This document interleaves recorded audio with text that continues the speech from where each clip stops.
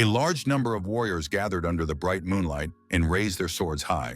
After such preparation, they rushed forward with a loud war cry toward the vile demon. It turned out that their opponent was a white-haired guy who already showed signs of battle. He did not wait for his enemies to attack him, but rushed into battle first. The knight who was the first to stand in the warrior's way was taken aback, as he did not expect events to unfold so quickly. In turn, he did not stop for a second and unleashed his dark powers to mercilessly deal with his opponents. The other knights looked around in confusion, not understanding what had just happened. Meanwhile, the demon did not stop there. His body tensed, and he prepared for the next attack, ready to rush at his opponent with new fury and strength. He directed all his energy into the ground to attack his enemies from the most unexpected angle. In the next second, all that power burst out from under the ground, destroying everything in its path. The warriors did not expect such an attack, so they did not have time to react to the danger. As a result, everything around them turned into a scene of utter chaos, in which it was impossible to survive. The demon himself was also on the verge of collapse, so he was unlikely to be able to continue the fight. It took a considerable amount of strength to deliver such a powerful blow to his enemies.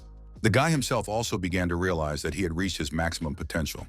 When he tried to get up, he heard heavy footsteps nearby, and the air around him became tense again. It turned out to be another warrior who immediately addressed him. The girl asked desperately why the guy had done all these terrible things. But the main question that interested her was why he had sold his soul to the devil, betraying all his comrades. She did not attack him right away because she wanted to hear Knox Reinhofer's answer. The main character immediately wondered if he had really betrayed his friends. He agreed that it looked that way to them, but he himself had a different opinion. Knox Reinhofer stated that, in his eyes, it was his partners who looked like real traitors. The girl asked him not to make excuses and to answer when he had become so abnormal. Our hero did not mind sharing what had prompted him to commit such cruel acts. It turns out that it all started when the emergency landing occurred. At that moment, the system informed him that he had completed the first part of the game called Prophetic Dream, which he managed to do on his 27th attempt. It turned out that it was indeed just a game, and the main character himself was behind a computer screen. After finishing another cigarette, the guy was happy that he had accomplished so much this time. He had also finally managed to complete all the secret quests. The only problem was that, according to the doctor's predictions, the young man was going to die in just a month. Now the story jumps back 2 years, when the main character learned about his diagnosis. The doctor asked Yu-chan to try to calmly accept what he was about to tell him. He already knew that the young man had been transferred to them from another city hospital, and that the patient had already changed many medical institutions before that. The doctor emphasized that Yu-chan simply had to understand that the new doctor would not change his diagnosis. That is why the only thing they could do to help was to prescribe strong painkillers, which should not be abused. Thus, the main character had already spent 2 whole years resigned to the fact that he would die sooner or later. His condition really wasn't getting any better, so all this time he just sat at home and played computer games. The calendar was always in plain sight to count down the time, and the whole room was littered with trash. Suddenly, Yu-chan was struck by another coughing fit. His body shook with pain, and he gasped for breath, trying to control his breathing, but the painful spasms did not let up. After that, he immediately saw another clot of blood on his palm. The guy felt that he was slowly losing his life force. But at the same time, he understood that all these regrets would not change anything. Meanwhile, a new notification popped up on his phone, distracting him from his thoughts. It turned out to be a message from the city hospital asking Yu-chan to confirm his appointment for a routine checkup. Yu-chan did not respond to the doctor's messages and regretted that he had no one to talk to about it. After losing his memory, the main character had no one left, and no one even tried to contact him. The problem was that the young man couldn't even go anywhere in his current state. Putting his phone on the table, Yu-chan's gaze immediately fell on all his medical documents. There were also brochures from churches inviting the sick to accept their misfortune as a test from God. In anger, the protagonist crumpled up these useless papers and threw them into the air. Suddenly, he noticed that a new notification had arrived on his computer, and despite the tension of the moment, his attention instantly shifted to the screen. Meanwhile, the computer game asked the player if he wanted to start a new game. Yugong decided not to turn down the offer and thought about who he would play this time. He immediately began editing his character, carefully changing the details of his appearance and skills to prepare him for the challenges ahead. He decided to choose the characteristics of a magic genius and a melee genius. After that, the system warned that if the player chose 2 or more genius-level characteristics, it would impose significant restrictions. Even in the game, he was given a limitation in the form of a terminal illness, as if the game had decided to laugh at Yu-chan. The guy laughed bitterly at this sad coincidence, feeling both pain and irony at what was happening, as if fate was mocking him. After that, he confirmed that he wanted to start the game with the character he had created. Suddenly, Yu-chang felt a strange sensation, as if he was being pulled somewhere. He struggled to stay in his chair, feeling his body buckle under an unknown force. Falling to the floor, the main character immediately thought that his time had come. The guy felt like all his bones were literally being twisted, which caused incredible pain. Suddenly, the system reported that an unauthorized character name change had occurred, after which synchronization began. A couple of seconds later, the character setup was complete, and Yu-chang literally moved into the game. He found himself in an unfamiliar bed, breathing heavily, trying to come to his senses and understand where he was after everything that had happened. Our hero quickly jumped out of bed to examine the place he had ended up in. It was difficult for the young man to understand what had happened to him because the sensations were too strange. He immediately felt a strange sense of déjà vu, as if he had seen it all somewhere before. Yu-chang decided to look around the room and suddenly realized one extremely unpleasant fact. The main character finally thought to look in the mirror and saw that he was not in his own body.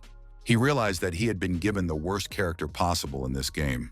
In the mirror's reflection, he saw the purple eyes of Knox von Reinhofer, the main villain and final boss in this game. He was also a representative of the third most famous family in the world, whose attribute is darkness. This guy was directly involved with the world's worst criminal organization called the Sleepers, and was the youngest of the 5 Reinhofer children. This family is mainly known for having bred generations of talented swordsmen and powerful magicians. And in this gifted family, Knox was the eternal black sheep. Due to his lack of talent, the young man began to hate the world, and it ended with a forbidden deal with the devil. The main character looked at himself in the mirror in shock and touched his new body, realizing that this had really happened. At that moment, a system notification appeared behind him, and the bright screen instantly caught his attention. The main information about Knox von Reinhofer, his bonuses and limitations, was displayed in front of him. The main character immediately looked at the statistics window, which listed all his characteristics. He couldn't believe that he only had 2 points of endurance, which was a paltry amount. His limitations included a terminal illness, weakness, cold sensitivity, susceptibility to disease, and obsession. The character also had only 1 year left to live, which made everything even more complicated. All this was because Yu-chang wanted to make him as similar to himself as possible. He wanted Knox Reinhofer to also be terminally ill and deprived of all hope. But of course, the main character could not imagine that he would have to live in the shoes of this character. At that moment, Yu-chan received a message, but he had no idea who it was from. The system greeted the guy and noted that from now on, he should probably be addressed as Knox Reinhofer. The main character immediately tensed up because he couldn't understand how the game could know his real name. He immediately remembered that the name Yu-chan was given to him by his parents, who had since disappeared without a trace. After that, the young man realized that he had probably been dragged into this world on purpose. Moreover, this someone knew about our hero's past, which had been completely erased from his memory. Meanwhile, the unknown person behind all this noted that they hadn't seen the guy in a long time. He went on to say that Yu-chang had done well over the past 2 years, so he deserved to be here. In the end, the system welcomed the main character and congratulated him on his return home. Now the main character simply accepted that he had ended up in a completely different world. It was very different from real life, both terrible and wonderful at the same time. Now this world would become a new reality for Knox Reinhofer, and his every action here would determine a future full of uncertainty and trials. In turn, the one who communicated with him through system notifications said that he could not reveal his identity yet, but at the same time, he believed that he could be useful to the main character. For now, he advised the guy to enroll in the Elden Academy, to build up his strength there, and get closer to the original storyline. Eventually, the window with the letter began to gradually disappear, which angered our hero because he had been given too little information. For a second, the guy decided to stop and put all his thoughts in order. He understood perfectly well that he had now been reborn as the final boss of the game, the prophetic dream. Our hero did not fully understand whether he should follow the plot of this story, which implied the inevitable demise of the character. The young man recalled the words of the stranger that his reality was now connected to Knox Reinhofer. He agreed that he had no reason to refuse the opportunity to regain his lost memories. For this reason, the main character came to the conclusion that he was ready to follow the plot, no matter what happened, because then his memory and understanding of why he was here might return. Knox Reinhofer hoped that then he might even be able to survive in this world. Now the guy planned to become the worst of the worst, sparing no one in his path. It seemed to our hero that this life was not so different from his past. 2 years before losing his memories, Yu Chung was terminally ill, and every moment of his life was overshadowed by the awareness of his inevitable death. The main character spent his entire conscious life in constant fear of death. If anything had changed, it was only the initial settings of the world, but the guy knew this reality thoroughly. For now, our hero decided to find out what day it was, and the system showed that it was February 4th, 1812, so he had only a year left to enroll in the academy. Knox Reinhofer was not particularly happy with this news because he did not have much time left. In any case, he was ready to start his 28th playthrough of the game. The main character didn't wait any longer and decided to leave his room. The problem was that he was so weak that he immediately felt pain in his arm. The system warned that the weakness restriction had been activated, so rest was necessary for a full recovery. Our hero couldn't understand what was wrong with this matter and why it was so fragile. He managed to leave his room, but in the hall he immediately bumped into one of the maids. The girl was carrying a mountain of dishes, which fell with a crash and shattered into tiny pieces. The maid also fell to the floor and couldn't understand what had just happened. The other servants watched in horror because they had hurt their young master. Knox Reinhofer, in turn, held his hand, which was still hurting. After a while, he calmed down and immediately recognized the girl named Rona, with brown hair and hazel eyes with amber rims. She immediately began to cry out that she was very sorry for what had happened and begged him to forgive her for daring to hurt him. The main character remembered that she was just a minor character, and the only thing that could be said about her was that she constantly complained about Knox behind his back. Although it was hard to believe that this innocent girlish face could spew insults endlessly, with a forced smile on his face, Knox Reinhofer decided to forgive her for the first time. But he also threatened her with punishment if such a situation were to happen again. In tears, the girl replied that she understood and would not repeat such behavior. At that moment, the main character noticed that the other servants had also become strangely quiet. They all looked very frightened, and then the guy remembered the reason for their fear. In this world, everyone considered Knox Reinhofer a real tyrant, but our hero did not know what this character had done. In turn, the servant, who had finally come to her senses, decided to ask where the young master was going so early in the morning, and he replied that he was going to the training ground. All of his subordinates were surprised by this news because Knox Reinhofer had never done anything like that before. The young man also noted that Rona should go with him to help. The girl was very frightened again because she thought that her master was going to practice his punches on her. Knox Reinhofer walked with his assistant in complete silence, but there was a tense atmosphere in the air. The servant couldn't break the silence either, so she just watched the young master. The main character himself thought only that he needed to take care of his survival first. Now his attitude toward everything had changed after his near-death experience. The guy understood perfectly well that he did not want to die at all, and every instinct of his pulled him toward life, forcing him to look for a way out of this hopeless situation. If he wanted to live, he had to adapt to the new situation as quickly as possible. The main character suspected that there must be at least some possibility, and despite all the obstacles, he looked for clues, hoping that there was still a chance of salvation in this world. He spoke about it aloud, so Rona couldn't understand what he was talking about. As a player who had completed this game 27 times, he was well aware of all its intricacies. The young man decided to bring up the status window to look at some necessary information. He already knew that the universe was built around the confrontation between angels and demons within the territory of a single empire.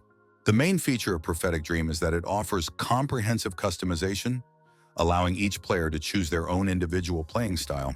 For example, you can choose a large number of characteristics such as craftsman or master. Only the genius characteristic can be selected in a quantity of 1. This is understandable because genius will make everything come quite easily, and that's not right. The problem now was that the main character had assigned himself 2 genius characteristics at once.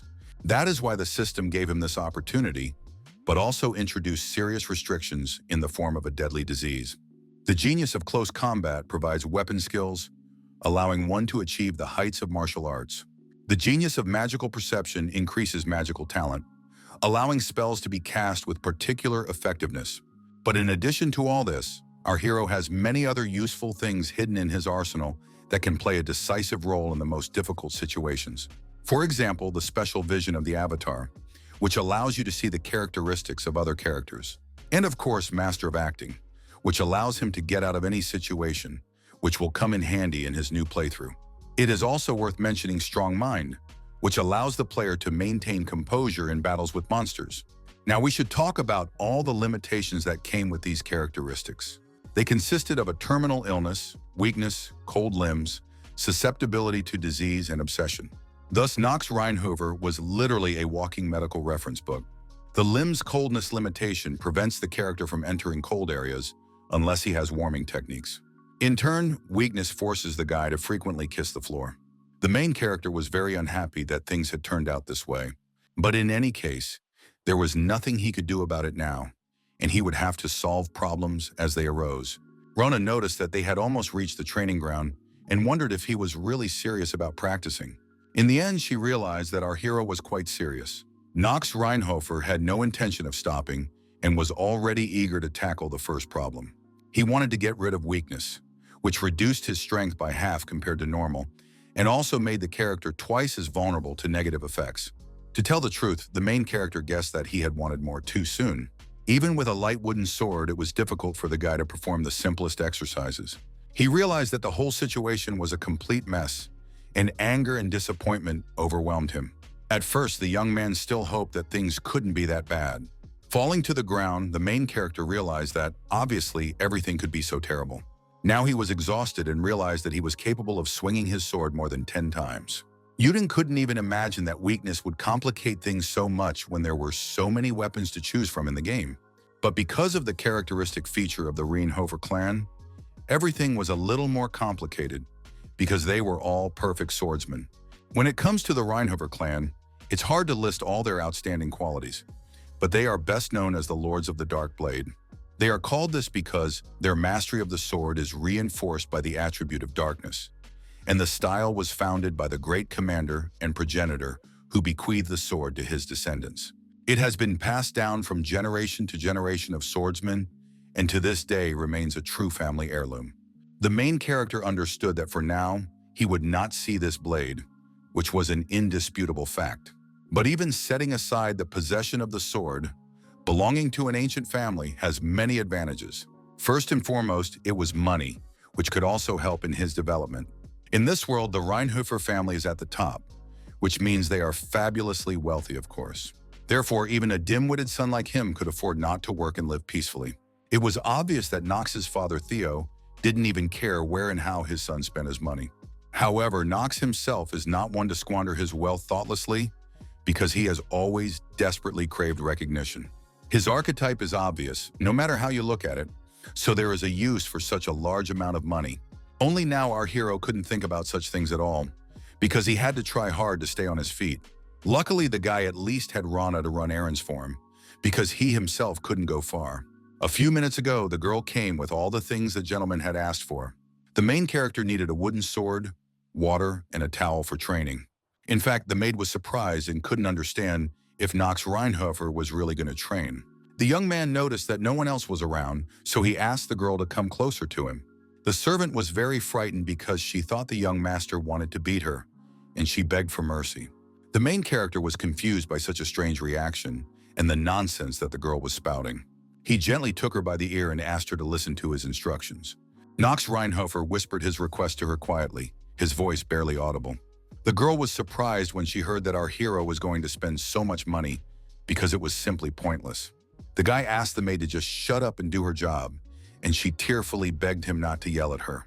In the end, Rona went to fulfill the young master's request and resigned herself to the fact that he hadn't changed a bit. In fact, our hero didn't know how fast Rona was, but he really hoped she would be able to finish by tomorrow. For now, Knox Reinhofer decided to rest a little after training and drink some water to recover a little. He couldn't stop thinking about the urgent need to do something about his weakness and endurance of 2 points. But at that moment, the young man heard a familiar voice behind him and immediately tensed up. He immediately realized that standing in front of him was their family butler, Rudveld Elnark. Unfortunately, this man had to be reckoned with, as he was one of those in charge of the mansion's budget. He even advises his father, Theo von Reinhofer, the head of the family. For this reason, this man could become a serious obstacle in his business. In fact, Rudveld Elnark usually ignores the young man, like everyone else, so it was strange that he decided to talk to him. To get out of this situation, our hero had to strain his eloquence to get out of this situation. He also activated his Master of Acting skill and asked if the head of the family had finished his work. The assistant replied that he was doing just that, but also noted that he had a message for the young gentleman. The man said that they had a family dinner planned, so our hero had to clear his schedule. The young man was very nervous because he barely knew his family, and now he had to participate in a family dinner. He decided that he did not need to go to this event because he felt he would not be able to handle it. Rudveld Elnark had expected something like this, but he didn't even know why His Highness needed his son. He decided to say that an important guest had arrived, a lady from the Steel family, who was going to train with the local knights. That is why our hero's father would be very unhappy if everyone did not gather to meet her. The boy sighed heavily, because he understood perfectly well that this was true. Rudveld Elnark was surprised when he saw the young gentleman's somewhat strange reaction. He decided to point out that Knox Reinhofer was acting strangely today, and our hero asked what he meant by that. The assistant explained that the young man had never touched a sword before, but now he had come to train of his own accord. For this reason, he wanted to know why the guy had suddenly become so active. The main character understood that he needed to clarify some points, because it all looked too suspicious. In a firm voice, the young man emphasized that a simple butler should not meddle in his master's affairs unless the master himself wished it. He stated that whatever his reasons were, they had nothing to do with his servant. Rudveld Elnark understood perfectly well that he could not go against Knox Reinhofer, so he did not respond to his threats. Finally, the old man bowed and apologized for his audacity. In turn, the main character said nothing more and turning around walked away. All this time, the butler watched his back and thought about how the young master had really changed, so he needed to report this to the head of the family. When Knox Reinhofer finally managed to escape, he was able to breathe a sigh of relief because he had been under a lot of stress the whole time. Our hero did not expect to go through something like this, because he did not think he would be immediately drawn into the story. He wondered what would happen if the obsession were activated now and assumed that the butler would not let him out of his sight. For now, the young man decided not to think about it because he understood that there were more important problems. He thought about the young lady from the Lane family that Rudveld Elnark had told him about. Meanwhile, everyone had gathered for dinner, and someone laughed at the fact that the main character had dared to show up after all. Our hero did not react to the provocations of his relatives and behaved with restraint. It was his brothers, Hartz and Allen, who believed that the young man needed to lighten up because his discontent was spoiling the food in the house. The twins were surprised that Knox had suddenly decided to honor them with his presence and couldn't believe such a turn of events. They also laughed at the fact that their brother had allowed the maids to look into his eyes for the first time. The main character was annoyed that these guys were so smelly, even though he hadn't done anything to them. At that moment, all the maids bowed because someone very important had entered the hall. It was old man Theo von Reinhofer, the wise and respected head of this noble family. Our hero immediately tensed up because he saw that his father had not come to the celebration alone. He was accompanied by an important guest who immediately greeted everyone present. The girl introduced herself as Dahlia von Tjalen and said she was pleased to meet everyone. The head of the family also told everyone that the young lady had come to study the art of knighthood here and that she would be staying for some time. Hartz and Allen immediately became interested when they heard that this beauty would be studying here. In turn, Theo von Reinhofer emphasized that he hoped everyone would treat her with due cordiality. The main character immediately began to recall that Dahlia was one of the protagonists of the prophetic dream. But that wasn't her only special feature, because this girl was also the mortal enemy of the future villain and was supposed to be the first to plunge a sword into him in the near future. Father immediately noticed that even Knox himself, who did not like such events, had graced the meeting with his presence. The main character could not look at the girl because he already understood perfectly well how their acquaintance would end. For her part, Dahlia von Tjalen couldn't understand why the young man had such a strange reaction to her. Meanwhile, the head of the family had already given everyone permission to start eating, as their entire company was assembled. While Knox was enjoying his food, he noticed that the brothers were looking at him suspiciously.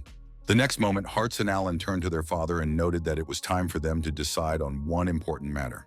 They asked which of them would be the next to go to the academy, which immediately piqued our hero's interest. Theo von Reinhofer immediately pondered this intriguing question, because it was indeed a rather important decision. The main character already knew that the Elden Academy was one of the most important locations in the world of prophetic dream. The Academy's students had fought battles with demons right within its walls, and the main plot of the game had developed there. The guy realized that he definitely needed to go there in order to move forward in any way. As the story unfolded, Knox needed to gather a considerable number of allies around him. Finally, the head of the family decided to announce his decision on this important matter. He explained that the Elden Academy would only accept 3 applications for admission from each family in order to prevent the aristocracy from gaining overwhelming power within its walls. The Reinhofers had already sent their 2 eldest sons, so now there was only 1 ticket left for admission. Knox immediately thought that he needed to somehow outdo his brothers, which of course would be very difficult. Meanwhile, his father announced that he was going to follow a long-standing tradition of their family. Our hero had already gone through this stage more than once, so he understood that the man was talking about a battle between brothers. Theo von Reinhofer himself did not expect his youngest son to speak up first.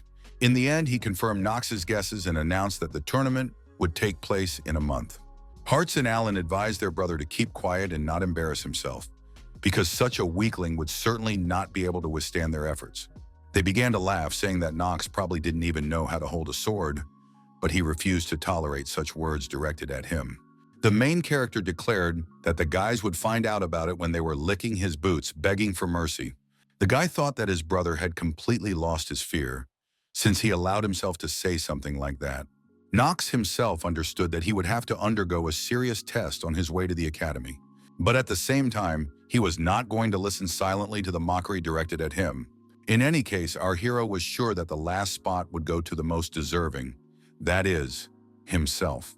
Theo von Reinhofer watched all this with apprehension, because he noticed that his younger son's behavior had changed significantly. The brothers were so stunned by the younger brother's audacity that they did not even know how to respond to such confidence. Then Dahlia von Tjalen, who seemed to enjoy the whole spectacle, decided to intervene in the conversation. With a smile on her face, she noted that the young gentleman was indeed very confident. Outwardly, the protagonist did not show it, but inside he began to panic at these words because now he could not shake the feeling that he had only attracted unnecessary attention.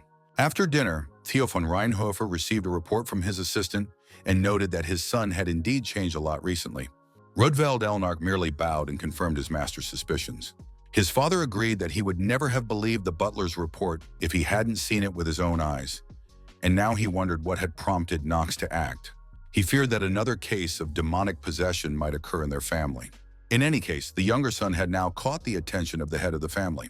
For this reason, Theo von Reinhofer asked Rudvald to keep an eye on our hero, who was already outside so as not to miss anything important.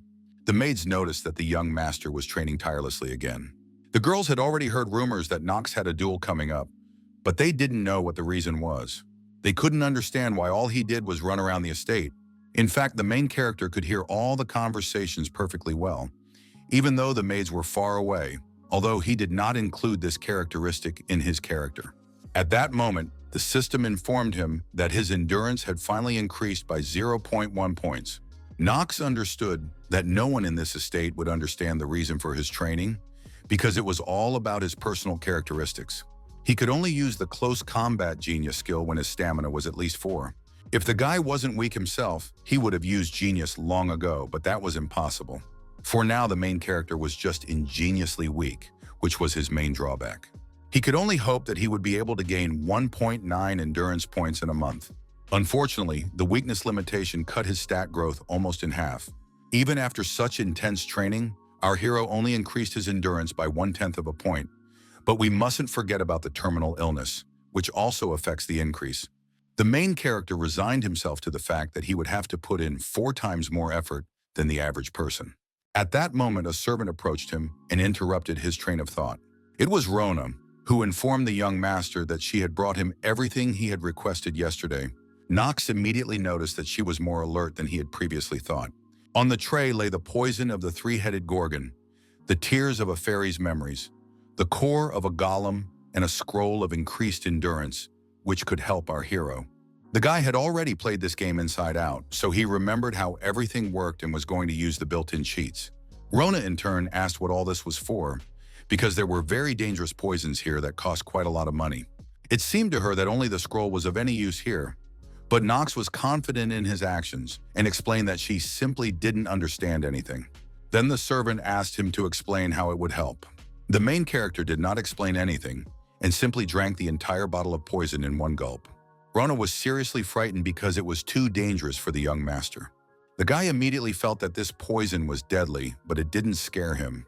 Knox felt the situation worsening with every second as the poison spread through his body. The system reported that after that, the main character's health indicator increased by 1.5 times, but the countdown to death also began. The servant immediately wanted to call the butler to help the main character, but he shouted for her to stay where she was. The main character did not hesitate and quickly grabbed the golem core, which tasted like dirt. The girl was even more frightened because she knew that this core should not be eaten, but Knox could not be stopped. Meanwhile, the system reported that the player had managed to activate a secret formula because the three-headed Gorgon's venom had reacted with the golem core. A normal golem core causes petrification and is also used in the recipe for creating stone skin and summoning golems. But few people know about the combination of the core with the venom of the three-headed Gorgon, which neutralizes the weakness restriction. The main character quickly came to his senses and rejoiced that he had finally managed to get rid of the first debuff. Rona, on the other hand, stood in horror, certain that the young gentleman would die a terrible death. Knox noted that there was one last step left, and meanwhile the girl noticed that he seemed to be perfectly fine. Little by little, the guy began to unbutton his shirt, which embarrassed the servants. He did not stop and soon unbuttoned all the buttons. At that moment, Knox reached for the next bottle on the tray, not intending to stop there. Now the main character used the fairy's tears of memory, pouring the entire contents of the bottle over himself. In this way, he neutralized the golem's core, which reacted with this substance. Knox immediately felt something unusual, as he activated another secret formula and cast a temporary growth blessing effect on himself, temporarily doubling his stats. Finally, he reached for the remaining scroll, which was to be the final chord in this process. Our hero tore this magical scroll in half to use the endurance growth scroll, also increasing his stamina points. In this way, he completely eliminated his weakness, and the blessing of growth suppressed the debuff from the deadly ailment for the time being. Finally, Knox was able to achieve the increase he wanted, so there was a chance that he would be able to raise his stamina to the 4th level. At that moment, Rona crashed into him at full speed, seriously frightened by everything that had just happened. The girl, in tears, her voice trembling, asked if the young gentleman was all right, because she was more concerned about his condition than anything else in the world. She couldn't understand why the main character had suddenly taken off his clothes and thought he had lost his mind. But Knox was perfectly fine, so he asked for a towel. Rona still couldn't calm down because she was genuinely worried about her master. The young man sensed this, so he decided he needed to be a little gentler with his servant. He stated confidently that he was perfectly fine, so she shouldn't worry. His assistant still insisted on calling the butler and suggested that Knox at least lie down and rest. The main character emphasized once again that he was fine, so Rona asked what he was going to do next. Knox had no intention of stopping his training, so he replied briefly that he was going to continue running. The young man had no intention of slowing down, so after a couple of minutes he began his run around the estate. The servants wouldn't leave him alone, so they ran after him, handing him a towel from time to time. All this time, someone was watching the main character intently from behind the gate. It was Dahlia von Tjalen, who couldn't understand how such a weak guy was going to defeat his opponents. Her personal maid, Emma, pointed out that it was not proper for her mistress to spy on the young man like that. She emphasized that it was very unseemly, but Dahlia didn't care at all because she was interested in our hero. The girl noticed that all Knox did was run, so she had never seen him practice with a sword. It turned out that even the knights had offered Knox their help, but he still refused for some unknown reason. Dahlia was sure that all that awaited our hero in a month was a pitiful defeat. She was almost certain of this outcome, but she couldn't understand why she was so upset about it. In the end, the girl couldn't stand the pitiful sight and rushed out, so the maid didn't even have time to stop her. Dahlia approached the main character with confident steps, promising Emma that she would return soon. A few seconds later, she was already next to Knox, who was calmly resting from his strange training. The girl called out to the main character and introduced herself to him again. The guy already knew perfectly well who was standing in front of him, so he was excited, but he didn't show it at all. He calmly asked what Dahlia wanted and noted that he had already heard the guest's name when she was introduced at dinner. The girl immediately noticed that our hero had a somewhat dismissive tone, so she was a little confused. She was sure that Knox was actually just a little shocked by her beauty. In the end, Dahlia decided to ask if our hero was really so confident that he had decided not to prepare at all. She was genuinely curious as to why the main character did nothing but run, because no matter how you looked at it, that wasn't enough to win. Rona, who had lost all her strength from these runs, agreed and did not understand why the gentleman was doing something like this. Dahlia noted with pride in her voice that our hero could have asked her to help with his training. The young man replied curtly and harshly that he didn't need anyone's help, especially not from their guest. The girl became very angry when she heard such offensive words directed at her. Rona tensed when she saw Lady Steele's reaction because she understood perfectly well that no girl likes to be spoken to in such a tone. In the end, Dahlia simply resigned herself to the fact that the main character was not interested in communicating with her. She turned abruptly to leave, pushing the main character aside and wishing him luck in his defeat. Knox still didn't see anything wrong with his words, so he couldn't understand what had gotten into this girl, but Rona understood perfectly well. In any case, the guy was sure that Dahlia's help would only complicate their relationship. He decided to call up the system window to look at the basic information about the girl, and now he learned that her attribute was fire. Her bonuses included the characteristics of main character, fearlessness, fortitude, and also master of close combat. Knox agreed that she was incredibly talented, as she had very high stats for her young age. No one on this continent could match the 3 pillars of the sword in strength. The same was true of the unshakable power of the 4 great mages. However, it was Dahlia von Tjalen who had the potential to reach their level. The main character was sure that this girl was quite capable of defeating a demon on her own. He also remembered that Dahlia used the attribute of fire in the original story, and that white flame was her trademark. It is this ability that will one day incinerate Knox, who betrayed the people, and that is why it would be better for our hero to bond with the girl right here and now. But at the same time, such a turn of events would have a significant impact on the plot, from which it is desirable not to deviate. Thus, a whole month passed, and there was very little time left before the duel. Dahlia was still staying with the Reinhofer family and continuing her training. The teachers praised and admired the girl because she learned everything incredibly quickly. This was exactly what they expected from the bright talent of the glorious Steele family. In fact, it was difficult for the girl to listen to all this praise directed at her because she considered herself far from perfect. The cold gaze of her older sister immediately came to mind, which always seemed full of condemnation and discontent, making her feel even more vulnerable. Dahlia von Tjalen could never stand up to such a rival, so each of their duels ended the same way, with her defeat and a feeling of helplessness. This unpleasant feeling never left the girl for a second during her training, making her doubt her abilities.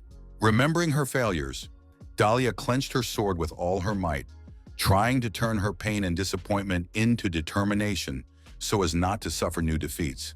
She was still not sure that she would ever be able to become a knight. The young lady understood perfectly well that a knight must be modest and virtuous and must renounce his own interests for the sake of a greater goal. In addition, one must always stay in shape, following the path of the sword, so she immediately wondered how Knox intended to overcome the gap in experience with running training alone. The next day, everyone gathered to watch the long-awaited duel. Dahlia von Tjalen and members of the Reinhofer family were obviously also present at the event. Among the spectators was Priscilla, Theo's first wife, who looked quite stern. At that moment, the man himself decided to turn to Rudveld, who was always close to the head of the family. He asked his assistant to answer honestly and tell him how this unpredictable duel would end. For a while, the butler thought about how best to answer this question. In the end, he did not have time to do so, because the young man downstairs asked for a moment of attention. He announced that the official duel for the right to enter the academy was about to begin. The host also asked the fighters to prepare for the start of their battle. The older brother swung first, a confident smile on his face, as if he were sure of victory and considered the fight a foregone conclusion. After that, Theo von Reinhofer asked his assistant to share his thoughts on the matter. Given the successes of the young Mr. Allen, the butler assumed that success would be his. The head was of the same opinion, so he simply agreed with Rudwald. At the same time, Priscilla looked tense and kept her eyes on her sons. The butler, in turn, felt that his master thought quite differently. He understood that the young master had indeed changed recently, but he was sure that it was still not enough to win, and it all sounded like nonsense. It turned out that Ravel himself had also followed the path of a knight, following his master. The man knew firsthand that the art of swordplay was, for the most part, a subtle science. But for some, it was as natural as breathing. Sometimes neither the length of training nor the belief that your skills determine your level of mastery matter. It all came down to the fact that there are always people around who are capable of breaking all conceivable boundaries, forcing even those who surpassed them in the past to bow down, because they have an innate, exceptional talent. Despite his convictions, Rudveld still couldn't shake the feeling that our hero had a similar skill. At that moment, the flow of his thoughts was interrupted again by the stern voice of the gentleman. Theo von Reinhofer noted that one could never rule out the possibility of other outcomes, because all the sons were born into the Reinhofer family, so talent was in their blood.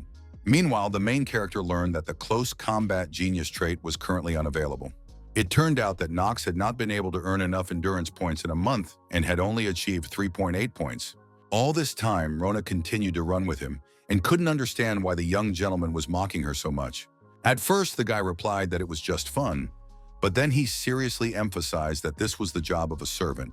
The girl heard everything perfectly well, but our hero dismissed all accusations and explained that this was the girl's new job.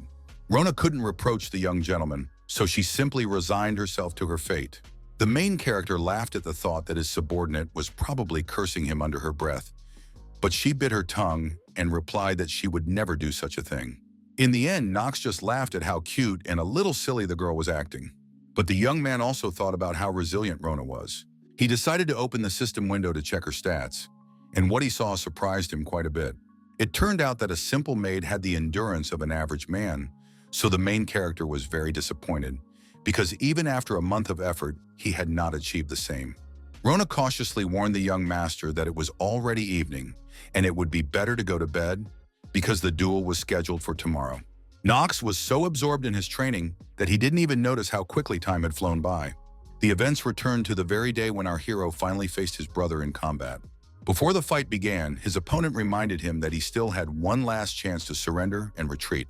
Alan was ready to take pity on Knox because he was still his younger brother, even though he was a disgrace to the family. The main character noted that this was not mercy at all, and the guy admitted that he was just trying to impress a lady from the Steele family. Knox was not offended, so he just noted that his older brother had terrible taste in girls. At the same time, he used the system to see that Alan had a whopping 8 points of endurance, which was a significant problem. At the same time, the knight asked the participants to prepare for the fight, as the duel was about to begin. He ordered them to accept the results of this duel with honor, whatever they may be, and no appeals would be accepted. At that moment, Knox gradually began to feel his nerves getting the better of him. The main character understood that if he lost, everything would be over, because he would neither regain his memories nor find out how and why he ended up here. Meanwhile, the judge, who also had a considerable responsibility, asked if the opponents were ready for battle. Knox understood perfectly well what situation he was in, so he quickly dodged his brother's attacks. Alan was not far behind, so in a moment our hero saw his boot in front of his face. Our hero still had enough skills to react to such attacks. Still, he had to exert considerable effort to avoid being knocked aside. Knox's blade and hands were shaking violently from the strain, but he managed to take the attack with dignity. Alan just laughed loudly in response, because he did not expect his younger brother to be capable of such a thing.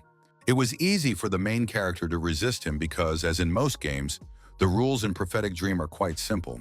He knew perfectly well that he would lose absolutely everything he had if he lost this duel. Suddenly, a system notification popped up in front of Knox's eyes, informing him that he had finally managed to score enough points. Now the guy was sure that victory would give him everything he wanted. Alan, seeing his brother's strange behavior, thought that he had completely lost his mind because of his inevitable defeat. The young man immediately thought that he needed to give the main character another good beating to make him feel a little better. Meanwhile, Priscilla thought that she had worried in vain that her younger son had somehow changed. Now she was sure that he, her son, would be the last member of their family to enter the Elden Academy. At that moment, The woman heard her husband's regrets that the battle had unfolded in this way. Despite this, Theo von Reinhofer looked very calm, but he did not take his eyes off his sons. A sinister smile appeared on Priscilla's face, as if she had something in mind. The man himself was disappointed because he had hoped to see something unusual, but in the end, Knox showed nothing. Rudveld Elnark suggested stopping the fight because the young gentleman could be seriously injured. The head of the family immediately thought that Alan and Hartz really did have enough talent, but it was still weak compared to his first son, Garen. He had the ability to bring anyone to their knees, an overwhelming force that was impossible to resist, and a despotic blade of darkness. Theo von Reinhofer still had hopes for his younger son, but he already looked too exhausted. The man had already accepted that all those qualities in the sword would not go to anyone after all. In the end, he asked his butler to intervene and stop the duel. Meanwhile, Knox's endurance had increased again, so now he could definitely use his abilities. First, he activated the close combat genius trait, after which a confident smile immediately appeared on his face. Alan saw that his brother had started laughing like a madman, as if he had gone insane with fear. Meanwhile, the main character did not stop there and activated the ability Genius Hour. At that moment, everything around Knox seemed to freeze. Time slowed down, and he felt every sound and movement become tense and sharp as never before. In fact, the guy had heard before that geniuses perceive the passage of time somewhat differently. Now the main character was able to see it with his own eyes and verify this fact. He really felt as if everything around him had slowed down, so this ability clearly accelerated his reaction. And it wasn't that Knox himself had become faster, but that all of his opponent's movements had slowed down for him. In fact, it wasn't so easy to adapt to this right away, but the young gentleman no longer felt any fear. After activating the close combat genius, our hero was already confident that victory was in his hands. At that moment, he actually managed to knock the weapon out of his opponent's hands. Alan, who had been laughing at his younger brother just a second ago, was not prepared for such a turn of events. Knox, on the other hand, moved easily and confidently because now he saw no other outcome but his victory. His opponent's blade flew away with a clang, leaving him completely unarmed, with no chance or opportunity to continue the fight. The main character also managed to hit his arm, which completely deprived Alan of all his strength. Knox did not laugh at his brother and only said that he looked pathetic. The guy was very annoyed that his younger brother had allowed himself to do such a thing. The main character himself thought that it was too early to relax, despite such a crushing defeat of his opponent. This ability only lasts 5 minutes, so he needs to finish Alan off during that time. Knox began to say that he had supposedly given in to his brother a little at first. Now he was tired of hiding his abilities, so he decided to quickly deal with his brother. For this reason, he suggested that the twins attack him together. The brothers certainly did not expect the younger one to be so confident in his abilities, but they were in no hurry to engage in combat with him. Meanwhile, Knox did not delay and asked his father for permission for a 2-on-1 battle. Finally, Theo von Reinhofer saw something interesting, but even he did not expect anything like this. Dahlia von Tjalen, in turn, was very worried about our hero and could not understand what he was going to do. The head of the family couldn't understand whether his son had suddenly become so much stronger or whether he had planned everything from the beginning, so he wanted to watch the fight a little longer. He did not hesitate, and without hesitation allowed the fight to proceed in this format. Priscilla immediately tried to intervene in the situation, which was getting out of her control. The man was no longer going to listen to anyone's objections, so he asked his sons to start the fight. The brothers were unhappy that this freak was mocking them in front of everyone. Knox himself looked very calm and was just waiting for the twins to attack him first. Then the rivals gathered all their strength to defend their right to the academy. They instantly pounced on the main character, who continued to stand still. The next second, there was a loud clang of swords, and Knox easily fended off the attack. One of the guys shouted at his partner not to stand still and to attack our hero from the right. The latter was annoyed by this advice because he knew this without his brother telling him. Knox immediately sensed danger from the other side, and meanwhile, the system reported that thanks to the Genius Clock's special feature, he had mastered the family's dark blade. The guy grasped all the information on the fly, so now he understood his opponent's techniques. That's why he was able to fend off all of the brothers' subsequent attacks, but they still didn't stop. Not noticing the trick, the twins continued moving and didn't even notice when they collided. Puzzled, they began to look around to understand what had just happened to them. Now even Dahlia couldn't take it anymore, and tried to call out to Knox, who had no intention of stopping. None of those present could believe that the young gentleman standing before them was the same one they had known before.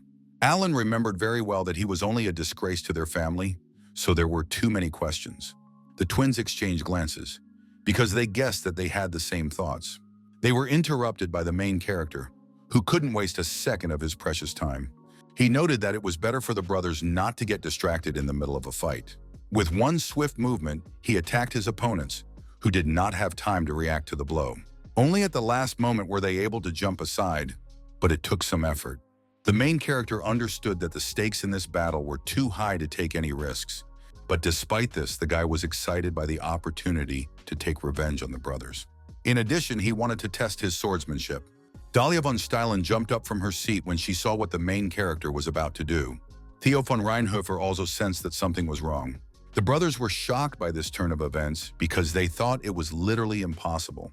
In the end, one of the brothers fell to the ground, exhausted, his body completely worn out, his face expressing utter defeat and helplessness. The boys had already spent all their strength fighting Knox and did not know what else to do. Meanwhile, the system warned our hero that the hour of genius was coming to an end. He exhaled calmly because his opportunity to show his strength was over. Priscilla was worried about her sons, so she tried to bring them to their senses somehow. Knox, in turn, asked the judge if he had determined the winner of the duel. In the end, everyone heard the announcement that the winner of this battle was the young master, Knox von Reinhofer. Now Alan, who had been so humiliatingly defeated, cursed the main character. His strength completely left his body, so he dropped his weapon from his hands. A smirk appeared on the face of the head of the family, because he saw what he had expected from the very beginning. The main character saw his father's reaction and smiled back. After the fight ended, he quickly bowed and said goodbye to all the spectators. He walked calmly toward the gate and did not even look back. Dahlia von Tjalen couldn't leave things as they were and ran after the young gentleman. After what she had seen, she was sure that Knox was definitely not an ordinary guy. It was very difficult for the main character to move forward, because weakness had overcome his frail body. Only now did Knox feel that he had overdone it during the fight. His body was so tense that he began to cough up blood. Every movement brought pain, and his body, on the verge of exhaustion, refused to obey. Now our hero knew that the hour of genius had only one drawback, which was that it could exceed the usage limit, resulting in a monstrous backlash. This was a very serious drawback, which shortened the guy's life and exacerbated the symptoms of his illness. Knox was glad that no one had seen the consequences of the backlash, because then he would have been denied access to the academy. He did not expect anyone to be nearby and call out to him, interrupting his thoughts about the consequences of the fight. It was Dahlia who asked excitedly if Knox had been injured, because she saw his current condition. Now the girl was sure that the main character had definitely been injured during the fight. The guy himself was very unhappy that the girl had come up to him again and started asking questions. The main character was angry that she was the one who noticed him and decided to come here. He understood that he couldn't let Dahlia find out about the blowback, so he asked her what she wanted. The girl started talking about how no one could have imagined that a young man with such a frail body could win. She suddenly blushed, which surprised Knox, because he certainly did not expect such a strange reaction. In the end, Dahlia agreed that she had been biased against the guy. In fact, our hero was not surprised by this attitude towards him. He understood that the girl simply hadn't seen him with a sword for the past month, and now her surprise was natural. Certainly, after his victory, Knox looked as if he had an innate talent, so the girl wanted to find out how he had achieved such success. The only problem was that the main character had rushed to hide from prying eyes immediately after the fight. When Dahlia caught up with him, she immediately noticed that the young man was not in the best condition. She immediately became interested in what had happened after his victory over the brothers, and suspected that he had not achieved it through talent alone. Now she was sure that Knox was not worthless, as the rumor said. Dahlia realized that the main character had actually worked hard to win, no matter what. Meanwhile, Knox's strength was rapidly leaving his body, and he coughed, feeling each breath becoming heavier and the pain increasing with every movement. The girl noticed this, so she quickly rushed to our hero, asking if he was okay. Despite his weakness, the main character quickly pushed Dahlia's hand away. With irritation and firmness in his voice, he ordered the girl not to touch him, his words sounding like a warning, reflecting all his fatigue and desire to be left alone. In fact, this reaction was due to the fact that our hero had completely forgotten how to interact with girls because he had been obsessed with computer games for the past 2 years. Dahlia did not even expect Knox to react so rudely to her attempt to help a little. She became even more embarrassed and apologized to the main character. The guy was surprised to see his acquaintance treat him with such respect. The girl admitted that she had been sure from the very beginning that Knox was not serious, because she had heard that he had been weak since birth. That's why she thought the main character was running just to keep from falling down, and she wanted to apologize for her prejudice. Dahlia agreed that there was little point in pretending to be worthless, and noted that even Emma said she was prejudiced. The main character, having heard all this, did not even know how to respond. He noticed that the girl remained as honest as ever and possessed all the qualities of an outstanding knight. Knox decided to forgive her because he understood that it must have been very difficult for her to admit her guilt, and asked her not to tell anyone about his true condition. Dahlia assured the guy with confidence in her voice that she would not tell anyone about it. Her gaze was sincere, and there was not the slightest doubt in her words. The main character already knew that it was not in her nature to make empty promises, and there was not a hint of falsehood in her confidence, which only strengthened his trust in her. In the end, he decided to leave the girl, saying one last thing, that he hoped she would be honest. At the last second, Dahlia looked at our hero once more, her cheeks still flushed. And so the whole day after the fight passed, and when night fell, silence enveloped everything around. Theo von Reinhofer was now certain that his guesses about the outcome of this fight had been correct from the very beginning. He decided to talk to his butler and asked him what he thought of his younger son's talent. Rudveld Elnark admitted that at first he did not understand why Knox only defended himself at the beginning. In general, for a young man of such a tender age, our hero is very good, even compared to his own brothers. With a smile on his face, the old man agreed with his assistant. Only Theo von Reinhofer still had a strange feeling that Knox had not yet revealed all his trump cards. For this reason, the man asked Rudveld to watch the young man's every move, but not to interfere, no matter what his son did. In fact, after the recent events, the head of the family could not stop thinking about Knox. He wanted to know if the main character had enough talent to inherit the Blade of Darkness. In a firm voice, Theo von Reinhofer emphasized that, truth be told, he did not have much time left. That was why he told Rudveld that this was a very important task. His voice sounded serious, and there was something in his words that made every word seem inevitable. The assistant understood perfectly, so he took his leave and promised to do everything in his power. Meanwhile, the system informed the main character that he had successfully completed the training quest. Knox also received a reward of 3 points to distribute, which he could spend on improving his skills, and now he had to choose where to direct his power. The guy immediately remembered how, just recently, he had been running non-stop for a whole month for the sake of 2 endurance points.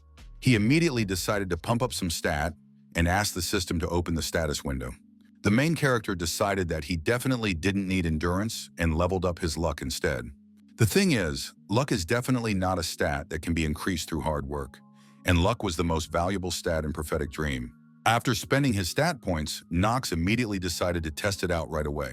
The system also informed him that our hero, who had completed the game 27 times, would receive 1 spin of the Wheel of Fortune for a one-time ability. Knox decided not to waste any more time and see what he would get. A few seconds later, a huge machine appeared in front of him out of thin air. The main character was still amazed that he was seeing all this in real life, and couldn't believe that he had really entered the game. Approaching the magical machine, he gently pulled the lever. The guy calculated that if his luck was high, the chance of getting something average or better was as high as 95%. After that, the machine began to shake vigorously, choosing which prize Knox would receive. The main character already knew that simple items did not emit an aura, so average items were usually highlighted in silver, and good items were highlighted in gold. The best ones in turn had a rainbow aura, so the guy was hoping for something like that. Finally, the prize ball rolled out of a small compartment at the bottom. Knox calmly waited to see what he had managed to get. In the end, the main character was delighted because he managed to get a gold item. The guy immediately rushed to unroll the scroll to see what skill he had gotten. He couldn't believe his eyes when he saw that he had managed to get the Storm of Lords. After using this one-time skill, a character with lower overall stats than our hero would lose 1/5 of each stat.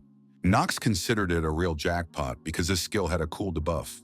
He still had 1 more reward left, so the system asked if the player wanted to use a one-time scroll. The guy understood perfectly well that the skill he was about to receive was already determined, so he didn't hesitate. He was already waiting for the Reinhofer family heirloom to fall into his hands, an ancient artifact that concealed power and secrets that could change the course of everything that was happening. The main character was sure that this skill would come in handy, because soon Theo would summon all his sons to the estate, and that's when he would use his new abilities. Knox also thought that it was time for his brother to return to the Reinhofer mansion. This year's Elden Academy graduation ceremony should have taken place long ago, so Garen should have been free, unless he had decided to pursue a life of adventure as a knight. The main character was already preparing for the fact that he would have to compete for the relic with this brother, so there was no time to rest. Besides, the young man was sure that Dahlia would no longer be a problem for him. After playing so many games, he was sure that a character like this would never break his word. Knox fell asleep peacefully, thinking that the girl would finally leave him alone. In the morning, the main character immediately met his acquaintance, who seemed to be looking for him herself. Now he realized that all his assumptions that she would finally leave him alone were too hasty. The guy couldn't understand what Dahlia wanted from him, because it seemed to him that they had discussed all the important details yesterday. It was still difficult for the girl to talk to our hero, who communicated with her in such a rude manner. In turn, Knox wanted to find out as soon as possible what she had wanted from him all this time. It turns out that she just wanted to know how the guy had become stronger so quickly. Dahlia was looking for the main character to ask for his help. Her face showed determination, and her eyes shone with hope that he would not refuse her this time. The guy did not expect this girl to bother him again, and did not even know how to respond to her request. He thought it was unnecessary because Dahlia had seen everything with her own eyes when she had been following him for a whole month. The girl was a little confused because she didn't expect that it looked like she was following him. The main character was about to leave, but Dahlia was not going to let him go so easily. She wanted to at least fight Knox to prove her confidence, which immediately reminded him that the girl craved recognition from her own sister. Finally, Knox stopped and turned to the girl to give her some advice. He explained that before asking him for something like that, Dahlia should find something she was really good at. The girl froze in place because she immediately thought about these words, trying to comprehend their meaning and understand what exactly he wanted to tell her. In fact, the main character didn't know what else to say because he had never comforted other people before. He asked his acquaintance not to compare herself to others and ended their conversation there. Knox quickly tried to leave the room because he was very embarrassed by his own speech. Dahlia herself was very upset that the main character just left. In turn, the guy was finally able to breathe a sigh of relief because the girl was finally not pursuing him. The main character still believed that he should not let her get too close and saw no point in training her if he was destined to die by her sword anyway. Meanwhile, the whole family had gathered in the courtyard of the mansion, waiting for Knox. They had all gathered at the entrance to the Reinhofer stable. In addition to their strength and power, their family was also famous throughout the region for their horses. At that moment, the butler also arrived, greeted the head of the family and asked if he had summoned him. The father immediately got down to business, as he was sure that the children themselves understood why he had invited everyone here. He explained that they would all have to choose a loyal steed with which they would fight countless battles. The main character had guessed this from the very beginning, but still began to feel a little nervous. On this continent, horses were considered sacred creatures, so everything was taken very seriously. Anyone who wanted to become a mage or a knight had to think in advance about the horse they would need, because their life depended on this choice. At the Elden Academy, of course, they teach horse riding, and our hero already knew that in the later stages of the game, it would be very useful to him. The problem was that you could only change horses here if the previous one died, and teleportation magic was too expensive to use on a regular basis. The guy was unhappy that the inconveniences were so realistic, but he resigned himself to the fact that horses were the only normal form of transportation. He understood that now he had to try his best and grab the best steed. At that moment, Theo von Reinhofer announced that his younger son, as the winner of a recent duel, could go first. The twins watched their brother with envy and simply waited for their turn. The main character enjoyed the fact that in just one day, the attitude towards him had changed so much, so a slight smile never left his face. Theo von Reinhofer was also in a good mood as he watched his son with interest. He was also curious to see which horse the main character would choose, because this decision would say a lot about his character. All the horses immediately turned their attention to Knox and ran towards him, as if sensing his strength and determination, responding to his presence. Our hero immediately noticed that these horses were quite cute. Their eyes shone with friendliness, and their mannerisms brought a relaxed smile to his face. But in reality, none of these horses were what Knox was specifically looking for. And although they seemed attractive, he knew that his true choice was yet to come. Finally, he saw a horse that was very different from the rest of its peers. All this time, the elegant gray horse paid no attention to Knox. The main character decided not to waste any more time and immediately went to his potential partner. Turning to his father, the boy announced that he had chosen this particular horse. His brothers seemed to know something about this stallion, so they were surprised by his choice. Theo von Reinhofer also tensed up and was in no hurry to accept his son's choice. The old man said in all seriousness that he would give his younger son another chance. The main character was surprised when he heard this and could not understand what the problem was. The young man guessed that his father was completely sure that he had just made a bad choice. Only Knox was confident in his actions, so he decided to check the status window of this stallion. He immediately learned that it was a young obsidian horse, and that darkness was its compatible attribute. The guy also remembered that most pets in the game are divided into ranks, and depending on their growth potential, this rank can be upgraded. Summing up, he concluded that this horse was quite capable of reaching the highest rank. In addition, obsidian horses were the rarest breed of horses in the world, and their name itself was a reference to fireproof stone. The main character understood that his father would have kept this horse for himself if he had known this information. But at the same time, Knox saw that the horse was sick because its bonuses were very limited. Moreover, the stallion was dying and had only 2.5 days left to live. Despite all this, the young man stated with confidence that he had already decided to take this particular horse. Our hero was delighted that with his knowledge, he knew how to help this poor creature. Theo von Reinhofer still couldn't understand why his son had made such a strange choice. The man suspected that the boy had simply seen himself reflected in this stallion and now considered him to be nothing more than a weak-willed couch potato. Then he just said that he hoped Knox wouldn't regret his choice later. Leo von Reinhofer didn't want to waste any more time, so he simply turned around and left. The twins were immediately upset because they felt like they had been forgotten. The main character did not expect his father to get so angry, so he was even a little confused. Rudveld Elnark decided to help him and asked if the young man had decided what to name his new pet. Knox hadn't thought about it yet, so he didn't answer right away while the horse tried to cozy up to him. The boy did not expect the horse to be so gentle, so an idea immediately came to him. He decided not to come up with something unusual and decided that the stallion would now be called Carl, because that was the name he had used in the prophetic dream, and it meant a lot to him. After that, the best place to rest was prepared for the main character's pet. Now the guy had a problem. His father must not find out what he was going to do next, so he moved the horse to his room. For a few seconds, Knox just looked at his partner, wondering what to do next. Carl also behaved quite calmly and simply watched his new owner. The main character noticed that the horse's eyes were filled with a will to live. That's why he felt a connection between them, because this animal was ready to fight, just like him. Knox promised that they would fight again, so he immediately called out to Ron, suspecting that she was somewhere nearby. The girl could no longer hide, so she fell with a crash and admitted that she was indeed hiding. She couldn't understand how our hero knew she was somewhere nearby, but he noted that he had simply caught her red-handed. Knox didn't explain anything and just asked her to take care of the horse, but she couldn't understand how the animal ended up right on the bed. The maid was very unhappy about this because it was her job to clean the room. The main character just laughed and asked her to be gentler with the sick foal. Carl just listened attentively to the conversation, as if he understood that they were talking about him. Rona immediately felt sympathy for the poor thing because it was sick, so she promised to do everything in her power to help. The guy understood that all this was a bit problematic because he suspected that his assistant would be shocked when the horse recovered. While the girl was getting acquainted with her new pet, the main character wondered how she would react to such a turn of events. Now 3 days later, as Carl settled into Knox's room, a loud cry rang out.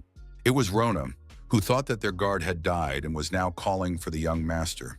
The main character did not expect everything to happen so quickly and was unhappy that his servant was also crying nearby. But he understood the girl's reaction, because she had really done everything possible for the horse. Knox's reaction was so calm because he had known the fate of his pet from the very beginning and knew that it was inevitable. In the end, he came to the conclusion that there was no way to save Carla from death. He approached the girl and asked her to stop crying because it annoyed him. Our hero calmly explained that there was no need to worry because the horse would return to them. The girl was surprised by this statement and immediately asked if the young gentleman was all right in the head. Knox became angry when they started saying such things about him and sent his subordinate away.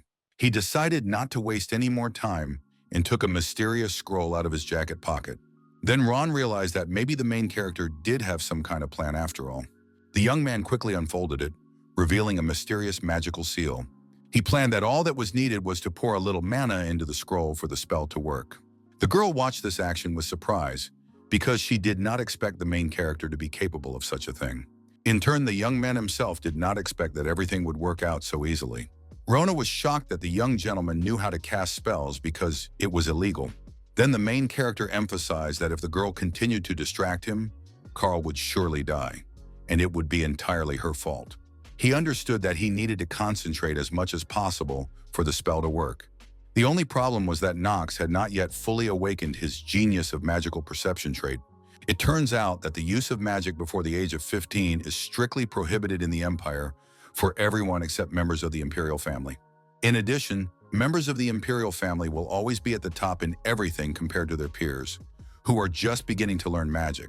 For this reason, the main character could only pour his mana into scrolls, directing energy into prepared artifacts and hoping that this would bring him the necessary power. For now, Knox was weak and could barely feel the energy in his own palms. But even this small amount of mana gave our hero a sense of control. Despite the great risk, the guy just laughed at the fact that he had only one attempt to activate this scroll. Knox understood that he simply had no right to make a mistake, as each mistake could cost him too much, and now everything depended on his actions. As it turned out, the magic he was about to master was black magic, so he got hold of a Necronomicon called the Book of the Dead. The system informed him that the main character's target was Carl, who would be resurrected as a living dead. Finally, the guy was asked if he really wanted to use this spell on a horse. In Prophetic Dream, there are only two types of dead creatures that can be resurrected, and the first are higher undead, who retain their sanity and are capable of dark magic.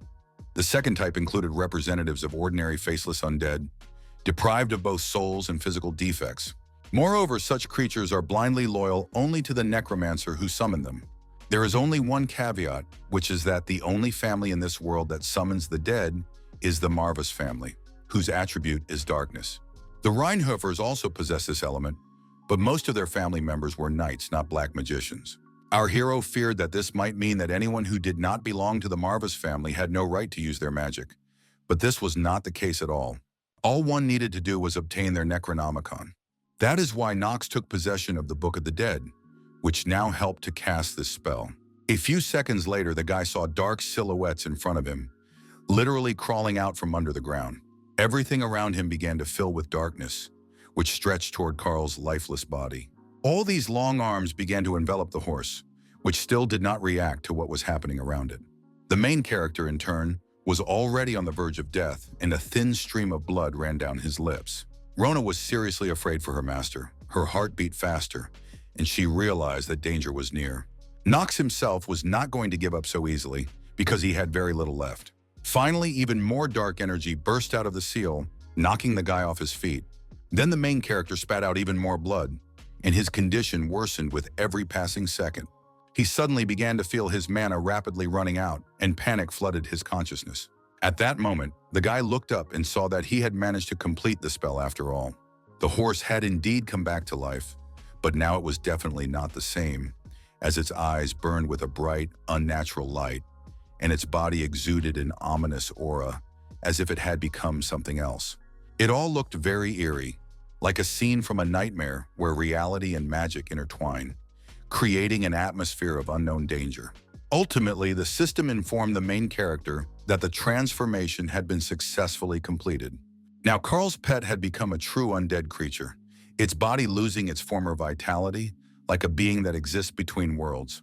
There was a gleam in his eyes, but it was not a living light, but something dark and sinister, as if only a shadow of who he used to be remained in him. None of this frightened Knox because he was just happy that he had managed to do it. Rona finally managed to calm down a little and asked if the young gentleman was all right. The main character found the strength to stand up and suggested that the girl see for herself what had just happened. He carefully wiped the blood from his lips and announced that Carl was indeed with them again. For a while, the girl stood frozen in place, simply observing what was happening around her. Knox immediately decided to check his steed's characteristics and saw that it now had a body of steel, fearlessness, and an unshakable heart. Our hero wanted to get on with his next important task, but suddenly noticed something was wrong.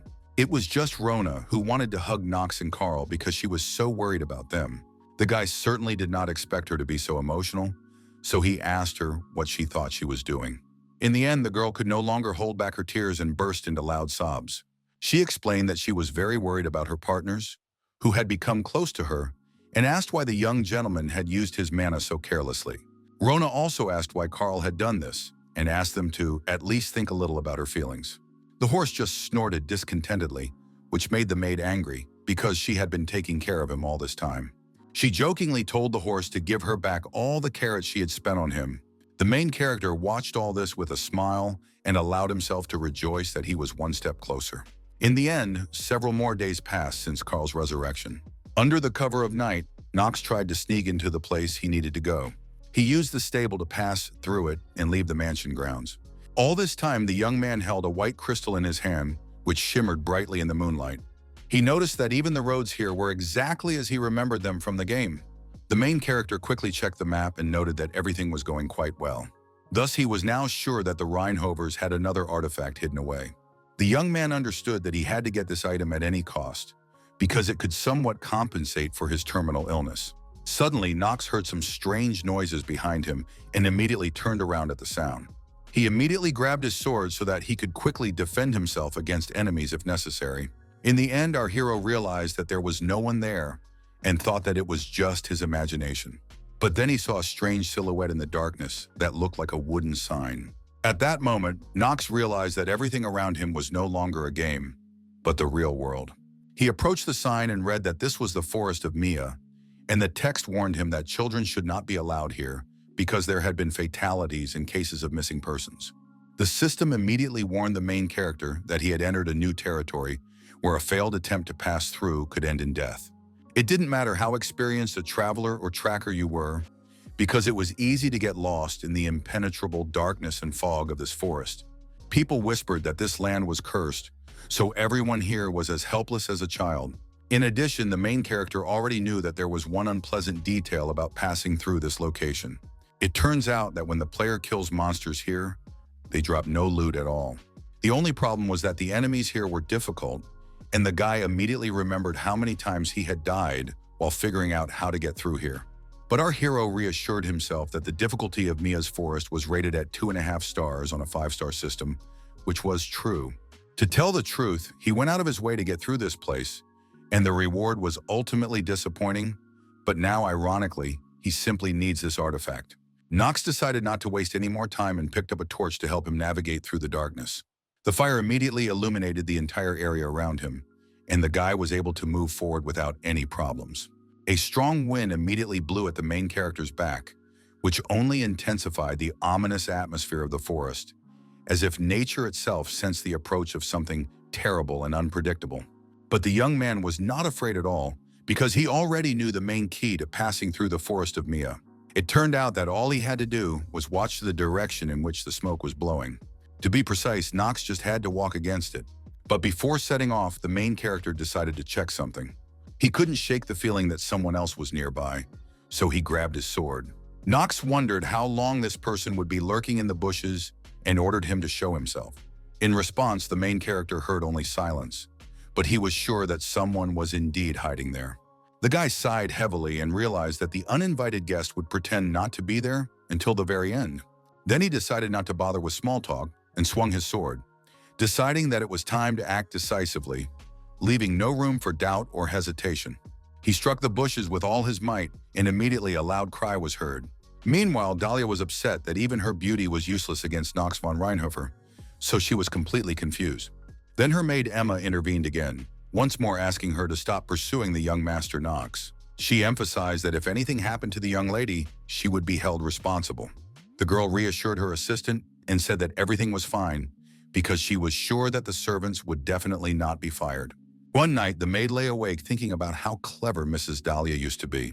If it weren't for Mrs. Shelley, the girl could well have become the head of the family in the future, because she had enough talent for it. The problem was that Dahlia's character had deteriorated recently because she was always in the shadow of her older sister. In any case, Emma hoped that Milady had now followed her advice and was already dreaming sweet dreams. For this reason, the maid decided to go into her mistress's room to check if she was there. In the end, she was horrified when she realized that Lady Dahlia was not there. Emma's hands immediately began to shake because she couldn't believe that this had really happened. She realized that the girl had indeed gone to spy on the young master again, so she alerted the entire mansion. At that very moment, it turned out that Dahlia had been watching the main character all this time, hiding in the bushes. Knox did not expect to see a familiar face here, so he did not even know what to say to her. The girl was a little confused and tried to smooth things over somehow, but the main character firmly asked what she was doing there. Dahlia tried to wriggle out of it and come up with a reason, not noticing that there was some movement behind her. The guy in turn immediately reacted to the danger, so he quickly pulled his friend aside. In the next second, huge paws of a dangerous predator appeared out of the darkness. It was a huge gray wolf, ready to attack our heroes at any moment. Dahlia didn't even know that gray wolves lived in this forest, and she began to panic because she hadn't even brought a knife with her. Meanwhile, the predator began to circle its victims, looking for a weak spot. It stopped and raised its head, as if looking for something among the trees. Suddenly, it howled loudly, and the echo rolled through the forest, filling the space with tension and fear. It turned out that the moon had appeared from behind the clouds, which is what the gray wolf had reacted to. In the end, he attacked our heroes, who looked quite defenseless. The main character, however, already knew how things worked here, so he was not afraid of this turn of events. Dahlia was still afraid because she was unarmed, so she clung tightly to her partner. But she didn't even notice how the main character had already rushed forward to protect them. A couple of precise blows and the gray wolf was no longer a threat. The last attack hit the predator's neck, so its body fell limply to the ground, stripped of the strength and menace that had previously reigned in its eyes. The girl watched in horror because she was very worried about Knox. She admired how strong the main character was. His determination and fortitude were simply breathtaking. Dahlia couldn't believe that even unarmed, he had managed to defeat such a huge wolf, but suddenly she noticed that something was wrong. The main character, slightly stained with his enemy's blood, looked intently at the lady who had found herself in the middle of the forest so late at night. He decided to ask one last time what his acquaintance was doing there, because he thought his brothers might follow him, but definitely not Dahlia. The girl panicked again and ended up lying that she had simply lost her way. Knox, of course, did not believe this deceitful lie and quietly asked if she wanted him to leave her here, alone, in the midst of all this danger. Dahlia was seriously frightened when she heard these words from the main character. She immediately grabbed our hero by the hand so that he wouldn't leave her there, as if afraid that he would disappear. Knox looked at his unexpected companion in surprise and waited for her to speak. Finally, the girl confessed that she didn't sleep at night and thought all the time about how the guy managed to become so strong because she wanted to be the same. The main character just smiled when he heard this confession and drew some conclusions. Now he understood that Dahlia had too high an opinion of him, and he was a little calmer because he was sure that she meant no harm. The guy also concluded that she was just a child whose mother clearly hadn't taught her how dangerous it was to follow someone late at night. Knox sighed heavily and resigned himself to the fact that he couldn't leave the girl here because he was a noble hero. He allowed Dahlia to go with him, but decided to clarify some details from the outset. The guy emphasized that he wasn't going to help her become stronger and explained that he just didn't want anything to happen to her and for his family to get blamed. Dahlia apologized again because she realized that she was only annoying our hero. Knox didn't even expect the girl to immediately grasp the seriousness of the situation. His companion wanted to add something else, but her excitement prevented her from doing so. In the end, she found the strength to sincerely thank the main character for what he had done for her. Knox was increasingly surprised because he remembered this character quite differently. The girl wanted to add something else, but suddenly her voice broke off. Somewhere nearby, she saw something that made her tense up again, her gaze instantly becoming wary and her heart beating faster, sensing danger. It turned out that a whole pack of wolves had emerged from the darkness, preparing to attack their target. Dahlia could only hope for Knox, who didn't seem to be frightened by the whole situation. She was terrified, so she grabbed our hero's sleeve again, trying to control her emotions. The guy broke free from her grip and asked her to stay away from him, handing his partner the torch. He explained that she needed to be careful because he might accidentally hit her when he swung. The main character saw that there were quite a few wolves here, so he needed to concentrate as much as possible. This forest is traversed before the events of the main scenario, so it can be considered a prologue area. For this reason, there were no bosses here, but there is an elite monster that is not much weaker than a boss. It was a more advanced type of wolf than the one Knox had killed earlier, called the Elite Grey Wolf. At the same time, the main character was not 100% confident in his abilities, because his knowledge of his opponent did not guarantee victory. Meanwhile, the wolves had already rushed into the attack, their eyes burning with rage, and their movements were fast and synchronized, as if they were acting according to a single plan. In any case, Knox had no choice, so he quickly attacked his opponents. The guy understood that sometimes you can just be backed into a corner. At that moment, he noticed that the Elite Grey Wolf was watching their fight from the sidelines. When the pack leader saw that all his comrades had fallen, he decided to attack Knox himself. In such situations, our hero always repeated to himself what he always said when he was Yu-chan in real life. He cast aside all fear and anxiety, so now he gripped his sword tightly. During such difficult trials in the prophetic dream, he always tried to pull himself together and not be a wimp. These thoughts helped the main character at that moment, so he was able to deal with such a formidable enemy. Dahlia thought it was all just incredible and was sure that this was far from everything Knox was capable of, because during the battle with the brothers, he had shown a technique that was a level above his current one. The girl also began to suspect that Knox had killed wolves before. But in her mind, she still had the words that she needed to stay away from the main character. Dahlia was sure that the young man himself thought she was just a burden to him, which made her feel uncomfortable. Suddenly, she was distracted from her worries because she felt something strange. The strange sound was getting closer and closer, so the girl's fear gradually returned.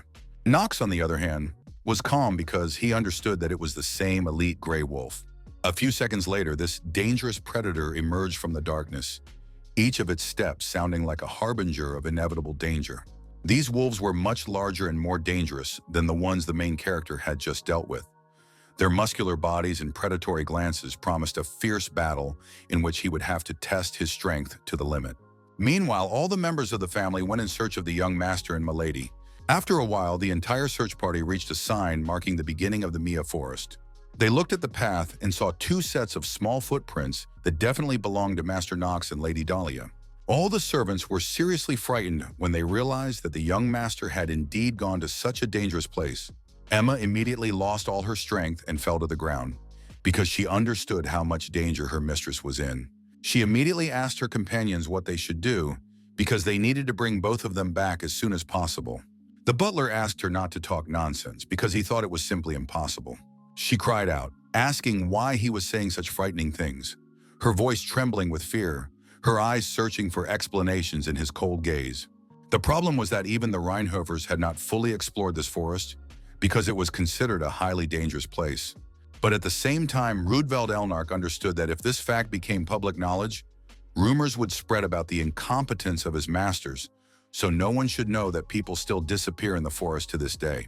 He wondered why the young master had gone there in the first place, and suspected that he might be possessed after all. Judging by our hero's tracks, it could be concluded that he was sneaking around, and there was no indication that an outsider could have overcome the magical barriers of their estate. Because of all these factors, the butler came to the conclusion that the young master had gone into the forest of his own free will, and nothing else. The man clenched his fist with all his might, angry at himself because he had indeed made a mistake. He understood that there was no point in denying the fact that Knox was no longer the weak and fragile young man he had known before. Rudveld Elnark explained that now all they could do was wait for him to return because it was too dangerous to go there. He only hoped that the young gentleman would be able to find his way back without getting lost. Tears welled up in Emma's eyes because she was very worried about Lady Dahlia, her heart aching with anxiety. At that moment, all the servants froze in shock because they heard strange sounds coming from the forest, which seemed to disturb the peace, filling the air with tension and anxiety. The maid in turn understood that she would be blamed for the mistress's death and that this would have terrible consequences. At that moment, Dahlia drew the dagger she had decided to take with her into the forest after all. She took up a fighting stance and was ready to help the main character defend himself against the new pack of wolves. Knox noticed that despite her fear, the girl was keeping her composure, which was quite commendable, but asked her not to attack unless absolutely necessary. He also asked his partner to conserve her strength, because if something went wrong, she would have to run for her life to the estate. The main character emphasized that only in this case would the girl have any chance of survival. To be honest, the guy didn't think the elite wolf was such a formidable opponent. For this reason, he simply wanted his partner to always be on the alert and react in time if something happened. Knox made sure that this girl was not just the main character for no reason, but he still could not trust her completely. For now, the main character decided to use the Genius Hour skill to deal with these predators. He was sure that his own skills would be enough to deal with the monster for now. The elite gray wolf immediately saw what his opponent was about to do. The guy immediately noticed that his enemy was starting to behave strangely. For some reason, the leader suddenly fell to the ground, as if he had no intention of going into battle at all. The main character thought that his enemy was just joking, since he was so confident in his abilities. Finally, another wolf jumped at him, its teeth flashing in the darkness, its body like a coiled spring, ready to spring in any direction. Knox was already prepared for such attacks, so he stopped his opponent with one sharp movement. Meanwhile, the other beasts stood strangely to the side for some reason, their eyes tense and their behavior wary, as if they sensed something but did not dare to intervene. The main character also tensed up because this sudden stop did not bode well. Meanwhile, the elite gray wolf continued to lie down and simply watch Knox. It turned out that all the animals were waiting for their moment to attack the guy from all sides. Our hero quickly dealt with the wolf that was above him, but that was far from the end. It turned out that this was just a diversionary tactic for Knox, so that another wolf could get behind him. The beast realized that the plan had worked, so it immediately tried to bite the now defenseless guy. At the last moment, the main character noticed that someone was trying to attack him from behind. A second later, he saw a dagger fly into the predator's neck, sinking deep into its flesh, and the beast let out a sharp cry of pain, losing its former confidence. Knox immediately guessed that it was Dahlia, who had reacted faster to this threat. The girl, who had been watching the fight closely from the sidelines, asked the main character to be more careful and not to take such risks.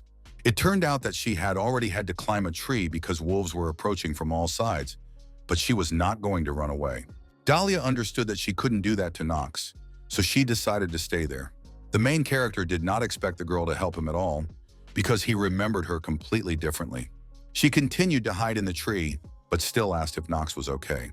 His partner was genuinely concerned about whether Knox was injured or not, her eyes darting anxiously over his body, and she couldn't shake her unease until she was sure. Knox still couldn't answer because he couldn't believe she really cared about him. The guy couldn't be distracted from his fight for long, so he immediately reacted to the growling somewhere nearby. He managed to avert the danger and quickly cut down the wolves that were trying to take advantage of the moment. In fact, it was already difficult for the main character to fight, as his strength was leaving his body. Still, he didn't show that he was feeling unwell because, in any case, now was not the time for that. Dahlia immediately felt relieved when the guy assured her that he was fine. At the same time, our hero was unhappy that he was once again showing everyone how weak he was. In addition, Knox began to feel that the recoil was starting to interfere with him, causing his hands to stop obeying him. The young man began to worry because the problem of the elite wolf had not yet been solved. The monster sensed that his opponent was beginning to weaken, so he decided to intervene in the fight himself. The main character accepted that he had nowhere to retreat and encouraged himself by thinking that the fun was just beginning. All this time, the wolf kept his distance and did not rush to attack Knox, his eyes closely following every movement, as if he were waiting for the right moment to attack. He walked around the main character, stepping carefully, his steps quiet and deliberate. Knox also did not attack and just waited to see what his opponent would do. The predator looked very tense, as if it could pounce at any second, its muscles tense and its gaze piercing, ready to react instantly to the slightest movement. In the end, the elite wolf decided to attack first, so our hero had only a few seconds to react to the danger. The thought that the enemy was indeed advancing flashed through the protagonist's mind, and cold fear instantly paralyzed him, making every second seem like an eternity. It turned out that his opponent was very cunning, so he ran behind Knox's back to start with. The guy couldn't understand what was happening, so he just stared at the wolf, which ran off somewhere into the darkness. After a couple of seconds, the main character began to guess what his opponent had in mind. Knox immediately accepted that he would not have time to react to this blow. His body tensed and his thoughts focused on how to take the attack and stay alive. A couple of seconds later, the predator's sharp claws dug into his unprotected arm. The girl, who could only watch what was happening, was terribly frightened for her partner's fate. Meanwhile, the elite gray wolf disappeared into the darkness of the forest again, not wanting to stay near his enemy. Our hero continued to stand confused in the clearing, angry that he had been unable to do anything. He couldn't understand why a monster with a difficulty rating of only 2.5 stars was so strong. In the end, the guy began to look around actively to understand where his opponent was hiding. The main character admitted that this elite gray wolf was indeed very strong and much more cunning than he had been in the game. Knox was still shocked that everything had turned out this way and gotten out of his control. In fact, he understood that this could be guessed from the way the animal controlled its pack. But no one knew that his opponent would also use the terrain. At that moment, the gray wolf repeated its attack and tried to hit the main character from the other side. Now the guy realized that he needed to pay more attention to his defense. While the wolf was still at a distance, he decided to strike at one of its weak spots. The predator was not stupid, so it quickly reacted to this attack and jumped aside. The main character was very surprised when he felt that his weapon had missed its target. In turn, the gray wolf had already bared its sharp fangs and was preparing to attack Knox again. In an instant, it opened its huge mouth and pounced on our hero, as if anticipating his slightest mistake and ready to take advantage of any misstep. The guy realized that his enemy was waiting for him to expose himself by swinging too wide. Knox was not going to give up so easily, so he gritted his teeth and prepared to defend himself. Suddenly, he felt his condition worsen, influenced by the recoil, which always appeared at such an inopportune moment. Meanwhile, the wolf was already very close, and the young man had almost no options for retreat.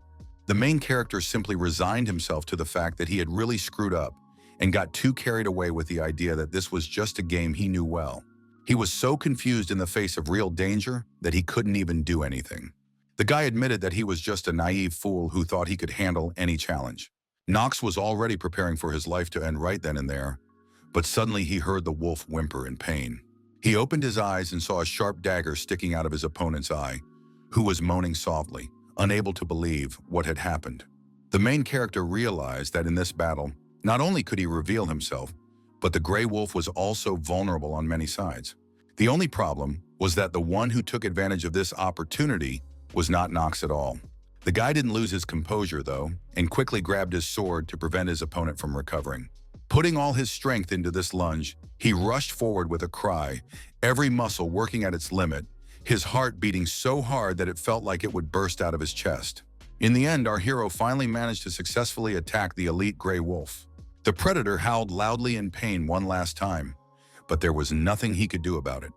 His body trembled and his strength finally left him, leaving only helplessness and despair. A few seconds later, it fell helplessly to the ground, its body collapsing lifelessly, and the air around it filled with silence and a sense of final victory in this battle. The main character also threw Pavlov to the ground, his body shaking from overexertion. He tried to catch his breath, which he couldn't calm down after such a sharp blow. Seeing this, Dahlia began to worry even more about her partner.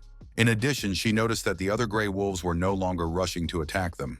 In the end, all the predators ran away when they saw what had happened to their leader.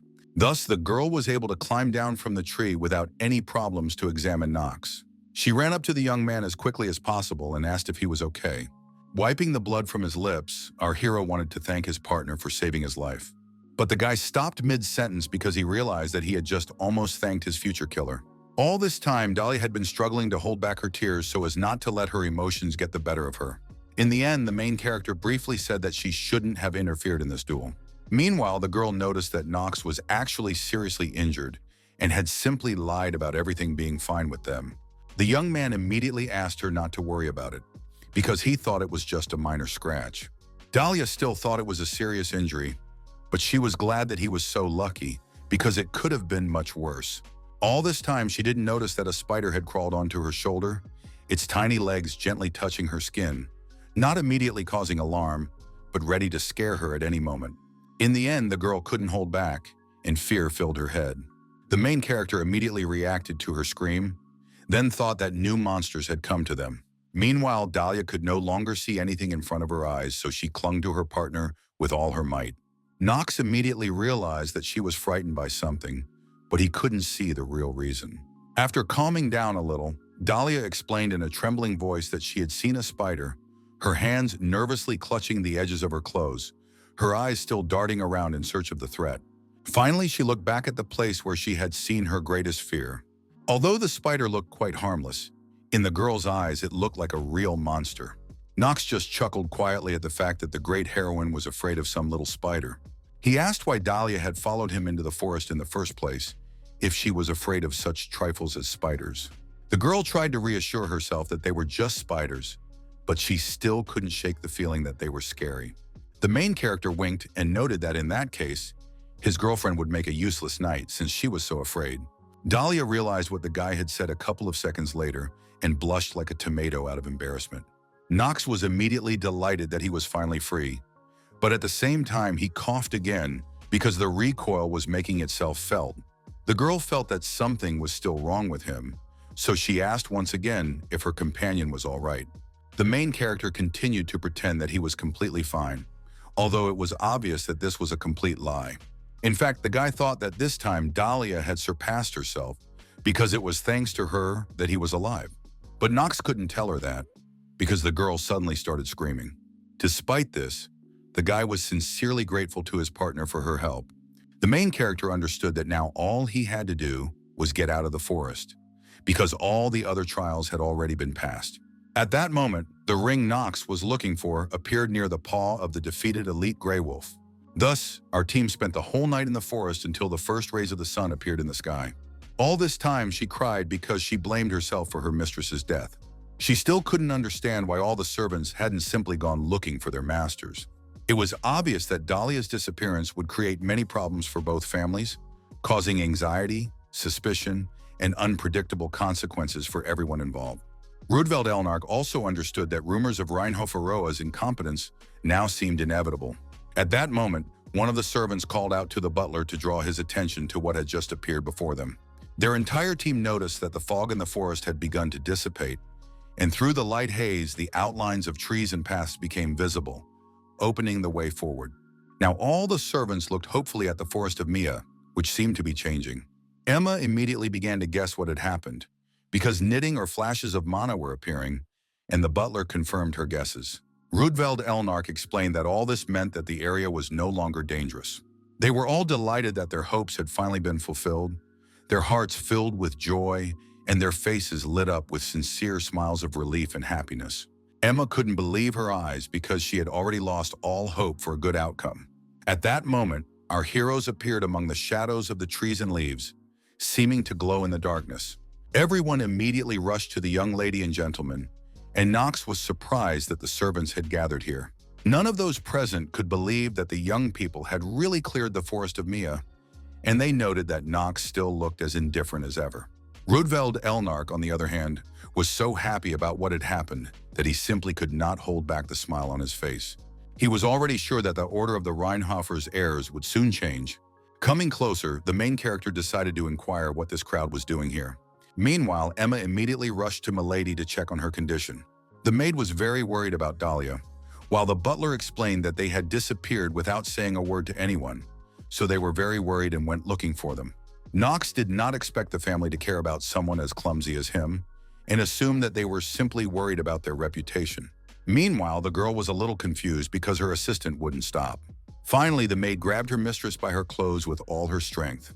She lifted Dahlia up like a puppy and pointed out that it was time for the girl to remember the Steele family rules. The young lady was not eager to do so, so she asked Emma to have mercy. The maid agreed that she was not in a position to educate her mistress, so she hinted that the head of the family would take care of it himself. Seeing their conversation, Knox now realized that it was not only his maid who had unique abilities. Emma then decided to thank the young master for bringing her mistress back safe and sound. Dahlia herself also decided to apologize again to our hero for daring to follow him. The young man decided to support his partner a little and noted that she had coped well with this test, so he asked her not to be too hard on herself. The young lady did not expect Knox to praise her at all, so she did not even know how to respond. After that, the servants and our heroes finally returned to the estate after such a difficult night. Entering his room, the guy immediately took off all his gear, feeling the weight and fatigue instantly leave his body, leaving only relief and a desire to rest. Now the main character could breathe easy because he had completed this important task. In fact, he hadn't even expected Rudveld and the knights to be waiting for them at the edge of the Mia forest, and it all seemed very awkward. In any case, Knox was glad that he had managed to carry out his plan, his face beaming with satisfaction, and his heart filled with a slight pride at the result he had achieved. His main task was to retrieve the hidden relic, the Black Flame Ring. It belonged to the medium-low class, but despite this, it added points to endurance and mana. In addition, this ring had a special effect. When defeating an enemy, the wearer could take a small part of their life force and increase their own lifespan. It was the only artifact in the game that stole the enemy's life force. However, even with this ring, the main character still cannot become immortal. It turns out that the effect of this magical ring also has its limits. Knox can only steal a small portion of life force, so it is simply not enough to defeat a terminal illness. In any case, it should help the guy fight for his life at least a little bit. Our hero understood that even such a slight improvement was better than spending his whole life in eternal anticipation of death. Putting the ring on his finger, he immediately felt his vitality and mana increase, which was a welcome surprise. After that, Knox called his maid Rona, suspecting that she was hiding somewhere nearby. The girl immediately appeared and was surprised that she had been found so easily, as if the young master could see through walls. The main character did not reveal all his secrets and only hinted that anything was possible. Rona was immediately embarrassed because she thought that the boy could spy on women with his ability. Knox immediately became angry with his maid, who was talking complete nonsense. He lightly tapped the girl on the head, but she noted that his taps were quite heavy. The young man again asked the maid not to talk nonsense and suggested that she compete in arm wrestling to test her strength. Dahlia did not expect him to want to do this again, but she also demanded that if she won again, the main character would increase her salary. This did not scare Knox at all, because if the girl lost, he would cut her salary. Finally, the girl began counting to 3, and a smirk appeared on the guy's face because this time he was confident in his strength. In a split second, the main character knocked his opponent's arm down and won the arm wrestling round for the first time. Dahlia couldn't understand what had just happened and realized that now she would lose part of her salary. She immediately panicked and asked the gentleman to think about what people would think when they found out that Knox was taking the last of his maid's money, but he didn't care at all. The guy wasn't worried at all because, according to rumors, he was already the main disgrace of his family. For this compelling reason, he didn't worry about things like reputation at all because it was completely useless to him. Suddenly, Knox felt his condition worsen and almost fell onto the table. The system reported the activation of the morbidity restriction, the negative effect of wrist inflammation, and also a cold.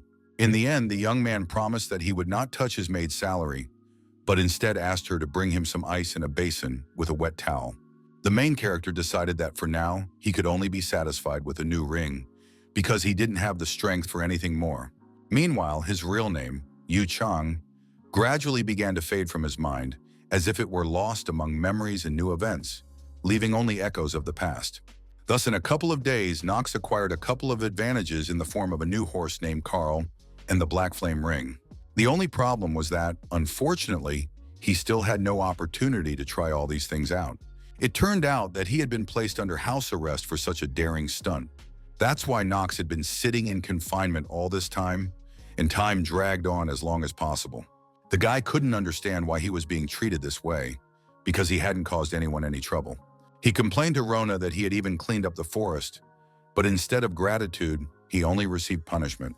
The girl did not support him because she was just a maid who would have her salary cut if she spoke ill of the head of the family's decision. Then Knox threatened that he himself would cut Rona's salary if she contradicted him. The servants immediately began to say that his father was indeed very harsh and had acted unfairly in this situation. In the end, the main character came to the conclusion that this could not go on any longer. The problem was that with every minute that passed, the young man's life was getting shorter, and he was losing the precious time he had, which was not infinite. Knox could no longer bear the pressure on himself, so he decided to go straight to his father and demand to be released. Rona heard this and immediately stopped the gentleman, because she had just gone to heat water for his bath.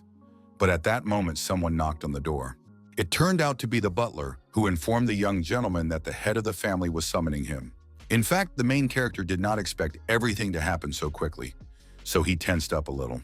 Meanwhile, the events shift back in time to the battlefield, which was literally littered with the corpses of monsters and warriors. The only survivor was the young Theo von Reinhofer, who was just beginning to learn about the harshness of life. He watched as a new wave of monsters flew toward him in the bloody sky, seemingly ready to destroy absolutely everything in their path. Later, this event would be called the Night of the Great Slaughter, its terrible consequences leaving a lasting mark on people's memories, and the name itself becoming a symbol of fear and destruction. The young head of the family was not afraid of what was happening around him and was already prepared to defend himself. He quickly began to concentrate the darkness around his blade to enhance his abilities. In just a few moments, he made several sharp strikes with his weapon and dealt with a large number of his opponents. A few years later, the old man recalled these events with the same calmness. Before his eyes, he immediately saw an entire army of demons and the people opposing them. Even in his memories, it all looked like a nightmare come true, where every moment was filled with horror and the impossibility of avoiding the inevitable, leaving only a cold trail behind. Then suddenly, a flash of darkness appeared before him, engulfing everything around him. It turned out to be their family's despotic blade of darkness, which one day would be inherited by one of Theo's sons. The old man understood that he could not simply give the weapon to an outstanding young man, because he needed the best of his children. In addition, whoever inherited the sword had to kill his father. At that moment, his train of thought was interrupted by the butler, who announced that the younger son would soon be there. Theo von Reinhofer was very angry that Knox was still keeping him waiting, so he ordered the young man to come immediately. As it turned out, even the head of the family himself did not want to venture into that forest, but his son simply went there and cleared the area in just one night, so he definitely deserved a reward. The main character did not receive his reward immediately, only because some vassals were outraged by his actions. The thing is, they simply did not believe that the most untalented son in the family had done it, and demanded proof that the forest had been cleared, as well as a thorough investigation. As the head of the family, Theo couldn't just ignore their demands, so an investigation was indeed necessary. At that very moment, the main character finally entered his office and immediately bowed before his respected father. The old man did not appreciate all these unnecessary gestures, so he asked his son to stand up. He hoped that the young man had already realized how wrong he was in his self-will, and the young man confirmed this. Nevertheless, the main task of the head of the family was to reward those who truly deserved it, so he called his son here to discuss his reward. The main character was surprised because he did not expect this to actually happen. Theo von Reinhofer asked him to say what he wanted and promised to fulfill everything if it was within his power. Knox couldn't believe that his father was really willing to do anything. In fact, this was the first time he had heard that this man gave out awards, even considering the tons of time he had spent in the prophetic dream. The main character remembered Theo as a harsh and stingy character, so now it felt like he was being targeted by a sniper or was about to be killed from behind. The young man asked again if he had really agreed to fulfill any of his requests. His father thought for a while before answering, his gaze becoming heavy, as if he were trying to weigh every word. Finally, he confirmed that he would give Knox absolutely everything he wanted and gave his word as head of the Reinhofer family. The old man also swore by the glorious history of the Blade of Darkness, which only served to show the seriousness of his intentions. Our hero was surprised by this, as he did not think it would be so serious, but he was convinced that his father was not joking. Meanwhile, Theo warned his son that people would think less of him if he asked for something ridiculous. Knox understood this perfectly well, so he asked for time to think about his decision. The head of the family understood that this was very important, so he did not object to the young man's request and also announced that his house arrest had finally been lifted. He hoped that the protagonist would no longer cause trouble like he had recently, and Knox promised not to do so in the future. Theo von Reinhofer emphasized that it was better for his son to behave as befits a member of their family. The next day, the family and servants gathered at the door to see off Dahlia, who was already preparing to go home. Emma stood behind her mistress and waited with a slight smile on her face for her to say goodbye to the Reinhofers. The girl said that she was looking forward to seeing them at the Elden Academy. The main character did not react to Dahlia's kind words, as he did not particularly want to have a good relationship with his future killer. The beauty continued to smile and wait for at least some kind of response from Knox. Rodveld decided to support the young gentleman a little, and pointed out that it was proper to respond when a lady addressed him. The young man replied briefly that they would see each other and emphasized that this would only happen when Dahlia became a real knight. She was very happy to hear this because she thought it meant that Knox would agree to train her after all. The main character continued to say that she must become a warrior who would not retreat in the face of danger, including the largest spiders in the world. Dahlia was very embarrassed because the guy kept laughing about what had happened in the forest. In the end, she decided not to sweat the small stuff and teach our hero a lesson for his insolence. After taking a strong blow to the stomach, Knox came to the conclusion that he should have mentioned the wolves. After such a sudden attack, it took him a few seconds to recover. In turn, the girl confidently declared that she would become a real knight by their next meeting and advised our hero to prepare for it. She also advised the young man to protect his head, which made him think that she already wanted to behead him. Then Emma decided to intervene in their conversation, thanking the family for everything, especially Mr. Knox. The main character couldn't understand why she was paying so much attention to him, so the maid explained that she was grateful to him for bringing the young lady back alive and unharmed. The young man sighed heavily and emphasized that he had not done it on purpose, so he did not consider it his achievement at all. He suggested that the guests leave quickly, as he still had a lot of important things to do. Knox glanced at Dahlia's carriage one last time, realizing that this was far from their last encounter. In addition, the young man began to notice that he seemed to be gradually getting used to this paradoxical life. He didn't even know why he liked living in this world so much. At that moment, the system decided to remind Knox that he was terminally ill and had only 146 days left to live. The main character understood that this was very little time, so he had no time to waste. 6 days later, while getting dressed, Knox thought again about how, when your time is limited, it seems to fly by too quickly. The only thing that made him happy was that he was progressing quite quickly, despite the many limitations of his abilities.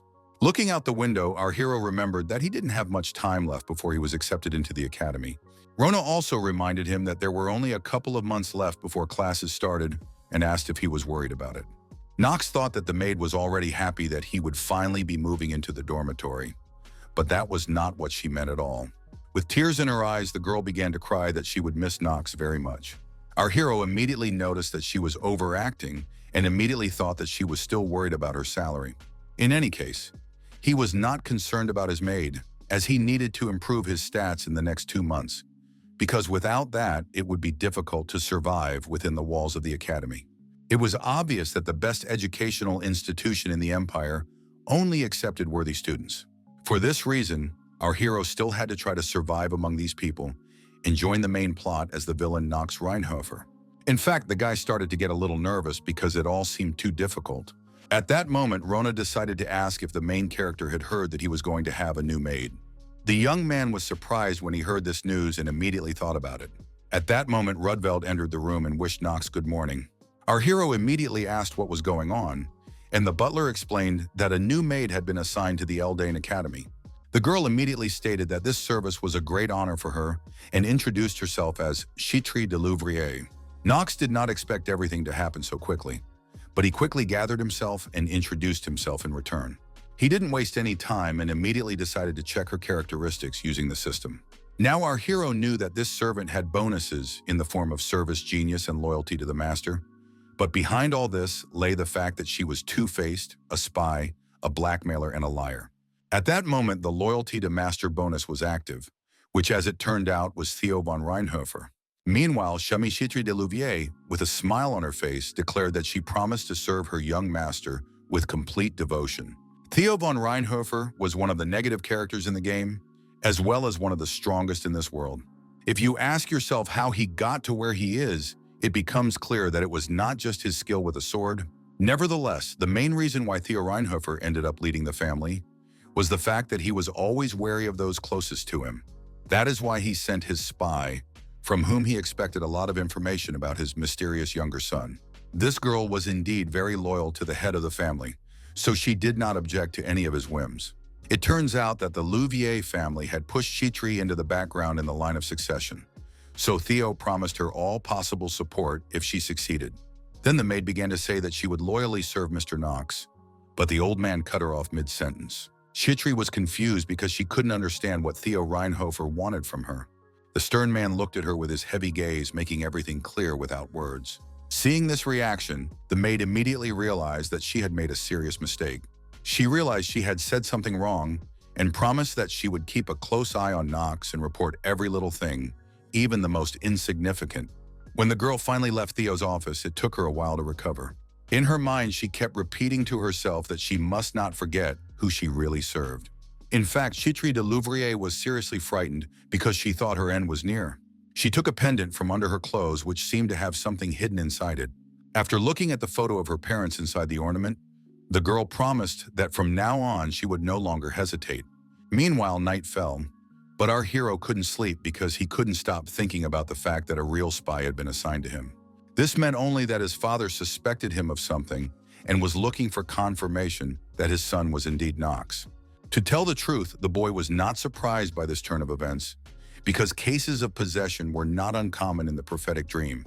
In the original, Knox was a character possessed by the #1 demon named Baal. The main character believed that everything was fine as long as his father did not learn the truth. But at the same time, he understood that Chitri could become a serious problem. On the one hand, this maid was only a minor character, but on the other hand, she also had serious potential.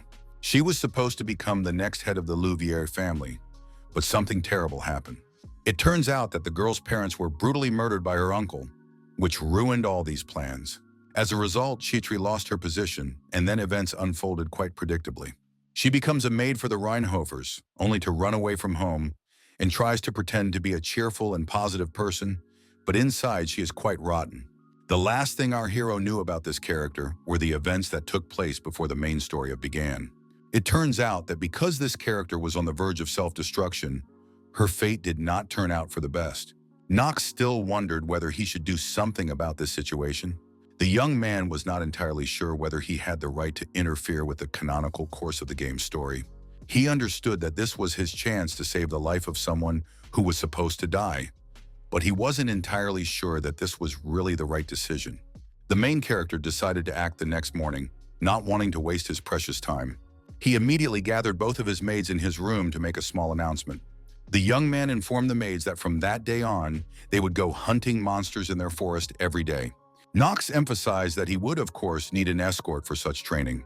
Rona was horrified when she realized that she would also have to hunt these terrible monsters in the forest. Chitri looked completely calm and replied without emotion that the order was clear to her, her voice steady and confident, as if she had encountered similar situations many times before. Her partner grabbed her hand in tears and began to say that she shouldn't blindly agree to everything. But the main character understood perfectly well that any normal maid would be frightened by such a statement, because it was beyond their competence after all. But Chitri agreed without even thinking, even though her hands were still shaking with fear. Then Knox decided to support Rona a little and noted that she always overcomes herself. He asked her to pull herself together and noted that he was not going to give his servants time off. Our hero also decided to recall their recent conversation about reputation and emphasized that the girl's salary was still in his hands. Rona resigned herself to the fact that she had no choice, so she tearfully asked what she should take with her on the outing. The young man was only glad that all his leverage had worked perfectly on the servant. Meanwhile, Chitri suddenly turned to the young master, interrupting their conversation. She asked if she should inform Rudveld that they were going out. In fact, the main character wasn't particularly concerned about the new maid yet, because he had more important problems. He had very little time left to prolong his life, and every second dragged on like an eternity, causing him to feel increasing pressure and despair. Finally, they got ready for the hunt and rode their horses deep into the forest, their movements coordinated, the air around them filled with a sense of impending danger and adventure. All this time, Theo von Reinhofer watched his younger son from the window of his study. The head of the family did not trust Knox at all. His gaze was wary. The events moved forward again a few days later, and Knox continued his training in the forest. His strikes were becoming more accurate and faster, leaving his opponents with virtually no chance. Each time, the system informed Knox that he had managed to steal a small amount of the Grey Wolf's life force. In this way, he managed to gain a whole 2 hours of life. The next moment, the guy stopped to see if he had killed all the wolves in that part of the forest. He figured that it could be considered a successful hunt if he managed to get 2 hours out of each animal. Chitri noted that the young gentleman had been hunting for an hour, so she asked if he was tired from such hard work. Only then did our hero remember that he had been spied on the whole time. In addition, he was dissatisfied that without the genius skill, the hunt was going too slowly. Another problem was that Knox was barely making up for the time he spent hunting. He knew that dreaming of balance was too silly, but this situation was also unacceptable, because he simply couldn't hunt literally every hour. But what worried the main character even more was the limited number of monsters, as he had been hunting almost non-stop for the past few days. At this rate, his plan to prolong his life was doomed to failure. Knox sighed and told his maids that the lack of monsters in the area was a real problem. Chitri hoped he wasn't serious, because if other people heard him, they would immediately think he was just delirious. The guy didn't respond to his subordinates' objections and just quickly looked around. He noticed that the sun was already setting below the horizon, so it was too dangerous to stay in the forest. Knox said regretfully that there was nothing they could do about it and announced that their team was returning to the estate. Chitri immediately asked if the young master wanted her to prepare a bath for him and emphasized that she knew how to achieve the most suitable temperature. The young man was not surprised by the maid's abilities, as he already knew that she had the genius of service skill. In the end, he agreed to her offer because he wanted to bathe before dinner, and the maid promised to do everything quickly. Rona was jealous of her master's new employee and noted that she was actually the best at cleaning. The girl did not want to fall behind her rival, so she quickly grabbed all her things and ran to do her job. Chitri was not angry with her and only laughed at her colleague's persistence.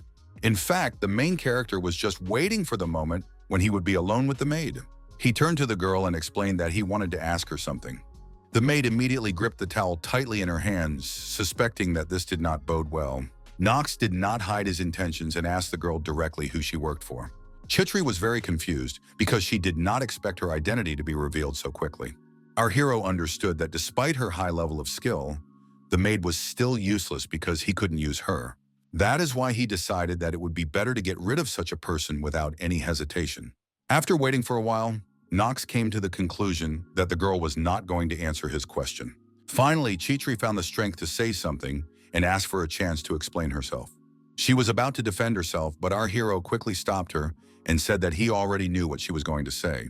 In a calm voice, the young man reassured her and asked her not to worry about it, because he was not going to interrogate her harshly. In fact, he was even grateful that the maid did not deny her espionage. Knox believed that it didn't even matter who the girl served, as long as she obediently carried out his orders. Chitri herself froze in place, because she still couldn't understand how it all happened. In turn, the main character laughed and noted that she could even use him to her advantage if necessary. He stated that this was all he wanted to say, realizing that trust would be useless in their relationship. It is much more beneficial to exist in a mutually beneficial way, where both sides get their share of benefits and can develop, than to waste energy on endless rivalry or mistrust. That is why this type of relationship seemed more effective for both Knox and Chitri. Eventually, our heroes returned to the estate, and night fell very quickly. The maids were already getting ready for bed and discussing how the young master seemed to be starting to overdo it a little. Rona was offended by Knox because he literally said that it would not be as fun for him to train if she did not run alongside him. She complained that this happened every single time, while Chitri smiled and tried to cheer up her partner somehow. Gazing at the sky through the window, the maid immediately remembered what had happened in the forest today. In fact, rumors about how much the young master had changed had even reached the Louvier estate. When the girl first heard this, she thought it was all exaggerated, as it was unnatural for a person to change to such an extent. However, now she had seen with her own eyes how he had defeated the twins in one fell swoop and taken his place at the academy. Chitri de Louvier suspected that these were definitely attempts to strengthen his position in his own family, which was completely opposite to her own. She considered herself a girl who had lost everything, the future legitimate heiress of the family. All this time, the girl nervously fiddled with the pendant in her hands and couldn't stop thinking about their conversation. The phrase that Knox did not mind being used for his own benefit kept spinning in her head. The maid still couldn't understand what the young master meant. Finally, some time later, a groundless rumor began to spread in the Rheinhofer mansion. A rumor that Chitri had been kicked out of her own home, which meant she had no right to serve such noble people as their family. Then she received a mysterious note from an unknown sender. Her hands trembled slightly as she unfolded the paper, sensing that its contents concealed something important and dangerous. The sender addressed Chitri de Louvier very seriously and asked her to read it carefully. He wrote that the girl did not deserve her place as head of the house because she had traded her family for her own interests, and therefore she must pay in full. The man also emphasized that from now on, Chitri was deprived of her rights as the legal heiress, as well as all the other privileges she had enjoyed before, which immediately brought tears to the girl's eyes. The maid began to realize that it seemed she would not be allowed to stay with the Reinhovers for long. In fact, this was to be expected for her, because this family was too noble. Even to serve the worst son of this family, one had to be an aristocrat. But the problem was that now the girl didn't even have the right to be around the family members. She understood that she would be removed very soon, and she couldn't even comprehend what the future held for her. In any case, Chitri continued to keep a mask on her face, so she greeted her colleagues with a sweet smile. All the employees immediately turned around in surprise, as they seemed to already be aware of the rumors. This was not the first time for the girl, as she had long been accustomed to looks of contempt. Suddenly, she heard someone greet her with joy in their voice. It turned out to be Rona, who had been looking everywhere for her friend and now asked her to hurry up and go with her. Churti was very surprised by this reaction, so she thought that the maid had not yet heard the rumors. The girl was in a hurry, so she grabbed her by the hand and pulled her along. Then the maid thought that Rona really wanted to help her and truly thought of her as a real friend. In any case, what she was doing was extremely reckless because it seemed too strange to everyone else. Chitri thought that she, Rona, and Mr. Knox were acting too foolishly, that their actions were hasty and risky. In any case, she was sure that it would all end very soon. Meanwhile, the main character guessed that not only Chitri, but also Theo had probably received a similar letter. The guy was also sure that all these crimes, of which the maid's father was accused, were staged. But besides that, he was also sure that they were simply in a position to help the girl. All this was because he couldn't know how the butterfly effect would affect him if he tried to save her life. The next day, the main character went to the forest once again to hunt wolves. The girls were still watching him from afar, and they got goosebumps from how ruthlessly he dealt with his enemies. They noticed that today, for some reason, the young gentleman looked tougher than usual. Even Rona thought that he had been more merciful in the past, which made them worry. The maid desperately tried to figure out the reason for this change in mood. Chitri wasn't as concerned, so she just watched her partner's musings from the sidelines. In fact, she was also uneasy about this, because recent events in the mansion had kept her on edge. In turn, the main character paid no attention to his assistants and continued to relentlessly slaughter all the predators. It turns out that all this time, Knox had been looking for a specific target in this dark forest, but he suspected that she would not show up today after all. In the forest of Mia, there is a monster that can appear randomly in any part of it if the number of monsters is reduced to a fifth of the total. The main character has been waiting for it for a long time, as killing it will help him raise his stats significantly, but it seems that it will not happen this time. Suddenly, the guy felt some kind of danger coming out of nowhere. His instincts instantly became alert, and the air around him became thick and heavy, as if something terrible was about to happen. The next second, a sharp claw flew past Knox's face at full speed. The main character immediately noticed that this speed was on a completely different level, every movement. He was delighted because he immediately thought that this was the hidden boss. Lifting his head, the guy saw the elite King Os appear before him, his majestic figure seeming to eclipse the light. In fact, this was also a problem, because this was a damn problematic creature. The main character began to panic because he realized that he was no match for it.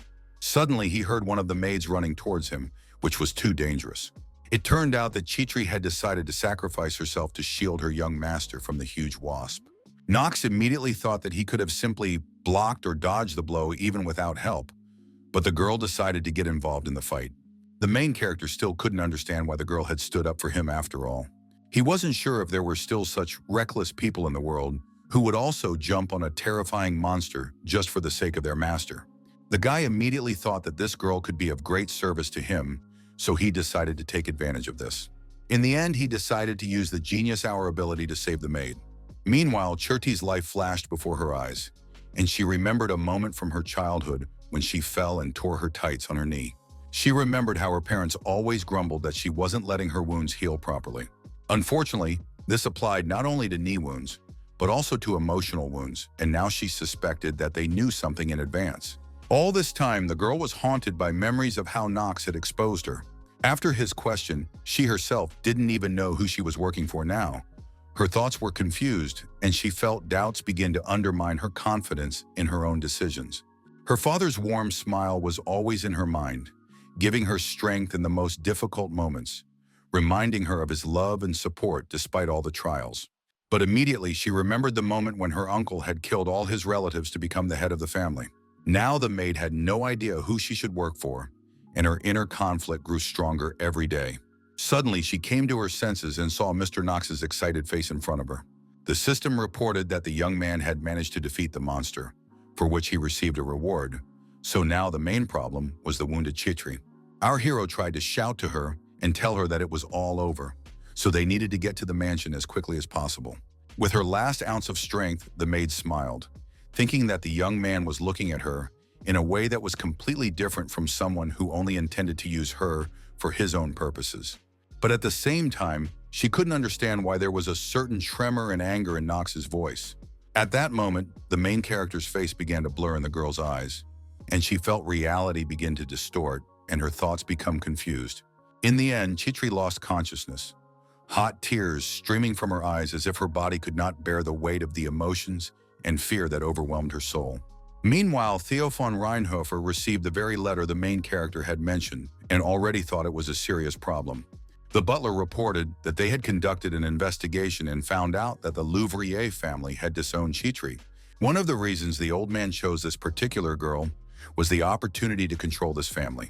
Since the previous head of the family had passed away, the house was now in turmoil, and this was an excellent opportunity to subjugate them. Now it was easiest to offer the heiress a helping hand and thus achieve their submission. But now that Chitri had been removed from the family register, there could be no question of any plans. The old man understood that there was nothing he could do about it, so he decided to ask the butler what would be the best thing to do with this girl. Rudveld believed that it was somewhat beneath his status to allow a commoner to be near young Master Knox, because at the Academy of Eldane, they would look down on him. He came to the conclusion that it would be best to settle this quietly, in the best traditions of the Reinhofer family. At that moment, one of the servants rushed into the office without knocking, which made the butler very angry. The excited young man reported in a trembling voice that young Master Knox had just returned from the forest of Mia with a mortally wounded maid. It was clear that the girl was in critical condition due to the poison of an unknown forest creature, and the young man had used an expensive antidote without permission, so this had to be reported as urgently as possible. Rudveld couldn't believe that the main character had actually used the mandrake cleansing potion, but it was absolutely true. The butler just sighed heavily and resigned himself to the fact that they had lost such an expensive medicine. For his part, the head of the family couldn't understand how his son had become so attached to his new maid so quickly. He only thought about how difficult it was to predict how his personal feelings for the servant would end. Meanwhile, Chirti finally came to her senses when Rona was nearby. In the end, the girl was very happy to see that her friend had finally come to. Obviously, the victim's head hurt a lot, and it was difficult for her to remember what had happened to her. At that moment, she remembered jumping in front of a huge wasp, so she immediately thought that the young gentleman might have been hurt after all. Rona told the maid that it was Knox who insisted that the girls bring mandrake root. The young gentleman didn't care about the doctor's arguments, so he simply ordered the man to save the servant's life if he didn't want to lose his own. The girl realized that she had been wrong to speak ill of the main character because he was still merciful. Chitri still did not understand why he had gone so far to save her, because she was still convinced that Knox wanted to use her for his own benefit. In the end, Rona emphasized that her friend needed to get some proper rest and finally asked how she was feeling. The maid couldn't just lie in her bed, so she immediately asked where the young gentleman was right now, and her partner said that he had apparently gone to see the butler. Rona remembered that the main character had asked to be told when the girl came to, so she left the room and emphasized that the victim should not get up under any circumstances. The maid did not listen to her friend anyway and, gathering her strength, got out of bed. She quickly walked over to her table, where her suitcase was lying. The girl began to pack her things because she began to realize that she did not belong here. The truth was that after the recent events, there was no place for Chirti anywhere. Then with one swift movement, she took the pendant from around her neck, the most precious thing she had left. Opening the jewelry box, the maid pulled out a photograph of her family. Leaving the necklace on the table, the girl wrote a letter to the young gentleman, explaining that she wanted to repay him for saving her.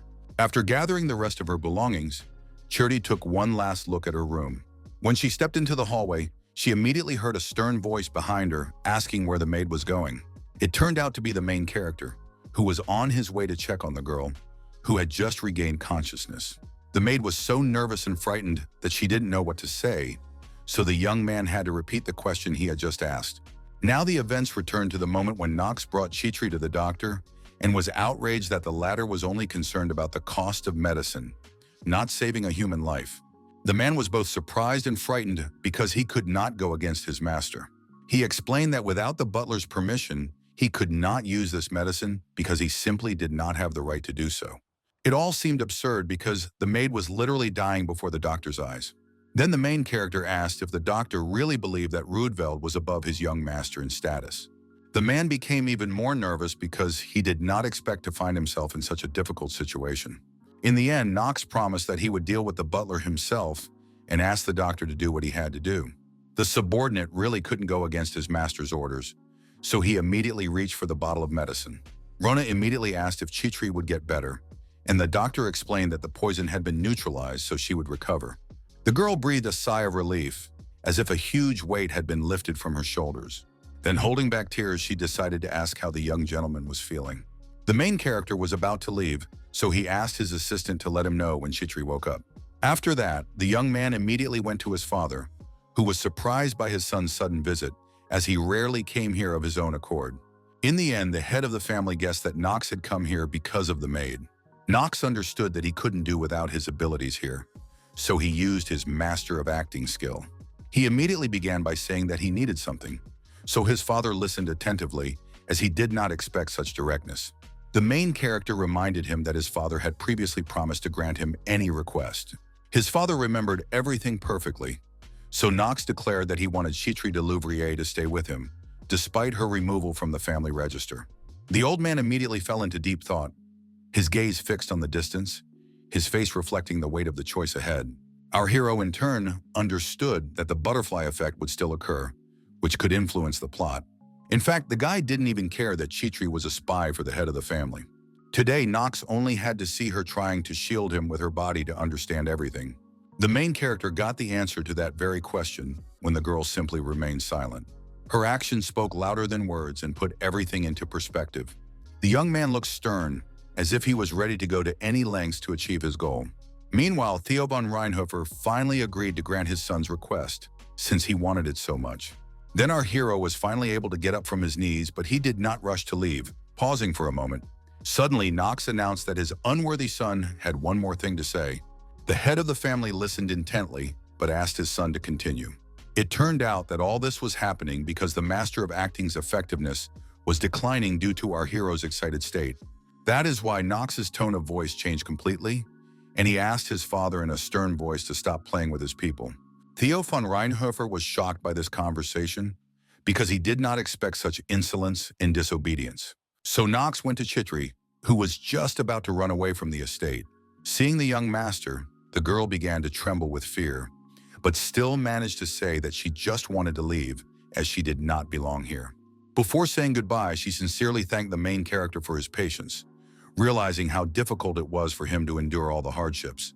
Knox had no intention of letting the maid go, and he asked his question again, demanding an immediate answer.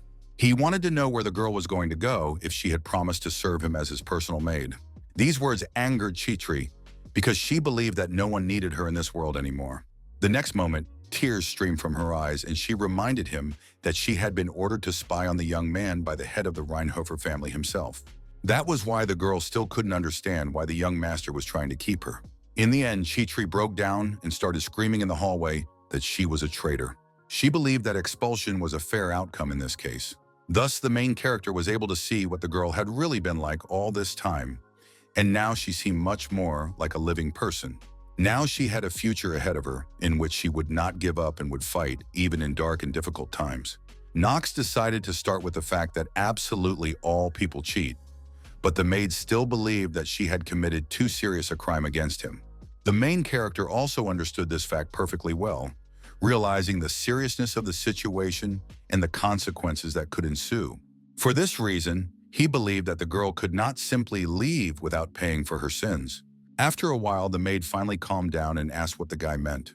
In the end, Knox explained to her that she was staying here. His words were firm and categorical, as if there were no other option and everything had already been decided. He ordered Chitri to continue to be on his side and help him until she paid for her betrayal. In fact, the girl did not even hope that she would be able to continue working as a maid for our hero. Tears streamed down Chitri's cheeks again. Her face contorted with pain and confusion, and her heart ached, not knowing what to do next in this difficult situation. She resigned herself to the fact that she would have to obey her young master and do everything he said. The girl promised that she would be on Knox's side until the very end, her voice sounding firm and her eyes filled with determination, as if she were ready to go through any trials for him. The main character was finally able to breathe a sigh of relief because his plan had worked, and the tension he had been feeling all this time gradually began to subside, giving way to relief. Chitri reminded him that he had asked her earlier who she worked for, and the young man remembered it well. With a smile on her face, the maid hinted that now the young man himself knew the answer to that question.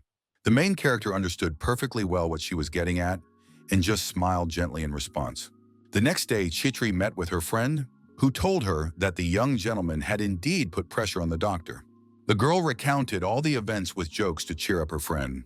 The main character intervened in their conversation and asked her to refrain from discussing his master in his presence, and she did not expect that he had heard absolutely everything. Knox was outraged that the maid did not even deny gossiping about him. Finally, Rona shut her mouth because she realized she could anger the young master. Then she decided to ask Chitri if she was feeling better and asked her not to overexert herself. In the end, the maid took the laundry from her partner's hands so she could quickly escape and avoid getting scolded by Knox. The main character didn't even have time to realize such a clever trick from this cunning fox. For now, he decided to seize the moment and remind Chitri that she had to go with him to the Elden Academy in 2 months. The girl said that she had already started preparing and had begun to gather the basic supplies for her studies: books, notebooks, a first aid kit, clothes, a uniform for the trip, and other materials. After listing all this, the maid wondered what else she needed for the trip.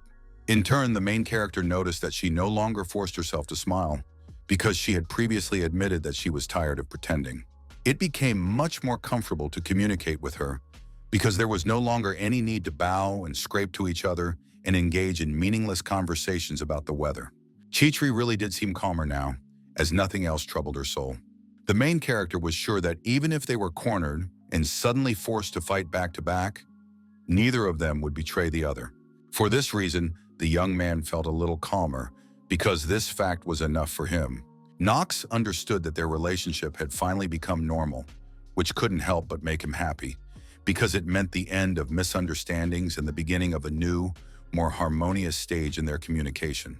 In the end, Chitri decided to ask if the young gentleman was all right. It turned out that she had heard some unpleasant rumors about the young man lately. The main character immediately tensed up, thinking that his bad image had managed to deteriorate even further and that the gossip had managed to overshadow his previous reputation. It turned out that the embarrassed girl was talking about the fact that he had kept the maid with him because he liked her. She explained that this was the whole rumor, so Knox immediately calmed down. The young man could not even imagine that in the role of this character, he would really feel such shame. After listening to his assistant, he apologized for it because she got caught up in it because of him. Chitri explained that this was not why she had told him about the rumors, but only because she was afraid that Knox would feel uncomfortable because of them. In fact, the main character didn't attach much importance to this because there were worse rumors about him, saying that he was a worthless idiot and a disgrace to his glorious family. The girl was a little confused and said that it wasn't that bad, but the guy emphasized that if she was going to lie, he would fire her. Chitri realized that she had no choice, so she admitted that there really were such rumors. It turned out that she also wanted to talk about rumors that the young gentleman had specific hobbies. The main character certainly did not expect to hear such a fact about himself, which made him even more embarrassed. The guy was literally sure that his image should have already improved, because earlier, according to rumors, he was just a weak, brainless nobody, but now everything was only getting worse. Now he was called a deceiver who would be a thorn in people's sides despite the fact that he was so talented. After receiving information from his maid, Knox came to the conclusion that it would be best to maintain balance in this matter. After all, he understood that the character himself was a villain, so there had to be someone to motivate the main characters. In reality, the guy didn't care, because he wasn't even a real character in the prophetic dream. He asked Chitri to forget about this conversation and stop thinking about the rumors. The main character said that he had a task for the maid. Knox explained that, as she understood it, not only did she need to prepare for the Elden Academy, but it wouldn't hurt for him to do so as well. The girl immediately asked what kind of preparation he was talking about. In fact, our hero simply knew that the loyalty to the master trait implied unconditional loyalty to a certain character, so if he told her about his plans, it wouldn't change anything. In fact, it was even beneficial for him for Chitri to get to know him better, because then it would be easier for her to carry out his various orders, so he told her that he intended to study magic before going to the academy. For this reason, the young man wanted the maid to help him in this matter, but she was shocked by this fact, because it was considered a violation of the laws of the empire. Chitri confidently confirmed her intentions, and the girl thought it was quite bold. The young man believed that there was no problem with this, because he was considered worthless and strange, which only confirmed to the maid that the rumors seemed to bother him. But at the same time, the maid did not condemn the young gentleman, understanding that his actions were dictated by circumstances. She was sure that Knox had important reasons for doing so, so she agreed to look for suitable literature for this purpose. The main character was delighted with this decision and only confirmed that this girl, as expected, turned out to be a competent servant. Suddenly, he heard the servants shouting outside the window, actively preparing for something and creating a loud commotion. They shouted that everyone would be in trouble if they missed anything, so our heroes looked with interest to see what was happening. It turned out that young Master Garen had returned, finally appearing after graduating from the Elden Academy. In fact, during the recent events, Knox had almost forgotten about his older brother. The main character decided that now was his best chance to extend his life. He had already thought out a plan, so he immediately turned to his maid. The young man explained that he had to leave to take care of a very important matter and that he would be gone for a long time. Chitri suspected that the young master was already up to something, but she couldn't go against his orders. She could only guess what Knox had in mind this time. That evening, the whole family gathered for a dinner in honor of the holiday. After drinking some wine from his glass, Theo von Reinhofer congratulated his son on completing his education. Garen was pleased with his father's attention and thanked him for his kind words. The main character had already remembered that this was Theo's second son, one of his older brothers. He didn't waste any time even at the table, so he decided to look at his brother's characteristics. It turned out that he still had no achievements, and his only ability was hitting the mark. This guy was also known as a ladies' man who came alive at the sight of a beautiful stranger. His limitations included hypocrisy, arrogance, and unprincipledness. The only reason Garen didn't stand out with such a bouquet was because the much more worthless Knox was always nearby. In addition, because of his abilities, this guy was too good at getting close to major political figures. He managed to use his talents wisely to easily graduate from the academy, which actually had a very rigorous selection process for students. Barely 1,000 people can pass the entrance exams, and only half of them survive to graduation. Finally, his father decided to ask if Garen had decided on a date for his departure to Chatters. For a second, the eldest son paused his meal, and the spoon in his hands trembled slightly. Overcoming his emotions, he confidently confirmed this and said that he would be leaving in 3 days. Then the head of the family reminded him that there were a lot of monsters on the road there at that time of year.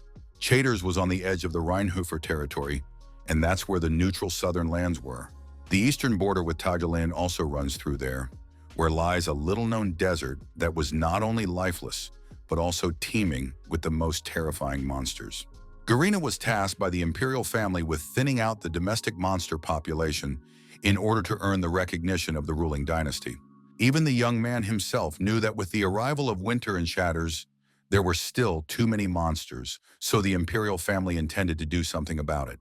Theo emphasized that losing control of this place could affect the neighboring lands, even if they were just wasteland. For this reason, he asked his son to be careful and not to disgrace their family.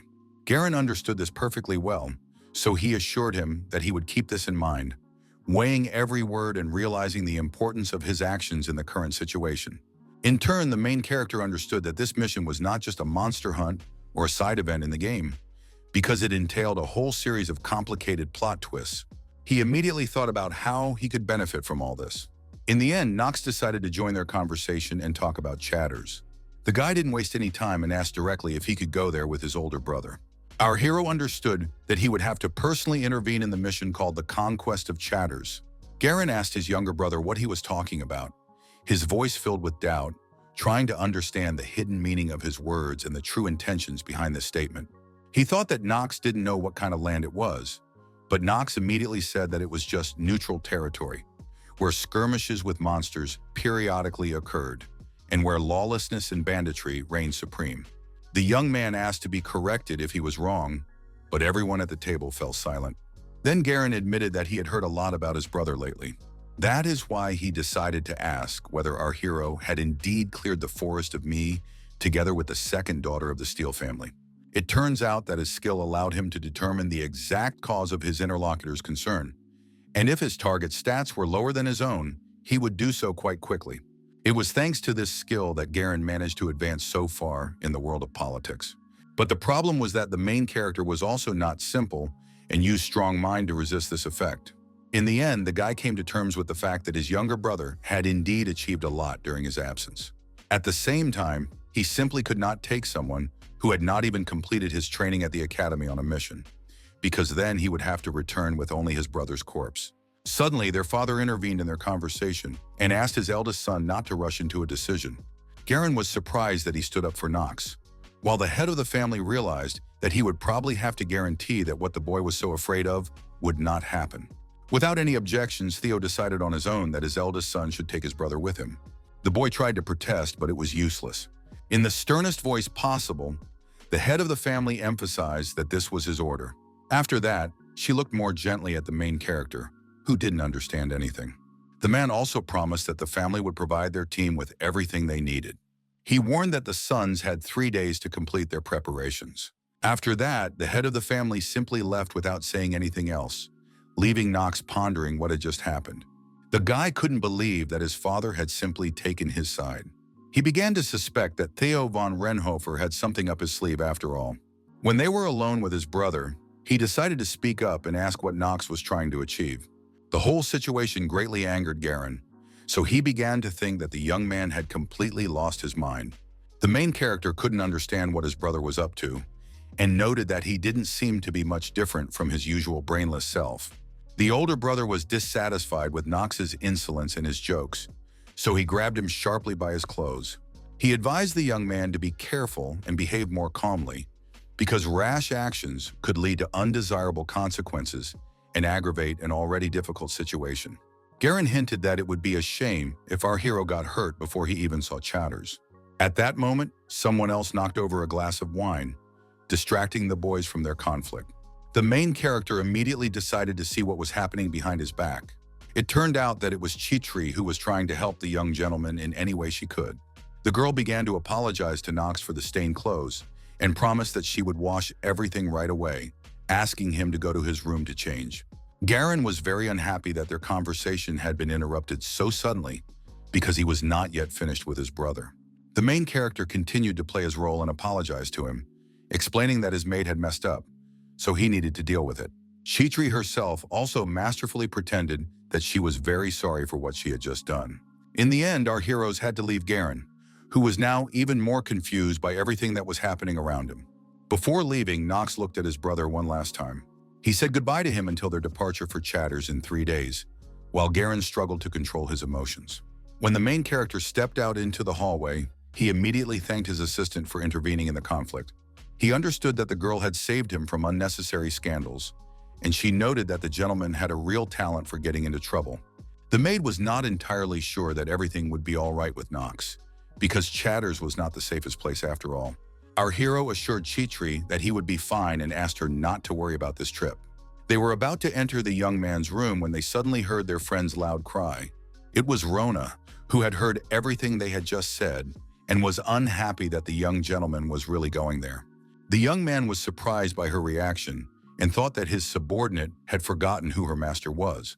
He did not expect the news to spread so quickly and emphasized that everything had already been decided for him. The main character thought it was no big deal, but then Chitri intervened, agreeing with her colleague. She thought Chatters was too dangerous because there were hundreds of monsters and bandits in that place. In fact, that was the only reason Knox was going to Chatters, to prolong his life. Our hero also warned the girls that he was not going to take them with him, so they did not need to worry about their safety. Chitri seemed to completely disagree with her master, so she interrupted his monologue. She stated with confidence in her voice that she simply could not allow this situation to happen. The girl believed that, as the main character's personal maid, she was obliged to help her master in everything, regardless of the place and danger. Knox did not expect such devotion and pointed out that she could actually get hurt in such a dangerous place. Chitri obviously understood this fact perfectly well, but immediately emphasized that something similar could happen to the master himself. Rona had already told her that our hero's body was quite weak and fragile. For this reason, the maid believed that he was not even capable of traveling such a long distance without help, and that he might forget some important things. The girl also added that Knox was unlikely to wash his clothes himself. In the end, the main character realized that this world was now real, and he hadn't even thought about such details because they are usually omitted in the game. In addition, the guy realized that if he died, Chitri would also be in danger, as her position as the Reinhover's maid would also be threatened. The main character now came to the conclusion that the girl simply had no choice but to follow him. In the end, he agreed to let the maid go with him, which allowed her to finally breathe a sigh of relief and calm down a little. But Knox also added that Chitri must obey him unquestioningly, and she would also have to learn to ride his horse Carla. The girl was not frightened by these conditions, because she believed that she and Carl had become a little closer recently, and Rona was surprised by this fact because she had not noticed it. The maid immediately wanted to know how her friend had managed to do this, and it turned out that she had simply used part of her salary to buy the horse some high-quality sugar cubes. Rona was disappointed that she had not been able to do the same and could not understand why Carl did not like ordinary hay. She noted that the horse was as much of a monster as its owner, which sounded hurtful to our hero. Knox also emphasized that Rona would be staying anyway, which made her even more depressed. Then the guy noticed that the maid was reacting too strongly to all this. Our hero was even a little worried because he wasn't entirely sure that she would be all right. At that moment, someone knocked on the door, so everyone fell silent and waited for the guest to come in. It turned out to be Rudveld Elnark, who announced that the head of the family wanted to give his son something. The main character was immediately interested because he did not expect Theo to give him anything else. Now he understood why his father had said that the family would provide their team with everything they needed. In any case, Knox was sure that all this was being done for a reason, and his intuition told him that something important was behind what was happening. A couple of minutes later, the main character was already in Theo von Reinhofer's office. The young man explained that he had come here because he had been told that the head of the family wanted to give him something. His father briefly confirmed his intentions and explained that he would have to make an effort. It turned out that Theo had decided to give his son a sword and emphasized that he would have to learn how to wield this weapon. The old man explained that he was giving our hero the real sword of the first head of the Reinhofer family. Knox looked up at his father in bewilderment because he did not expect such a gesture from him at all. Theo just waited for his son to accept his gift, his gaze patient and calm. The young man, in turn, was stunned by this turn of events because he did not remember such an item in the prophetic dream, even though he had played the game 27 times. The main character did not understand anything and could not even guess the reason why Theo was giving him this weapon. In any case, he couldn't refuse such a gift, which could help him during his trip and beyond. Knox was also bothered by the appearance of the blade, which bore numerous marks from battle. The man himself also understood that his son might not be so happy about it because the sword looked worn out. However, this weapon had served the first head of the family faithfully throughout his life. Theo von Reinhofer also owned a sword, but now he decided to pass it on to Knox. Then our hero decided to ask what he needed to do to get the weapon. Knox thought for a moment, but did not refuse the offer. With one deft movement, he grasped the hilt of the sword to familiarize himself with his new weapon. With another jerk, he raised the blade into the air to get a better look at it. The next moment, a large amount of dark energy burst out of it. Suddenly, Knox felt his mana being absorbed by this weapon. He was shocked by this, but still held the blade tightly, not letting on. Then our hero noticed that the color of the blade was changing, taking on strange hues and shades. It turned out that Theo wanted to check if Knox could sense mana, and now his expectations had been confirmed. Now the main character understood why his father had decided to pass on this weapon. The head of the family behaved quite calmly because he knew that this was how it would be. He explained to his son that the sword absorbs and accumulates the mana of its owner, and then simultaneously releases it. Knox knew nothing about this, and could only assume that this blade would not be easy to use in battle. At that very moment, the main character felt that something strange was happening to the weapon. He saw that the sword had indeed begun to release all this energy, exuding a frightening power. In addition, a system warning appeared stating that Knox's mana was being consumed at a high rate. Due to the sudden change in state, the master acting skill was unstable again. Our hero understood that he needed to slow down, but Theo immediately stopped him. He warned the young man that he had to hold on with the sword in his hands for a full 10 minutes. Knox was shocked to hear that he had to stay in this state for so long. In the end, the head of the family admitted that this blade was called the petrel. Meanwhile, the system reported that the sword was of medium advanced class, and its compatible attribute was darkness. A special effect was that when killing with this sword, the owner's mana would be absorbed and converted into attribute points. After receiving a sufficient amount of mana, a discharge would occur, and the true power of the sword would be revealed. But this did not particularly interest Knox, who was now literally struggling with this blade. The system also warned that the mana supply from the peppers was completely depleted, so a switch to alternative energy sources had been made. Now the forced conversion of the player's life force into mana began, which frightened the young man even more. Ultimately, Knox's lifespan began to shrink in order to maintain his mana. Our hero understood that his life was much more important, so he was about to throw away this devilish thing. Suddenly, he felt as if his hands were glued to the hilt, so he couldn't do it. In his mind, Knox cursed the sword with every word he could think of, feeling its power both frightening and exhausting him, making it difficult for him to maintain control over what was happening. His father just stood calmly to the side and watched to see how his son would cope with this test. In fact, the Stormbringer was a very strange sword that gave its owner tremendous power, but at the same time harmed him. The first head of the family made a name for his clan with this very blade. But even though the Reinhoffers gained a reputation as the strongest clan with the attribute of darkness, most of their descendants were unable to wield this weapon. 9 out of 10 fainted from exhaustion as soon as they touched it, and even 10 minutes was too long for the first time. In fact, even the head of the family could barely hold on for an hour.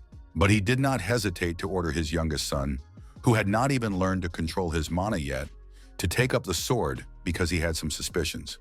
Considering the incident with the maid's rescue and other recent events involving Knox, it seemed that all this was not a coincidence at all. For this reason, Theo came to the conclusion that his son had grown up a lot, even more than he had expected. Now he suspected that our hero was as talented as the Emperor of the Sword. The head of the family decided to test the main character's abilities one last time.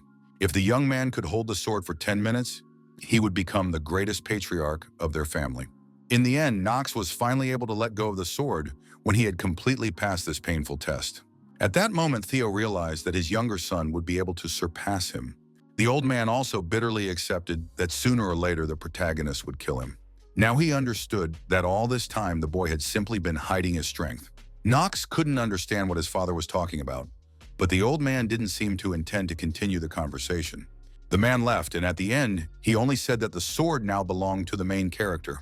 The young man watched the head of the family in bewilderment and, breathing heavily, tried to pull himself together. In fact, Knox was very angry with his father because he had taken away his life force, which was so dear to him. The events continue 3 days later, when a mission to subdue Chaders was sent from the Reinhofer estate. Chitri told the young master that she needed to take many things with her. She was very happy that the spatial bag could hold everything. The main character felt terrible after the recent events, so he didn't even hear the girl. In fact, the maid couldn't understand why he was in such a bad mood, because she could clearly see that Knox had been eagerly awaiting this mission before. Obviously, all this time, the guy was thinking about his father and the sword of the Stormbird. Although all these things were very useful, he was still angry with Theo for taking away his life force. At that moment, the main character decided to look around and saw that Garen had taken quite a few things with him. It was even too much considering that he had allowed Knox to go only if he helped him carry them. Suddenly, even the talkative Garen fell silent, because it seemed that some kind of conflict was brewing in their team. The maid and our hero also watched this with surprise, because it seemed as if their guides had started to quarrel because they couldn't find the way. In the end, that's how it turned out, and Knox sighed heavily because he didn't expect it to happen so quickly. Everyone began to get upset because they weren't sure they would get anywhere at this rate. Then Garen, who was dissatisfied with Ron's work, decided to intervene, assuring everyone that he knew exactly where to go. The captain of the Order of Knights apologized to his master and admitted that he had simply never traveled this road before. Now the guy began to realize that they were indeed lost, and he was angry at the hired knights for their work. The main character immediately called these mercenaries idiots, and Chitri thought he was talking to her. The young man explained that he was not talking to her, but merely commenting on the work of these incompetent fools. Then Knox decided to intervene in the conversation as well and turned to his older brother. He noted with dissatisfaction that they did indeed have a serious problem, but Garen was not particularly eager to work with his main rival. In the end, his older brother declared that it was none of his business and simply dismissed Knox. Then the main character calmly began to say that it seemed they were indeed lost. Garen repeated even more irritably that his younger brother should not interfere in his affairs. The guy didn't listen to him and confidently declared that he could lead them there. The older brother certainly did not expect our hero to be so bold, so he did not even know how to respond. He couldn't understand how a young man who had lived on the estate his entire life could show them the right way. Knox did not stop and asked his brother to hire him as a guide. He emphasized that he was very talented and lied that even the family's vassals talked about it. In fact, Garen had no idea about such facts about his younger brother, but Chitri knew perfectly well that the young gentleman was now blatantly lying. At the same time, he understood that there would be many problems if they were late, but he also had serious doubts about our hero's abilities. In the end, Garen realized that this was the only way to finally shake Knox's confidence, so he agreed to his proposal to let him fail. In response, the young man just smiled gently because he was confident in his abilities. He pointed in the direction they needed to go with confidence in his voice. After a while, the whole team built a fire to rest a little. The sun was already setting below the horizon, so everyone set up camp to wait out the night. At this time, Garen was scolding his mercenaries because our hero had indeed managed to quickly find the right road. He understood that this was the south, which had not yet been explored, so even trained guides had problems here. In any case, none of them could understand Knox's secret, so they could only guess. The guy had been eavesdropping on their conversation all this time, saying that it was literally impossible. In fact, it was an easy task for Knox because he was an experienced player. Chaders was a strategic hub, so the guy had visited it several hundred times in all his attempts. At that moment, Chitri approached him and also asked how the young gentleman had found his way so quickly. The main character had already come up with a story for himself, so he asked the girl to look at the ground beneath her feet. The maid did so with surprise and saw the paw prints and feathers of an owl bear there. Then Knox explained that it was a monster with the body of a bear and the head of an owl which lived in the south. These creatures live in the south of Chaders, so if their team simply followed the tracks, they would easily find their way. The girl immediately asked if there were any problems with them setting up camp right in the owlbear's habitat. The main character assured her that they were afraid of fire, so they would not approach a large gathering of people. Meanwhile, everyone around was discussing how much young Lord Knox had changed, and they assumed that he was now even better than the second young lord who had studied at the academy. Garen heard all these conversations with his own ears, so he became more and more annoyed with every passing second. He decided to ask his assistant, Schultz, if it was true that Knox had defeated Hartz and Allen. The butler quickly confirmed that it was all absolutely true. Now the older brother thought only about how strong the main character was. The cunning Schultz immediately noted that he had just the thing for this purpose and reached into his jacket pocket. He took out some kind of unknown bag and handed it to his master. Garen immediately understood what his subordinate was getting at, so he laughed maliciously. Now he suspected that it would be a long night for Knox, who was unaware of anything and was walking to his tent. Thus time quickly passed into sleep, when everyone else also settled into their tents. The guard who was supposed to be on duty fell asleep on the spot after such an exhausting journey. It turned out that at the same time, huge dangerous orcs began to approach their base. Strange noises began to be heard in the bushes around the camp, but no one reacted to them because the guards were already asleep. The main character also lay with his eyes closed, unaware of the danger. Finally, he woke up, and it seemed that he had been ready for this trap from the very beginning. The guy grabbed his sword tightly and quickly rushed into battle. Chitri immediately heard some strange noises in the tent, so she woke up abruptly and asked where the young gentleman was going. The main character did not explain anything to his assistant and only asked her to stay there.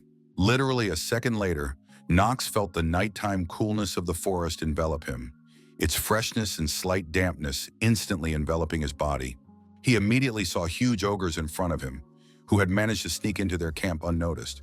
The main character could easily make out 4 opponents in the impenetrable darkness. Looking around, he also immediately saw what had caused these monsters to appear. It was mud with traces of the pheromone of a female of their species, which someone had deliberately left here. Knox guessed that these scoundrels had probably taken advantage of the ogre's mating season to lure the males here and set him up. He immediately realized that Garen was involved, who was going to scare his younger brother. The guy wasn't afraid of his opponents at all, because he saw them as nothing more than his future life force.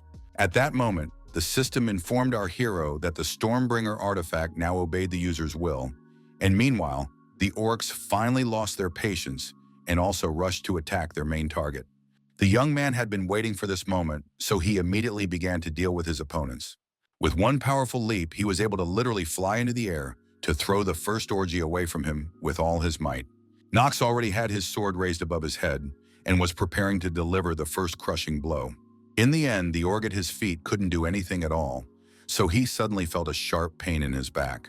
The other monsters immediately tried to defend their partner and surrounded the young man. The main character watched his opponent's every move closely, so he was able to react without any problems. A few more precise and quick blows, and in just a couple of seconds, each opponent received one serious injury. Some lost their limbs and watched in horror. The young man himself agreed that this sword was quite good. Knox thought that if he used it, he would have problems, and the blade would suddenly start draining his mana, like it did in the office. But he worried for nothing. Confident in his abilities, the main character delivered several more serious blows. He felt the sword instantly go where he wanted it to go. Our hero paused for a moment to look at the results of his work and saw that only one orc remained. There was real animal terror in the eyes of the remaining monster, and it seemed that it no longer particularly wanted to attack Knox. It turned around and quickly tried to escape from the scene of their attack on the people. The main character noticed that his remaining target was trying to escape and immediately urged his horse to give chase. Carl responded as quickly as possible to his master's call and was soon right beside him. Without wasting a second, Knox deftly jumped onto the horse while it was still running. Thus, Carl and our hero chased after their prey, not giving it a chance to survive. Even while running, the main character could wield his sword masterfully. His movements were fast and accurate, and each swing was impressive in its power and coordination. In the end, the guy dealt with all the monsters, and the system calculated that he had gained a whole day and 10 hours of his life for this. At that moment, Chitri rushed out of the tent, having been very worried about her young master all this time. The girl quickly ran up to Knox to check if he was okay. In fact, the main character was not happy with the maid's behavior because he had clearly told her to stay in the tent. The assistant did not pay attention to this because she could not understand where the ogres had suddenly appeared from at the edge of the forest, and the young man immediately explained to her that someone had deliberately lured the monsters here. Chitri immediately froze in place because she couldn't understand what her master was talking about. The young man did not hide his guesses and immediately stated that this was Garen's idea. He guessed that his older brother had used the call of nature of the orcs to harm them, as indicated by the fact that he had set up his tent quite far from theirs. In fact, Chitri had no idea that Mr. Garen wanted to keep his brother in check, and only realized it now. The main character only briefly confirmed her guesses and tried to calm his horse a little. It seemed that Garen simply believed that his younger brother did not meet the criteria to be a successful successor to their family, and for this reason, he decided to test the waters in such a strange way. Compared to the eldest son, this guy isn't really that strong, so he has no choice but to gather information about his rivals in this way. Knox was going to let his brother know that all these tricks definitely wouldn't work on him. At that moment, Chitri noticed that the young master was doing something strange and asked what he was up to. Then the main character asked if his maid knew how to lure even more ogres. While they were talking, the young man collected the blood of the slain monsters in a small bottle. It turned out that the blood of the ogre's kin was best suited for his plan. Knox also believed that ogres and humans were somewhat similar, as their habits and emotions sometimes overlapped. Both would try to avenge their fallen comrade's killer, so they were almost indistinguishable from each other.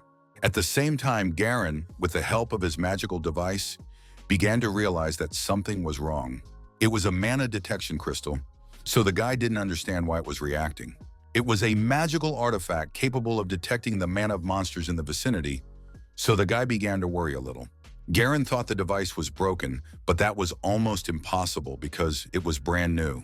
Besides, they were at the edge of the forest, so there shouldn't be any monsters strong enough to activate this artifact.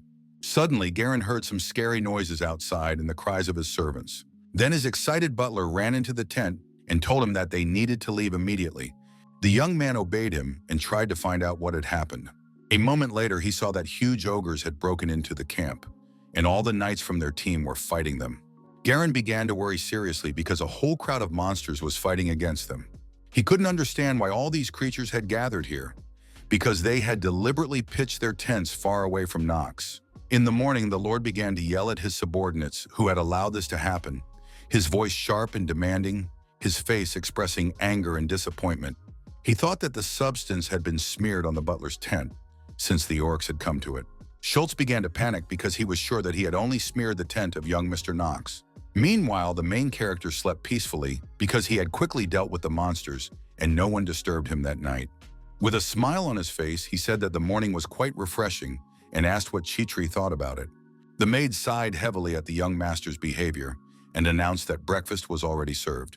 Knox thanked her and invited her to sit down and eat with him, but the girl could not allow it because she was just a servant. He reminded her that they had an important mission at hand, so it would be problematic if Chitri ate separately when monsters could attack her. The main character hinted that dozens of ogres could suddenly surround the girl, just like his brother had recently. The maid did not expect the guy to say something like that, so she did not even know what to say in response. Knox asked if something was wrong, and the girl explained that it seemed like the gentleman she promised to serve had completely lost his shame. The guy continued to eat calmly and just laughed at this, emphasizing that she just had to get used to it. Meanwhile, Garen ordered the entire team to pack up their tents so they could set off. All this time, the main character was watching the knight's every move closely. Knox understood that they needed to get rid of the tent marked with the ogre's blood because the monsters would continue to pursue them. The maid decided to ask what he intended to do next and asked if he wanted to help the rest of the team. Our hero immediately refused and asked why he would want to do such a thing. The girl was worried about this because she understood that the ogres could chase after all of them. The young man agreed because monsters really won't let up, even if they stray far from their habitat. In fact, this was only to his advantage, but he was not going to tell his assistant about it because she would start scolding him again. But at the same time, the main character understood that he needed many sacrifices in order to live longer. At that moment, Knox remained in his place, and Chitri was surprised that he had finished breakfast so quickly. It turned out that the guy was in such a hurry because he understood that the sooner he started, the better it would be for him. The main character, anticipating adventure, announced that it was time to get ready and move on. Meanwhile, the orcs had been wandering around the camp all this time, trying to find at least one victim. Someone was watching the monster closely from the bushes, hiding in the shadows and listening to his every move. Suddenly, it turned around because it heard some strange sounds behind it. A second later, an unknown force knocked the ogre off its feet, so it didn't even have time to understand what had happened to it. Meanwhile, Knox's team had already advanced a considerable distance and approached the high mountains. The main character carefully examined the surrounding area so as not to lose his way, and he was doing an excellent job as a guide. He understood that Chaders was still far away, which made him a little nervous, but overall, everything was fine. At that moment, Garen approached him and addressed his younger brother in his usual irritated manner. He asked if the guy was going to do something about the ogres that were now on their tail. Our hero replied briefly that he would take care of it.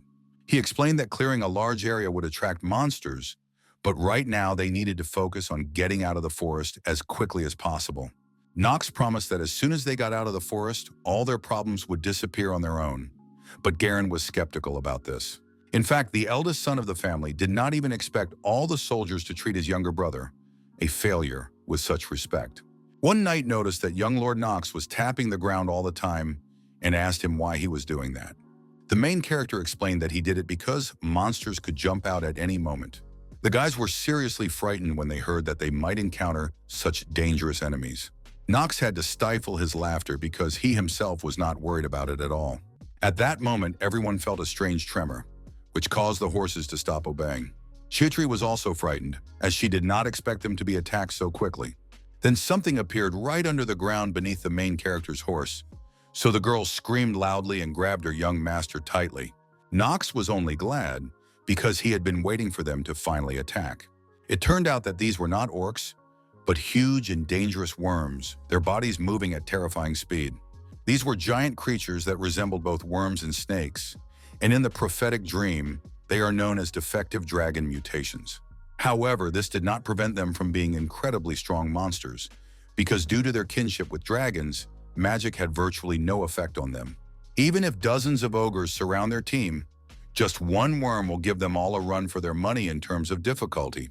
In fact, the main character was waiting for just that, despite the danger. The guy understood that the soldiers would cut off his head if they found out that he had done it on purpose when he tapped the ground. He believed that they could basically tolerate it, because that was the life of ordinary NPCs. So he ordered everyone to prepare for battle and take up positions in the bushes. His subordinates immediately asked Mr. Garen if he wanted to hide in a safe place. The knights also asked why they didn't just attack, but the main character had his own plans. He said for a reason that as soon as they got out of the forest, all their problems would disappear on their own. At that moment, all the warriors heard an animal growl behind them that did not sound like a worm. In fact, getting rid of the ogres was not part of Knox's original plan, so they also attacked their group. Frightened, Chitri saw that danger was approaching them, so she tried to shout to her young master. She could clearly see that a huge crowd of ogres was catching up with them, which made her shake with fear and stutter. Our hero calmly told her not to worry because he had an idea. He asked if the girl knew that worms both love and hate. The maid was puzzled, so she asked Knox to explain what he meant. At that moment, another earthquake struck, so they were unable to continue the conversation. Only after everything calmed down did the main character answer that worms simply hate ogres. These creatures feed on ogres, and the ogres in turn come to avenge their own, exterminating the worms on their own territory, so these two species were natural enemies. That is why an experienced traveler will certainly take advantage of this, as Knox himself did. At that moment, the worm noticed that the orcs had emerged from the forest, and realizing the threat, howled frantically, its cry echoing through the forest like a harbinger of the impending battle. It immediately attacked its main rivals, who were powerless to resist its strength. The other orcs tried to attack their target from behind, but the worm had impenetrable armor. Chitri now forgot her fear and was more amazed by what she saw before her. Garen also watched in bewilderment because no one expected such a move from his younger brother. He was even more angry because he couldn't understand where this upstart knew so much. Meanwhile, the maid asked Knox if they were just going to wait here until the monsters killed each other. All this time, the battle was only getting fiercer, but the real winner was not yet clear. Then the main character finally decided to intervene in their duel, throwing several stones in their direction. One of the homemade projectiles hit one of the monsters in the shoulder at full speed. A second later, all the stones had reached their targets, but the monsters paid no attention to them because they were busy fighting. Chitri was even more surprised because she couldn't understand what the young gentleman was doing and began to fear that the orcs might switch their attention to them. It turned out that all this was done in order to take the orc's deaths for himself and get better stats from it. The system reported that our hero's strength had increased and his lifespan had been extended by 8 hours. He needed at least minimal damage to the orc to gain experience for its death. The main character received several more notifications about rewards for killing while the worm finished eating the bodies of his enemies. Meanwhile, Garen was happy that it was all over, but at the same time, he realized that the ogres had actually lost, and something had to be done about the giant monster. The guy started to panic because he realized that this opponent was too much for them, so they needed to get out of there right away to save themselves. But it wasn't that simple because the main character was serious and, grabbing his weapon, ordered everyone to prepare for battle. He asked his companions to shoot flaming arrows or spears directly into the monster's mouth. The knights trusted their young lord completely, so they quickly began to carry out his orders. A few seconds later, the command was given to open fire on their target. The worm, feeling a sharp pain, began to writhe in different directions. Knox, seeing that everything had worked, immediately grabbed his sword to deliver the final blow. He also used his ability to slow down time, and everything around him began to stretch out as if in slow motion, giving him the chance to act with extreme precision and speed. His partners didn't stop for a second, so more and more arrows flew toward the monster.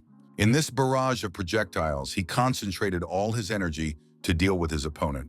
Knox's movements were lightning fast, each step precise and flawless. Finally, he managed to tear the worm to pieces, his blows strong and merciless. In a second, the monster turned into a fountain of blood as its wounds began to slowly spread.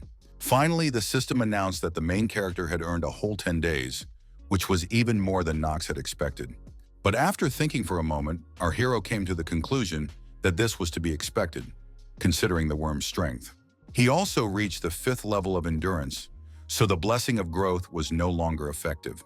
Only now did Knox remember that he had used this spell, and he regretted that it had ended, because leveling up would become much more difficult. In any case, the young man was not too upset because he had managed to increase his endurance quite well. The knights immediately approached the young gentleman to ask if he was hurt, but he only praised them for their significant help in the fight. All the boys believed that Knox had done most of the work, so now they admired his strength even more. The main character also insisted that there was nothing special about it, because he had done what he had to do. While all the warriors were talking among themselves, they did not notice that the ground near the monster's corpse began to move strangely. Hearing the strange sounds, Knox immediately turned around to see what was happening. The knights were also seriously frightened, because they immediately thought that a new enemy was attacking them. In the end, another worm suddenly appeared from under the ground, which was not part of the main character's plan. Everyone started shouting for the gentleman to leave quickly, but he was so surprised that he couldn't move. Someone yelled at the guys to get out of the way, but Knox continued to stare at his new opponent. Suddenly, the monster was cut to pieces, and between the pieces of flesh and splashes of blood, someone's blurred silhouette appeared. This mysterious warrior had the same white hair as all the members of the Reinhofer family. Despite multiple attempts to complete the game, the main character did not know who this character was. It was also unknown what this guy was doing here, and why he appeared at such an opportune moment. It turns out that this warrior was a fencing genius, which is why he was able to deal with the worm so easily. Even Garen didn't know what to say when he saw who had come to them, and his subordinates even less so. In addition, this mysterious knight was also the strongest character in the prophetic dream, one of the 3 swordsmen of the Pillars of the Empire, who stood on par with Theo, the disciple of Celsus. Paracelsus noticed the crowd's reaction, so he asked the aristocrats why they had not yet thanked him for saving them. Another peculiarity of this man was that he simply hated representatives of the Blue Bloods. Schultz decided to stand up for his master and asked if this stranger knew who his master was. Then the knight pretended that he was indeed wrong and asked for his apologies to be accepted. The butler did not let the matter rest and demanded that the man introduce himself, and he introduced himself as a mercenary named Paracelsus. In fact, it is understandable why he hates aristocrats so much, considering what he has been through. But the strangest thing was not even that, but the fact that his first meeting with Paracelsus was supposed to take place only at the Elden Academy. The main character had played this game so many times, but had never encountered this character before the Academy, so it bothered him. The guy started to worry because he couldn't even imagine how his appearance might affect future events. After sorting out the situation, our team was finally able to set off. Garen decided to talk to their new partner a little and asked if he was really a mercenary. He inquired about the warrior's background and assumed that he was also heading to Chatter's. The guy sighed heavily and replied that he was just passing by, noting that he had heard that there were a lot of monsters at this time of year, so he decided to hunt here. The main character overheard their conversation and immediately noticed everything he said. Come to think of it, Paracelsus had indeed been hunting and roaming the Empire in search of suitable training grounds for the Academy, so it could all be just a coincidence. Garen noticed that the mercenary looked quite young, so he asked if he was afraid to travel here alone. In the end, he decided to stop hiding and asked Paracelsus directly if he wanted to work for him for a good salary. The young man thought for a while about how to respond to such an offer. He began by saying that they were the sons of Theo Reinhofer, the great swordsman, so he wanted to see what they were capable of without anyone's help. The main character watched this warrior closely because he guessed what his reaction would be. Schultz was unhappy that this young man was speaking so rudely to his master, but the latter immediately intervened so as not to lose the mercenary. Garen understood that this knight was capable of crushing a worm with a single attack, so he could be useful. In this way, he could restore the authority that Knox had already managed to undermine. As the sun began to set on the horizon, our heroes finally reached the first outpost in Chatters. Behind the high wall of this town, life was bustling with activity. People hurried about their business, merchants loudly advertised their wares, and the streets were filled with noise and commotion. Then the main character told his brother that they had arrived at their destination. He immediately noticed that Chatters now looked even more deserted than he remembered it from the game. There was an oppressive atmosphere, and rats were scurrying around in the trash, which only made the situation worse. Garen felt a strong aversion to all this, because he was used to his life as an aristocrat. At that moment, a little girl approached them and asked if the travelers had anything to eat. Garen looked at the child with contempt and was in no hurry to help her, his gaze cold and indifferent, as if the child did not deserve the slightest support. In the end, he simply ignored her request and rode on. The main character didn't even look at the girl and also indifferently walked on. Tears immediately appeared in the poor girl's eyes because her life was becoming more and more hopeless. The only one who paused to look at the girl was Paracelsus. It all looked very sad, because the child certainly did not deserve such a life. Suddenly, an unfamiliar man appeared in front of them, who seemed to have come out specifically to meet the guests of their town. He greeted our team and introduced himself as Tjalen, the guard of this village. The warrior immediately recognized that he was standing before Garen Reinhofer, a graduate of the Elden Academy, and his younger brother, Knox Reinhofer. In fact, Paracelsus had not joined the company of aristocrats for no reason. He had high expectations when he heard that the two Reinhofer sons would be personally participating in the mop-up operation. Thus, the young man was finally able to see Knox's pure and dignified sword technique.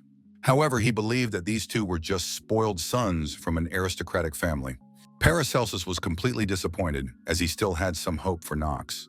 He understood that this village was in decline, and it was an obvious fact, visible in the ruins of houses, empty streets, and the weary faces of the residents.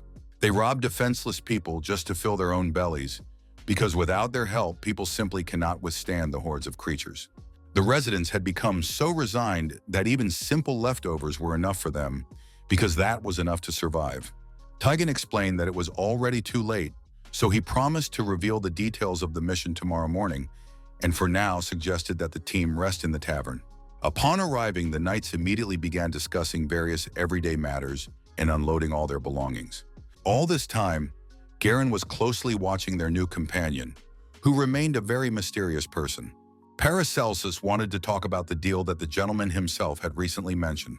The Reinhofer's son was surprised that the mercenary had made a decision about his proposal so quickly. It turned out that the guy had no intention of agreeing and announced that he was forced to refuse. Garen was shocked by this response, as he was absolutely certain that the warrior would be on his team. The main character was passing by when his older brother, puzzled, began to ask about the reason for the refusal. Paracelsus explained that he was just going with the flow and wished the gentleman a successful purge. He believed that the Reinhofers would easily achieve success with such talents, but Garen thought only that he was a foolish commoner for turning down such a lucrative deal. For his part, Knox felt that he would meet this character again, and very soon. By the time the whole team had settled into their rooms, it was already late at night. Our hero asked the maid to leave and get some rest, because tomorrow they would be setting off again. Entering his room, he was finally able to breathe easy and spend some time alone with himself. Taking a few steps, the guy went to the window and opened it to breathe in the cool night air.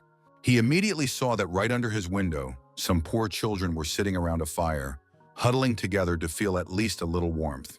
They all looked emaciated because they hadn't had a proper meal in a long time, and their pale faces and weakened bodies betrayed their hunger and fatigue. Suddenly, they all looked up because someone called them from the tavern. It was the main character, who asked the children if they wanted to eat. The man did not wait for an answer and opened the bag, which was filled to the brim with bread. He began to distribute food to the children, who did not expect to meet such a generous gentleman. The girls still couldn't believe that they could really just take this fresh bread. Knox understood that he couldn't help everyone, but he still wanted to make this gesture of goodwill and generosity, which remained from Yu-chan's past. The children could not hold back their tears because they were so grateful to our hero. The young man himself wanted them to no longer have to beg for food. That is why he had to endure all the hardships of Chaders, so that the locals could continue their normal lives. It turns out that all this time, Chitri had been watching what her master was doing late at night. The girl had guessed from the very beginning that Knox was only pretending to be heartless, so the whole situation brought a smile to her face. In the morning, our team met again with Tjalen, who told us that in winter, the southern region of Chaders is overrun with monsters. For this reason, the locals constantly send petitions to the Emperor for material and military assistance. Garen asked doubtfully if these wooden walls were really the only protection for the village. The quality of the wood used to build the fence was indeed questionable. The main character sighed heavily because he understood that if an invasion began, the monsters would destroy the village in less than an hour. However, this place is not key to the story, so the decision to help the residents will not bring Knox any benefits. But in most of his adventures, he saved them. It turns out that all his efforts were worth it after all, because the land of Chaders will increase in price many times over in the near future. Meanwhile, the knight emphasized that this year it seems it will not be easy to deal with the monsters, as the number of ferocious creatures has increased significantly compared to previous figures. In turn, Knox believed that the presence of ferocious monsters would only work in their favor. An important point was that locals were talking about seeing griffins here. Garen immediately thought about it because these creatures would significantly complicate their task. He asked where exactly the monsters had been seen, and the knight explained that it had happened in the vastness of the wasteland. The main character already understood that one of the most important factors in the development of chatters would be whether they could drive away the griffins. They were made in such a way that it was much more difficult to destroy them than to drive them away, but our hero intended to get rid of them once and for all. Finally, they reached the place where the endless wasteland began. Tjalen explained that this was an area bordering Tajelin to the east, neutral and notable only for its barren land. Knox immediately noted that this was what they needed and asked if there was really something strange here. He explained that griffins had never approached the inhabitants of Chatters before. They had only been seen at the very border with Tajelin. The guy asked if the knights knew what had happened to cause such a change in the situation. The main character had already seen who would interfere with the development of Chatters in every way possible, so it could be considered that his side quest was already beginning. To start with, the guy decided to get rid of the rotten walls to protect the town from danger. Meanwhile, the butler Schultz was looking through some documents. He was very angry about the recent events, in which, of course, the main character was involved. Schultz didn't care about this guy, as he had heard that he was just a useless moron, but in the end he fell for the young master's tricks and fell out of favor with Garen. He was furious because it had taken him a lot of effort and time to win Garen's favor, so he couldn't just let it go. At that moment, Chitri came down to the first floor of the tavern and immediately caught the butler's attention. He immediately realized that he could use the maid, and she had no idea about his evil intentions. Schultz immediately remembered her name, and also the fact that everyone was saying that the girl was a commoner. Suddenly, he blocked Chitri's path, who was frightened by such a sudden gesture. Then, without warning, the butler reached out to the girl, who immediately screamed loudly. In the end, Schultz managed to catch her and pull her toward him with all his strength. The maid asked through clenched teeth what this guy wanted from her. Schultz's subordinate replied that he wanted many things and suggested that they just chat a little in private.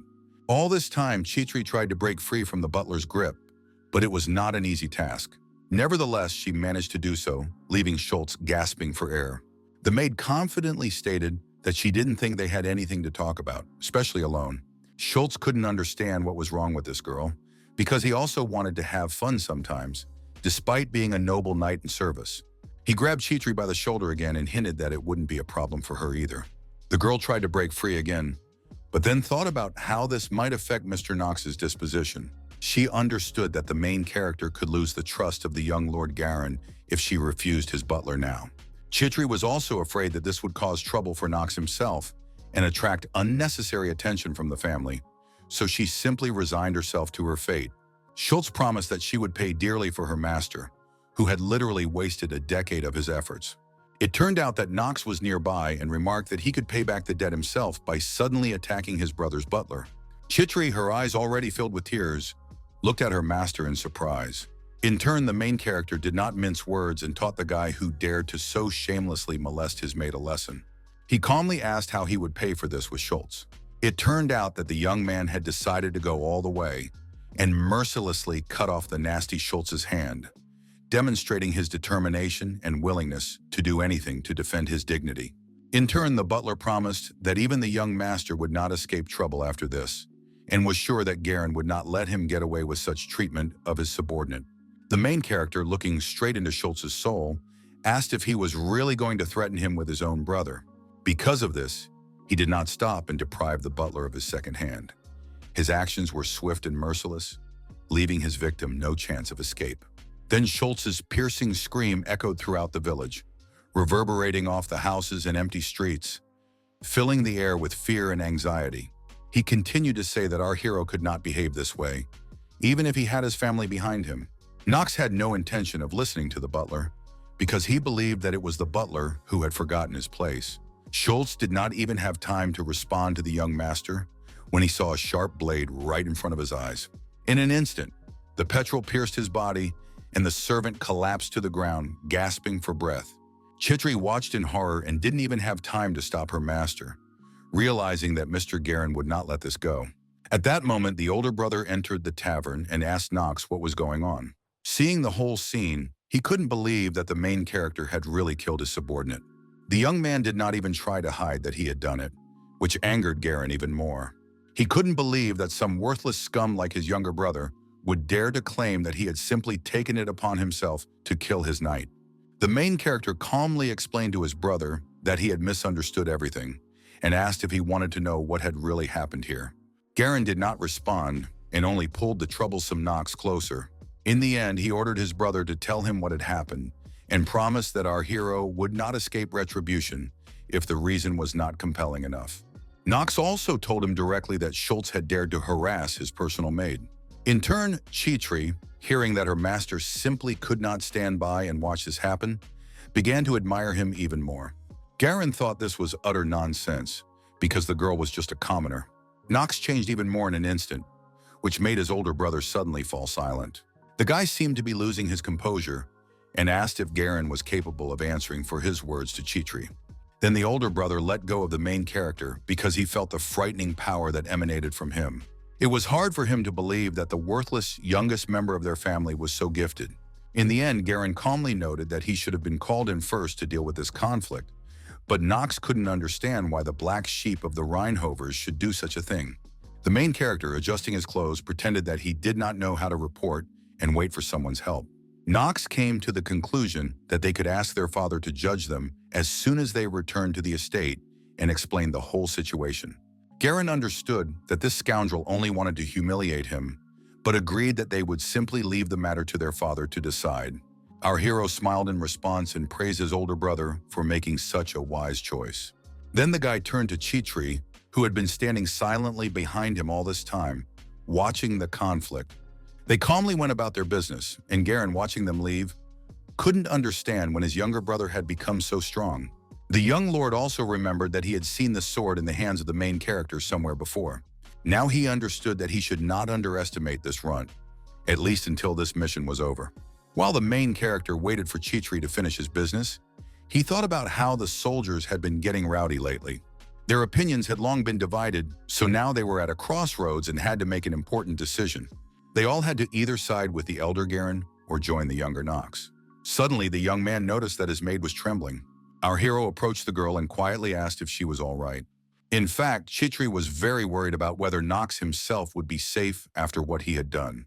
The maid couldn't hold back her tears and asked her master to explain why he had done it, because the matter could be blown out of proportion, which would give him even more enemies. She understood that in that case he could be in danger again, and Knox himself did not expect the girl to become so attached to him and worry so much. In the end, the main character came to the conclusion that she still did not understand who her master was.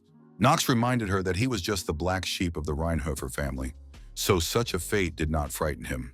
But he also reminded her that a maid should never bow her head to anyone else. Wiping away her tears, Chitri promised that she would take her young master's words to heart. Meanwhile, Garen decided to have a drink and calm down after the conflict with his younger brother. He was very unhappy that some insolent puppy dared to try to outdo him. He also couldn't get the thought out of his head that the sword in Knox's hands was too similar to his father's.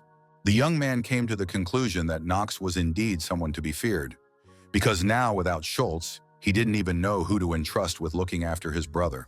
At that moment, a knight entered his room to inform his master that the situation on the first floor had now been resolved.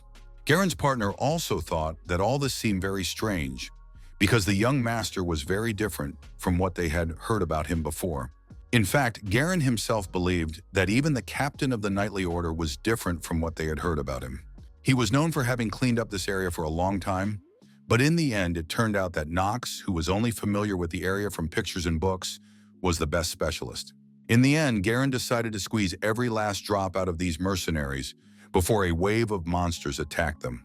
The young lord ordered the knight to gather his men and get rid of all the bandits and monsters. He also asked to be informed immediately if Knox started acting strangely again. Towards evening, Chitri decided to meet with the young master again and find out what he had been doing all day. At that moment, our hero was examining some potions. He picked up a bottle containing a golden liquid. The maid guessed that the young gentleman had been examining the walls of the settlement all this time, and he confirmed this. Noting that the defenses were barely holding, Chitri began to worry because she did not understand how they would be able to stop the wave of monsters without good fortifications. Knox did not answer this question and only asked his assistant to go with him. The girl was surprised because she couldn't understand why the master was going in the opposite direction from the tavern. The main character, with a mysterious smile on his face, briefly explained that their team needed new faces. It turns out that even in such a tiny village there are geniuses, and such was Elena, a character whom the guy hired every time he carried out Chater's missions. This girl was a brilliant potion maker who ended up becoming literally a personal potion cart. Our heroes had to disguise themselves a little, as their path lay in the slums of the town. It was hard to believe that a genius potion inventor really lived in this dreary place. She couldn't understand why such a talented person would stay in this backwater. The young man replied that she had her reasons for doing so, and that it was because only with Elena's help could Chater's be cleared in a special way. If this was not done, in the future she would work not for the Archive Empire, but for another, so the player would no longer see this character. Knox asked his partner to follow him carefully and watch her step, because their journey would not be easy. Chitri tensed up even more after such warnings and still couldn't believe that some special person lived in such a place. Suddenly, they saw a light near one of the doors, and the shadows around them flickered strangely, as if someone or something was there, waiting for them to approach. The girl immediately pointed to the flash, and the main character immediately thought it was Elena herself. It turned out that it was indeed the potion maker, who was drinking and complaining that she was stuck in this hole. She herself could not understand why everything had turned out this way, and because of the amount she had drunk, her thoughts began to get even more confused. Suddenly, Elena noticed that some guest she definitely wasn't expecting had come to see her. Knox was immediately delighted that he had finally managed to find his future source of potions. The girl was very frightened because she had no idea who our heroes were. She was sure she was well hidden, so she was shocked that strangers could even find their way here. Chitri was even more surprised when she saw that the genius potion maker the young gentleman had mentioned was just an ordinary drunkard. After a couple of minutes, Elena apologized to our heroes, having learned that they were from a noble family. Knox didn't see a problem with this, because it simply didn't matter, and explained that he had an important conversation with the potion maker. At this stage, the main character considered her to be a simply gorgeous character with extremely high potential for development, as well as a genius potion maker. Despite the girl's shortcomings, Knox wanted to recruit her because, over time, she would be able to reveal her true powers. The system reported that her bonuses included cheerfulness, genius in potion making, skilled craftsmanship, impartiality, and the ability to summon low-ranking spirits. Knox understood that the useless son of the family could only bring home someone like a drunkard.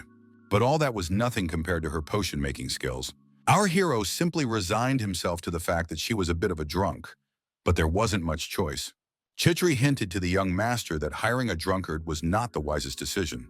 The young man was aware of this, but he simply had no other choice, so the maid resigned herself to the fact that it would be difficult with this Elena. At that moment, the girl herself decided to ask why our heroes were looking for her. The main character also realized that it was time to get down to business and explain the whole situation. Without explaining anything, Knox decided to directly offer Elena to join his team. He promised that he would give the potion maker everything she wanted if she decided to follow him. Elena was taken aback because she did not expect anyone to approach her about this, and Knox, without taking his eyes off her, waited for an answer. The girl seemed very tense, so she did not rush to respond to the offer. In the end, she said she couldn't accept the offer because she had unfinished business here. The main character knew exactly what Elena was talking about, so he asked if the problem was her friend named May.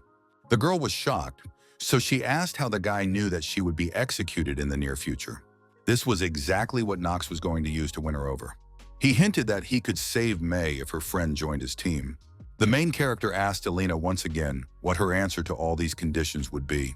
Reaching out his hand to her, the guy asked if she had changed her mind about refusing his help. After meeting with Knox, the girl couldn't stop thinking about the fact that May would be executed in the near future. The main character's words about being able to save her friend kept running through her head. Elena simply could not abandon her friend, so she was already considering working for this man. It turned out that this girl was protesting against another tax increase in their town, as they had already done so last month. May was the potion maker's only friend, and tried to convey to the authorities that the people were already on the brink. Tjalen was very angry with the townswoman because he didn't care about the fate of ordinary people. Elena was very upset about this, so she thought it would have been better if they had taken her away instead. She couldn't even stand up for her friend, so she blamed herself for not being able to save her only friend. But at the same time, she didn't believe that Mr. Knox could help in any way. She didn't believe it at all, but at the same time, his words wouldn't leave her head. Meanwhile, the evening at the tavern was just beginning, and all the knights were resting before defending their town. Everyone was drinking and having fun, the air filled with laughter and joyful shouts. She wondered what her captain had said about Mr. Garen. Their leader said with confidence in his voice that he was just a common fool. It turned out that all the mercenaries were just pretending to be a knightly order, and Garen fell for it. They all laughed loudly because it really did look very silly from the outside. All this was only possible because they had once accidentally found a useful item while searching the headquarters of Ron's Knights. It was a special badge that came in handy, so they were able to get a good job without any problems. As soon as they showed this trinket to the Rheinhofers, they believed that they were dealing with the head of Ron's Knight Order and offered them a well-paid job. Another mercenary noted that they were very lucky that the captain had a suitable name, which only reinforced their lie. At that moment, the leader of the bandits thought about how they could get a pretty good ransom for this idiot Garen. Everyone laughed even louder because they thought it was a brilliant idea. One of the mercenaries panicked, however, because he wasn't sure that everything would be all right. He emphasized that they were talking about a very influential family, which also had the attribute of darkness at its disposal, and all of its members were experienced warriors, so the rest simply avoided conflict with them. The guy immediately saw that his partners did not share this idea at all and fell silent. They immediately started saying that he was just a cowardly loser for even thinking about something like that. Another mercenary shouted that this was the reason why everyone thought this guy was an idiot. The bandit himself already regretted what he had said and didn't know how to respond to his partners. The leader understood that conflicts would only be unnecessary, so he signaled to his men to calm down. He decided to talk to this team member personally and asked if he remembered where they were. They were in Chatters, a backwater that even the ruling family couldn't control. That was why the bandits could easily take Garen hostage, demand a ransom for him, and then flee to the east. The leader believed that it didn't matter how influential the Rheinhofers were, because they certainly couldn't do anything in an enemy country surrounded by desert on all sides. The fake captain understood that they would have to lie low for a while, but it was also that they could afford a rich life afterwards. Meanwhile, the cowardly bandit asked what they should do with his brother Knox, because this young man was definitely not a fool. The leader agreed that he was definitely a dangerous kid and also quite stubborn, so he asked the guys not to touch him until they had finished their main task. His partner just laughed at this, because he thought the main character was just a kid, so there was no need to be so careful. Then the captain laughed in response and decided to just drink without thinking about the problem. At that moment, all the candles in the main hall suddenly went out. Everything around them was plunged into complete darkness, so the bandits immediately became very tense, because it all looked too suspicious. They immediately began to ask what was going on, but remained in their places for the time being. The mercenaries tried to find out who had decided to turn off all the lights. The captain tried to calm his men down, but suddenly felt something splash on his face. Finally, he smelled blood and realized that something was wrong. Peering into the darkness, the captain realized that the decapitated body of his comrade was standing right in front of him. At that moment, he heard loud screams coming from the other side. The commander quickly jumped up from his chair, causing it to fall to the floor with a crash. He was still trying to shout to his teammates to find out what was going on. Taking a few steps forward, the leader of the group stumbled upon the body of another of his comrades. Now he finally realized the seriousness of what had just happened. The bandit realized that this was the work of their enemies, and a shadow of rage crossed his face. He tried to figure out who dared to attack their team, his gaze darting from side to side, his mind racing for an answer, sensing a serious threat. A moment later, Knox's cold voice sounded behind him, asking where the captain's manners were. The main character was incredibly angry that the mercenaries were so despicable. So now he considered their leaders to be nothing but nobodies. The bandit immediately jumped back to protect himself and recognized the young man's voice. Knox himself noted that these parasites had indeed found a good place to make some extra money. He emphasized that they were overestimating themselves if they thought they could rob the Rheinhofer family.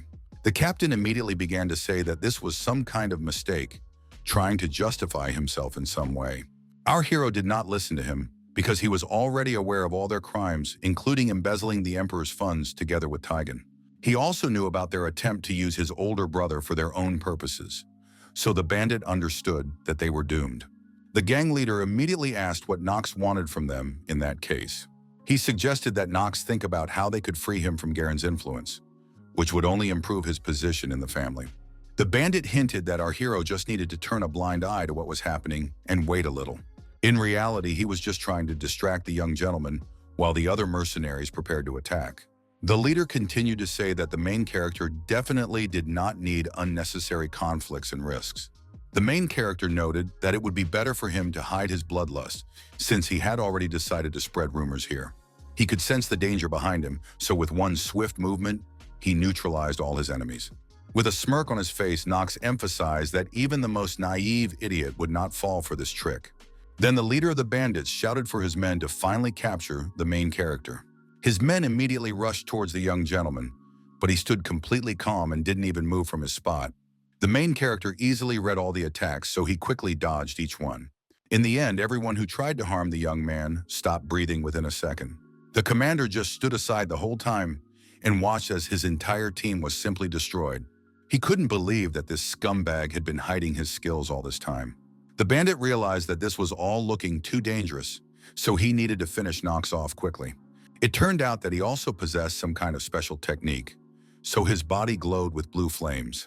The leader asked the hero to remember that he was only getting rid of him because of his pride. The evil bandit confirmed his captain's words and promised that this time Knox would not get away so easily. Meanwhile, the commander had already attacked our hero. His movements were fast and precise, and the force of his blows clearly showed the warrior's experience and determination. It seemed that even at that moment, the guy was not at all afraid that the attack was coming straight at him. Knox noted that all these guys turned out to be even more mediocre than he had imagined.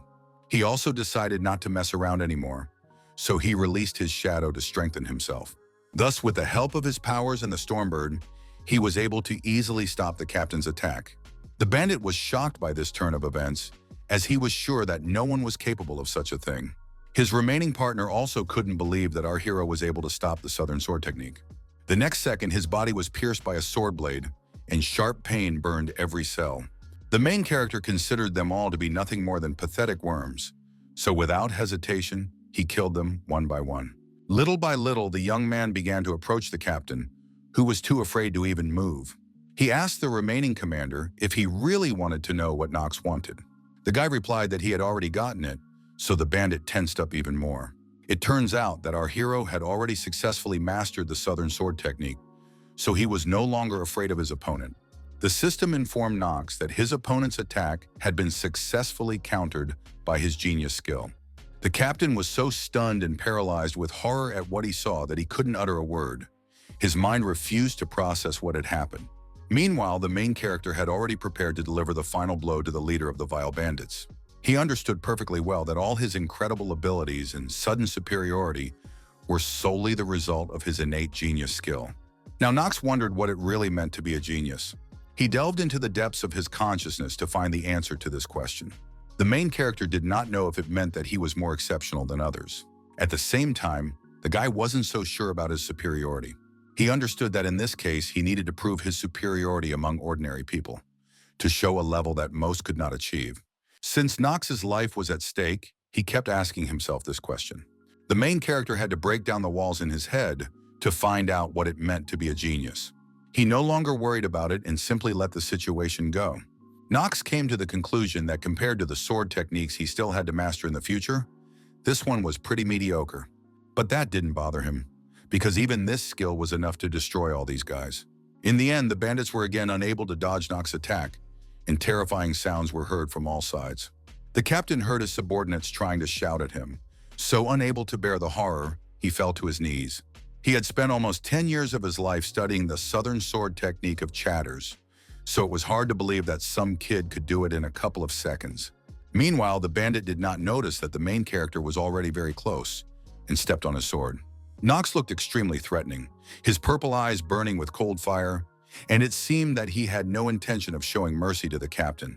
The scoundrel was well aware of the threat to his life, feeling a chilling fear pierce him through and through. Finally, he came to his senses and jumped aside, threatening our hero that Tjalen would not let this go. The captain was sure that his partner had already been informed of everything, but Knox asked him not to make him laugh with such nonsense, because there were simply no witnesses to the gangster's death. The gang leader continued to insist that everyone present had seen everything. Finally, the young man ordered him to shut up and listen carefully to what he was about to say. He emphasized that after this night, absolutely no one would survive. The main character understood that the captain still did not get it, so he explained that if there were no survivors, it would remain a secret that his guys would take to their graves. No longer wasting time on empty talk, Knox finally swung the petrol to finish off the last bandit. With a broad smile on his face, Knox repeated that no one would ever know what had happened here. Meanwhile, the action moves to the dungeon where May had been held all this time. The girl's wrists were rubbed raw from being handcuffed the entire time. She was breathing heavily and was almost out of strength, but she continued to hold on until the very end. At that moment, Tjalen came to her and said that they could sell her so she wouldn't take up space there. Putting on his gloves, he decided to hit May again, who couldn't even stand up for herself. The knight asked if it was true that the girl wanted this fate for herself. May paid no attention to all of Tjalen's threats and continued to say that he had no right to do such things to her. The man had no intention of listening to some commoner, so he grabbed her face tightly to finally silence her. He asked what the girl could do to him in her current situation, his voice sounding mocking and cold. The knight believed that such serfs should only grovel at his feet. The girl was tired of enduring all this humiliation, so she spat on her abuser to show her protest. Tjalen did not expect such insolence from the prisoner, so he asked her what she thought she was doing. Driven mad with rage, he dealt May another crushing blow, and scarlet blood spurted from her mouth. In the end, the knight declared that he could hand the girl over to the magicians for experimentation. Meanwhile, the prisoner herself remembered how her teacher had scolded her for making the potion incorrectly again. Her mentor believed that it was a matter of ability, so May simply had to accept that it wasn't for her. The girl had no talent from the very beginning, neither for alchemy nor for fencing, nor for anything else. At the same time, Alina, who was indeed a talented child, was sitting next to her. The teacher admired the fact that the girl simply had nothing left to learn and couldn't believe that such a natural talent could be found in such a remote place. The woman really felt sorry for Alina because she was an orphan, as she would have had much better prospects if she had come from a noble family, even a modest one. Even if the girl had had any kind of foster family, everything could have been different. May could only watch from the sidelines as her friend, who was a genius alchemist, grew up. Even she understood that such a child definitely did not belong in the Seraph orphanage, because she always shone, and an aura of giftedness seemed to surround her. Despite this, Alina did not ignore her useless friend. Every time the girl called May to play together, hoping to cheer her up a little and bring back the spark of joy that once lit up her eyes. She simply couldn't resist her friend's bright smile, which brought at least some light into her life. Her loud laughter always evoked involuntary admiration in May. It sounded so sincere and free that, listening to it, she herself began to smile, forgetting her worries. That's why the girl decided that it would be better for her to stand up for their rights. She was sure that her friend could still achieve something, unlike herself. May declared that she had been groveling her whole life, so she suggested that Tjalen do whatever he wanted. Sticking out her tongue, she proved that she didn't care about any threats against her. The girl did not want to be a burden to Alina under any circumstances, so she did not even regret her spilled blood. This behavior increasingly angered Tjalen, who continued to beat the defenseless May.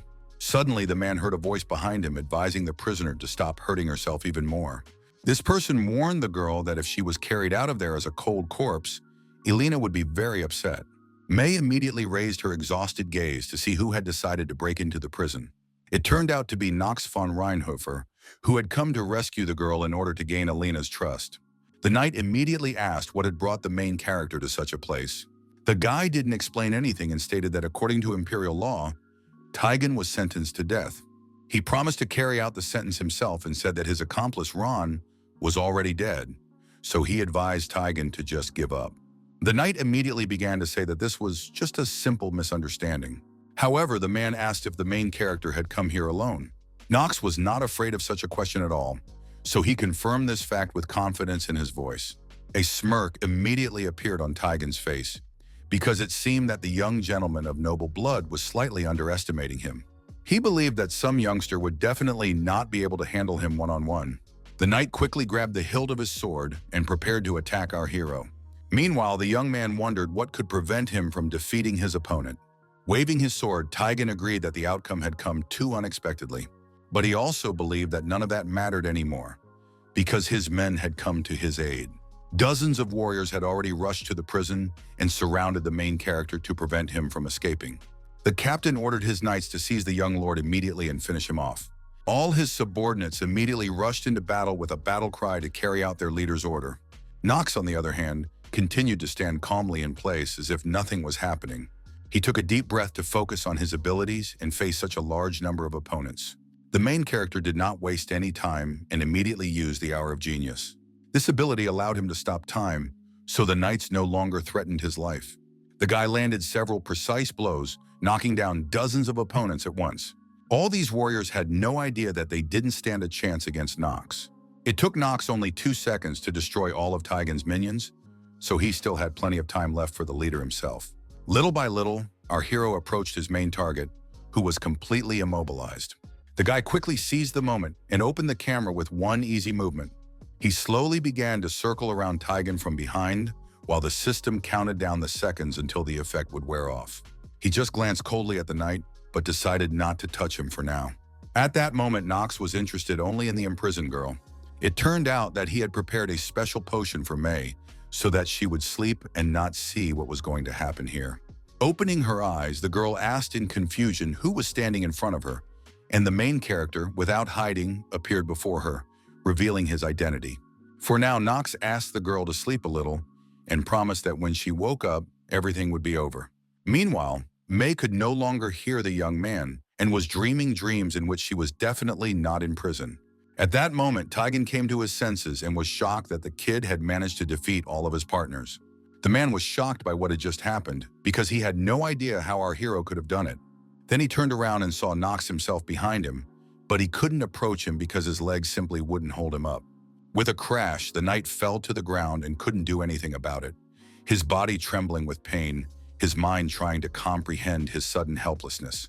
Only now did he realize that the tendons in his legs had been severed, rendering him completely immobile. Taigen looked at the situation with eyes full of horror, unable to understand what to do next. At that moment, the main character's attacks were working on his other subordinates, and he saw all the horror. Only now did the man realize that he was truly doomed, because he had no support left. Knox finally decided to speak and warned him that he should definitely not expect an easy death. At that moment, the knight felt as if the whole world around him had disappeared, and he was left alone with this cruel young man. His eyes reflected only the silhouette of Knox, who continued to stand motionless. The young man, in turn, looked as if his words were the absolute truth, and he had no intention of sparing the scoundrel at his feet. He reminded him once again that Taigen should not expect an easy death, and that he would have to face it head-on. The man couldn't believe that all this was happening to him in real life, and that he had lost to some underachiever. It was hard for him to realize that the great Taigen had come to this.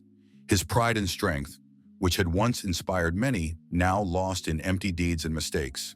All this time, the main character continued to watch the torment of the defeated knight with indifference.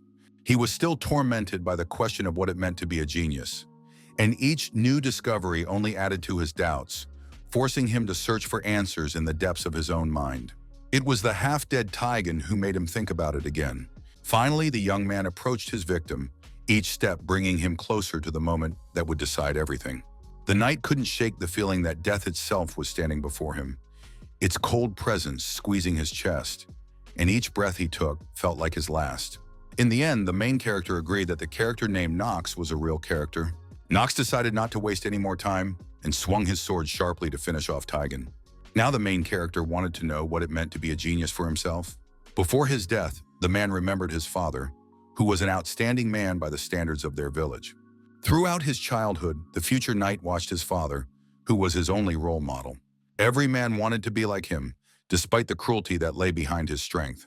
His father was respected by absolutely everyone, so no one could go against him. One day, the man asked his son if he knew why so many people followed him. Taigon, who watched his father's work with fear, was confused and could not answer such a question. Then the man did not stand on ceremony and also grabbed the defenseless boy with force. He didn't wait for his son to answer and explained himself that it was all because of his strength.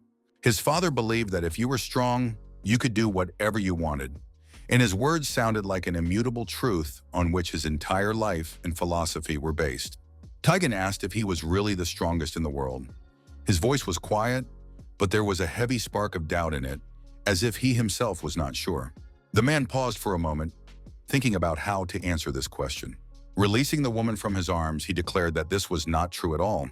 His father believed that there were many like him, and that there were many people stronger than him who were even younger than his son. These words immediately came to Taigon's mind, because he had met a young man who surpassed him in strength. The man explained that this genius was born out of the endless wars on the continent. He himself had survived only because he had managed to avoid fighting such masters. Finally, Taigon returned to the present, where Knox was waving a sharp blade in front of him. Now the knight understood that Knox Reinhofer must have been one of the geniuses his father had warned him about. He could see with his own eyes what talent that defied the logic of this world looked like. The man exhaled and resigned himself to the fact that he was about to die. His heart no longer tightened with fear, but remained calm in anticipation of the inevitable end. Taigon understood that all this had happened only because he had crossed paths with the main character. This was his last thought before life left his body, a quiet realization that everything was over, and now he no longer needed to fight. The main character felt no emotion whatsoever, as he was used to it after winning so many battles. Meanwhile, Alina sat in her hideout and waited for Knox to come to her. Suddenly, someone came in and called out to her, a voice she recognized. She quickly turned around and saw that it was Chitri, who had brought May here. Zelivarsha couldn't believe that her friend had really managed to escape from prison. She ran to her unexpected guests, knocking over all the bottles in her path, but it didn't matter anymore. Elena couldn't hold back her tears and said that she was very worried about May and thought she had abandoned her. The girl tried to calm her friend down, then realized that all her actions had been too selfish. She wanted to go her own way, leaving Elena in the past, but that was a big mistake. Chitri watched the situation with a smile on her face because it was obvious that these two friends really cared about each other. At that moment, the potion maker remembered young Mr. Knox and asked where he was because she wanted to thank him for saving May. The maid only said that the current situation was somewhat complicated because now our hero had a lot to explain. Alina did not understand what Chitri was talking about, so she had to explain that the young man would need time to talk things over with his brother. In fact, the maid was simply convinced that her master still intended to do what he had planned from the very beginning. Meanwhile, the action moves to the tavern, where Garen had been all this time unaware of what had just happened to his mercenaries. He was very nervous because he couldn't understand how much longer this run intended to keep him waiting. The guy couldn't believe that some commoner dared to be late with a report for a member of the Reinhofer clan.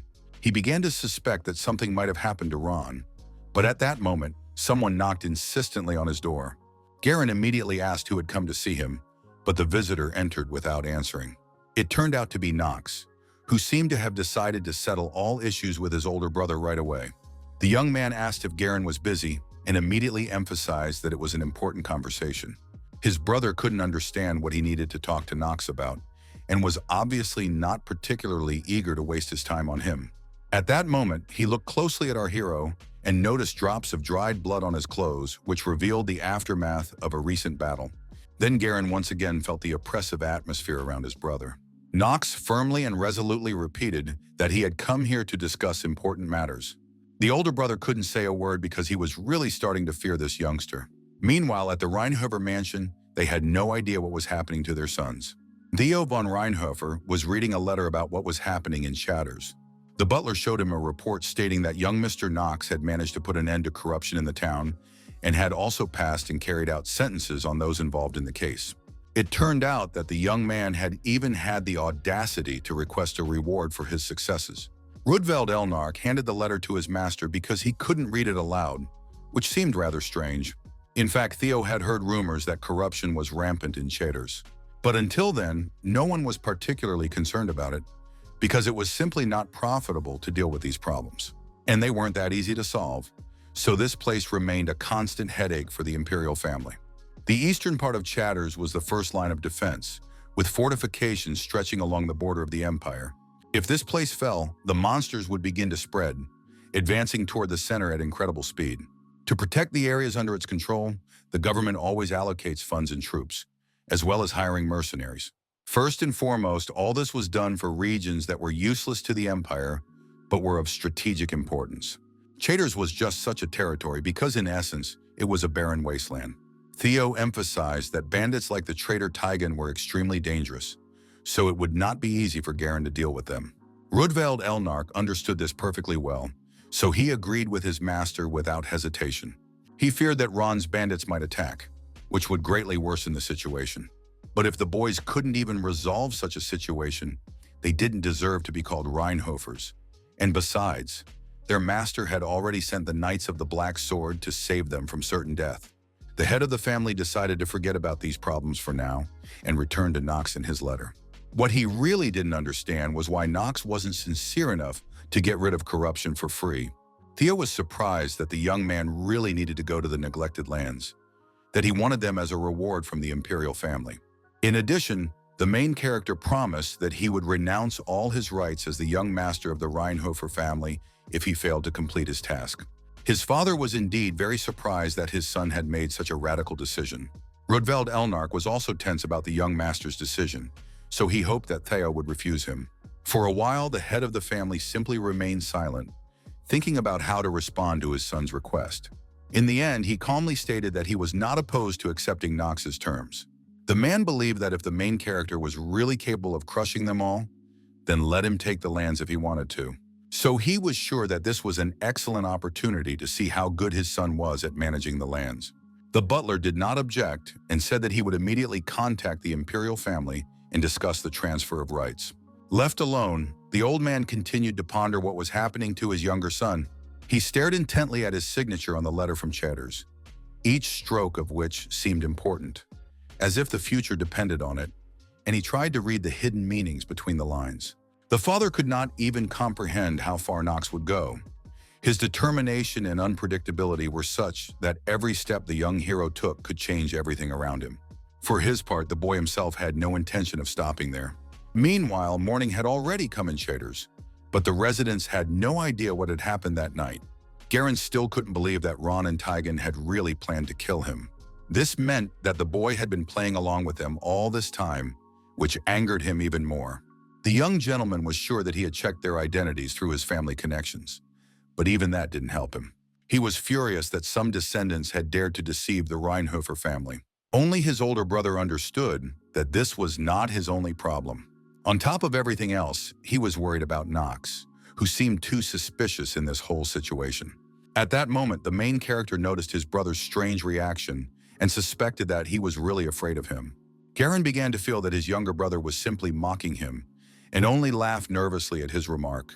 He understood that he had to keep himself under control, because if he failed this mission, he would definitely not become a knight.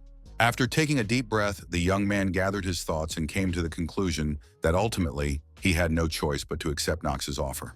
He asked directly what our hero wanted, and the latter was pleased that his brother was quick-witted. The young man explained that he didn't need much, and for starters, he asked to be given command of all his older brother's knights. This was not such a big problem, so Garen agreed, realizing that if he refused now, his life would be in danger again. He didn't want to admit it, but he still didn't know how strong the main character really was. The guy demanded that Knox guarantee his safety and the success of the mission in return, and Knox didn't mind those conditions. Our hero understood his concerns perfectly well, but at the same time hinted that the reward was still too small.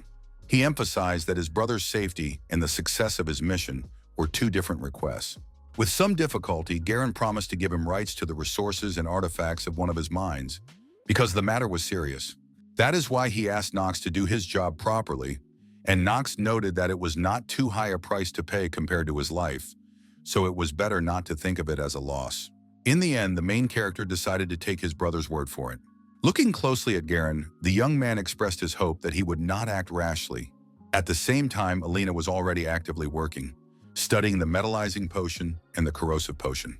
The potion maker was surprised, as she had never done anything like this before. She could only hope that everything would work out, while Chitri worried whether everything would be all right. She thought the main character's plan was too dangerous and asked why he needed to kill a real griffin. May couldn't understand the risks involved because she definitely didn't want to lose their hero so quickly. In fact, even Knox Reinhofer himself understood his partner's concerns.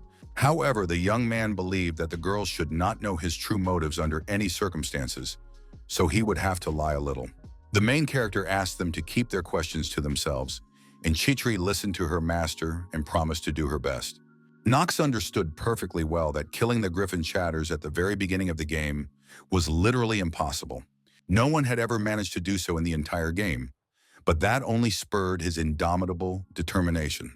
But in reality, this did not apply to Knox himself because he had already passed this test. A smirk immediately appeared on the young man's face so he explained his plan again and asked his entire team to listen carefully. It turned out that there was a secret method that our hero had learned long ago. It was obvious that the griffin chatters could not be killed using the standard game approach, but there was still one way that had been discovered by the so-called fanatics of this game. This was what Knox was now telling the girls, who did not even expect that the system could be bypassed in this way. The main character was one of those who had completed the prophetic dream 26 times, so this greatly helped him in completing this mission. Finally, he finished explaining his ingenious plan and asked if everything was clear, and his partners confidently declared that they were ready to work. In fact, this was the main reason Knox went to Chaders, as the battle with the griffin was already a given for him, so it did not cause him any fear. In addition, the reward he would receive would be particularly good, so their operation was set to begin tomorrow morning. At dawn, the main character met with Carl to discuss the upcoming trials and difficulties they would have to overcome. He resigned himself to the fact that he would have to risk his life, because otherwise they would simply be doomed. Such was the world of the prophetic dream in which our hero found himself, full of mysteries and trials. Meanwhile, the forest trembled with a sense of foreboding, as if nature itself was holding its breath in anticipation of the impending evil. In an instant, a horde of monsters poured out of the thicket, their silhouettes flashing in the gloom of the forest, heralding an inevitable battle. Our heroes stood on the walls of the settlement and watched as all these monsters ran towards them. The main character realized that the raid had already begun, so he ordered his entire team to prepare for battle. Garen was also present, but he gave all leadership to his younger brother. Knox felt the heavy burden of responsibility, so he asked all the warriors to remember that they only had one chance. To tell the truth, the whole spectacle was breathtaking, and the young man's blood was literally boiling. He realized that this entire army, every warrior, and every shadow obeyed his will unquestioningly, being an extension of his small power. Of course, the fact that our hero had managed to become Knox and the chief strategist could not fail to excite him. Chitri was very tense because she was worried that the young master would be able to cope with such a difficult task. She kept repeating that it was very dangerous, but Knox was tired of hearing the same thing over and over again. The main character smiled at his subordinate and simply asked her to trust her master. He swore that he would not die in this battle and would win no matter what. Knox decided not to waste any more time on meaningless conversations and jumped off the wall into the very epicenter of the raid. The guy laughed at the fact that, being terminally ill, he could barely keep his oath to Chitri. He paid no attention to these problems and quickly twisted the blade in his hands, preparing for the first clash. The main character jumped nimbly along the wall, his movements swift and precise. It turns out that Knox had brought potions with him that had been specially prepared for this fight. He threw one of them right at the head of the stone golem, which was unable to dodge the sudden attack. At that moment, the monster felt the purple liquid eating away at its body. Thus Knox, with his strength and wit, was able to destroy the first opponent in his path.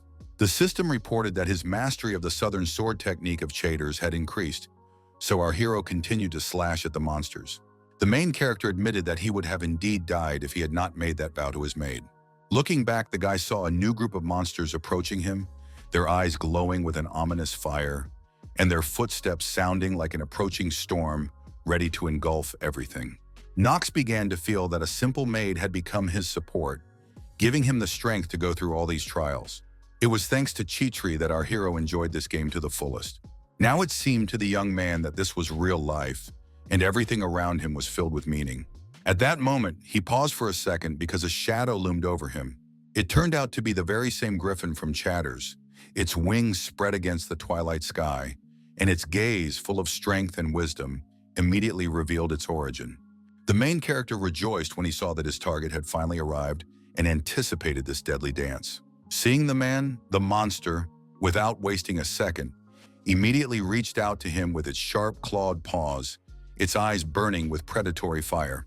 The young man was not afraid at all, because he was just waiting for the griffin to attack him.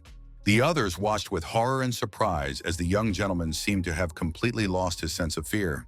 Meanwhile, there were no monsters left alive, so the main character could concentrate on the griffin. Elena couldn't believe that this wasn't a dream, because Knox's skills were amazing. The girl had never seen a knight who could fight like this before. It all seemed unreal for a human being. May assumed that her savior was good, but who would have thought that he possessed such speed? She asked the others if all the Reinhoffers were such brilliant fighters. Chutri said that this family was famous for its swordsmen, and that they passed down a sword from generation to generation for which the heirs had to fight. The maid emphasized that this was exactly how things were arranged in the Reinhoffers' mansion. It seemed like the girl wanted to add something else, but she wasn't sure if she should say it. In the end, she boldly declared that it could be said with certainty that the young master was the most outstanding swordsman in their family. Garen stood aside the whole time, trying to control himself as he listened to the conversation about his younger brother. In fact, the maid did not understand why young Master Knox did not deny the bad rumors about himself, but she was sure that he had his reasons for doing so. May also agreed that all these rumors must be complete nonsense. She suspected that the status of the family's worthless son was somehow useful to the main character, but she still had no idea what could have prompted him to do so. Chitri was glad that she was not alone in her opinion. That's why she suggested that the girls continue to play along with the young gentleman. The girl trusted the main character and was convinced that his reasons were serious and wise. Elena understood that they simply needed to conceal how powerful he really was. Both asked the maid not to worry about this task and promised to keep quiet about what they had seen. Chitri was glad that her partners understood this perfectly and smiled back at them. Suddenly, the griffin let out a loud cry, its piercing scream breaking the silence, echoing throughout the neighborhood and causing everyone who heard it to flinch. All of Knox's companions fell silent, their faces contorted with pain as they tried to resist the terrible, piercing sound. The knights were also shocked, as they did not expect to encounter such a terrifying creature. Everyone watched intently to see what the main character would do against such a dangerous enemy. Garen was incredibly worried because it looked as if his brother had no intention of defeating this creature.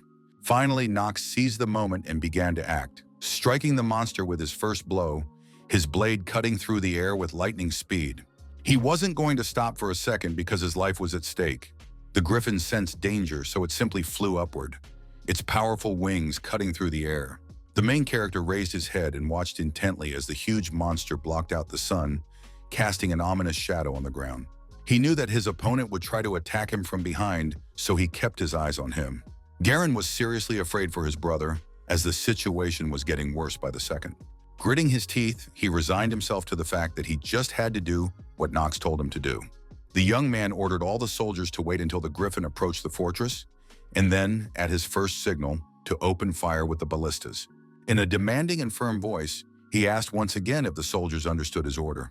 The knights replied in unison that everything was clear to them, confirming their complete readiness to carry out the task and leaving no doubt in their understanding of the task at hand. At that moment, they all turned their ballistae in the right direction and began to watch the griffin's movements. The monster was already flying forward quickly to attack the fortress. Garen waited for the right moment and, giving the order, watched as the soldiers opened fire on the target. With every second, the huge arrow, shot with incredible power, rapidly approached the griffin. The speed was so great that even such a huge monster, despite its natural agility and power, could not react to the sudden threat. Finally, the projectile slammed directly into the monster's wing, tearing through flesh and feathers. A huge hole gaped in its body, which now prevented it from flying and caused unbearable pain. A second later, the monster, wounded and exhausted, began to fall rapidly to the ground. From the very beginning, the main character understood that they needed to deprive the griffin of its main advantage in order to defeat it. Now he decided to use another potion that Alina had prepared for him. The system reported that Nate had consumed the metallizing potion, which increased his endurance by 1 point. The main character had prepared everything he needed in advance, although he had some problems with his older brother. Garen couldn't understand why he had to control the ballistic fire, even though anyone could take on this task. Knox had to think for a while, because it wasn't so easy to come to an agreement with Garen. Then he asked if his brother wanted to fight the griffin in an open field.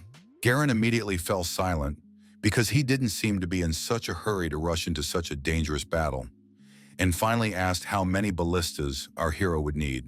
The main character knew that he had good instincts, which could be useful for some missions. Now all the young man had to do was wait for Alina's potion to take effect and finally defeat the enemy.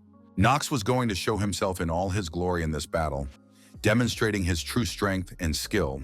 Suddenly the griffin leaped into the air as if trying to escape from our hero. For a while it even managed to fly normally, not noticing the serious wound in its wing. Eventually a sharp pain pierced his entire body and his limb completely stopped responding. The monster cried out in pain, its body shaking as it tried to understand what was happening to it and why its strength was suddenly leaving it. He fell to the ground with a thud, his weakened body unable to resist any longer, every muscle refusing to obey, leaving him helpless in the face of inevitable defeat. The main character just laughed at how this little guy got confused when things started to go a little differently than he wanted. The guy understood perfectly well that such injuries were nothing to this creature. But even such abilities did not scare Knox, who was ready for absolutely anything to achieve his goal. The main character understood that the griffin was, after all, a high-level monster. That is why the arrow that pierced it was unusual, as the young man had taken all the details into account. It was generously coated with poison, which the monster's body would definitely not like.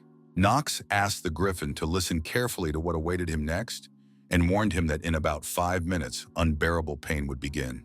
The monster tried to attack the main character again, but he continued to stand calmly in place. Knox's face wore a smug smile, as if he was not afraid at all, anticipating the upcoming battle and confident of his victory. To do this, he used the hour of genius to stop time and finally finish what he had set out to do. Our hero was confident in his abilities, because those 5 minutes were all he needed to kill the monster. The clawed paw stopped right in front of the brave man's face, who managed to use his ability in time.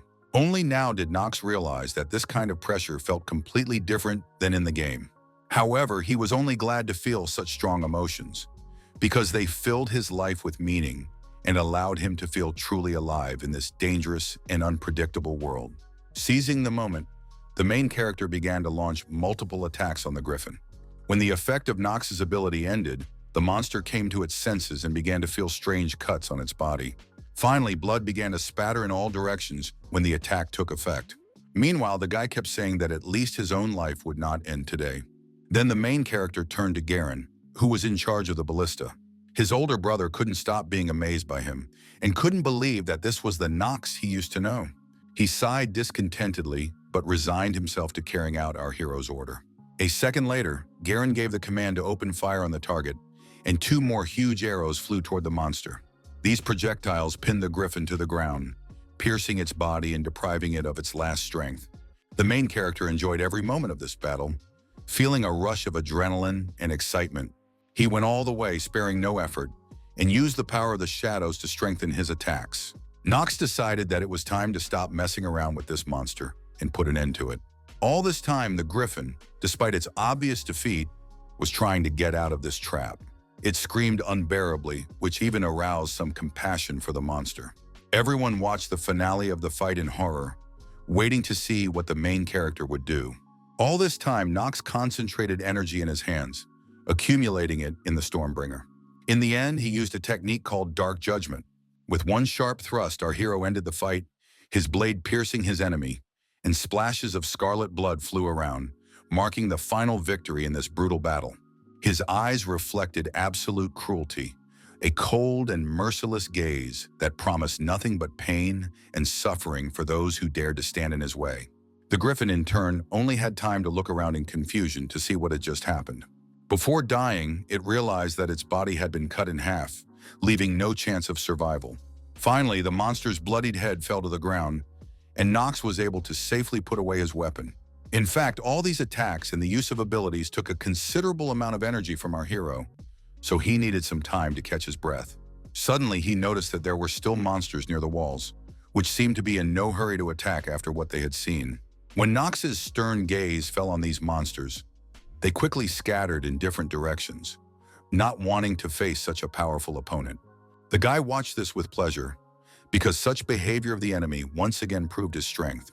Everyone watching from the wall began to cheer joyfully because they were finally safe. While everyone was crying with happiness at such a relief, the system informed the main character that he had received a full 60 days for killing the griffin.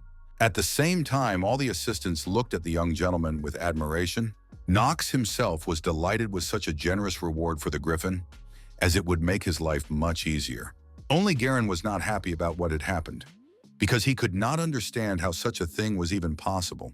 He knew very well that this beast was considered one of the most ferocious creatures. That is why the young man could not understand how his younger brother could make it crawl on the ground. To deal with a monster so easily, you almost had to be a professor at the academy. Now Garen began to realize that he seemed to have no choice but to acknowledge the power of the main character. Besides, if all of Knox von Reinhofer's abilities were real, he was indeed a serious contender in the fight for the position of head of the family. This fact made Garen very anxious, because he had never even thought about this issue before. He gripped the rough stone wall beneath his palms with all his strength. In the end, the guy resigned himself to the fact that now he needed to think about which side to choose. At that moment, Knox himself approached them and was greeted with loud applause. Garen said he would take care of the griffin's carcass and carefully carry it inside while the main character decided what to do with the trophies. Knox did not expect his older brother to help him, so he did not even know how to respond to such an initiative. In addition, the guy asked our hero to get some proper rest, which was definitely not like him. The main character did not even expect his duel to impress Garen so much, but it only worked in his favor. While he had some free time, Knox decided to unlock a secret reward. It was an item called the Heart of the Griffin, whose special effect was that it could be used to create an elixir that affected agility and endurance. For this reason, the young man immediately met with Elena so that she could help him with this reward. After examining the heart, the girl immediately confirmed the young gentleman's words that this thing contained the power of the wind, and if used correctly, it could be used to create an elixir or item that only legends talked about. Knox suggested creating an elixir from his reward and asked how long it would take. It all depended on the conditions, but with the equipment Elena had, it could take quite a long time. The main character immediately promised that he would provide his assistant with everything she needed, and also mentioned and told May and Elena about the offer to work as servants for the Reinhofers. The friends, completely stunned and unable to believe their luck, could not have imagined that such an incredible and desirable opportunity would come their way so suddenly. They emphasized that they were just simple commoners, but the main character didn't care at all. The young man did not pay attention to this fact, because the potion maker had what he really needed, so he saw no point in refusing such a lucrative deal. But he also emphasized in all seriousness that it was better for his subordinates not to bite the hand that fed them. In fact, Knox simply understood that no one was yet capable of properly using the monster's core.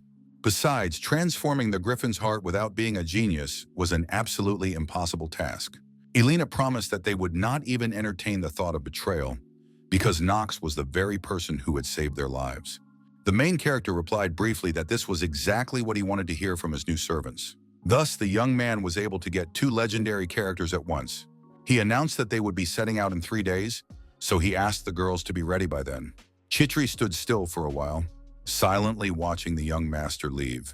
Without unnecessary conversation, lost in their thoughts, they silently made their way through the winding alleys of the old town.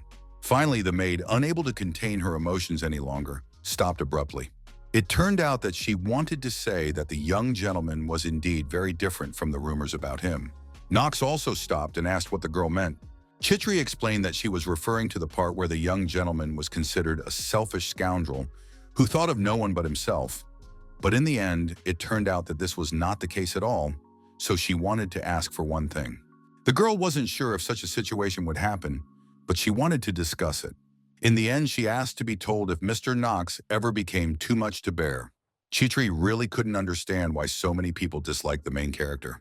The guy didn't think twice and promised to do just that if it happened. He also suggested that they finally leave, because it was quite chilly that day, and it was easy to catch a cold without realizing it. The maid understood her master's caution perfectly, so she smiled briefly in response. In the end, everything turned out completely differently than they had imagined. It turned out that Knox had fallen ill after all, and asked the maid not to even mention what she was thinking, because it was too humiliating. The girl emphasized that there was nothing wrong with that, because the young master was just a teenager who was still growing up. Meanwhile, the system reported that he was suffering from the negative effects of a cold, illness, and chronic cough. A few days later, the main character's entire team finally returned to the Reinhofer estate. Alina and May came with them, modestly sharing one horse between the two of them. Rudveld Elnarg met them at the gate and immediately noticed the new additions to their team. He immediately asked if they were Mr. Knox's new maids, curiously looking at the unfamiliar faces. Other people began to discuss that the main character had some strange tastes in women, since he was gathering some commoners around him. The guy understood that no matter what he did, he would not be able to get rid of his status as the useless son of the family. He decided to put the gossips in their place and hinted that they surely had a lot to do instead of standing around here idly chatting. All the servants immediately scattered in different directions so as not to anger the youngest son of the Reinhofers. Then the butler approached our hero to tell him some important news. He told Knox that the head of the family wanted to see the young master immediately. The main character was not particularly concerned about this, as such a turn of events was to be expected. Without wasting any time, the young man went to his father's office to discuss all the details. The head of the family immediately greeted his youngest son and prepared to talk to him. Knox immediately bowed before him and explained that he had already been informed of the gentleman's desire to see him. Squinting, Theo said that he wanted to talk about something, because he was sure that his son also had something to tell him. The main character was surprised to hear such words from his father and began to guess that everything about his affairs was already known. The head of the family noted that it was thanks to him that everyone had returned from the mission, except for the traitors. It turned out that even Garen had said that he recognized his brother's merits. Knox was even more surprised when he learned that it was this man who had praised him to his father. The head of the family only confirmed this and said that his eldest son had said that he had barely managed to complete his nightly mission. Our hero immediately began to suspect something, because such behavior was definitely not like Garen. In fact, Theo von Reinhofer had not called his son here to discuss useless things. He emphasized that Knox had been given a nearly impossible task, but he had managed to accomplish it and had once again brought glory to the family name. That is why the head of the family kept his word and did what the protagonist asked him to do. The young man took the scroll from his father's hands and immediately saw two important seals on it. Theo von Reinhofer informed his son that Chaders now officially belonged to him. When the boy got what he wanted, a smug smile immediately appeared on his face. Meanwhile, the head of the family nervously tapped his fingers on the table. He said nothing, only thoughtfully holding his chin, his gaze fixed somewhere in the distance. The main character couldn't understand what the problem was and suspected that his father wanted to say something. Finally, the head of the family, having finished his thoughts, slowly turned his penetrating gaze to Knox.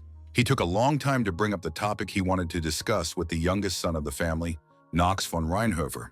It turned out that Theo had decided to ask the young man directly if he would like to take his place, which shocked him deeply and made him think. In turn, the old man watched his son's reaction closely, his penetrating gaze sliding over the young man's face, trying to catch the slightest signs of emotion or hesitation.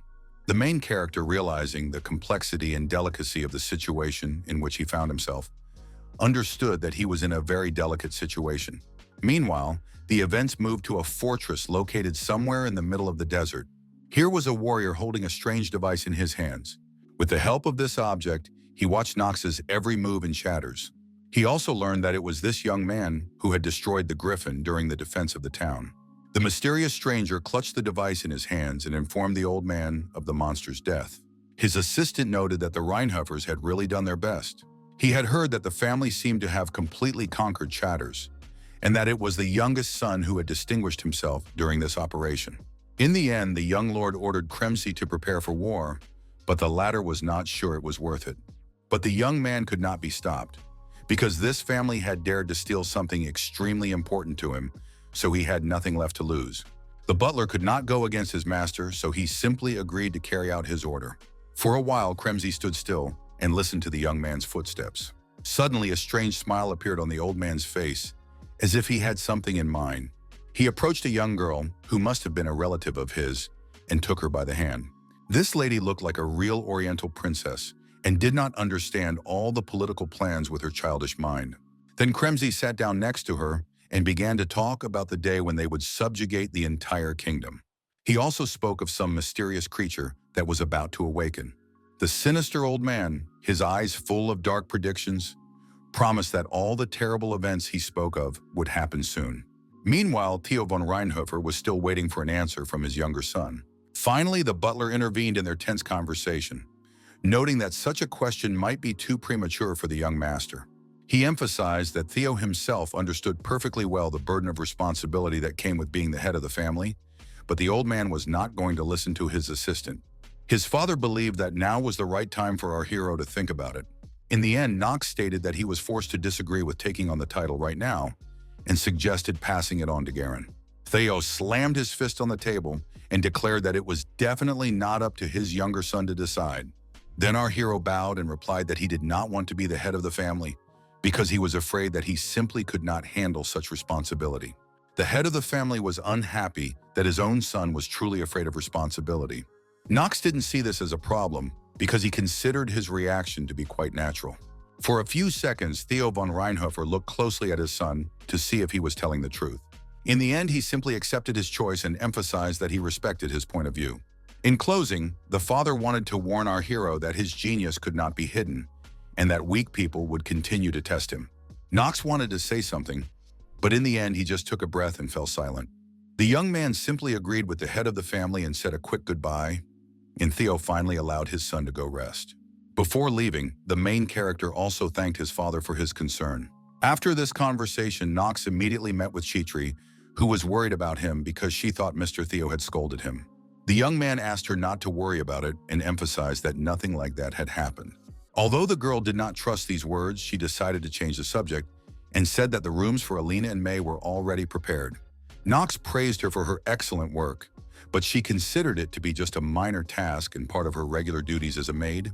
The main character noted that if everything in the world was done as it should be, and nothing was done as it shouldn't be, there would be no hatred, theft, or murder. So Chitri was indeed a good girl.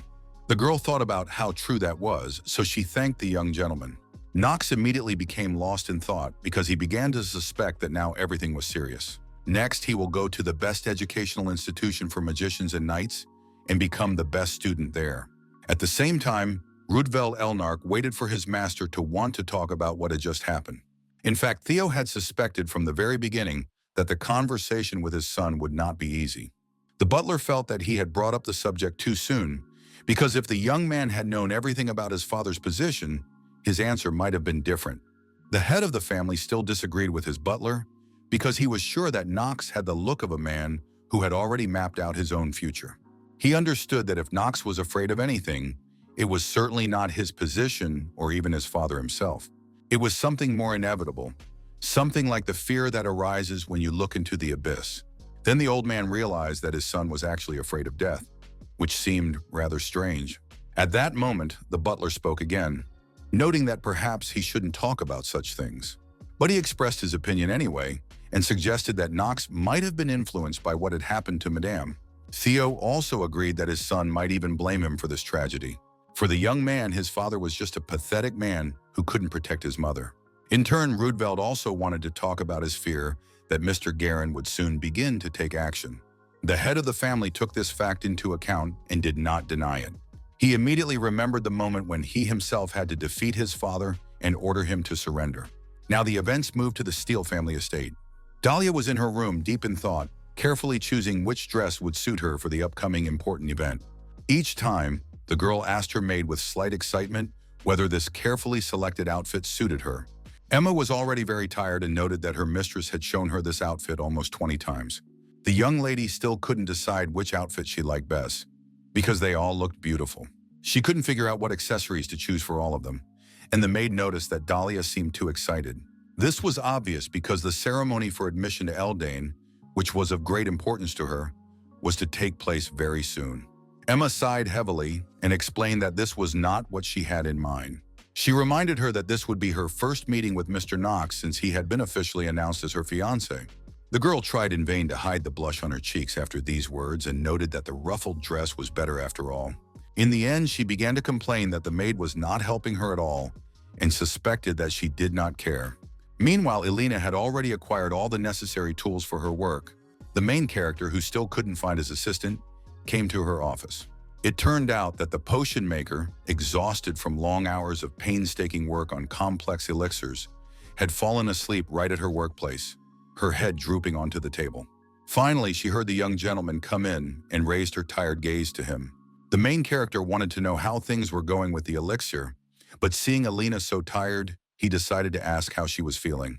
Then May intervened in their conversation, explaining that her friend was always like that when she was focused on her goal and promised to take care of her.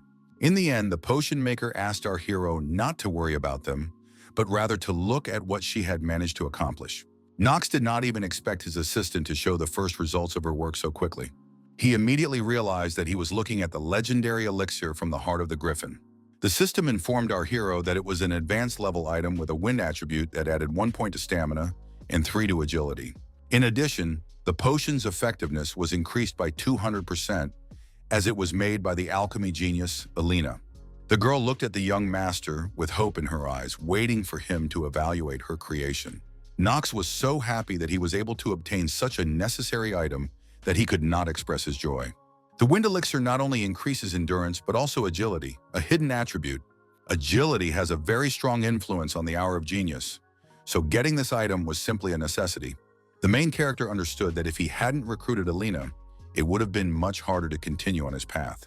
Finally, the main character praised the potion maker for doing an excellent job. Knox wasted no more time and raised the bottle to his lips to drink the elixir. The power of the wind immediately enveloped the young man, penetrating him and filling every cell of his body with unprecedented energy. He immediately felt his skills improve, as if an invisible force had filled his body. Now the main character announced that they had finally finished all the preparations. The young gentleman, who had now received the genius of magical perception, as his mana rating had reached 10, announced that it was time for them to visit Elden. Very soon they arrived at the academy, which truly looked majestic. Every minute, new carriages arrived at the educational institution, bringing new students to study. The main character, who had also dressed up for his first appearance at the academy, stepped out of one of them. Others immediately recognized his white hair and lavender-colored eyes, guessing that he was the youngest son of the Reinhofer family. The main character only laughed at all these ridiculous rumors behind his back. In the end, he calmly asked why some dogs were barking here, to immediately show who was in charge. The students did not know how to respond to Knox von Reinhofer, so they fell silent, causing an awkward silence. They didn't say anything to the main character because they were afraid to contradict him in any way. Chitri, watching all this, just sighed heavily because she understood that it would definitely not be easy for them at the academy. At that moment, another luxurious carriage appeared on the horizon, its wheels gliding silently along the road. The maid was the first to exit, her modest uniform impeccable, her movements marked by the restrained grace characteristic of servants in a noble household. It was Emma who immediately rejoiced when she saw our heroes. Her face lit up with a sincere smile. She immediately bowed to greet the young Mr. Knox, and Chitri made the same gesture in response. The main character was not particularly pleased that Dahlia had also arrived early at the academy, and moreover, he was unable to access the Master of Acting due to severe shock. The maid saw nothing surprising in this, as she understood that the entrance ceremony was too important for her mistress. She asked Dahlia to hurry downstairs, because she definitely needed to say hello to Mr. Knox. The girl did not expect to meet our hero right now, so she abruptly closed the carriage door and asked him to wait. After tidying herself up, she came out and showed off all her beauty, but her cheeks were still covered with a slight blush, and her gaze dropped, betraying the awkwardness and embarrassment she was trying to hide. The main character, in turn, was not surprised that Dahlia would be here, but this meeting still caught him off guard. It all happened too suddenly, so he felt uncomfortable. In fact, he had learned about their arranged marriage just as unexpectedly. It turned out that Rona had accidentally mentioned it in conversation, thinking that the gentleman already knew about it, since everyone else was aware of it. Unfortunately, even after carefully checking the information, it turned out to be true, and their families had agreed without the children's knowledge. Dahlia was the first to speak, and she seemed to be much happier about the news. Knox wasn't particularly eager to talk to his fiancée, so he greeted her briefly. Chitri immediately guessed that this was the girl, but the main character asked his assistant not to call her his fiancée. Meanwhile, the representative of the Steele family was not going to let the young man off so easily, so she asked how he was doing. Only out of politeness did Knox continue this meaningless conversation and ask about Dahlia's life in return. But even such cold attention pleased the girl, so a slight blush appeared on her cheeks. At that moment, they heard horses neighing loudly nearby. Our heroes immediately stopped talking to see what was going on. When the carriage stopped nearby, Knox began to look closely at who was inside. The guy immediately recognized the person inside and tensed up from this unexpected encounter. It turned out to be another renowned genius of the Elden Academy. This girl was a star of commerce and the head of the Rebellion family, which secretly ruled the continent. This individual was named Eleanor de Rivan, and the protagonist had evidently encountered her numerous times during his gameplay. The young lady herself also immediately recognized Knox von Reinhofer, who had become famous throughout the continent. It turns out that she was also the person who harbored the strongest dislike for the original Knox. The young man asked again if it was really Eleanor, to confirm his guesses. The young lady confirmed our hero's words with a smirk on her face and introduced herself. She emphasized that she was the very heiress of the merchant family that Knox always looked down on, and noted that she did not think they would meet again. Eleanor de Rivan was the only daughter of the wealthiest merchant family, which owned almost half the continent. She was also a future celebrity whose influence should not be underestimated. After that, she would even be given the nickname Money Fox, reflecting her cunning and calculating nature.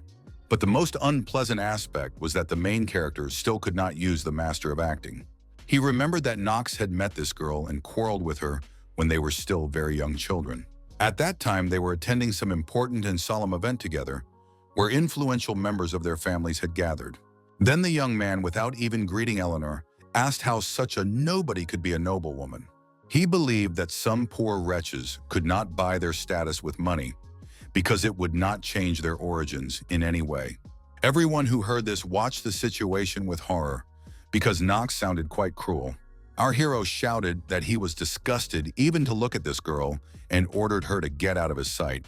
Now the guy was afraid that their tense relationship and the consequences of the malice that Knox had brought upon himself would get in his way. Now the main character was unhappy that he had to pay for the character's misdeeds.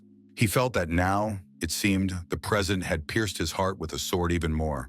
So far, Eleanor de Rivan had given no sign that she was offended by the young gentleman.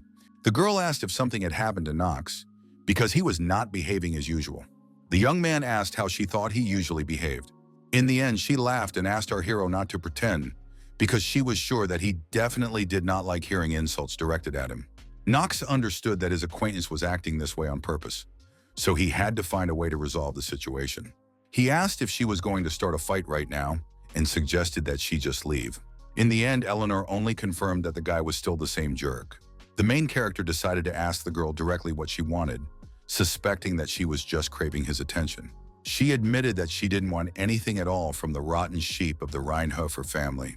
The guy wasn't surprised by her behavior at all, because he knew that her dislike wasn't going anywhere, and decided to check her stats. The girl's bonuses included calculation genius and acting genius, but their limitations included vanity, pride, and weakness against the Southern Ball technique. Looking at her stats, she had a full 21 points in charm, and her skills included the passive trader's eye. The young man was glad that everything remained the same, because it was for the best. Eleanor's father paid dearly, literally, to get the prefix day in the Rivan family name. Eleanor truly hated this fact, but still made the most of her position because she was too vindictive and touchy. Old Knox stirred up this hornet's nest, even though it was impossible to get involved with her. Finally, the girl decided to go about her business and did not intend to say goodbye to our hero, as they were not close enough to wish each other well. The main character noted that he did not expect anything else from such a country bumpkin. Then he turned to Dahlia and suggested that she come along too, because the opening ceremony was about to begin. The girl did not expect Knox to ask her to go with him, but of course, she did not refuse. In fact, the young man simply understood that now he couldn't get rid of her anyway, since she was his fiancée, so he wanted to try and get at least some benefit from this situation. The main character understood that the time had come to stand firmly on his feet, realizing that further delay was no longer acceptable. Meanwhile, the rest of the students gathered in the main hall, waiting for the ceremony to begin and chatting among themselves. As Knox had expected, the offspring of many noble families had gathered here. Some of them might prove useful, so our hero was going to enlist their support, even though this did not correspond to the original story. But the guy understood perfectly well that there were also very powerful characters around him. He came to the conclusion that it was better to avoid these people, otherwise he would completely confuse the plot, so a cautious approach was needed. Finally, Knox noticed that too many eyes were focused on them and decided to ask his companions about it. All the students really seemed to be frightened by the presence of our hero. Chitri confirmed that the aristocrats were indeed looking at him, simply accepting that the young gentleman would be popular at the academy. Dahlia noted that these glances seemed too unkind to her to be considered popularity. At that moment, the conversations of all the students were interrupted by an announcement from the stage. The main character had been waiting for this moment for a long time, so he was delighted when he heard a familiar voice. Meanwhile, all the servants bowed when they saw such a respected person at the academy. It was a girl who looked rather strange and had been holding a lollipop in her hands the whole time. She certainly did not look like a typical aristocrat and behaved inappropriately. Everyone immediately noticed that she was somehow too short, as if she were a dwarf or a child. No one could understand why this girl was giving a speech at the entrance ceremony in Elden. They thought that the child had gotten separated from her parents and had accidentally wandered onto the stage by mistake. Only Knox understood that all these people were just idiots and did not realize that they were facing an unimaginable monster, which cannot be judged by its appearance. It was Noah von Trinity, a pillar of the Elden Academy, one of the 4 sages, and her bonuses were genius of mana detection and goodwill. The main character was shocked when he saw all her skills and realized that it was better to be on good terms with such a character. He also warned Dahlia that it was better not to say anything about this girl if she valued her life. Finally, the girl greeted the new recruits and introduced herself as the new dean of the academy. She understood that the students were not yet aware of what awaited them in this place. The dean became very angry and began to threaten anyone who called her short again. Despite her sweet voice, Noah von Trinity warned everyone that she would beat anyone up for bad behavior. Now she finally suggested starting the entrance exam for Elden Academy. The students were puzzled because they had not seen anything like this in the rules. Noah explained that this was a special rule of the new head of the academy, allowing them to weed out any riffraff in advance. The next second, a strange glow appeared under the feet of everyone present. Then a huge seal appeared, which definitely did not bode well for the newcomers. Noah von Trinity smiled and wished the students luck, her gaze full of hidden meaning and anticipation. Even the main character, despite his extensive knowledge of this world, felt a slight panic. He understood that from this moment on, standing on the threshold of the unknown, a path to new exciting adventures, full of trials and discoveries that would forever change his destiny, was opening up before him. A second later, all the people within the circle of the seal literally vanished into thin air. In the end, all the students, as if by magic, were instantly teleported to a dense, unknown forest. Another teacher was already waiting for them there, and he had no intention of being kind to the newcomers. The commander ordered them all to get up quickly in his loud and harsh voice. The man was very angry at these weaklings who had become so insolent and sprawled out right in front of him. All the students were trembling with fear, so no one obeyed the teacher's order. Suddenly, he noticed that someone had dared to stand up, showing their strength and determination. The teacher immediately became interested, because he did not expect any of the aristocrats' offspring to be capable of such a thing. Knox was the only student who was able to withstand the teleportation. Somehow, he endured the ordeal, but the effects of the forced teleportation still made themselves felt. Squinting, the commander watched the main character closely, who had obviously caught his interest. In complete silence, the young man continued to walk slowly toward the only person who remained here, with his memory intact. All this time, our hero simply could not take his eyes off this man. He simply did not expect this character to have a bald spot as dazzling as in the game, as if he had a halo above his head. According to the game's lore, he used to have luxurious long curls. This was Vernon, a martial arts instructor and one of the first graduates of the academy. But among players, he is known as Takoyaki because of his shiny bald spot. In any case, this man was a fairly competent instructor, so it would be very good to make a good impression on him. Meanwhile, Vernon continued to remain silent and observe our hero, which made the atmosphere increasingly tense. Finally, the teacher called the guy Snow White and asked what that pity in his eyes was. The main character tried to hide this emotion, so he didn't expect that everything was so obvious, so he activated the Master of Acting. The man warned him that he had extremely good intuition, so if the student dared to think bad things about him, it wouldn't go unnoticed. In turn, Knox asked the teacher to talk about the entrance exam and postpone topics that were not yet relevant. Vernon agreed with the young man and suggested that they start by waking up all the sleeping students, warning him that it would be better to cover his ears. The boy did not want to experiment, so he listened to his teacher's advice and followed his instructions. Then the teacher began to concentrate energy in his hands. Then he clapped his hands with all his might, and a powerful, deafening sound echoed throughout the area. All the students immediately jumped up from the ground, not understanding what kind of powerful explosion had just sounded. One of the guys was outraged by this and tried to find out what kind of freak had mocked him, not suspecting that Bernan was already behind him. Finally, suddenly, without warning, he received a strong slap on the back of his head. The teacher emphasized that he was the jerk and asked if he had any problems with that. None of the students paid any attention to his stern voice, because the bright light attracted all their attention. This light, bright and unbearable, literally blinded everyone around, which was even more confusing. Bernan was unhappy that this young man not only called him names, but also began to make a dissatisfied face. After that, he ordered all the students who were unable to wake up to be taken to a safe place. Finally, when everyone had gathered, the teacher decided to announce the entrance exam for the Elden Academy. In fact, the main character already knew what awaited them in this task. In short, the test consisted of diligently catching monsters on this island of magic. As a reward after their death, gems of different colors would remain, and the less mana they contained, the higher their value. In fact, this obviously sounds too strange, so everyone has logical questions about it. Knox himself knew that more mana was better, but in this test, everything was different. Now, the Academy looked at only two things in students, and the first was sensitivity to mana. Of course, this had already been tested using Noah's mid-level magic, and accordingly, whoever woke up first from her spell was the best. The second test tested your ability to detect even the smallest grains of mana. The whole point of the test was that the gems were specially selected in this way.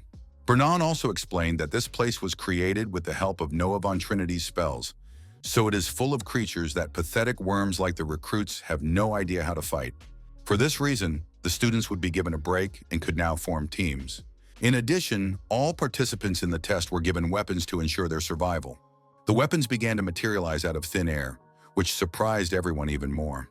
In turn, Burnham warned the students that there could be a maximum of 8 people in a team and advised them to get moving.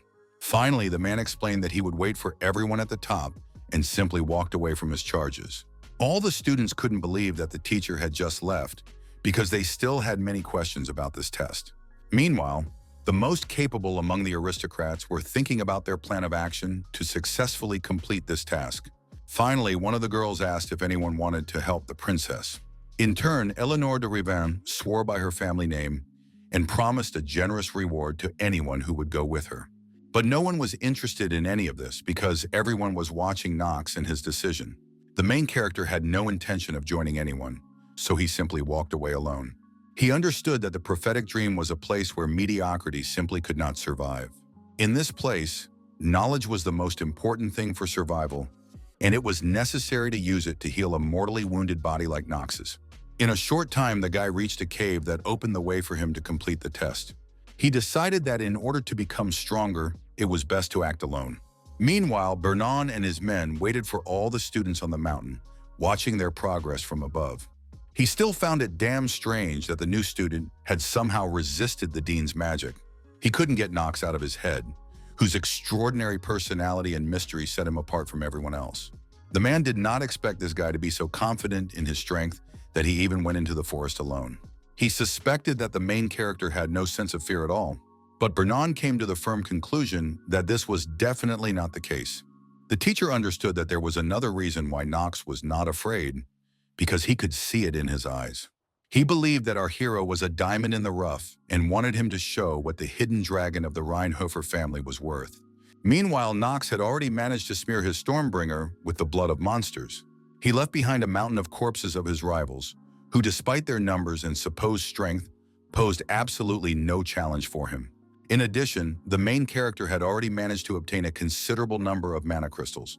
It turns out that all this time, someone had been following the young man and watching his actions closely. It was a mysterious girl who tried to hide in every possible way. In turn, the main character, immersed in his thoughts and focused on the tasks ahead, seemed completely unaware of the stranger's presence behind him. The stranger, having made sure that she remained unnoticed, continued to follow Knox. Meanwhile, Dahlia joined the princess's team and continued to fight the goblins alongside them. The girl couldn't stop thinking about Knox because she couldn't understand where he had gone, since she had planned to stay with him from the very beginning. At that moment, everyone started yelling at her, telling her not to get distracted because she had been given the great honor of protecting Princess Penelope. In the end, their entire team defeated all of their opponents in a matter of seconds. The princess noted that they had already gotten quite far and assumed that purple crystals were valued much higher than the others, but this was not accurate at all. Her assistant explained that this was still a test by Noah von Trinity, one of the 4 wise men, so she was sure that there was something hidden behind it all. The princess agreed with her, but despite this, everything that was happening around her, from the tense atmosphere to the vague premonitions, continued to make her very nervous. She understood that in their current state, not all students would be able to continue on the path ahead. The assistant sensed her young mistress's fears, so she was also worried about her condition. She understood that failure was not an option because she had promised Princess Penelope to raise her to the top. The current Archive Empire was rotten to the core, so in order to restore it to its former glory, the princess must take the throne. Dahlia said that she could still fight so they could gather those who were still standing and move on, and asked what their leader thought about it. Penelope was a little worried because it was too difficult a decision for her. Out of excitement, she squeezed the magic crystal that had been in her hands all this time with all her might. The girl remembered her older brother and realized that she needed to move on, so she asked her allies to hold on a little longer. At that moment, the main character had already passed through the cave and climbed out onto the cold mountain. The system warned him that the limbs chill restriction had taken effect, so his movement speed was limited and his breathing was intermittent. All his stats had also dropped sharply, but Knox didn't panic because he had expected this to happen. The guy just sighed heavily, finally accepting his inevitable fate. With a snap of his fingers, he lit a fire in his hands, and the flames that flared up out of nowhere warmed him at least a little. Knox understood perfectly well that he needed to do something about the coldness in his limbs if he wanted to make it to the end. But in principle, even a small fire was enough to allow him to move forward slowly. Without wasting any time, the main character continued to move forward, warming himself with the hot flames.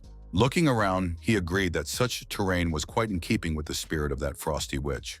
In any case, Knox thought there was too much ice here, even though it was the top of a mountain. He understood that such a simple explanation would only work if he were on a normal island. But now the young man was in an artificially created place, so obviously everything here had a magical origin. This meant that the monsters inhabiting it were also created by magic. After studying this place with his skills, the main character realized that the Dean's mana reserves were beyond imagination. All this only fueled the main character's interest, so he was not afraid of this place at all. He believed that Noah von Trinity's abilities were irrelevant in this situation. At that moment, the ice cracked, and frost monsters burst out of the blocks, ready to destroy everyone in their path. Against the backdrop of these colossal giants, the main character seemed unrealistically small, his figure lost in the shadows of their enormous size. These ice trolls were known for their high regeneration and survivability, so they were difficult opponents. Such creatures could easily kill a novice, but for Knox, they were mere dust under his feet. The first monster had already tried to attack Knox, but he managed to jump out of the way at the last moment. Then another troll, taking advantage of the moment when the young man was distracted, swung at him from behind with his massive club. It wasn't that easy, because Knox was ready for any turn of events and quickly ducked to avoid the attack. The monsters were quite intelligent, so they reacted quickly to the dynamics of the battle and tried to strike at the right moments. But despite the enemy's skills, the main character managed to block their blows with ease. With the help of the betrayal, the guy tried to disarm the trolls by cutting them in half. Our hero knew that Noah was famous for her obsession with talented students, so she would not corner those who had not yet revealed their potential. Moreover, the ice trolls were not so weak that any student could handle them, and in the real world, such an encounter would only make the player want to die quickly. Thus, the whole situation worked in Knox's favor, so he did not panic at all, even when surrounded by monsters. He was still being watched by the mysterious girl, who was most likely the Dean herself. Our hero noticed that the trolls created by Noah had a certain pattern of behavior as a concession, which really made his task much easier. He already knew that his last opponent would try to poke him, and in terms of power, this was the weakest attack. That's why it was no problem for Knox to easily parry this attack. With one sharp movement, he knocked the Frost Goblin's heavy club away from him. Then the main character grabbed his sword tightly and prepared for his fatal attack. At full speed, he plunged his sword straight into the troll's chest, who was now unable to defend himself against this blow. Knox wielded his weapon masterfully, so his enemies had no chance of survival. With a cold, indifferent gaze, he watched as the scarlet blood of the defeated monsters splattered in all directions like paint splatters. Their carcasses fell to the ground with a crash, and the snow around them turned crimson, creating a gruesome scene after the merciless battle. The main character wasted no time and immediately reached for their bodies to retrieve the gray gemstone. This was the reason why Knox did not even look at the other gems, because this stone was a hidden marker that Noah had deliberately placed here. In the future, Knox planned to exchange this item for a scroll that was very important to him, but he would be able to strengthen this skill after completing the current scenario. Meanwhile, the other participants were sorting through the crystals, unaware that this was not what they needed at all. The students thought that at this rate they would be the first among their peers, because they did not yet know about Knox's success. Everyone rejoiced in their good fortune and praised each other for such rapid progress. Eleanor de Ravin understood that this amount would be enough to pass the test, but it did not give her complete peace of mind. All this time, the girl was haunted by a vague feeling about Knox. Every time she remembered those unpleasant events from her childhood. On that day, her parents scolded their daughter for daring to quarrel with the son of the Reinhovers themselves. Her father always asked the girl to remember that no one dared to look down on their family. He never stopped repeating that they had to climb to the very top, because life left them no choice. Eleanor couldn't take it anymore and burst into tears, but the head of the family continued to yell because he believed she had to find a way to get close to Knox at any cost. Hot tears flowed uncontrollably down the girl's cheeks, leaving wet trails on her pale face, but she could not answer her father. When the girl grew up, she realized that he had never thought of her as his daughter. But now she was curious where Knox had suddenly disappeared to, since this test was of little use on its own, and Eleanor suspected that he might know some secret way to get the highest score. She stood there for a while, wondering what had happened to the main character. Finally, she told her team that she had a proposal. The girl said that if anyone wanted to climb even higher with her, named Ravon, she would guarantee them an even bigger reward for it. The ordinary students understood that they could get hurt if they went further, so it was too dangerous even for a lot of money. Eleanor herself understood her teammates' reaction perfectly, so she pointed out that the higher the risk, the higher the reward for this mission. In the end, the students agreed to this adventure and trusted their leader. Now, everyone wanted to join their team when they heard about the high reward.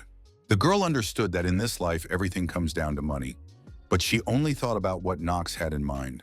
She decided to simply ignore the selfishness of others and, with a smile on her face, suggested they move on. In fact, Knox himself believed that the reason for taking such a risk and going alone was simple. In any case, it would pay off in full. The chances of improving the genius hour were slim, literally impossible. But now that the guy had unlocked the hidden attribute of dexterity, there were some chances. Our hero understood that there was nothing he could do about this fact, so he had to attract everyone's attention in order to succeed. Suddenly, he heard strange sounds nearby, as if there was someone else on the snowy peak. At the last moment, he managed to draw his sword and deflect the dagger that was flying towards him. The confused guy immediately looked up to see who dared to attack him. It turned out to be Paracelsus, who also did not expect to meet the main character in this very place. But at the same time, the guy was really happy to meet the young Lord of the Reinhofer family. Knox himself was shocked that this particular person had ended up taking the Academy entrance exam. He didn't even say anything in response, just remained silent and kept his eyes on his acquaintance. Paracelsus also said nothing and watched the protagonist's reaction with a sly smile on his face. The young man was truly taken aback because this meeting was definitely not part of his plans. He quickly looked up information about Paracelsus and learned that he possessed the skills of a genius with the sword and in close combat and was a brilliant medic. This character was one of the strongest in the prophetic dream and one of the three sword emperors. It was unclear what he had forgotten here, because Paracelsus was supposed to fight the main character in this part and be inspired by his kindness, as he would defend Eleanor, who would get into trouble. In the end, Knox began to suspect that something was wrong in this unexpected situation. In turn, the enemy did not waste any time and attacked him. His movements were quick and precise, like a predator attacking its prey. The main character quickly raised his blade in front of him again to protect himself from the swift dagger. It turned out that the guy had come here only for the thing that was in Knox's hands. Then Knox activated the Master of Acting again and began to speak more harshly to the uninvited guest. He began to suspect that the second hero simply hadn't appeared in this world, which was why everything wasn't going according to plan. For this reason, he had to fight Paracelsus in close combat. One of the daggers flew right past the protagonist's face, causing him to feel a sudden tightness in his chest. In the end, Knox decided to ask the protagonist directly if he understood that he was now confusing absolutely all the plot cards. Paracelsus had no idea what the young man was talking about, but something still bothered him, because when they first met, he noticed that the guy was already a master swordsman. The main character stopped and asked what his opponent was getting at. The guy hinted that Knox definitely had a lot on his mind, so it would be easier for him to give up the crystal so that each of them could go and solve their own problems. Then our hero asked what would happen if he refused, and Paracelsus explained that then he would leave him no choice but to take the item at any cost. The young gentleman thought this was too low and couldn't believe that his opponent had planned it from the very beginning. Paracelsus thought there was no problem with that because the main character himself had fallen for it. The main character was not particularly afraid of his rival because he knew that his talent had not yet fully awakened, although in the future he would be the strongest. He was confident because, in the worst case, he could use the hour of genius. But now was not the time to fight seriously. Knox couldn't even decide what to do in this situation. He understood that this skill might be necessary if there was no protagonist in this world, and he had to save Eleanor de Rival himself. The guy thought it was too risky, but there was nothing he could do about it. The main character said that Paracelsus wasn't the only one who knew everything. His opponent did not expect the young man to remember his name, and asked why he did not ask him to go easy on him out of old friendship. Knox was serious and did not share the young man's sense of humor, so he addressed him again in a firm voice. Paracelsus immediately fell silent and began to listen attentively to our hero to find out what interesting things he would say. Our hero admitted that he knew that his opponent had actually entered the academy only because he wanted to uncover the secret of his teacher's death. These words greatly angered the young man because it completely changed the situation. In turn, a satisfied Knox asked if he now wanted to talk to him. At the same time, Eleanor de Rivan and her team had already climbed to the top of the mountain. The girl carefully examined the snow-covered terrain, her gaze gliding over the white expanses covered with fluffy snow and lingering on every detail. It turned out that the princess was already there and recognized her immediately. In fact, even Penelope herself knew from the very beginning that Eleanor would also make it here. The young lady immediately announced that she had no intention of standing in the princess's way. She wanted to explain her true purpose, but suddenly fell silent. A second later, Knox and Paracelsus appeared next to them, who still could not find common ground and continued their battle. Our hero's rival was furious that he knew his entire story. The young man again dodged the dagger, which could have taken his life under other circumstances. Meanwhile, Eleanor said that she had no bad intentions, and the princess replied that she also did not want to start meaningless battles.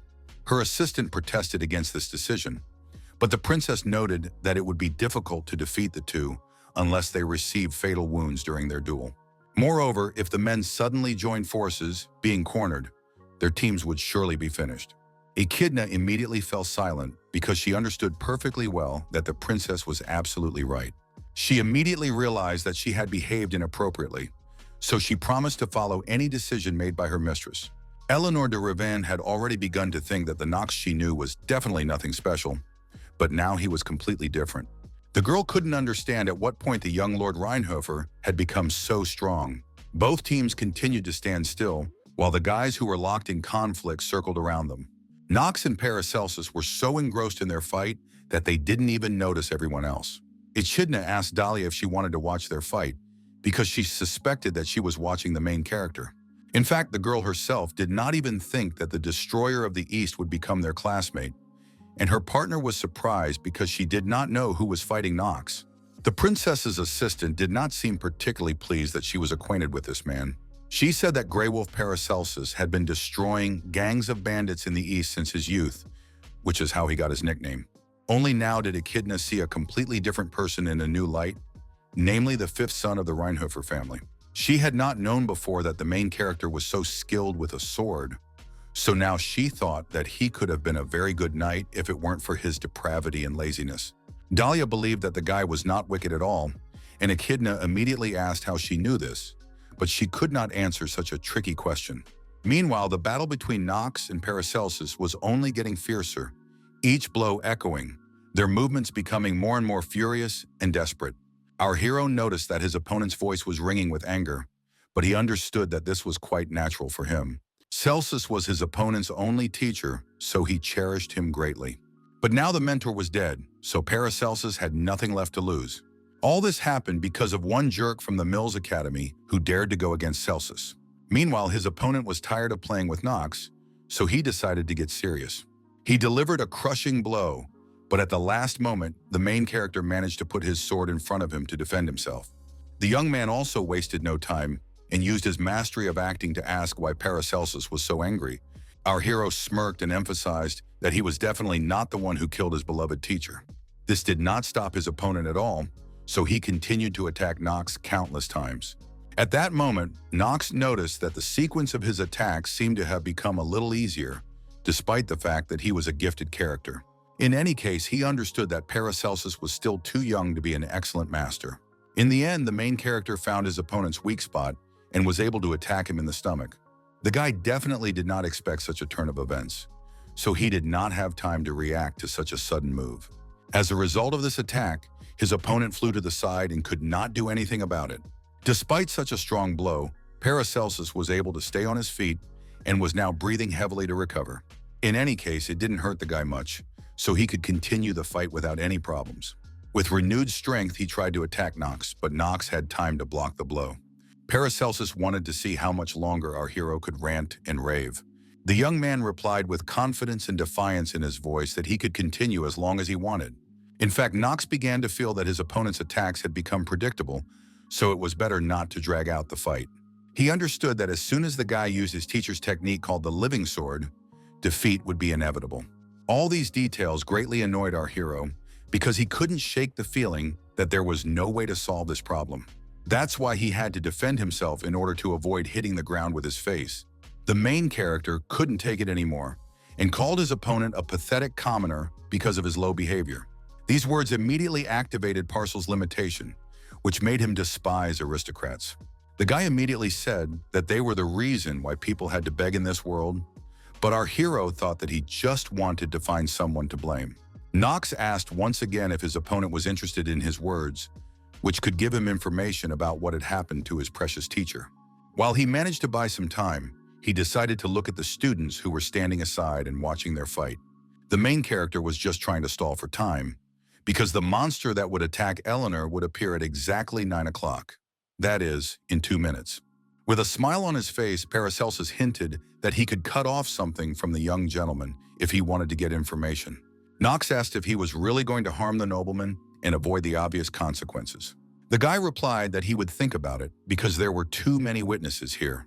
The main character was not afraid of this at all, so he knew that this would be Paracelsus' last attack. In the end, his opponent decided not to waste any more time and to test what Knox was capable of. He watched as the young man did not even move after he began his attack, which greatly surprised him. It turned out that our hero had decided to use the hour of genius because it was time to save Eleanor.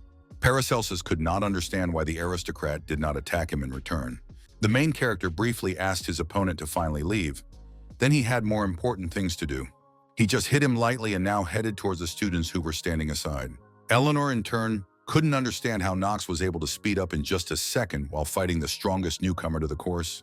Suddenly, she felt a strange presence next to her, and a chill ran down her spine, foreshadowing something unknown and possibly dangerous. The girl saw a very fast, unknown black shadow approaching her. She began to wonder what could be hiding behind this mysterious object. In the next second, the other students realized that they were being attacked by the Night Stalker. Eleanor realized that there was no way to escape and that she would most likely die right there. She already regretted that it would happen so senselessly because all her efforts and hopes would collapse in an instant. Fear had completely paralyzed her body, but suddenly she realized that the monster had disappeared somewhere. The girl looked up in surprise to see what had just happened. That's how she saw that it was Knox von Reinhofer who had left the fight with his opponent and now became her savior. Looking at Eleanor, our hero asked what the pitiful whimpering coming from her was. The main character stopped right in front of the rescued girl and simply waited for her to recover from such a shock. The girl was very confused, then couldn't understand why this particular man had decided to help her. In turn, Knox continued to mock her and say that she couldn't even kill such a small creature, being in the majority. In general, he understood that this was a completely natural reaction, because the Night Wanderer was a mid-level demon. In fact, in the world created by Noah, he was not even half as strong as he should be. The only problem was that this particular monster was real and had full power. It turned out that the one who had arranged this was the murderer of Paracelsus' teacher, who could not rest in peace. It was Eleanor who almost became his victim, which is why in the original story, he becomes gentler after the main character saves her. In fact, Knox thought this was a pointless development because it was too obvious.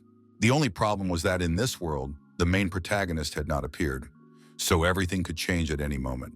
All this time, the girl didn't know what to say. Then her savior's words really sounded offensive.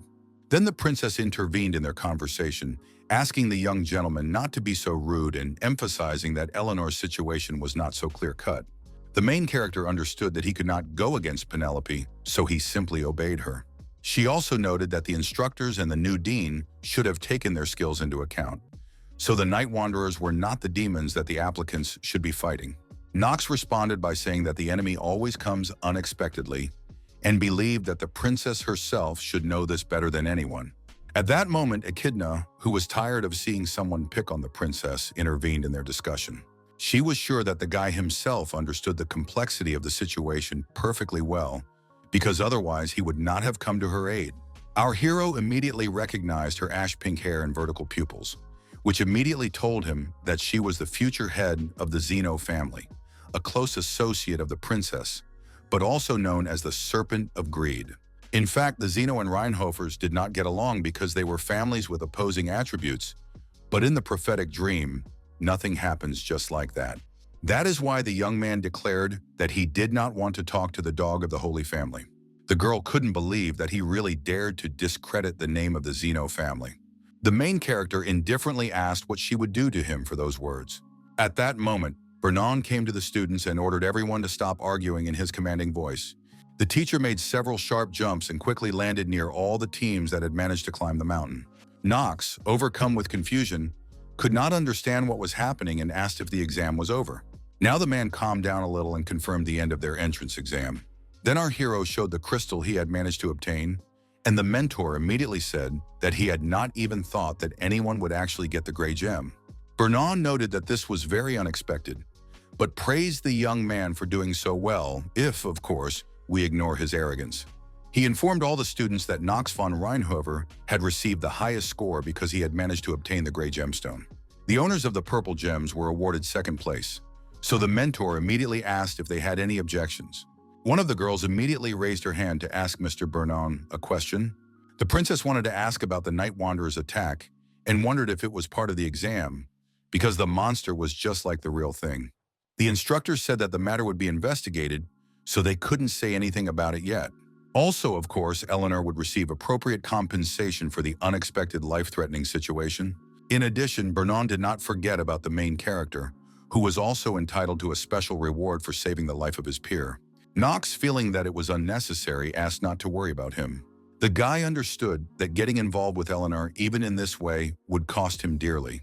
And now he thought that without the main protagonist, the world would drown in injustice, which was completely wrong. If he accepted the award, it would mean that he acknowledged that he had saved the girl, and he should avoid such misunderstandings. Eleanor, in turn, was not going to let her savior go so easily and wanted to know why he had helped her. In the end, the main character had to stop, but he was unhappy that everything was going wrong for him all the time. He quickly used his acting skills and told the girl that he was just killing a monster when she suddenly appeared out of nowhere. Eleanor was still stunned by this story because it all sounded too strange. Finally, the main character was able to breathe a sigh of relief because he managed to get out of this situation. He understood that according to her nickname, the Money Fox was rich and calculating, and she was also firmly convinced that everything in this world could be bought with money, including human hearts. However, Knox von Reinhofer was not like that at all, so it was difficult to find an approach to him. For this reason, the girl kept thinking about why the main character had saved her, but refused the instructor's reward. She couldn't get his words out of her head. that he had simply killed the monster without any intention of saving her. Eleanor was literally convinced that these words were an obvious lie. The assistant who was riding with her in the carriage thought that it all sounded somewhat meaningless. The young man thought that even the lady herself thought so, because Knox was just an ordinary scoundrel. The girl was still sure that it wasn't that simple, and that the main character had lied because he had some important reason for doing so. The assistant didn't really believe this version of events, but he decided to listen to his mistress anyway.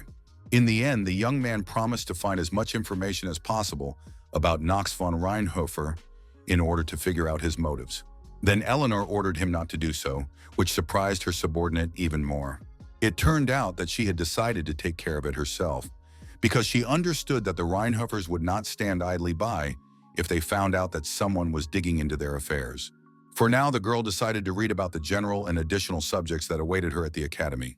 In fact, the assistant guessed the young lady's true feelings, so he had to try hard to hold back his smile. Meanwhile, the other students were already resting in the dormitory after a difficult entrance exam. The main character had also expended a considerable amount of energy on his duel, so now he sat quietly and recovered. Chitri was worried about the young master because he was so pale that it was clear he was suffering from hypothermia. The boy asked her not to worry about him and promised that he would somehow get out of this state. He couldn't stop thinking about the unresolved issues because if the protagonist really hadn't shown up, someone had to take on his role. In order to restore our hero's lost memories and find the person behind the strange messages at the very beginning of the journey, this step was simply necessary. But Knox, whom the young man had become, was a villain, but that could be the key to solving this mystery. He quickly jumped up from his seat when he came up with this idea, which greatly frightened his assistant. The main character immediately forgot about all his ailments, because he remembered that even in this cursed world, there was a way to be both a villain and a protagonist at the same time. He was reminded of this by another character from the game, who was very aggressive and cruel. The assistant, who was watching his mistress fight, informed her that minds were being stirred. Kneeling, he spoke of someone awakening without mentioning his name. The girl herself said that soon the continent would be shaken by another bloodstorm. She ordered her assistant to prepare because their goal had already been achieved. The lady herself put on a cloak which she did not want to get dirty during the fierce battle. It was adorned with a shiny, mysterious brooch that signified her status. It turns out that this stern girl was going to destroy the Arkham Empire. Meanwhile, the main character was thinking about the times when he was an ordinary gamer, not a character in this game. There was one thing that gamers who had played a decent number of hours agreed on.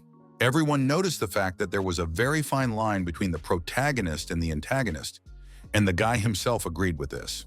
Usually, they both go through many similar trials, so in the end, they become very similar to each other. Everything was like that except for the monster boss, who was pure evil. In most games, the villain is someone who has gone through trauma and hardship, just like the protagonist. In short, the villain does not become a villain for no reason. He also has his reasons for doing so. For now, the main character decided to escape from the dormitory under the cover of night to solve the problem that had arisen in this world.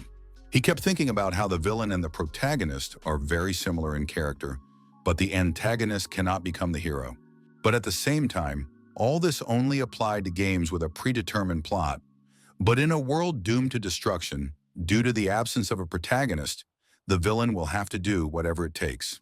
Thus, Knox would have to take on the role of both, which had certainly never happened before. Suddenly, the guy saw a strange glow in front of him, as if fog was gathering around him. He stopped looking at this phenomenon and realized that he needed to go there. The next moment, magical lights appeared in front of him, as if beckoning him to enter a dark alley. In reality, our hero did not like this life on the edge, but there was nothing he could do about it, because there were few choices in this situation. There was a great organization here that had gathered villains eager to overthrow the imperial family. The main character decided to take advantage of this and join the sleepers. A bright flash of light immediately appeared before him, blinding him for a moment and illuminating everything around him with a bright, unearthly glow. Meanwhile, all the teachers of the academy gathered to discuss the strange events that had occurred during the entrance exam. Only Noah von Trinity seemed uninterested and waited for everyone to express their opinions. Propping her head up with her hand, the dean thought about something else, paying no attention to the discussion. Vernon tried to remain calm and continued to say that nothing unusual had happened during his test. His colleague pointed out that the commander was responsible for this mission and laughed at the fact that he had screwed up again. The man immediately began to justify himself and say that he was innocent, while Noah listened attentively to their conversation. Finally, the dean couldn't take it anymore and asked in a harsh voice what they were doing when there were really important issues to be resolved.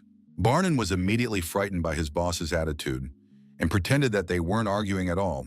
He just laughed and suggested they calmly continue their meeting, asking where they had left off. Noah was unhappy that no one was listening to her and reminded them that she was talking about the entire teaching staff. One of the teachers was a little confused because their leader was talking about something completely different.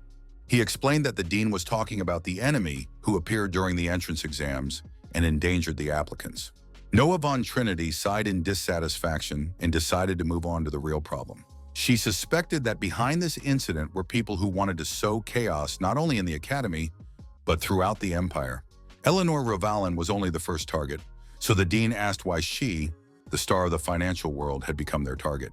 Another teacher suggested that it was because the Ravalin Trading Company, run by this family, imported about 70% of the goods into the Arkheim Empire. Vernon understood that if the enemy deliberately wanted to strike at this family, they would hardly stop there. Noah agreed that what had happened was both a challenge and a warning to the academy, so they needed to prepare for what was to come. All subordinates unanimously declared that they would do everything possible to achieve this. Then she concluded by saying that she wanted to mention one more person who posed a threat. Vernon couldn't understand what the dean was going to tell them, so he listened carefully. It turned out that she was talking about the moment when she was watching the main character's actions during this test. Then she explained that she wanted to talk about the student who was supposedly the most talented in this group of students. The teachers jumped up from their seats because they wanted to find out who it was as soon as possible. In fact, it was surprising that there was someone whom Noah von Trinity recognized as talented, because it was the first time since the incident with the princess. Meanwhile, the dean herself announced that she considered Knox von Reinhofer to be that person.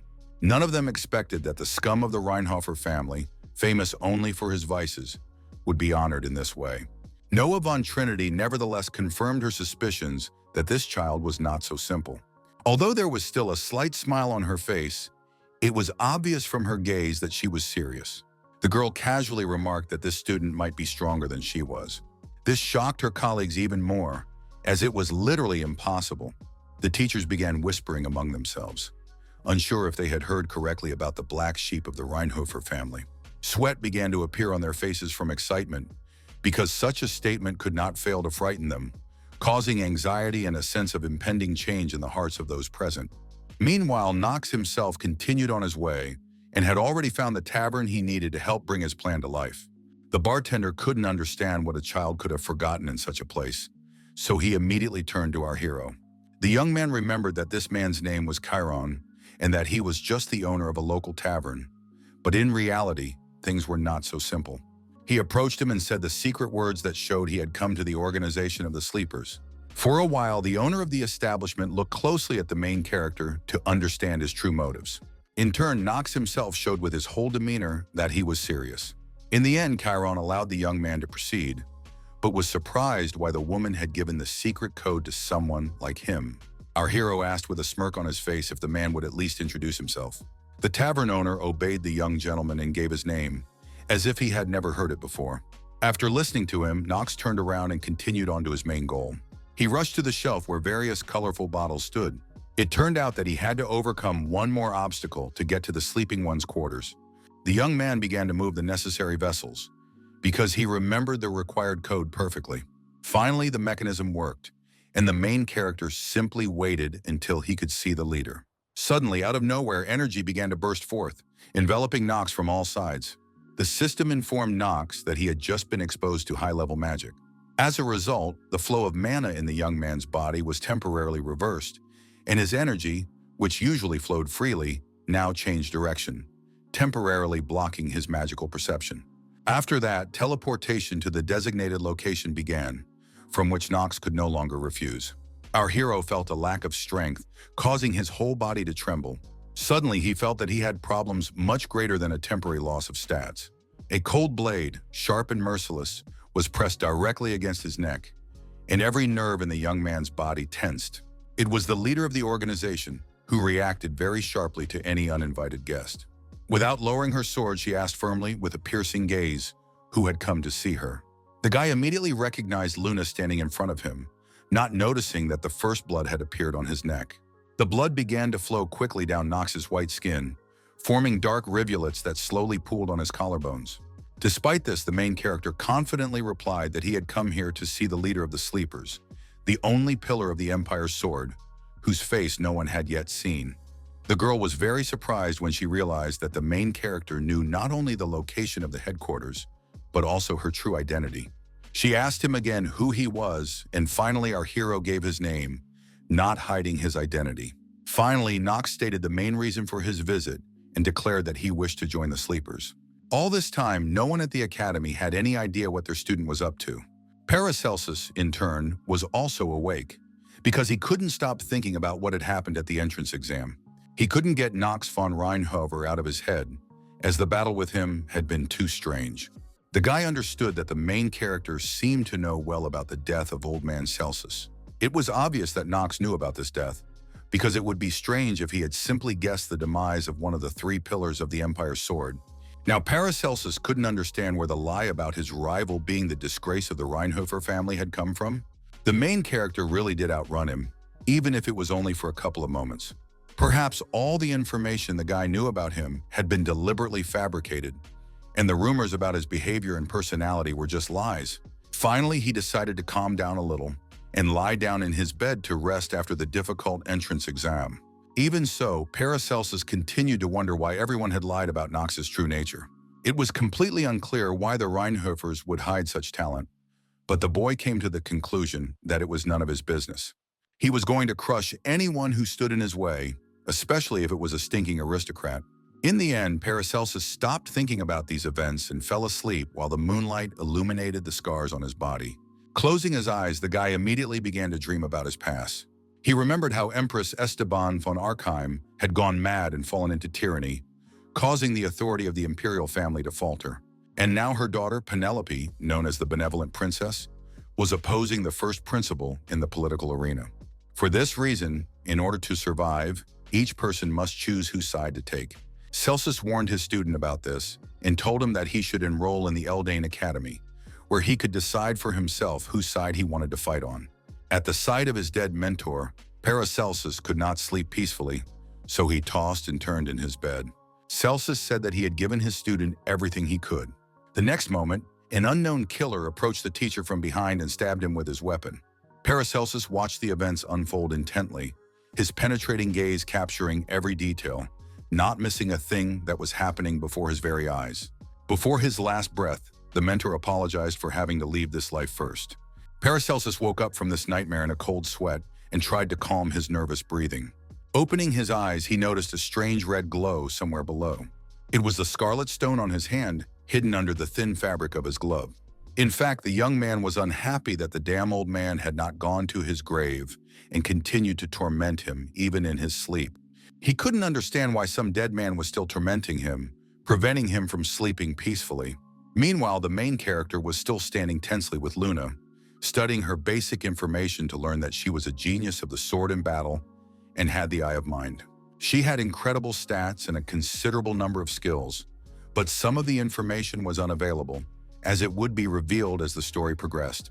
The girl was a monster comparable to the best Master Knights, at only 20 years of age. In addition, her sword style was not easy to master, as it was special and required a unique approach to fully understand and master.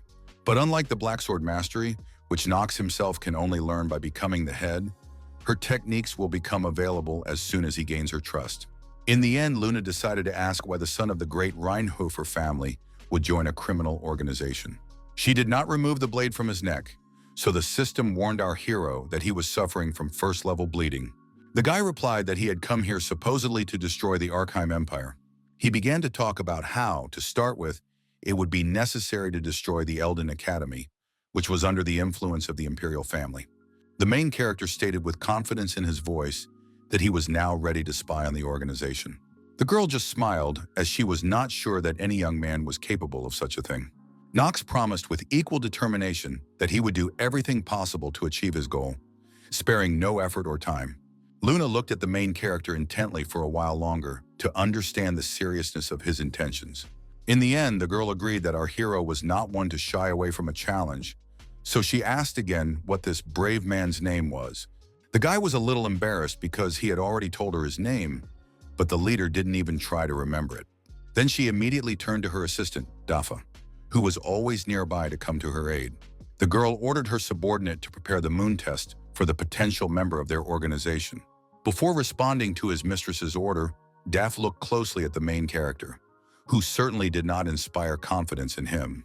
In any case, he only had to listen to Luna's orders, so he agreed with her decision. The assistant approached Knox, handed him a cloak, and asked him to follow him. The main character couldn't understand what it was all for, but of course, he didn't object.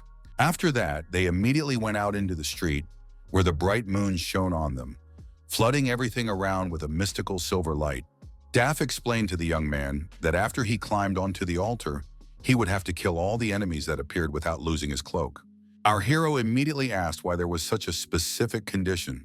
The assistant briefly explained that only in this case would Knox be able to avoid the power of the berserker. In fact, the young man already knew why he had to keep the cloak, because he had already heard about the negative effect he had been warned about.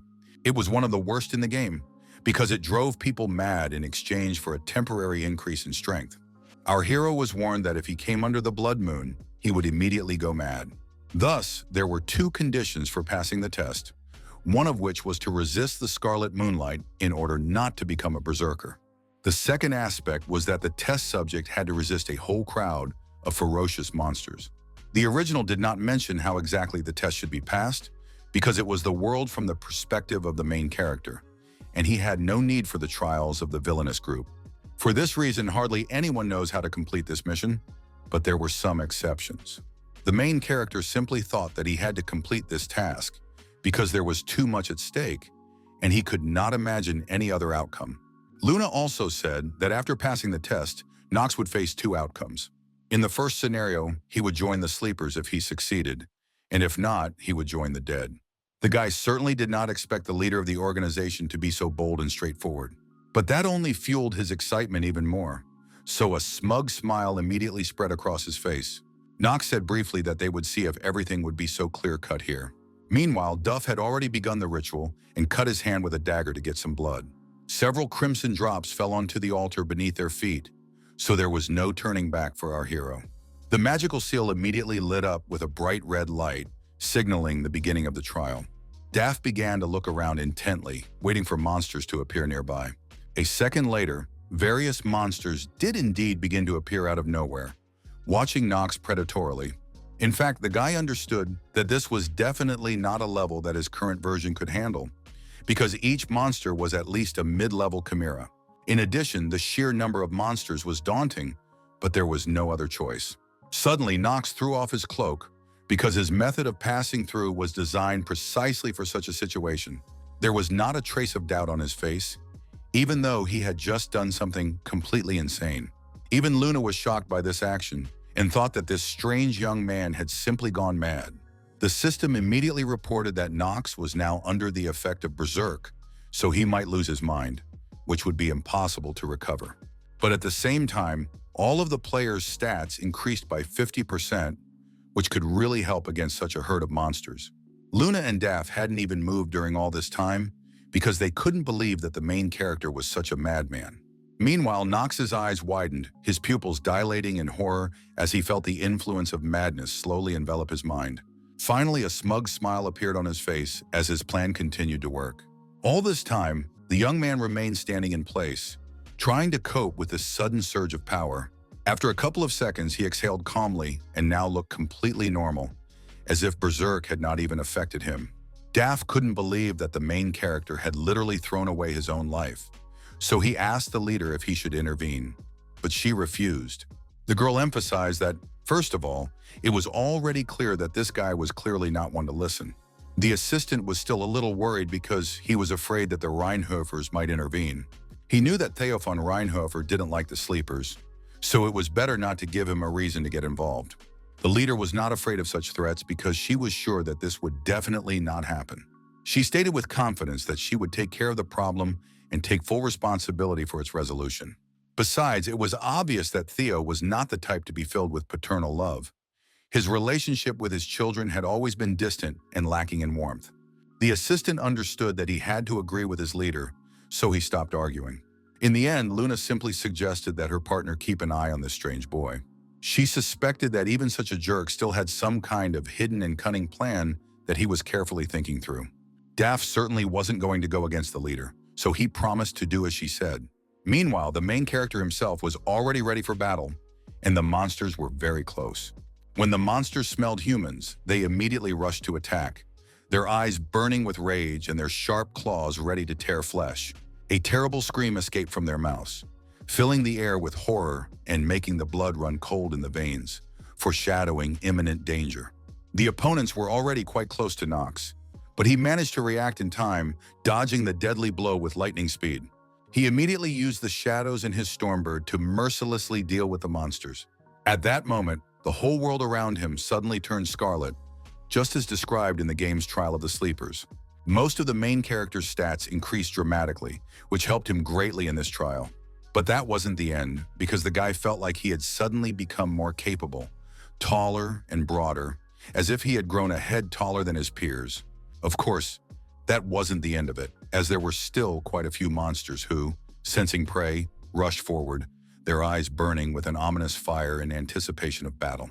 The main character's eyes glowed with excitement and ruthlessness, reflecting an indomitable will to win and a willingness to do anything to achieve his goal, stopping at nothing. Anyone who came too close to Knox immediately lost their head because his movements were lightning fast and deadly. But our hero never took his eyes off his other opponents for a second, constantly scanning the battlefield and anticipating their next moves so he'd be ready for any attack. The monsters' heads flew off in different directions with a terrifying crunch, their bodies falling to the ground, leaving behind bloody trails and filling the air with the smell of death. For a moment, the main character was finally able to stop and catch his breath, which had begun to falter from such active combat. Meanwhile, more and more monsters were approaching him, ready to tear him to pieces. Those who had been sleeping all this time kept their distance and did not take their eyes off what was happening in front of them. The guy immediately took up a fighting stance and prepared to deal with the new wave of monsters. It turned out that from the very beginning, he wanted to use the berserk effect to his advantage, and in the end, he succeeded in this trick. All this happened thanks to one small trick, which was carefully planned and masterfully executed, ensuring the desired result for Knox. Thanks to two genius-level characteristics, it is possible to suppress the negative effects of the blood moon. Our hero possessed the genius of close combat and the genius of magical perception, which helped bring the idea to life. The thing was, geniuses were simply on another level, even though it was damn unfair. He understood that such an act might not be the best, but he didn't care. In the end, Knox decided to use his privilege one last time and deliver the final blow to the monsters. The main character used the Dark Judgment ability to finally complete his trial. In just a couple of seconds, he was able to neutralize every single opponent on the battlefield. Luna tried to contain her emotions, but it was obvious that she was impressed by the young man's skills. Daff, on the other hand, did not hold back his emotions at all, so his face showed obvious surprise. The system also informed Knox that his life had been extended by 2 days thanks to the effect of the Black Flame Ring artifact. A second later, a new wave of monsters arrived, which the young man easily dealt with. Luna tried to shout to the main character, but he couldn't hear anything over the noise of the battle. The guy was very unhappy that it was so noisy around him, so he clenched his teeth tightly.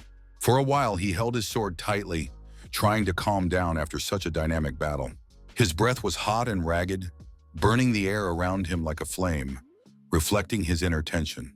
He was covered in blood from head to toe, which ran down his face and clothes, leaving dark marks that testified to the fierce battle. In fact, Knox was dissatisfied because he was sure that the test was not over yet. After a while, the main character continued his battle because Luna allowed him to continue having fun. A smile appeared on the leader's face, and she said that it seemed they should accept this young man after all. Daff agreed that there weren't many people on the entire continent with such talent.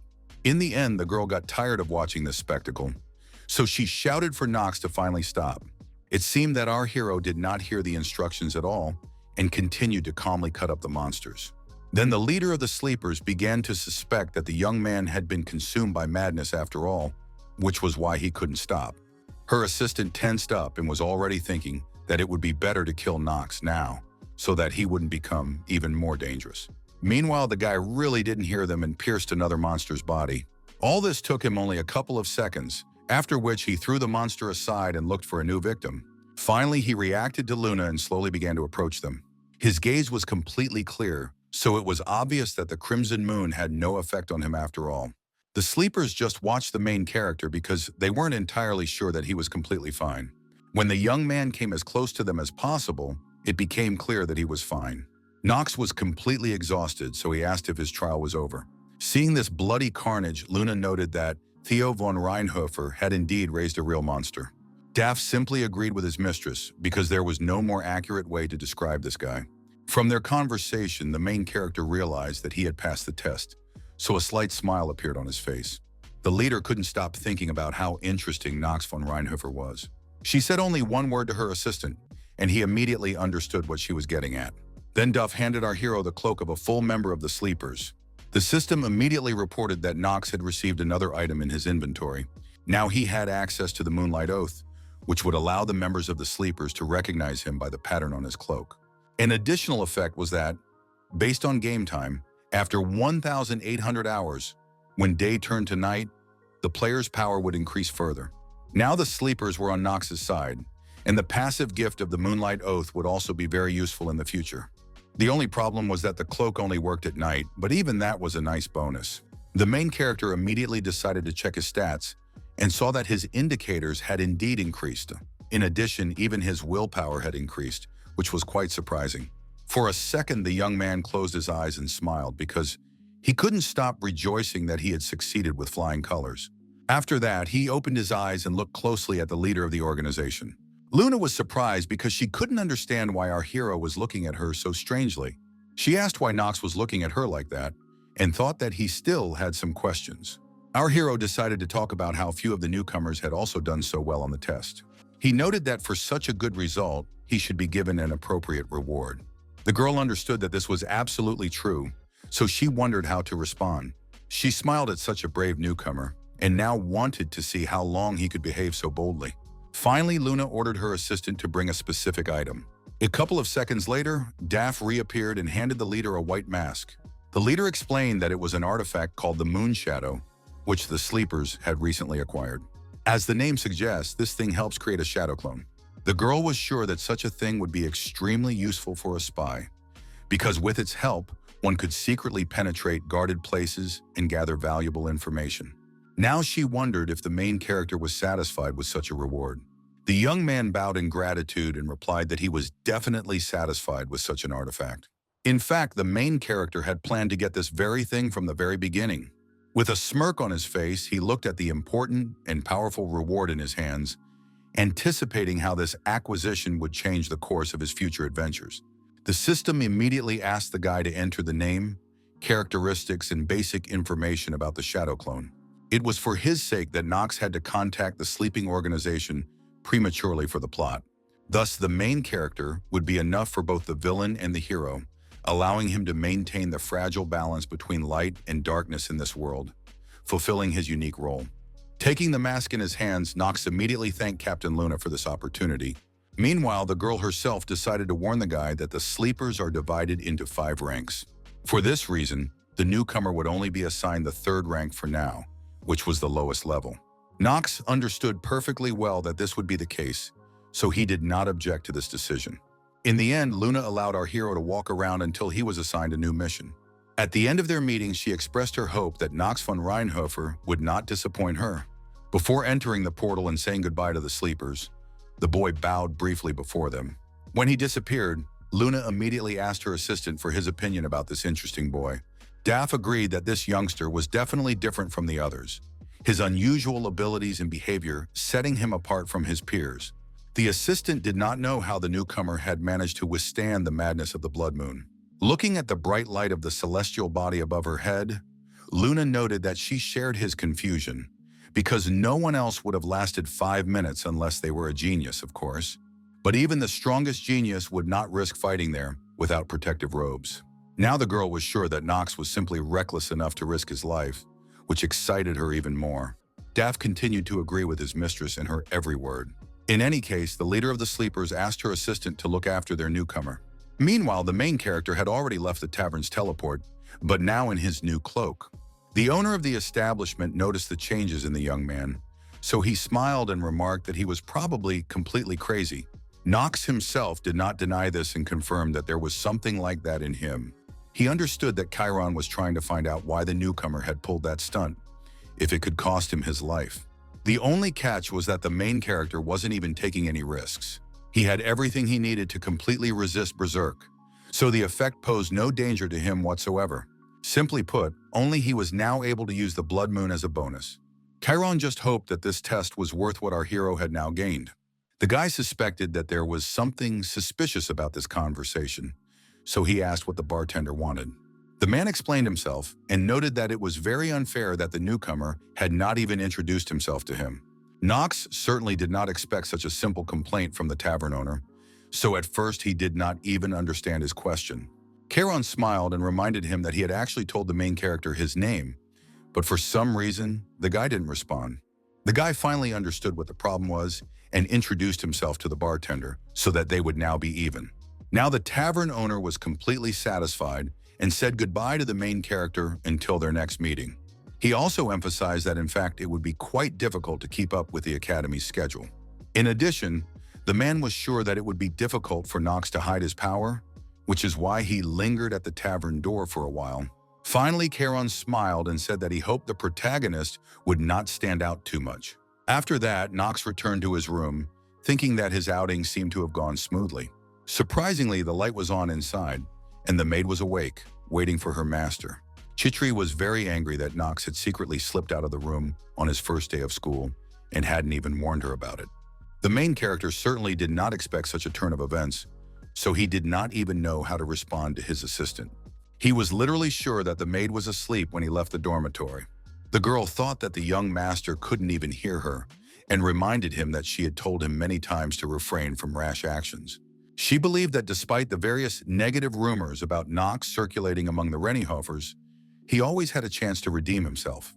The main character was tired of Chitri trying to make him better and simply asked how her day had gone, because he had heard that the servants were also being trained. The maid was silent for a moment and nervously folded her arms across her waist. She lowered her gaze to the floor and replied that nothing special had happened. Seeing this reaction, Knox was already sure that something had happened to her that she didn't want to talk about. The conversation turned to lessons for servants, which were compiled here by low-ranking nobles, and it seemed that Chitri had become their target for bullying. The girl continued to remain silent while our hero thought about how to help her. In the end, Knox handed her a small bag and asked her to open it if she had any problems during the lessons. After examining the item more closely, the maid still did not understand what the young gentleman had given her. In turn, the main character emphasized once again that she should only open it in case of trouble. He explained that inside was an item that would help her quite radically. The girl asked again if she should open the bag right away. The main character replied briefly that she simply should not do so, as it could lead to undesirable consequences. Now Chitri understood everything and promised that she would definitely use this thing if necessary. Knox emphasized once again that she should do so without hesitation if the situation became tense. The maid was pleased that the young master cared about her, so a slight smile appeared on her face. At that moment, the system informed the main character that he had successfully enrolled in the Elden Academy. Thus, Knox finally completed the first part of the story, reaching an important milestone in his adventure and opening up new horizons for further events. For a while, the guy couldn't even believe that he had finally managed to do it. In addition, the system showed that he had one unread message and asked if he wanted to read it. A golden glow and white feathers immediately appeared around the young man, causing him to literally freeze in place in surprise. A girl who looked like a real angel with snow-white wings appeared in front of the main character. It turned out that the person who had written to him at the beginning of the game had explained that he would only receive this letter after enrolling in the Elden Academy. Only now did Knox notice that this stranger was speaking in a tone as if he could see right through him. The guy understood that this person knew him quite well, which raised even more questions. He told our hero that this was only the beginning of the trials and guessed that he had had it easy so far, but alas, it would only get worse from here on out, so no one but Knox could handle it. For a while, the main character stood motionless and read the letter carefully. The sender wrote that only the young man himself was destined to know the true ending. He understood that this might sound irresponsible, but he said that he was really trying to help him in any way he could. In addition, this person attached a small gift to the letter for our hero and hoped that he would accept it. However, the young man was disappointed that the contents of the letter did not explain anything in particular this time either. When he finished reading the entire text, the system window with this notification disappeared into thin air. Knox came to the conclusion that he needed to rethink everything and began to suspect that the sender of those letters was the game master of Prophetic Dream. The very fact that he could influence the system and send something to our hero proved that the young man's conclusions were correct. For this reason, the young man decided that he should focus on completing the storyline to find out more information. It was obvious that completing the game was directly related to his lost memories. But for now, the main character decided not to think about what he couldn't solve yet. Finally, he decided to look at the gift that was attached to the letter. The main character quickly navigated to the appropriate menu and went to the character's inventory to see what he had been given.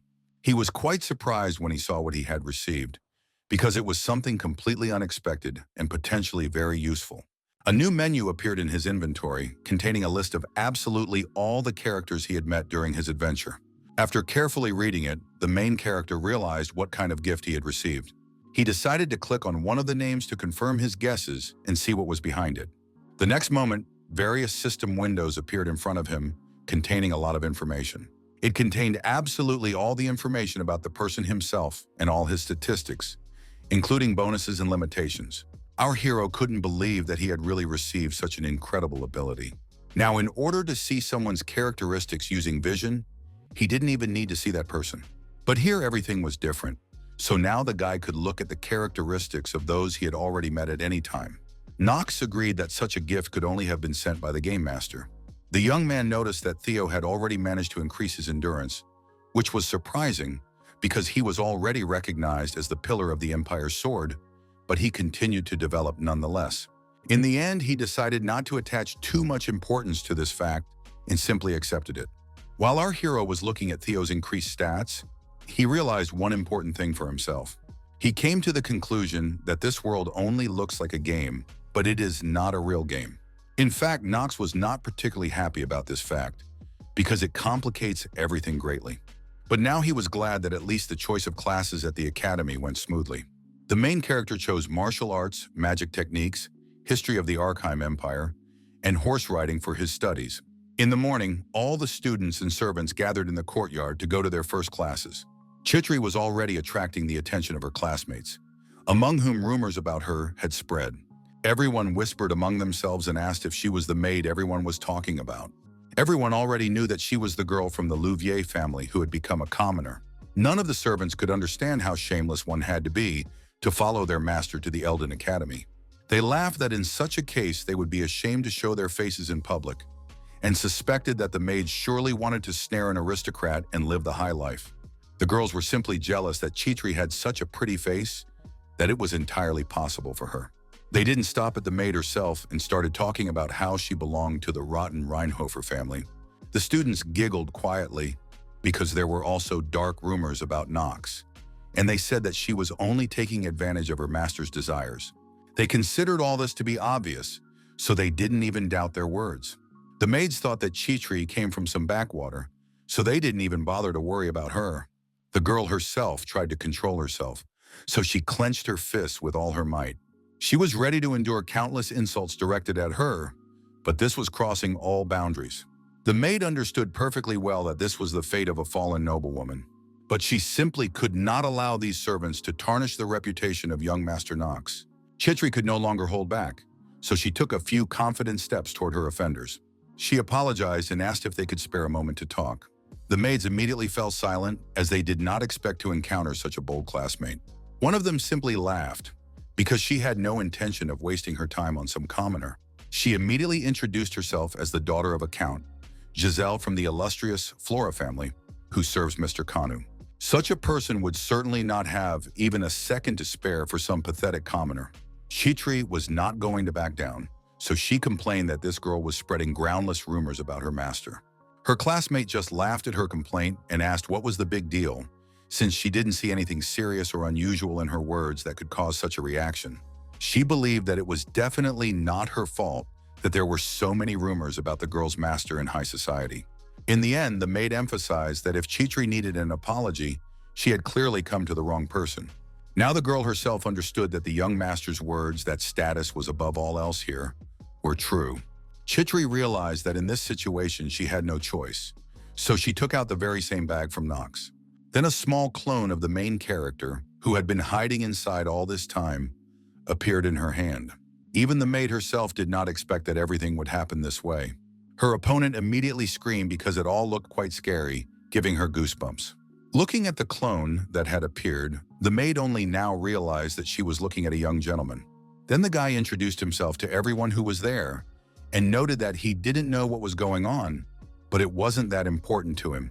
He understood that if Chitri had summoned him, there could only be one reason for it. Our hero pointed his finger at his assistant's offenders and emphasized that he didn't care how many of them there were. The maid was so shocked by what was happening that her voice stuck in her throat and she couldn't say a word. They began to whisper quietly among themselves, not understanding if it was really the guy from the Reinhofer family. Meanwhile, the young man promised that they would all be finished because he was going to tear off their heads and send them in boxes to their families. After that, the main character did nothing else but flash in the air. Chitri did not expect the help to be so insignificant, so she did not even know what to do. She did not expect his radical decision to be so simple and ridiculous. But it seems that this method worked on her offender after all, because her face was filled with absolute horror. The girl immediately fell to her knees in front of our heroine, which was definitely different from her behavior a few seconds ago. She looked up at Chitri with a frightened look and respectfully asked her name. Then the maid sighed discontentedly and introduced herself to her classmate. Giselle saw her sigh and realized that it was too bad, because the Reinhofers could easily wipe out her entire family. She immediately began to bow and beg for forgiveness, trying to excuse herself by saying that she was simply not herself and promising that it would never happen again. The other students who surrounded them on all sides couldn't understand why their classmate had such a strange reaction. Our heroine couldn't understand how this really helped, but at the same time she realized that it would only add to the unflattering rumors about Mr. Knox. The girl muttered a rhetorical question under her breath, wondering what this young man was thinking, committing such rash acts. In the end, she simply walked past Giselle, who understood that she was simply doomed. After class, our heroes met each other and now headed to the dormitory. The maid immediately asked excitedly if Mr. Knox was all right. She noticed that the main character already had dark circles under his eyes from fatigue, but he pretended that everything was fine. The guy just rubbed his eyes and replied that he was fine, although it seemed that this was not the case at all. It turned out that he had spent all his free time studying, so now he had almost no energy left. At that moment, a boy, Eleanor de Rivan's assistant, suddenly appeared before them. The young lady's assistant was delighted to see his target, so he bowed to greet our heroes and start a conversation. The main character was surprised because he couldn't understand why someone suddenly showed them so much respect. Knox was not yet acquainted with this person, so he asked who he was, feeling slightly puzzled. Then the young man introduced himself to our heroes as Rick, the loyal servant of Lady Eleanor de Rivan. With a smile on his face, he said that it was an honor for him to meet Mr. Knox. Hearing the familiar name, the guy remembered who this character was, and all the details about his past, abilities, and role in this story came back to him. The main character immediately tensed up, so he activated the Master of Acting to hide his shock. He did not expect that from the very first seconds, a very dangerous guy would get to him. It turned out that this young man was nicknamed Lying Rick because of his ambiguous personality. He was a true servant of the devil, and over the next 3 episodes of the main story, he would add the rival trading company, which would ultimately push things forward. In addition, he would betray his mistress, which was quite cruel on the part of her closest servant. The main character believed that this was essentially a stab in the back for Eleanor, as such betrayal could ruin all her plans and undermine the trust of those around her. In addition, Knox believed that the principle that the enemy's enemy must be a friend was complete nonsense in the world of the prophetic dream. Rick was a real piece of trash, and getting involved with him would cost him dearly, so he didn't want to use him for his own benefit. Meanwhile, the young man handed our hero a mysterious box, explaining that it was a gift from the lady, an extremely valuable artifact. Knox understood perfectly well that this was too dangerous, so he firmly ordered the servant to disappear. Even the young man himself was curious about what kind of artifact it was, but it was clearly something like a poison apple, so he definitely couldn't take this junk. Eleanor's assistant was very surprised when he saw such a negative reaction from our hero. Knox was unhappy that he had not yet disappeared, so he asked if he needed to repeat his order. Rick immediately sensed that it was better not to joke with the young gentleman, but he couldn't move because of his fear of him. It was clear from the main character's eyes that he was not joking at all and was serious. Finally, he reached for his sword, his hand gripping the hilt tightly to show the seriousness of his intentions. After that, he simply turned and left, and Chitri bowed to Rick to smooth things over somehow. The girl immediately ran after the young gentleman, who was trying to leave quickly. She noted that the main character's body was weak, so he needed to be careful until he regained his strength. Knox immediately thought that his assistant considered him pathetic because it sounded too ridiculous. Chitri explained that our hero had recently had a cold and chills, but on top of that, his hands were always ice cold. She believed that it would be difficult to find anyone weaker than Knox at the moment, as his physical condition was so poor. The guy was embarrassed because he knew it was true, but he promised that everything would be fine. In the end, he promised that he would definitely live and not die so easily. This did not reassure the maid because she felt that things were not so simple for the young master. She noted that Knox was always at the center of events, which created even more danger for him. The main character understood her fears, but he couldn't help being so popular. In fact, the maid was a little annoyed that the young master was so cocky, but she couldn't say anything to him. Knox understood that now he was not only Chitri's master, but also the man who saved her life. In addition, this character has the loyalty to master bonus, so a long separation from the latter is difficult for her. Finally, Chitri decided to break the silence and asked why the main character had behaved so strangely with that young man just now. The guy decided to ask again if his assistant meant Rick. The girl confirmed this and explained that from the outside, the gentleman looked as if he had suddenly lost his temper for no reason. Then our hero grabbed the maid firmly by the shoulder and asked her to listen to him carefully. He asked Chitri to remember that she should never approach Rick in her life, because nothing good would come of it. The girl herself was a little surprised by this response, because until then she had thought that it was all because of the tense relationship with Lady Eleanor. She understood that in that case, Knox would have behaved completely differently, so there was clearly a more serious reason. The girl simply decided to listen to the main character because she trusted him completely. Now the guy was calm because at least he didn't have to worry about Chitri's safety. But our hero believed that it would be best to stay away from Eleanor herself, considering what was about to happen in the near future. Knox took a few steps forward and warned his mate again that they should be careful. After that, the guy went back to the auditorium, which was impressive in its spaciousness. He couldn't stop thinking about how all his troubles had decided to come crashing down on him at once. Meanwhile, the teacher announced that starting today, the students would have to form a team with which they would grow and undergo various tests. He emphasized that in order to successfully form a team, everyone needed to get to know each other well. The main character realized that he had rejoiced too soon that all his problems were over. The guy didn't even think that the lack of friends would now be a problem in a single-player game. In the end, the old man suggested that the guys who had already gotten along well-formed teams of 4. He gave all the students 30 minutes to complete this task, which was quite enough time. But for the main character, it was impossible, because an outsider like Knox would never be able to recruit people. The guy didn't wait, and immediately asked the professor what to do if someone couldn't get a team together. The old man replied briefly that they would not be graded on this discipline, and warned that it would not be possible to retake the course. In addition, he clearly emphasized that it was impossible to work alone, asking if Knox understood all the instructions. Knox certainly did not expect to fail a subject from the very beginning. In fact, Eldane was not easy to graduate from, because failing even one subject was a direct path to expulsion. The guy was well aware that he couldn't let that happen, so he needed to find a way out of this situation ASAP. Meanwhile, a large number of people had already gathered around the princess, wanting to join her team.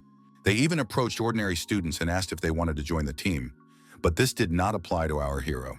All this time, Knox sat alone and thought hard about how to find a way to get a team even for someone like himself. At that moment, a guy approached Eleanor and asked if she wanted to join his team, but she didn't seem particularly enthusiastic. Then another girl said that she was already on the team with her and promised that in return she could provide a contract for her family's products. In the end, Eleanor ignored everyone and simply walked away from the students who so desperately wanted to work with her. It turns out that the girl went straight to the main character, who was still sitting on the sidelines. She noted with a smirk that the guy didn't seem to like her gift at all. Knox just swallowed nervously because he didn't know what to say in such an awkward situation. Eleanor continued to say that she had another offer for our hero because she wanted to repay her debt anyway. The young man finally spoke up and asked what the girl was hinting at. Elegantly adjusting her hair, she announced that she wanted to recruit the main character to her team. Knox thought it sounded wildly arrogant, but he understood immediately. From the very beginning, he had a feeling that they would end up on the same team as Eleanor, so he wasn't particularly surprised by this turn of events. Suddenly, Dahlia appeared next to them, who obviously also wanted to join Knox's team. But the young man was ready for another nuisance to join them, because he didn't really have a choice. The girl was very persistent because she wanted to be as close as possible to the main character. In fact, our hero had already forgotten about her, completely erasing her from his thoughts as other events had absorbed his attention. The guy didn't even pay attention to Dahlia because he understood her feelings perfectly well. So it was only because she was a kind character, and Knox was her fiancé anyway, whom she wanted to treat as well as possible. She simply couldn't remain indifferent and wanted to help the unfortunate loner. The main character still found it difficult because so much attention was simply exhausting him. Meanwhile, Eleanor noted that one detail was still unexpected for her. The guy immediately tensed up, so he asked in surprise what else interested her. It turned out that the girl was simply surprised that even such a cold person had some friends. The main character didn't know how to respond to such a remark, so he just stared intently at his new partner. In fact, considering everything Knox had said to her, one could understand this girl, but at the same time, the young man could not understand why her words angered him so much. Meanwhile, Dahlia began to worry a little because the guy still hadn't answered her, but Eleanor decided to take matters into her own hands and pointed out that they needed one more member, so it definitely wouldn't be a problem. Then the main character finally decided to speak up and noted that it seemed like no one on this team cared about his opinion. The girl just laughed at the fact that Knox simply had no choice, and he reluctantly agreed that she was so perceptive. The guy understood that in order to regain his memories, he had to establish himself at the academy, and for that, he needed good grades. To succeed, he needed to be among the top 10% of students in the first episode of the story. Next, our hero had to fight the archdemon, which was just as difficult a task. It was then that he would have to play the role of both villain and hero for the first time. Inside, the main character was already preparing himself for such an important task. At the same time, all the students were already actively discussing their teams and getting to know each other better. Then a young man named Paul approached Knox's team, wanting to join them. Our hero was glad that at least the last member was just an ordinary person. He immediately looked at his characteristics and learned that he was a survival specialist, efficient, devout, and physically fit. But he had one limitation, which was his stupidity. Reading further, Knox suddenly noticed that this guy had an active blessing skill. The young man was delighted by this fact, because it was very unexpected, but at the same time amazing. Of course, Paul's stats were terrible, but that didn't matter if he could bless. It was one of the most powerful skills in Prophetic Dream, because it fully revealed the hidden power of the character on whom it was used. But as it turned out, Paul couldn't just use it like that, which made the process too complicated. The main character thought it was all a bit strange, and then it wasn't clear where a person with such a rare gift came from in the academy, but he decided not to think about it for now. Paul was very happy to be accepted into the team, so he was already looking forward to working with them. Next, Eleanor de Rivin introduced herself to everyone, hoping that everyone there was ready to work. Dahlia von Tjalen, who was slightly embarrassed, also introduced herself and said she was happy to be part of the team. Only Knox did not want to introduce himself and merely stated that he hoped that they would not be a burden and would be able to accomplish something on their own. Meanwhile, the professor banged loudly on the table to get the attention of the students, who seemed to have successfully completed their task. He emphasized that the team composition could not be changed for the entire next semester and announced the end of the lesson, wishing all students to prepare well for their first test. The main character uttered harsh words to the old man, and Dahlia hastened to warn him about being too loud. But it turned out that the young man deliberately wanted his words to be heard as clearly as possible. The girl was stunned by Knox's behavior because she thought that swearing at the professor was not a good idea. The guy wasn't going to waste a second here, so she tried to catch up with him, but it was in vain. Finally, Dahlia wanted to know what classes he had added to his schedule and promised that she had no ulterior motives. She tried to justify herself by saying that she was just curious, trying to catch up with the main character. Knox thought that the girl was trying to find out which subjects would be easiest for her to get the highest marks in, and lightly tapped her on the forehead. Dolly was confused because that wasn't the case at all, but the main character was literally convinced that his acquaintance was trying to deceive him. The guy wasn't going to waste any more time on her, so he just turned around and walked away without giving her any information. After class, the main character decided to go to the fourth sector of the academy to take care of some business. He and the maid decided to buy some necessary items, so she noted that, as expected of Elden, he required a lot of money. The girl wrote down a whole shopping list which included textbooks, equipment, and notebooks. Now she understood why commoners simply did not stay here. They simply did not have enough money. Knox believed that these problems did not concern him, because anyone talented enough for the academy could easily attract sponsors to themselves. Of course, this was only on condition that talent was not something useless. Only then would money never be an obstacle. Suddenly, they were distracted from their shopping because someone nearby was clearly arguing. Chitri immediately tensed up because it was getting too noisy around them, which did not bode well. Our hero explained that wherever people gather, it is always noisy, so there is no need to be surprised by something like this.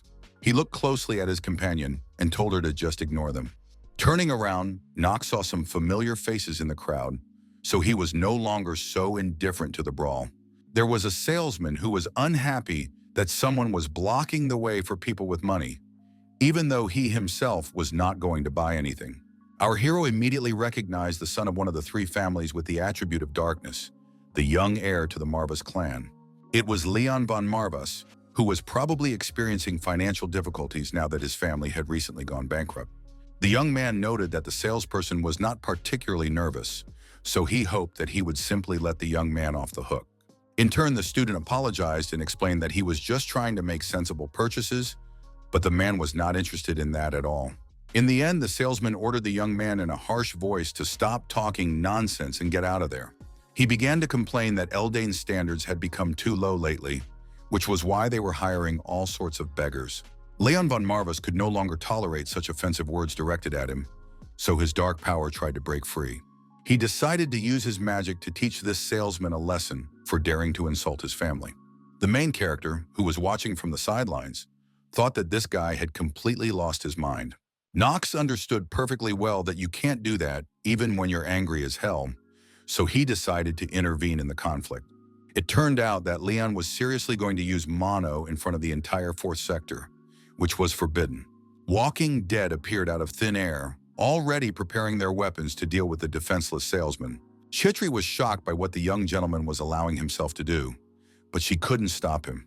The guy explained that the jerk had completely lost his mind, so he had to be stopped before he did something stupid. He understood this only from Leon's eyes, but the maid couldn't understand how it could be done. But our hero was confident in his words. Seeing how serious the gentleman was, Chitri realized that he was not joking at all. The salesman didn't know what to do in such a situation, so he just shouted that his salesman had gone mad. The main character arrived in time, so he briefly ordered the man to step aside so he wouldn't get hit. The young man covered him with his back and advised Leon to get out of there quickly. But the guy could disobey this advice if he wanted to meet his end immediately.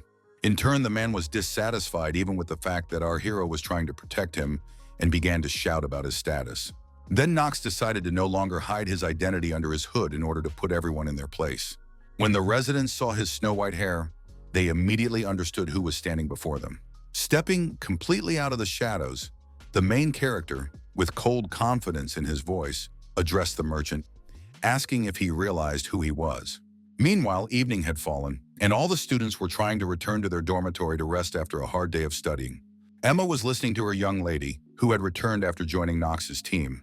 The girl asked her maid once again if she thought that, even though she was now on the same team as Knox, he still had reasons not to share his schedule. She suspected that perhaps it was a result of puberty, which made him so shy around the opposite sex. All this time, the maid tried to hold back her emotions, so she said nothing. But Dahlia wanted to hear her point of view. She desperately sought an answer to this question because it held a deeper meaning that could change her understanding of the situation. In the end, Emma replied awkwardly that she had no way of knowing what was going on in Mr. Knox's head. The young lady went on to say that all this time she had tried to behave as maturely as possible and not do bad things. Now she realized that appearances were deceiving and that judging people solely on first impressions was a profound mistake. The girl did all this only to regain the protagonist's favor, trying with all her might to earn his trust and respect. But unfortunately, all her attempts were in vain, so she was already lost in her guesses. The maid did not even know how to help her mistress, because she could see that it was really important to her. She understood that at this rate, Dahlia would sink into these thoughts again for a week, which definitely could not be allowed to happen. Now Emma regretted what had happened before, because if she had known how it would all turn out, she would never have defended that jerk Knox in front of the young lady. On the way home, the girl kept asking why her fiancé was so cold to her, and the maid explained that it was because he was going through puberty. The maid explained that all boys at that age behave strangely, growl at those around them, and act like icebergs. Now she began to suspect that Dahlia's deep feelings had originated much earlier, perhaps even at that very moment. At the time, Emma didn't know what this would lead to, so now she thought that maybe she shouldn't have made such a thoughtless statement. In the end, she came to the conclusion that it was obvious that Dahlia liked Knox. Then the maid decided to hint that the groom could draw a line between his personal life and his success at the academy. These words also encouraged Dahlia, so she grabbed her assistant by the hand. The girl was beaming with joy and now praised Emma for being so knowledgeable about relationships. She thought it sounded so authoritative that from now on she would only ask her maid for advice. In her thoughts, Emma apologized to her mistress because she realized that she was deceiving her again. The girl was sitting at the table when the young lady suddenly ran up to her and grabbed her hands. The problem was that the maid had never even met anyone, so all this advice was not based on experience. At that moment, there was a knock on the door of their room, interrupting Mr. Knox's private discussion. The girls simultaneously turned toward the entrance to the room, as they were not expecting any guests. The maid immediately sat down on a chair and said she was listening attentively to the visitor. The guest at the door was surprised by such an encounter, but immediately greeted her and stated the purpose of his visit. It turned out to be Eleanor de Rivan, a member of Dahlia's team in combat magic classes. The young lady immediately recognized her acquaintance's voice, which put everything in its place. The maid was still unhappy because the guest should have first arranged a meeting with her mistress. Eleanor de Rivan did not object to these rules and simply waited for the door to be opened. In addition, the girl said the name Knox von Reinhofer aloud in a strange voice, which attracted even more attention from Dahlia and Emma. With a smirk on her face, the girl confidently stated that she wanted to talk about this particular person. The young lady immediately opened the doors to her room to talk to her partner. She was a little tense, while Eleanor de Rivan seemed to be as relaxed as possible. Still, the girl noted with embarrassment that this was already the second time today, because they had already met in the team. Meanwhile, the main character, who had revealed his identity to everyone, asked if he needed to introduce himself. The salesman standing behind him also recognized the silver hair and violet eyes that belonged to only one family on this continent. He realized that this was the very same Reinhofer who had been accepted into the academy this year. The man immediately began to apologize to our hero for not recognizing him right away. The young man didn't care, so he ordered him to get lost before he got completely angry. Knox looked at him with a cold stare and asked if he wanted to make him repeat it a third time. The salesman immediately realized that it was better for him not to linger here, so he ran away as fast as he could. Leon certainly did not expect such a turn of events. Not only did someone intervene, but it turned out to be Knox von Reinhofer himself, whose appearance caused a wave of amazement among those present. The guy was unhappy that someone had intervened because he hadn't finished talking to his offender yet. His undead also looked at the main character with contempt, but did not seem to be planning to attack yet. In the end, the monsters obeyed their master's will and pounced on the main character. Knox immediately responded to the threat against him, using his powers to stop his opponent, and his actions were swift and decisive. The main character asked the young man if he really needed to use black magic for such a trivial matter. He had no choice, so he had to use his mana to fight the undead. In the end, the skeleton skull shattered into tiny pieces under the pressure of such incredible force. Everyone stood in shock, overcome with horror, and no one dared to move, their eyes fixed on Knox von Reinhofer. The main character emphasized that it looked as if the guy was practically asking the imperial family to capture him. It seemed that Leon had only now fully realized the catastrophic consequences his reckless and foolish act could have led to. He remembered that using magic before reaching adulthood was prohibited by law. Finally, the boy came to his senses after his outburst of rage and thanked our hero for helping him out so much. Knox suggested that he finally buy everything he needed and calmly get out of there. He even gave the young man a whole bag of money because he understood that he simply did not have enough for all the necessary things. Opening the small bag, Leon saw a mountain of gold coins in front of him. The young man did not expect anyone to show such incredible generosity towards him. He was a little embarrassed and decided to ask why Mr. Knox had decided to help him. Leon began to suspect that his classmate was simply trying to make him indebted to him in this way, and emphasized that it would not work. Our hero had no such motives because these coins were completely insignificant to him. But at the same time, Knox admitted that he couldn't say he had no ulterior motives at all. Leon was surprised by the young gentleman's behavior, so he didn't even know how to respond. In the end, he realized that the main character was not his enemy after all, and calmed down a little. The young man quickly used his powers to remove the monsters he had summoned. All the undead instantly froze in place, then began to dissolve into thin air without a trace. In fact, Leon suspected that this money was payment for keeping his mouth shut. He sensed necromancy from the main character, a unique magic inherent only to his family, the Marvises. That was why this modest sum of money did not suit the young man at all. In the end, Leon stated with confidence in his voice that he was not satisfied with such a deal. He was much more interested in information about where Knox got the power of his family. At that moment, Dahlia and Eliona sat down at the table and decided to discuss Knox over a cup of tea. The hostess of the room was eager to find out what her companion wanted to talk about, as it was weighing on her mind. In turn, the guest could not understand why her reaction was so calm because she had imagined everything completely differently. The girl even began to suspect that Knox did have some feelings for his future bride after all. But in the end, she dismissed the idea because she thought it was literally impossible. Eleanor understood that for a man like him, the engagement was just a burden. So she decided to speak to Dahlia as bluntly as possible. The next moment, she declared in all seriousness that Knox was a dangerous man. She explained that this was because he was the son of one of the families known as the Pillars of Darkness. She also added that the numerous rumors about his strange behavior could not be denied. Dahlia understood perfectly well that these facts could not be denied, but she still struggled internally. In the end, she confidently stated that she did not consider Knox to be such a bad person. Eleanor certainly did not think so, because she still remembered at least one unpleasant incident from their childhood. She immediately began to realize that her plan would not work on Dahlia after all. The girl slowly put her cup of tea aside and emphasized that not everyone would agree with the young lady's words. Dahlia immediately tensed up when she heard such serious words about her future fiancé. In turn, the guest thought about how strange she was, because no one would have thought that such an honest and open girl would like this worthless Knox. Eleanor stared intently at the girl in front of her for a while, trying to read what her gaze expressed. In the end, she realized that Dahlia's eyes clearly showed dislike. The girl herself admitted that the main character did indeed have flaws, but she believed that he was not the type of person who would do something terrible. She was sure that the young man was simply misunderstood because he was cold toward those around him. Even so, Dahlia believed that this was only the tip of the iceberg of Knox von Reinhofer's personality.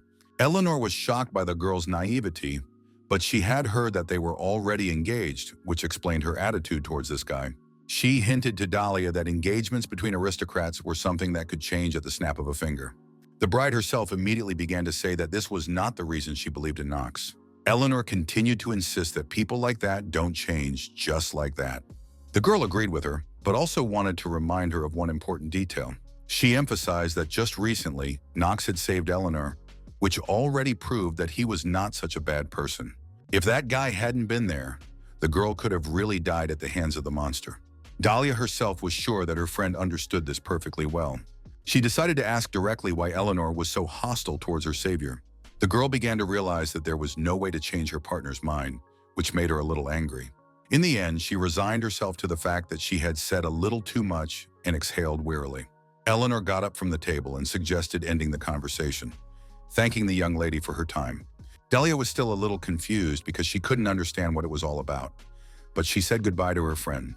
The girl left her room without saying goodbye, thinking about what had just happened between them. After Eleanor left the dormitory, she had to calm down for a while by the fountain. As it turned out, Rick had just returned at that moment, having been trying to find information about Knox all this time. Judging by his mistress's mood, the young man immediately guessed that the conversation with Dahlia had not gone well. Suddenly, the girl decided to ask her assistant what the most important quality for a merchant was. Rick believed that a keen eye and attentiveness to one's surroundings were important for such a profession.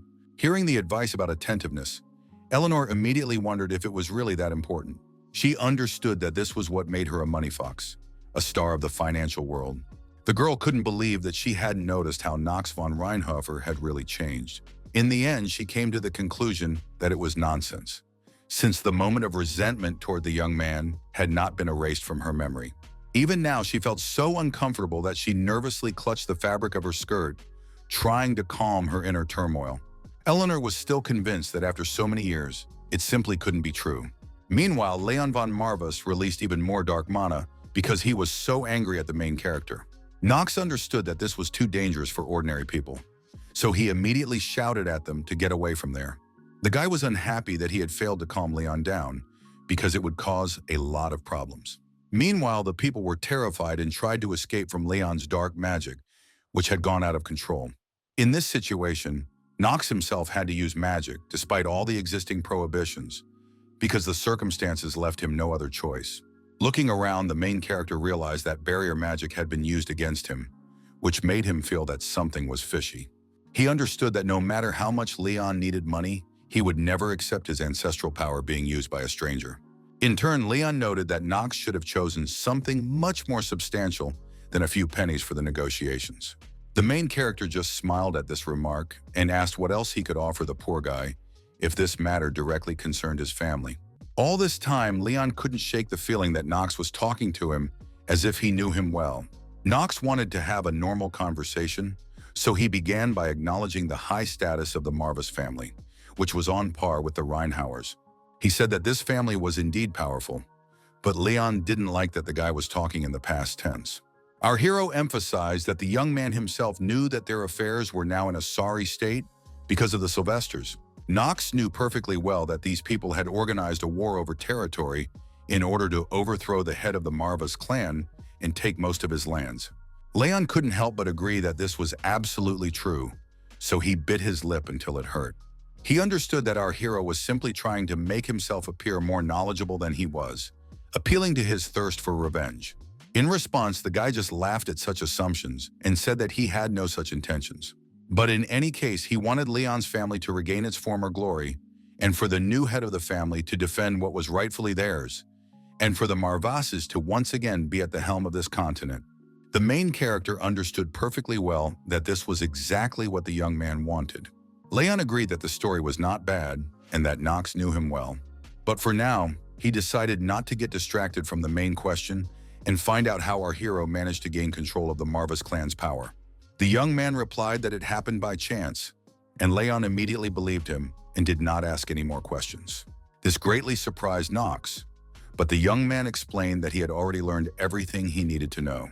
In turn, the main character realized that from the very beginning, he didn't want to know how the power of his clan had fallen into someone else's hands. Leon wanted to find out how much Knox knew about him and why he had interfered in his affairs. In the end, the young man said he was glad that his classmate had finally gotten all the answers. The young man thanked Knox for his help and promised that he would definitely repay him in the future, but of course, not with money. The main character asked him to forget about any promises and emphasized that he expected nothing in return. After that, all the students went on a well-deserved break, and then a new day dawned. Knox was finally able to get to the place he had long wanted to go and met with the dean. The main character believed that this was a lifeline for the character, his light at the end of the tunnel and an island of peace. It turns out that all this was done only to strengthen the main skill, Genius Hour. A smug smile immediately appeared on Knox's face because he had finally achieved his goal. In fact, Genius Hour was the strongest skill among all the genius skills in Prophetic Dream. It was an addition to the game for loyal players who had already completed it 10 times. In fact, at first, our hero simply liked the game, so he didn't even know there would be an addition when he bought it, not suspecting that it would help him so much in the future. He understood that if he hadn't made the right decision back then, he would have died more than once by now, and the mere thought of it made Knox cringe. Noah von Trinity, seeing that her student had finally arrived, immediately praised him for being magnificent and noted that his family had been secretly raising a monster all this time. The main character couldn't believe that the dean was calling him a monster to his face and thought it was a bit too much. The girl herself was sure she was right, because that would explain how Knox fought the ice troll so calmly. She believed that such a talented guy could not be called trash. It just didn't fit in her head. It was hard to believe that even the Emperor of the Sword, Theo von Rhine, had failed to notice his younger son's talent. Noah knew this man too well, so she certainly didn't believe such a thing. Noah himself understood that she had begun to suspect something, although it was not surprising since the original character was indeed a nobody. But at the same time, he believed that no one cared about her guesses, so he used his master acting skill. In this way, our hero was able to shake off his shock and calmly ask why Noah was interested in who he was in the past. The girl agreed with our hero's words, but also admitted that his talent excited her too much. It turned out that Noah couldn't just leave it at that, so now she wanted to make the main character hers. Noah calmly said that the dean had gone too far and decided to pretend that he simply hadn't seen it. He also decided to admit that he had seen her following him, disguised as a student. This provoked Noah even more, so she asked how our hero had noticed this detail. In the end, she decided to see what else this interesting student was hiding from her. The main character was just waiting for this moment, and Noah herself decided to talk about why she had called him to her. She wanted to give Knox a skill enhancement scroll for his performance on the test. The dean explained that this little thing would increase any of the guy's abilities several times over. She also emphasized that it was an extremely valuable item, but Knox pretended that he had never heard of such an artifact. In any case, the young man was only too happy to receive such a gift, so he immediately reached for the magic scroll. But when Knox took the item in his hands, a strange sensation immediately ran through his body. Noah froze and just watched what was happening to the main character. The guy couldn't understand why he felt as if he had just been struck by electricity and simply thought that it might have been his imagination. He concluded that he was just too excited, thinking about what awaited him next. Meanwhile, the system displayed the artifact's stats and reported that it increased the effectiveness of any skill by 1.5 times. The enhancement was already ready for use, so Knox was asked if he wanted to apply it, and he didn't think twice and agreed. After that, the main character immediately felt a pleasant sensation that his skill had been successfully enhanced. In addition, the system reported that the young man had acquired the artifact at an early stage, so the effect would be further enhanced. Now the duration of the Hour of Genius had increased to a full 10 minutes, which was very different from its original value. It was almost impossible to upgrade the Hour of Genius in any other way, because it was already an extremely powerful skill, so there weren't many ways to develop it. The Scroll of Enhancement was one such method, but getting this item at the very beginning of the storyline was the best possible loot. At that moment, the dean decided to find out if the young man was satisfied with his result. The main character understood that it was better not to prolong the conversation with this person, so he answered her questions and was about to leave. Noah wasn't going to hold him back either, because she understood that the guy must still be feeling tired after saving his classmate. Noah wanted to say something about it, but then he remembered that the dean knew absolutely everything that had happened during the test. The guy sighed heavily and decided to say only that it all happened somehow by itself. In the end, he asked Noah not to worry about it, emphasizing that he would not draw unnecessary attention to himself at the academy. Before leaving, the main character repeated once again that he was sincerely grateful to the dean from the bottom of his heart. The girl still couldn't shake the thought that Knox Reinhover was a dangerous guy, so she needed to be on her guard around him. After that, Noah von Trinity's office fell completely silent, allowing her to calmly consider her next steps. In fact, she was now eagerly looking forward to seeing the monster our hero would grow up to be. The dean was literally convinced that there was no other outcome for Knox von Reinhofer. Meanwhile, after this unexpected meeting, the boy himself wasted no time and immediately went to study. The professor told them that students must memorize the properties and characteristics of each element. Our hero remembered that the Empire's elemental magic was not described in such detail in the original, but now the lesson itself was not even the most important thing for him. He was interested in Professor Ras von Celestia because he played a crucial role at this stage. This man was not particularly strong, but Knox was glad to learn about his skills in advance anyway. It was even a little surprising that with such a skill set, he managed to become a professor at Elden. The professor himself also noticed the protagonist's arrogant demeanor and thought that he was already looking down on the other students, so he wanted to know what talent he had and what he had done to make the dean interested in him. In the end, he began teaching and explained that every person, not just the students of the academy, has a predisposition to one element of mana or another. In this class, they had to find out what element each student possessed and how to manifest it. Ras von Celestia immediately turned to Knox, which was a bit unexpected for the young man himself. He decided to ask our hero if he knew which element he possessed. The young man knew perfectly well that he possessed darkness, so the professor asked him what he knew about this element. Then the main character began to talk about how, unlike the four basic elements, this one was quite wayward and did not mix well with them. However, its power could be truly destructive, but one of its drawbacks was that it was quite difficult to control, and only a select few, who passed their knowledge down from generation to generation, were able to do so. Then the professor asked Knox what element was opposite to darkness, and he immediately replied that it was light. In that case, Ras von Celestia wondered which element usually prevails when these two forces collide. The main character knew all the mechanics of things well, so he replied that it was light. The man was surprised by this answer because usually students deny the weakness of their main attribute, but Knox was special. He decided to ask him another question and inquired what the young man would do if he suddenly encountered a representative of the light attribute in battle. The young man did not think long and said that he would try to find a moment that would play into his hands. After that, he would simply kill his opponent before he could do anything, and then make sure that he would never cross his path again. It sounded so cruel that all the students stared at their classmate in horror. It seemed that Ras von Celestia, despite all the rumors about Knox, did not expect such a direct answer. The young man himself, on the other hand, looked completely unperturbed, as if this were his everyday routine. Now the events moved to Rick's room, who doesn't seem to be feeling very well. He was holding his bandaged arm and making strange noises that betrayed his pain.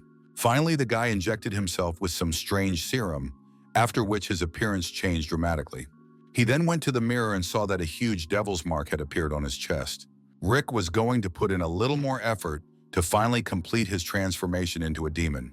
He leaned against the mirror and listened to the orders of his master, Hashul's de Nefer. The devil ordered the young man to become a real demon instead of being in the body of a pathetic little man. He said that now his subordinate did not need sleep, and his body would never age, because they were superior beings who surpassed humans. Rick bowed before his master and promised that he would do everything in his power to return him to this miserable world. A malicious grin immediately appeared on the devil's face, foreshadowing something sinister and filling the air with a sense of impending doom. After completing the strange ritual, Rick got dressed again and was about to continue his usual duties as a servant. All traces of his experiments were hidden under his clothes, but outwardly he looked like an ordinary young man, blending in with the crowd, which allowed him to remain unnoticed. Now the events returned to the main character, who shocked everyone present with his cruel response. Knox was confident in his words and paid no attention to the surprised looks directed at him. The professor decided to clarify whether the young man really intended to eradicate the problem before it grew into a disaster, because he certainly did not expect such a decision. Our hero immediately apologized if he had been wrong in his answers, but also emphasized that this was the only effective method. He immediately strengthened his acting skills, so Ras von Celestia immediately noticed his unwavering gaze, straight posture, and straight shoulders. Now the man was convinced that Knox von Reinhofer had just said what he would certainly have done, and he began to understand what the dean meant. Finally, the teacher turned to his assistant and ordered him to prepare the demons, which shocked him greatly. Ras von Celestia became very angry when the assistant did not understand him the first time and repeated in a firm voice that he should prepare the mana suppression test. All this was done in order to knock a little bit of arrogance out of the main character, who seemed too self-confident. In fact, the professor simply understood that in order to obtain a sharp sword, it was necessary to temper it again and again. A couple of minutes later, all the students went down to the department, and the assistant rolled out a cart covered with a cloth. Even the guy himself was a little excited by Ras von Celestia's decision, but he couldn't do anything about his order. When the students saw what was hidden under the cloth, they were shocked and didn't know what to say. The professor himself explained that what they saw were just low-level demons for experiments. Among themselves, they called these creatures locked in cages nothing less than demons. The teacher explained that despite their aggressiveness, they were not particularly dangerous, so the students had nothing to fear. He promised that these creatures were quite weak, so the students would be able to easily deal with them. In any case, the students were still afraid, because it seemed that Eldane's standards were justified. Ras von Celestia asked everyone to calm down and focus on the task at hand, because they were, after all, the elite who had successfully passed the Academy's trials. He emphasized that they must remember that their ultimate goal was not simply to become knights or mages, but to eradicate all demons in the world. To succeed in this, they all need to get used to demonic entities, about which even now not much is known. The students began to exchange glances, realizing that their teacher was telling them the absolute truth. In the end, Ras von Celestia explained that they would need to pour their mana into the cage with the demon and force it to obey. Upon hearing this assignment, the main character immediately began to suspect that there was some kind of catch. Considering the plot, such lessons are only taught in the second year of study, so it was obvious that something was wrong here. The professor explained that the students had to concentrate their mana on their fingertips and direct it toward their target. After describing all the details, Ras von Celestia warned that the test would only last 15 minutes. He believed that no matter how incredible the Rheinhuffers were, dealing with demons in their very first lesson was beyond even them, because beginners usually fall for the creature's tricks and become dumbstruck, drooling. The man was going to show the main character how everything worked here. Just a couple of seconds after Knox began his test, the professor realized that his attempt had failed. The professor couldn't believe that this guy had actually managed to take control of a real demon. He was shocked by this result and couldn't understand how it could have happened. The first of the other students to give up was Dahlia, who simply couldn't handle the pressure. Then the other students also began to experience a strange feeling that made them behave foolishly. Some were attacked by hallucinations, while others lost consciousness from the influence of demons. Only one of the students felt normal, so he turned to the professor with a question. It turned out to be the main character, who asked for another demon because he hadn't had time to do anything yet, and the demon was already trembling with fear. Ras von Celestia was so deeply shocked by what he saw that he was completely speechless and could not utter a single coherent word. His mind was stunned by what was happening. Knox couldn't understand what the problem was and why the teacher was making such strange sounds. It turned out that the professor was admiring the main character's skills, so he just stared at him. Finally, he spoke up and began to praise the main character for his success in this test. But the guy himself could not understand what the problem was, since he had not even done anything. The teacher thought it was great and now didn't know how he could have failed to recognize such enormous talent right under his nose. Now he was unbiased toward Knox, seeing in him something more than just rumors, and was ready to give him a chance to prove himself, despite his past. In the end, the teacher introduced this talented student to the rest of his students. He announced that he would now give the protagonist a chance to become his best student, but the young man himself was not particularly interested in the idea. Knox immediately began to suspect what the professor was really up to, and this suspicion grew with every passing minute. Our hero had already seen something similar in dramas and understood that it was better not to agree to patronage because it would end badly. The other students were jealous of him because the young man had just enrolled and had already become Professor Ross's best student. Everyone around him was sure that Knox would accept the offer, but in the end he refused his teacher because he didn't want to be at his beck and call. After this statement, Ras von Celestia was at a loss for words to describe this strange situation.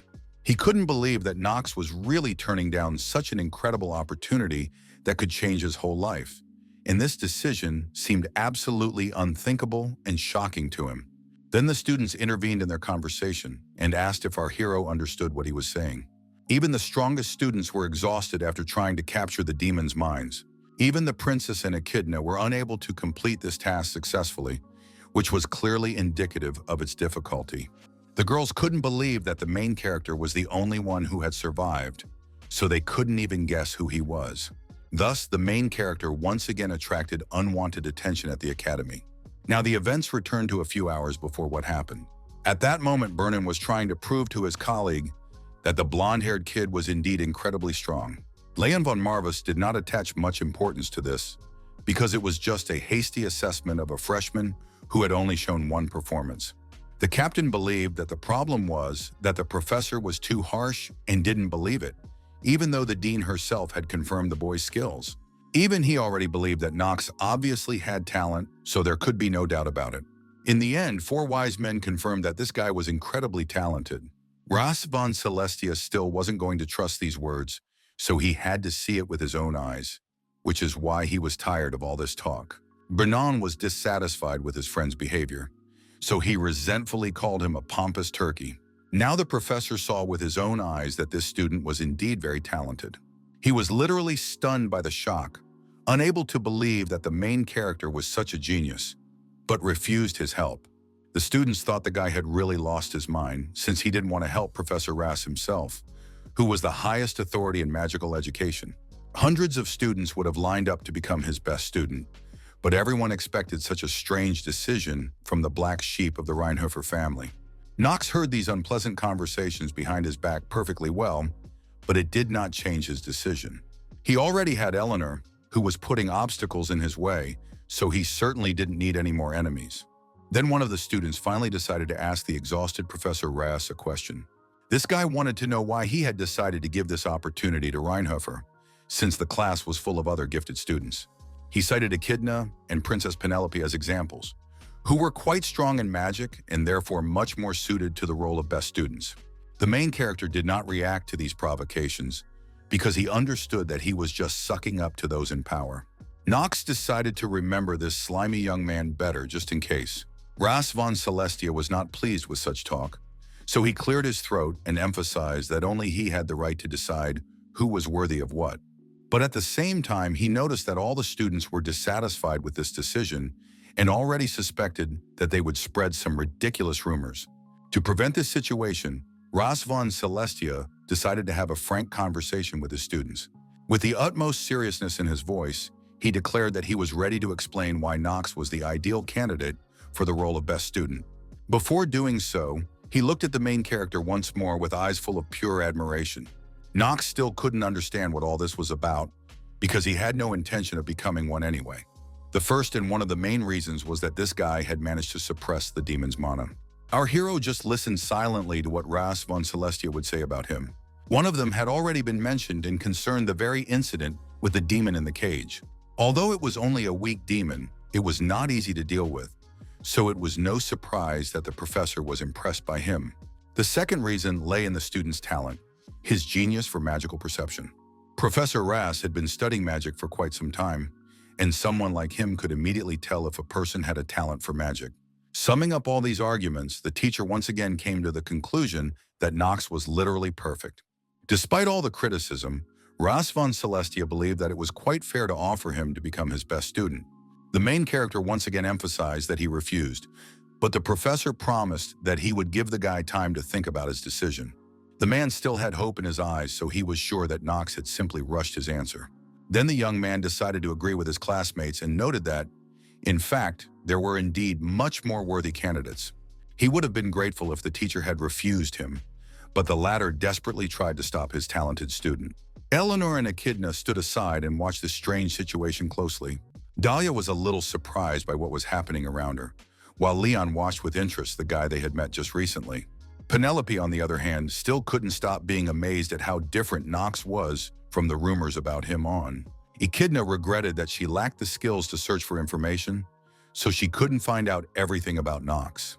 The princess asked her assistant not to worry about it because it was only a minor interest of hers, but in reality, the main character attracted a lot of attention from the emperor's daughter. She secretly hoped that this guy would become either a ray of light for the royal family or a dark cloud hanging over them. In the end, the main character managed to get out of the audience and could now at least catch his breath a little.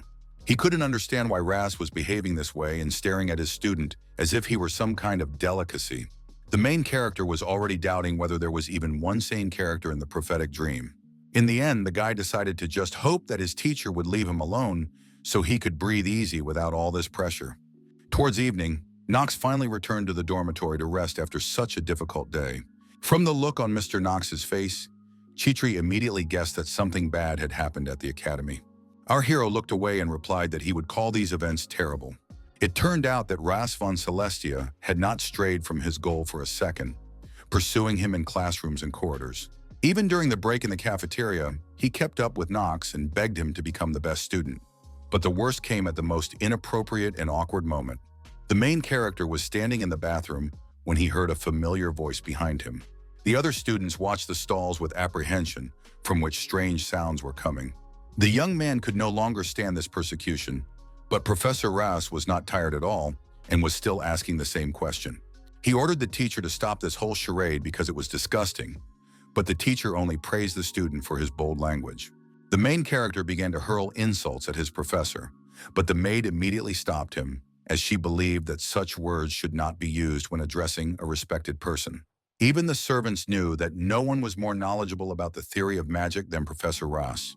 In general, the girl thought it was all a bit strange, because the students said he was a good teacher, and it was unclear why he would do something like this. The main character also knew that Ras von Celestia was a good specialist, but he was also aware of some of the old man's limitations, which included paranoia and obsession. He briefly explained to his assistant that the professor's whole problem lay precisely in his characteristics. Now the events moved to the Reinhofer family mansion, where everyone was still awake. The security guards had been alerted by the alarm and were already trying to stop the man who had broken in. It turned out to be the older brother, who had decided not to wait any longer and resorted to more drastic measures. All the soldiers opposed him, because that was the order of the head of the family. Mr. Karen himself felt that he was being treated rudely, even though he was in his own home. In any case, he could calmly walk past the guards, who didn't even seem to notice him. The older brother just looked at them with a smirk on his face before taking his next step.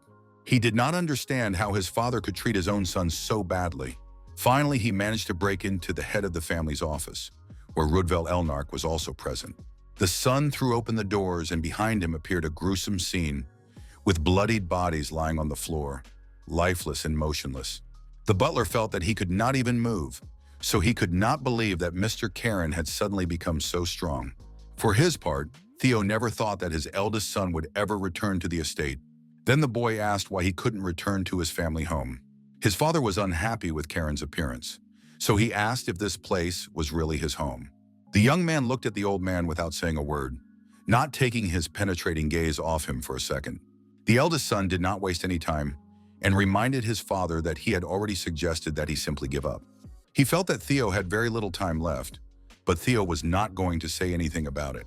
Karen saw that the demons were circling around him, waiting impatiently for the old man to weaken. The head of the family understood perfectly well that his son was waiting for these dark creatures to take action. Then the young man just laughed at how obvious his intentions were. In the end, he got as close to his father as possible, trying to find out where the sword was hidden. Theo von Reinhofer was shocked by this question because he couldn't understand how he knew about it. Meanwhile, Karen emphasized that he had come here specifically to take the sword of the first chapter. He wanted to know where his father was hiding the Stormbird, unaware that his father had given it to his younger brother. The failure. Theo was angry that his son had dared to say the name of the first leader out loud, so now he was sure that he must have really lost his mind. The boy thought it wasn't that important, because only power and its growth mattered in this situation. He believed that this was the most important thing for any aristocrat, but the old man emphasized that he knew nothing about it. Then Karen decided to ask his father, as a thinking person, why he had allowed that woman to die.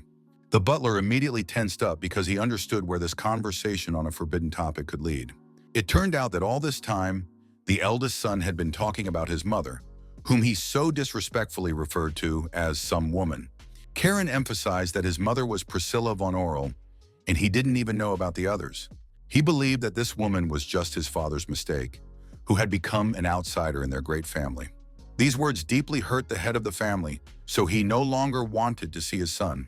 Karen desperately tried to stop the old man, but he was serious, so he ordered him to leave again. The man emphasized that he was definitely not in the mood to tear his negligent son's head off. The eldest son resigned himself to the fact that he would leave empty-handed today, so he said resentfully that Theo would regret his decision. Before leaving, he promised that sooner or later his father would understand everything himself. Karen believed that everything the Reinhovers had should belong to him alone. The head of the family did not react to his son's words and pondered them in complete silence for some time. Finally, the butler, who understood the complexity of the situation, spoke up and asked how his master was feeling. The man was unhappy that he had just shown his less pleasant side, but Rudveld Elnark asked him not to think that way, because he was the one who had sworn eternal loyalty to the Reinhovers. In the end, despite his respect for the head of the family, the butler was not afraid to express his opinion that it would be better to choose another heir. Theo understood perfectly well that Rudvel was right, so he wondered who his choice might fall on. In addition, his assistant reported that they had received some good news in recent letters. The Academy had already informed the family that young Master Knox had come first in the entrance exam. Rudvel was doubly surprised by this, as he remembered that Noah von Trinity had become the new Dean of Eldane. He emphasized that it was one of the 4 wise men who had recognized the young man's talent. Thus, it was not the first time that his father's choice had fallen on Knox, who demonstrated increasingly higher achievements each time. The butler also thought about this decision, although he understood that the boy might not be ready for it yet. At the same time, he understood that Knox's potential was quite sufficient, if what they had seen was real talent. All factors together corresponded to a person who was worthy of sitting in this chair. Meanwhile, Ras von Celestia once again asked the main character if he would become his best student. The young man still had no such desire, so he refused his teacher, but the latter decided to bribe Knox and began to talk about how he was a fairly wealthy man who could provide for the student's entire education. Knox was obviously not interested in this at all, because he came from the Reinhofer family, but then the teacher offered him the chance to use his reputation. The young man believed that someone else's reputation would certainly not save a black sheep like him, so he did not fall for all these offers. The professor literally begged our hero to think carefully about everything, but he was greatly annoyed by this endless whining. Knox sighed heavily because he had no idea what to do in such a situation. When the young gentleman told his maid about it, she couldn't understand why he kept turning down such an opportunity. The girl had seen how Ras von Celestia usually behaved and understood perfectly well that this was completely out of character for him. Everyone around him even said that he was happy to help students who were falling behind.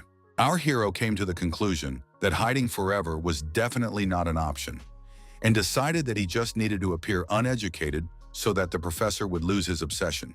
Thinking about this conversation with his maid, Knox found a new way to try to stop the teacher. The young man emphasized that he still did not understand why such a distinguished professor would teach someone like him. Ras von Celestia replied trivially that he considered Knox to be outstanding, but that wasn't enough for him, because he wanted to know why the old man wanted him and not another outstanding student.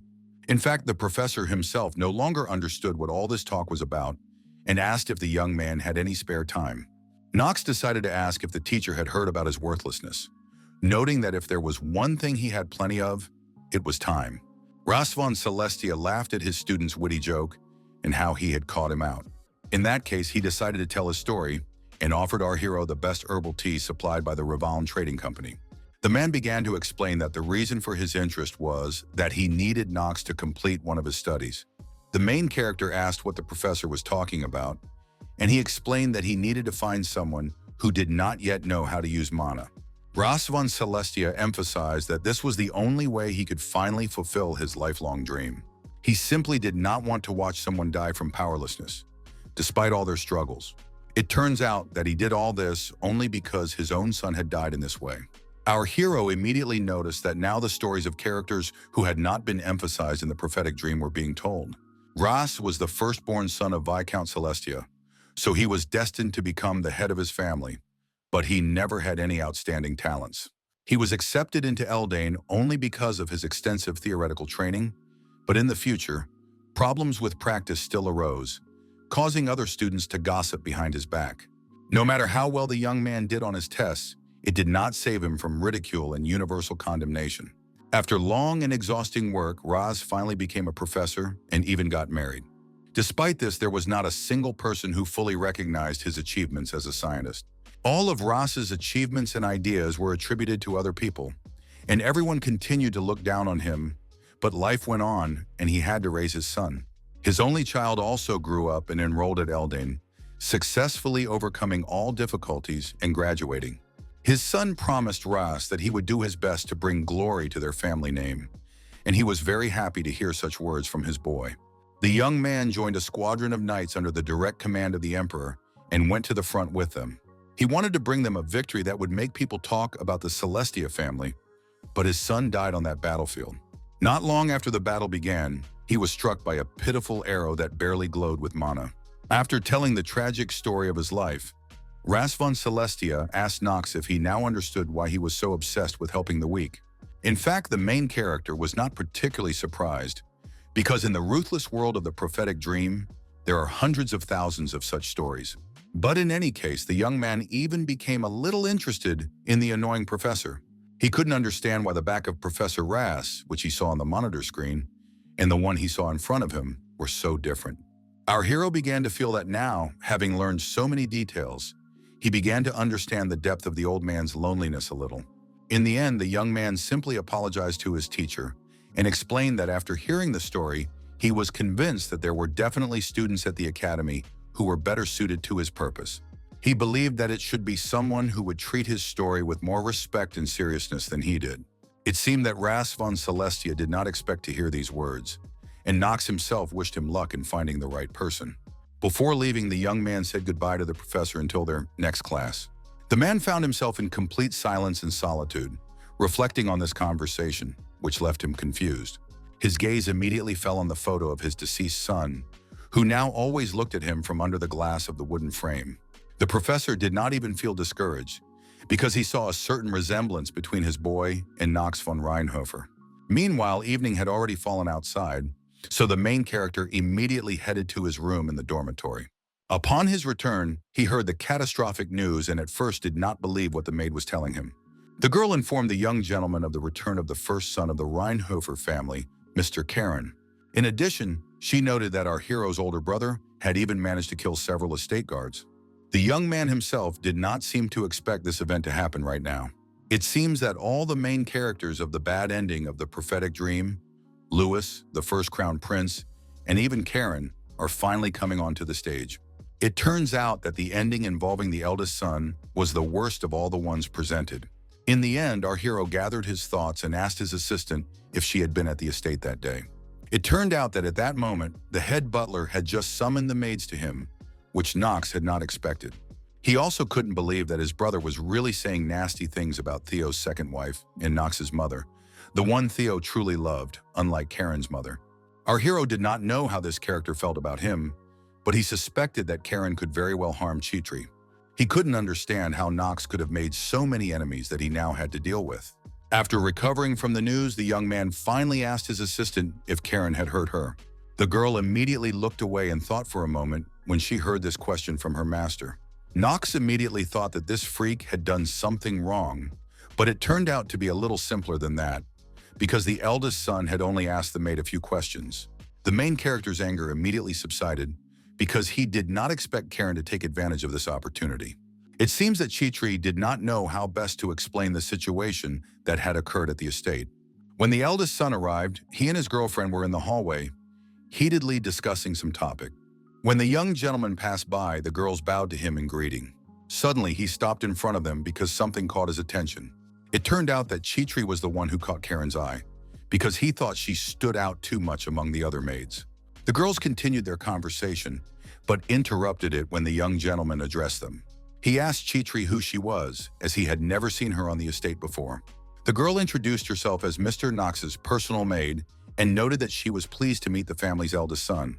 With an ominous grin on his face, Karen asked her to drop all these useless formalities. In the end, he simply offered Chitri a position as his maid, as he had already recognized her talent. He also felt that this girl was ambitious, which suited him perfectly. The maid was very devoted to her master, so she apologized to Karen and refused him. The eldest son was used to everyone wanting to work for him, so he couldn't believe that the girl had just refused him. He was sure that Chitri knew exactly who he was, so he decided to ask her why she was turning down such an opportunity. The young man suspected that the reason might be that Knox was paying her a fortune for her services. The girl did not hide anything, so she replied directly that she simply wanted to serve her master. Karen was even more shocked when he realized that it was only the maid's own desire. Rona stood aside and watched her friend closely as she talked about how Mr. Knox respected him. In the end, Chitri admitted that she knew little about Karen, but in any case, she wanted to stay with her master to see what would happen next. The older brother couldn't believe that anyone would want to serve this jerk of their own free will, so he promised to pay her 3 times what Knox was paying her. The girl still did not give in and bowed once more to the young master, apologizing for her refusal. This only made Karen angrier, so he had to restrain himself from being rude to the servant. The maid briefly recounted the whole story to the main character, explaining that he wanted her to become his maid and offered to increase her salary. Knox was very surprised by this story and decided to inquire how much his brother wanted to raise his assistant's salary. The maid did not hide anything and replied that he had promised to triple her salary. Although our hero had enough money, the plot was just beginning, so he could not afford such expenses. At the same time, he simply could not give up his main assistant, so the situation put him in a quandary. In the end, Knox sighed irritably because he didn't know what to do. In the end, he agreed to give her a triple raise, as Karen had suggested. The guy asked the maid not to worry about what had happened, but instead to focus on her duties and continue doing her job. Hearing this, the girl just laughed because that wasn't what she meant at all. Knox looked at his subordinate in surprise, who had to apologize for her behavior. He was shocked that Chitri had actually just laughed at him and had already thought the worst. The main character suspected that she had already decided to leave for Karen, but the maid promised that she had no such plans, whatever her master might think. She calmly explained that she had no intention of leaving to join his older brother, and that she was quite satisfied with her current salary. The young man was still uneasy, so he asked why Chitri had just laughed. The girl did not intend to reveal the reason, but our hero emphasized that it was his order, so she lied that something funny had just occurred to her. The main character was annoyed by this answer, so he pointed out that his maid was a bad liar. Chitri still had no intention of confessing her thoughts, so she just chuckled awkwardly. In any case, Knox decided not to worry about it anymore, because whatever the case, everything was fine since his assistant wasn't going to leave. He was very angry with his older brother, so he wasn't going to let him off the hook, although first he needed to become stronger. The next morning, all the students gathered at the sports field to improve their physical fitness. There are 5 core classes that all students at Elden Academy must attend. The first subject was the history of the Archeim Empire, which mainly tells about God, Arden, and the strongest kingdom of the past.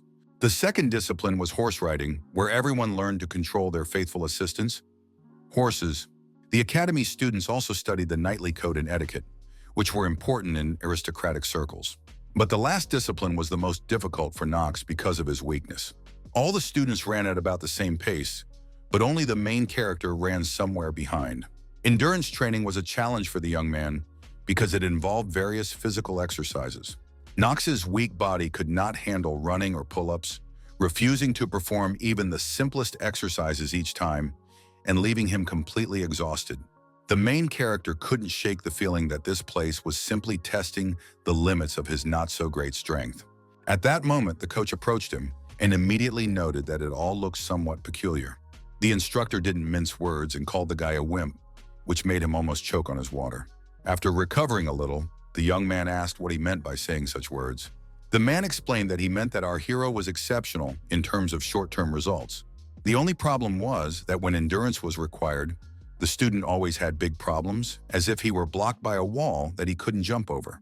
In fact, Knox did not expect any other words from the academy instructor and agreed with each of them. Due to the guy's terminal illness, his score was limited to 15 points, which was barely half of the maximum endurance. In any case, he noted that the instructor definitely shouldn't say such things to his student, and the latter apologized for his rudeness, although he believed that Knox would be better off taking this remark into account. The teacher was sure that if the young man continued to push himself like this, his life could be significantly shortened. In fact, the main character's life was already coming to an end, so it was ridiculous to listen to such advice. The system kept warning him that his life expectancy was shortened due to a terminal illness, which infuriated him. Paracelsus had been watching our hero closely all this time, who was behaving a little strangely. He couldn't understand Knox at all, who had shown off so much on the entrance test, took first place, and now seemed to be trying to hide his endurance. In fact, the guy understood that this was reasonable, given the main character's habit of pretending to be a nobody. At that moment, Knox felt someone's gaze on him and turned around to see who it was. He asked Paracelsus what he wanted and immediately promised that he would get what was coming to him if they fought. After his studies, the main character went back to the city to solve some of his problems. He threw a cloak over himself to hide and avoid attracting unnecessary attention. Suddenly, someone recognized the young man and was surprised to see him in such a place. It turned out to be Rick, whom the main character obviously had no intention of meeting. Knox was very pleased that he had met this particular person. He couldn't understand why this kid always stuck to him like glue and found him everywhere. ruining the whole plot. With an ominous grin on his face, Rick immediately noted that they hadn't seen our hero in a long time. Knox's face showed no emotion. He just watched his potential enemy closely. The guy already knew that his real name was Haschulz de Nefer, not Rick. He was one of the key figures in the worst ending of the game, along with the first prince, Louis von Arkheim. The young man belonged to the half-demon race, possessed the attribute of Earth, did not have very good characteristics, but knew how to resume negotiations in case of failure. The last point made the main character a little nervous, as it could play a key role in Rick's success. Later, he would frame the rival trading company and betray Eleanor, who still suspected nothing. Knox believed that this detail alone was enough to avoid this pleasant person. In the end, he pretended not to know this boy and called him only the one who had recently tried to foist some nonsense on him. The main character immediately used his acting skills to sound convincing, and Rick explained that he was simply surprised that an aristocrat of the noble Rheinhofer family was walking around without servants.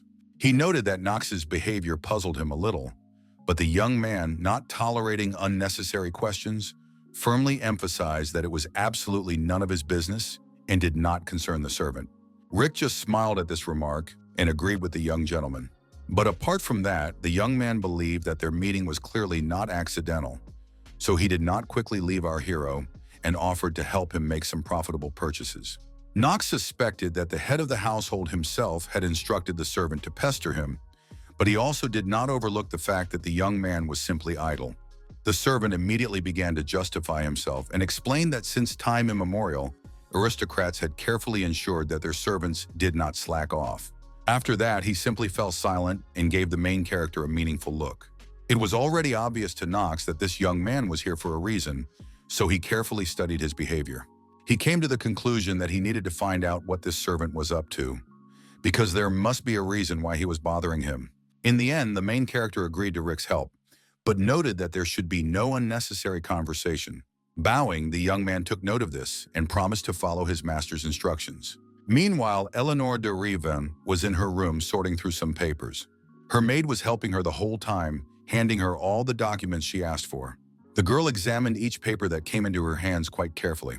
Among all these documents was a file on Knox von Rheinhofer with his photograph. This man immediately caught Eleanor's attention in connection with recent events. She was still tormented by the question of why the young man had saved her during the entrance exam to the academy. Lost in thought, she continued to sit in her office in complete silence. The young lady was sure that Knox had no reason to act this way. Firstly, the Rheinhofers did not interact much with the rivals, which further confused his motives. Therefore, if he wanted to gain something from this, he would have accepted Professor Bernard's offer, but he refused anyway. The Knox she knew in her youth was a completely different person, so all this bothered her greatly, and it seems that everything points to the fact that his behavior changed after the clearing of Mia's forest. But the reasons for the changes are unknown to anyone. These thoughts kept running through the girl's head, so she couldn't move on to other documents. Eleanor was very annoyed because everything was not going the way she wanted it to. It turned out that the girl began to suspect that something was wrong with her chief assistant. The young lady began to notice that the guy had started to behave strangely and was now agitating people in the trading company, but she did not understand the reason for this. She decided not to think about it for now, because these actions would not achieve anything anyway. In the end, Eleanor de Rivan decided to finish working on the documents because it was already too difficult. The girl went to the window and began to think about what she should do in this situation. Memories from her childhood, which were not the most pleasant, immediately began to flood her mind. She remembered how her father yelled at her after she made the wrong decision and called her an idiot. The man believed that if the situation demanded it, his daughter had to give up everything she had so as not to disgrace herself. Eleanor certainly did not expect the person closest to her to be so cruel to her, so she just looked at him in tears. Then memories flashed through her mind of how she had attended someone's funeral. At first, the girl seemed unable to comprehend the reason for the general mourning, her gaze wandering over the tear-stained faces, trying to find an explanation for what was happening around her. Then Eleanor finally thought to look at the altar to understand what was happening. Finally, among the beautiful white flowers, she saw her mother's body and understood why they had gathered there. The servants immediately tried to calm the young lady, who seemed to have lost all emotion. Although hot tears rolled down Eleanor's face, there was no pity in her eyes.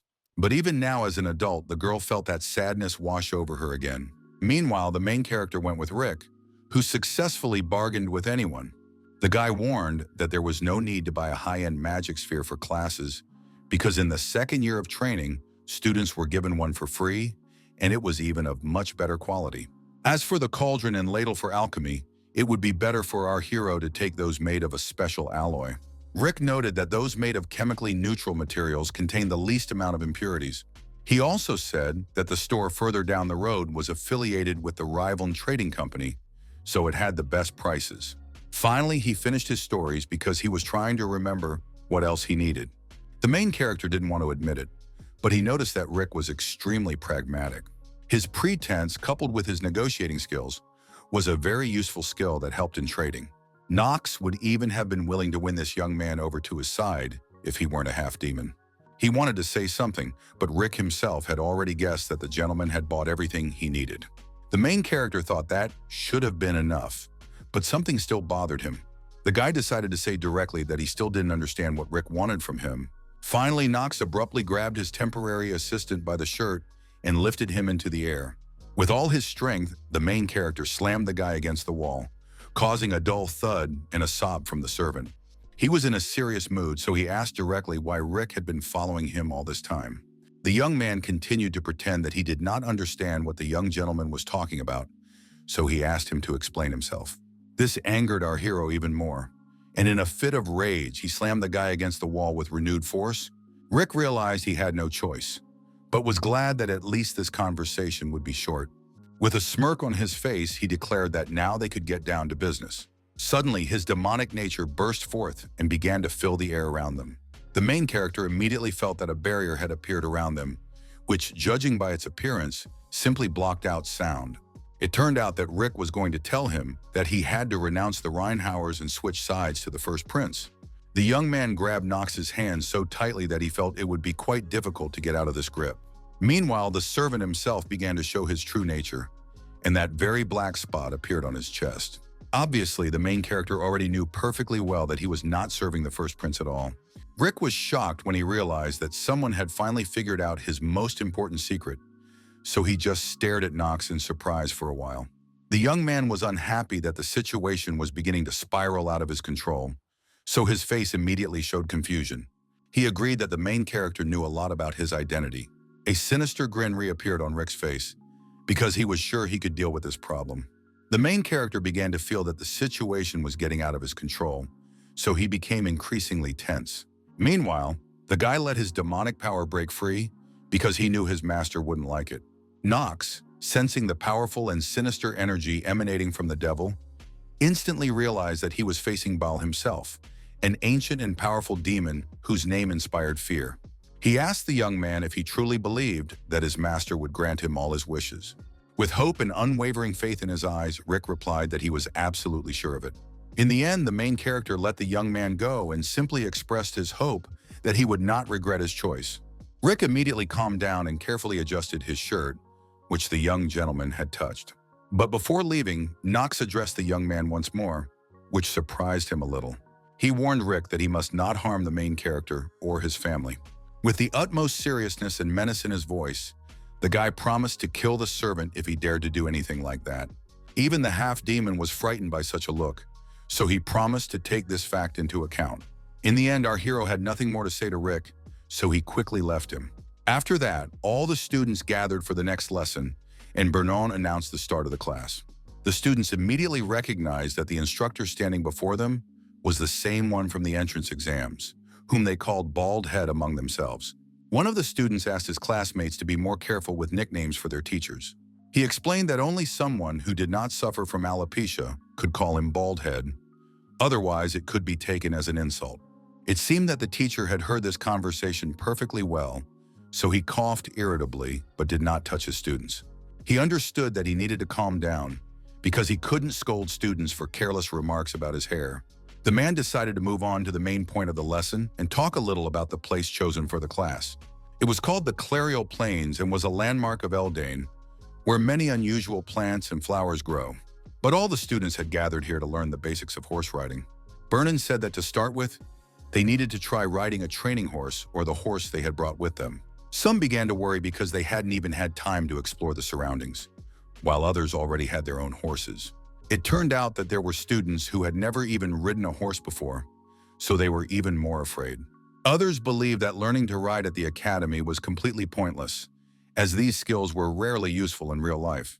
Meanwhile, the main character did not get upset about this task and called his horse Carl to him. Knox's companion obediently approached his master and was ready to carry out any orders. At the same time, Bernan urged his students to saddle their horses quickly and asked them to hold on tight. Looking around, the young man immediately noticed Paracelsus, who was sitting firmly in the saddle, unlike many of the students. However, he had lived in the East for a long time, so he was probably used to horses or camels. At that moment, the other students began to notice that Knox's horse was of a noble obsidian breed. No one could understand where this jerk could have gotten such a gorgeous horse. But in the end, they remembered that the Rheinhofers had enough money for such luxury. Noticing everyone's reaction, the main character once again confirmed that his partner Carl was indeed good. In reality, it was just an advantage of being a veteran player, which our hero had managed to become. In the end, the students, having sorted out their horses, set off to conquer the Clarial Plains. They were delighted to be riding such powerful animals for the first time. The teacher praised his students and asked them to slowly try to guide the horse forward. The man was pleased that everything was going quite well, and in the end, everyone managed to master the basics. He announced that it was now time to move on to racing, which made all the students freeze in their tracks, because they certainly did not expect this. They couldn't understand how they could move on to such a task when there were so many kids here who had only ridden a horse for the first time today. The students thought it was nonsense, because some of the horses were even kicking them with their hooves. The guys thought it was complete madness, guessing that maybe he was still angry at Bald Head. In the end, Bernan couldn't take it anymore when he heard that nickname again, and he hit the kid on the head again. The teacher refused to listen to the students, so he began to explain the rules of the race to them, which were that they just had to ride a dozen meters on horseback and make a turn. This turn was near an unnamed forest, almost at its very edge, so the students had to return from that exact spot. He also emphasized that the first to return would receive extra points and asked if they had any more questions. The main character thought to himself that he had as many questions as there were hairs on the teacher's head.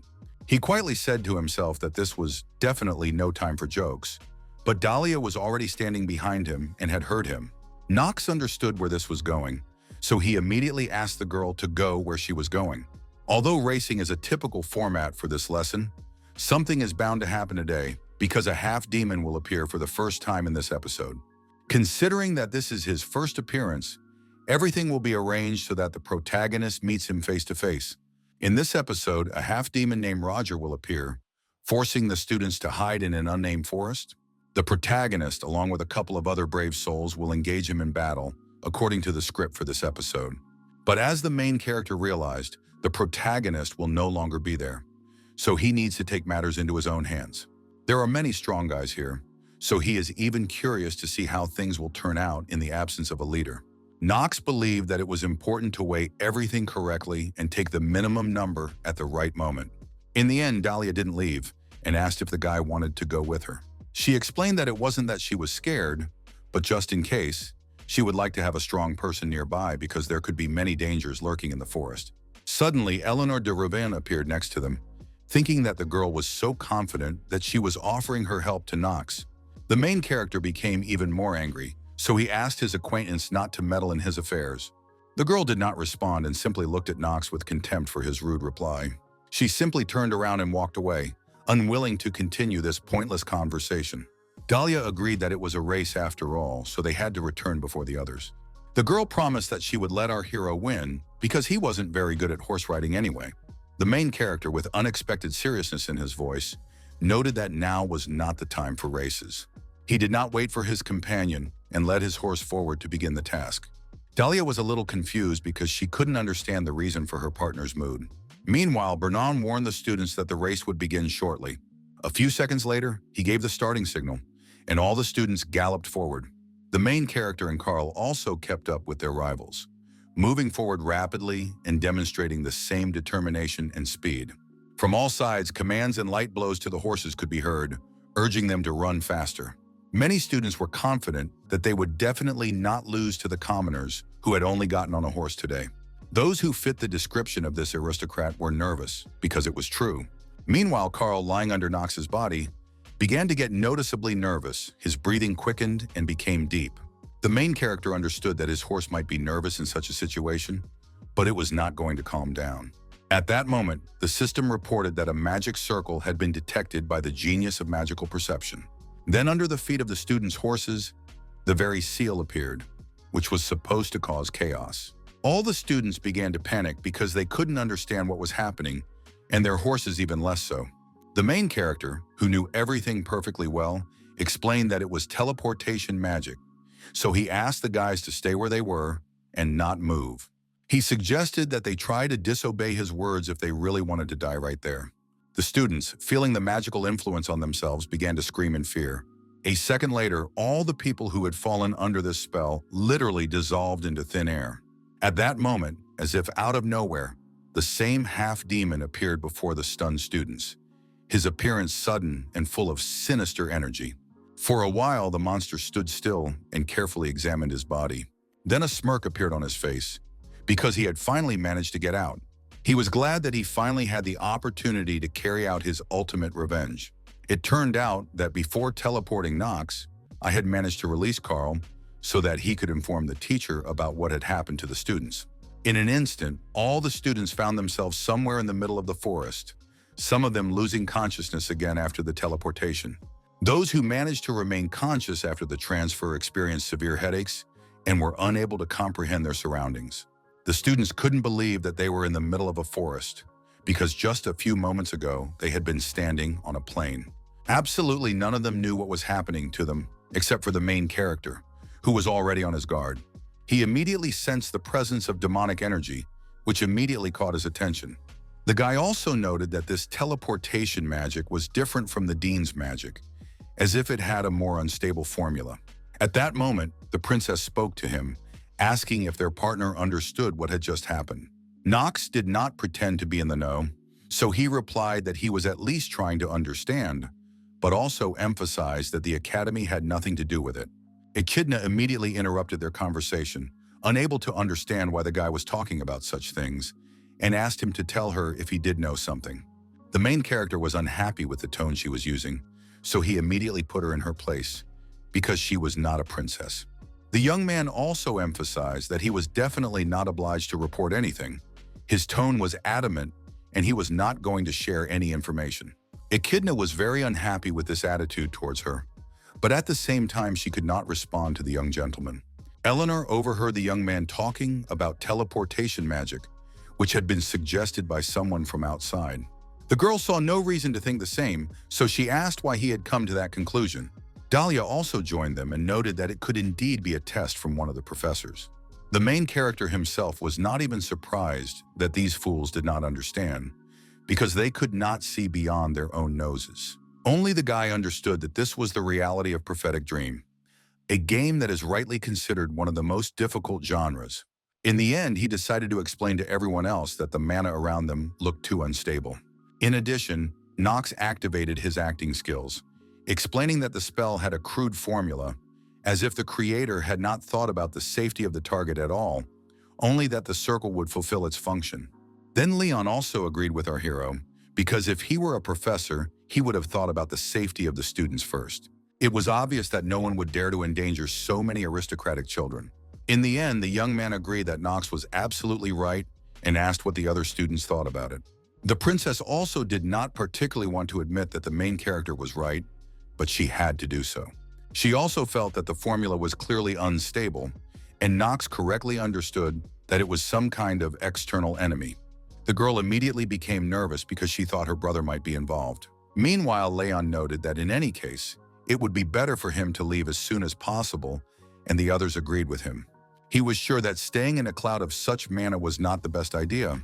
Echidna didn't like the fact that only the descendants of the dark families were in command here, so she made a remark to them.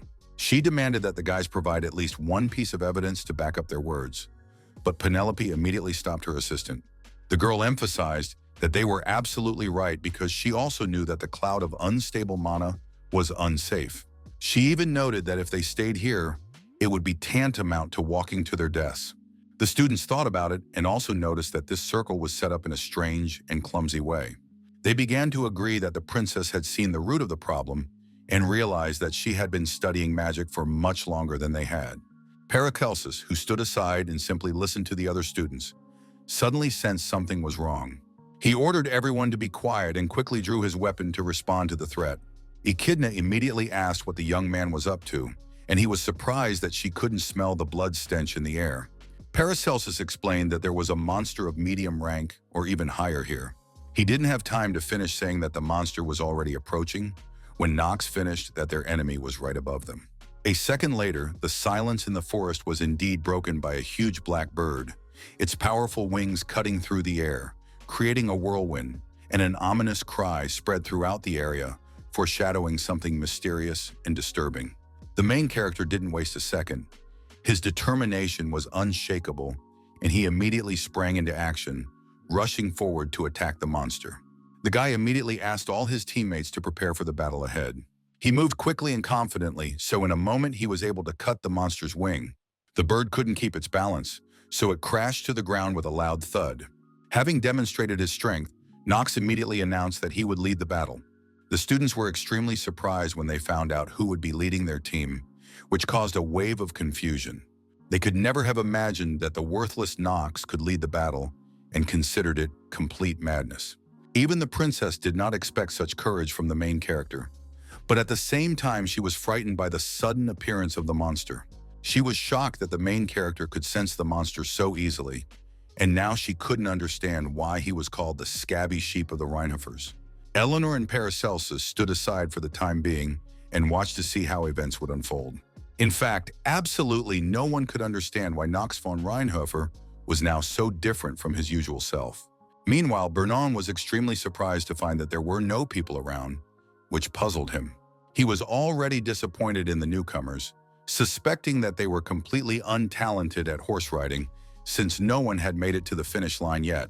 The man couldn't understand how it was that no one had returned yet, and was already beginning to think that these were the worst race results in history. At that moment, Ras von Celestia rode up to him and informed his colleague that they had serious problems. The captain was surprised to see the professor there and asked what he was doing there, since he should have been teaching his second-year class. Ross explained that this was not important right now and asked where all of Bernon's students were. The captain, suspecting nothing, replied that they were currently racing according to the horse riding lesson plan. After a while, the captain began to sense that something was wrong with what was happening. Finally, the man decided to ask what had happened, and the professor told him that the use of demonic magic had been detected on the academy grounds about 3 hours ago. Bernon was very unhappy that this incident had happened right now, when Noah was not around. At that moment, the main character's horse galloped up to the teachers to deliver a message. Carl stood out among the other horses, so the captain immediately recognized him as Knox's horse. Vernon untied a note from it, which said that the students had been attacked by a half-demon at the edge of the nameless forest. The man tensed even more when he saw that his student had written that they urgently needed help. He decided to consult with his colleague about why the enemy had chosen the nameless forest, but his colleague did not want to waste time thinking and suggested they go there immediately. It would take at least 2 days to comb through the entire nameless forest, so it was too late to use the teleportation circle again.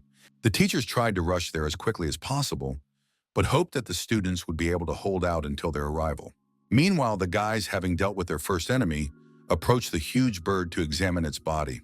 The main character was completely calm and was now cleaning his weapon of the monster's blood. Echidna didn't want to admit it, but in the end she agreed that Rheinhofer had been right all along. The guy himself asked her to forget about it because these forced apologies were pointless, and for now turned to the princess. Knox emphasized that this incident was a continuation of the previous one, so he asked to be given command of the students. He wanted Penelope to do this on behalf of the imperial family, but the girl was in no hurry because it was too dangerous. She emphasized that, as a princess, she was personally responsible for the well-being of every student, which was her primary task and duty. The main character was dissatisfied that his plan was not working, so he turned to Paul. He asked the young man to tell him what to do in an emergency. In turn, the student replied that the protection of members of the imperial family should always be a priority, and that in the event of a battle, command should be entrusted to the most experienced or distinguished magician or knight. Knox immediately pointed out that the princess was the only royal person nearby. Moreover, he understood that the girl was one of the most powerful figures necessary for defeating the demons in the future. She was so because of her mana of light and power of retribution, which are inherited only with royal blood. That is why the main character emphasized that everyone else could die here, but definitely not the princess, because that was the imperial law. Penelope wanted to say something back to the guy, but in the end she realized that he was absolutely right. In turn, all the other students watched in amazement as Knox confidently went against her. The young man used his last argument and reminded her that he was the one who had been quickest to realize the attack and the one who had reacted to it in time. Taking all these facts into account, our hero once again asked the princess to grant him this power. He wanted to gain power over the life and death of everyone present, including Penelope herself. In turn, Dahlia, watching the dialogue between the two, began to feel jealous of her fiancé. At the same time, the girl admired the fact that in such a situation, the main character really wanted to be the leader. Now she understood that she had never been wrong in her opinion of this young man, because he really did look like the prototype of the ideal knight. Finally, the main character noticed that the girl had been staring at him all this time, but he couldn't understand what was wrong with her. In the end, he declared that he was taking command and would be responsible for all the students if no one had any objections. Knox offered to prove his worth with his skills if any of the guys still wanted to take over as leader. The students didn't seem particularly happy with this decision, but they simply accepted it because they knew they couldn't stand up to such a strong fighter. One of the guys was watching the main character strangely, not taking his eyes off them. This student thought that if something bad happened while Knox was protecting the precious princess, he would surely suffer severe punishment. He already anticipated that something would go wrong, even if our hero initially coped well with all the problems. The guy didn't say anything to Knox, and just thought that he had just drunk from the Holy Grail, becoming the leader of the team. In the end, he dared to call the main character a brainless idiot who didn't know what he was getting himself into. Hearing these words directed at him, Knox turned sharply and looked at the presumptuous scoundrel who dared to say this. The guy immediately felt uncomfortable because the young gentleman's gaze was like that of a real wild beast. Our hero did not waste any time on him and declared that from that moment on, the students must obey him unquestioningly, because otherwise they would be punished according to the law. The princess did not object to this decision, but listened attentively to her new leader. For her part, Echidna still had doubts about this decision, but she couldn't go against Penelope. Now Knox finally suggested that they set off and asked everyone to follow him closely. Then Eleanor spoke up and asked the guy to at least explain where they were going.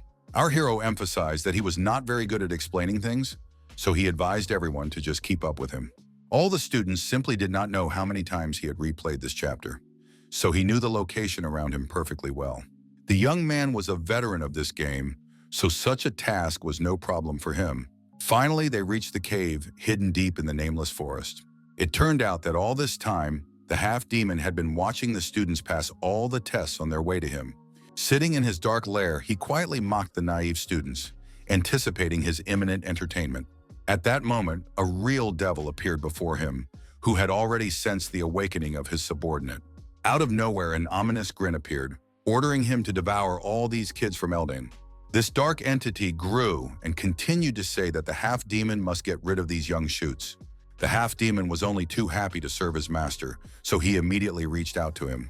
In addition, the devil did not forget that he had to reward his subordinate if he did manage to complete his task. He promised to share his mighty power, even if Roger did not deserve it. Feeling even a drop of this power, the half-demon immediately promised to fulfill his mission. He declared that he would do everything to ensure that his master would not be disappointed.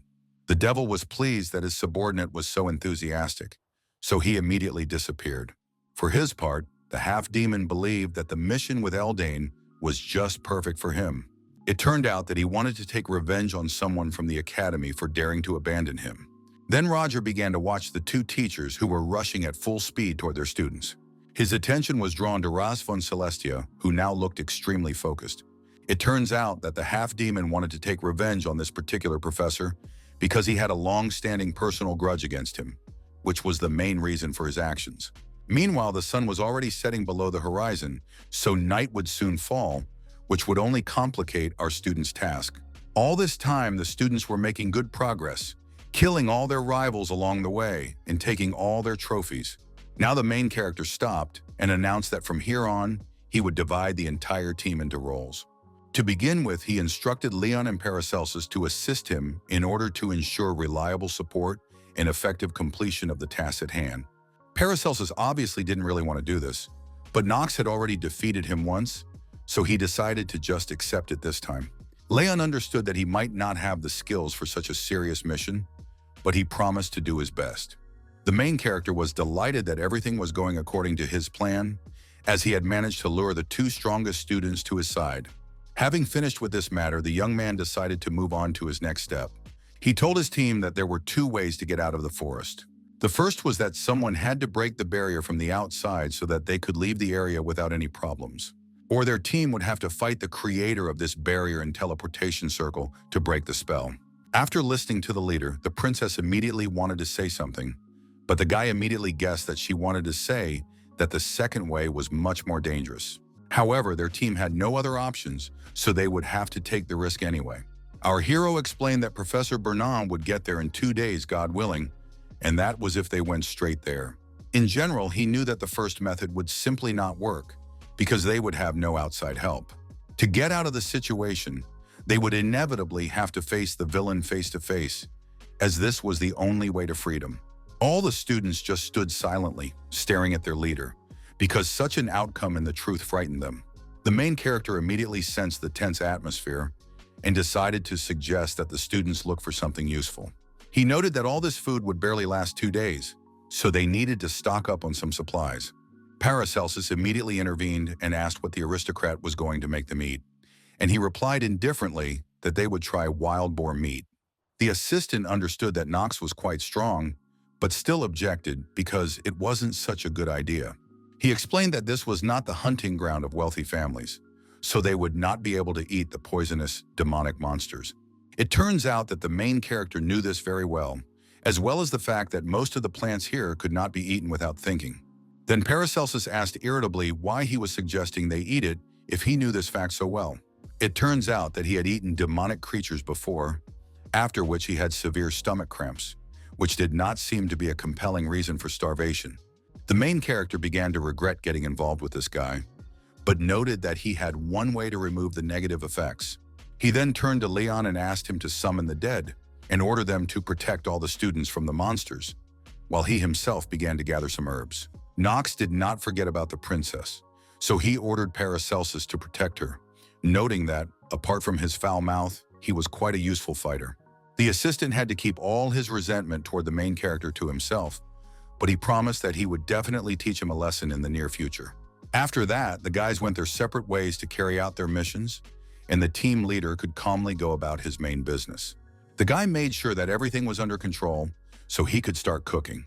Combining all the herbs and demonic meat he had collected, he tried to hide all its negative properties. The students watched in horror, not understanding what was going on.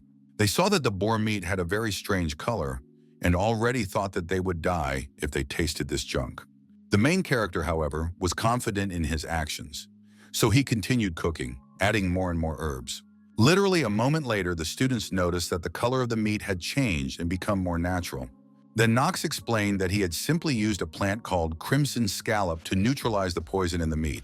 This herb could neutralize the poisons of mid-level monsters and above, which was just right for horned boars. The students had no idea that such a thing existed, and some recalled reading about it in books. In fact, they couldn't understand how Reinhofer could have known about such a thing, because his family had hardly ever gone hungry. The princess silently watched the young man's actions, because she also did not know about such a magical plant. Meanwhile, our hero asked Penelope if she wanted her steak medium or rare. It turned out that well done was completely out of the question, as it would ruin the dish. The game mentioned that well done meat was only good for the trash, so the main character didn't want to take any chances. In the end, the meat looked really appetizing, so all the students wanted to try this unusual dish. Even the princess's mouth watered from the smell in the food, but she still didn't rush to eat. In any case, they had no other choice, so they had to overcome their fears and eat the demonic meat. Meanwhile, the teachers tried to contact Dean Noah while riding their horses. Vernon informed her that a half-demon of at least middle rank had appeared here, which was an emergency situation for the academy. He reported to Noah that he was on his way to rescue the children with Professor Raz.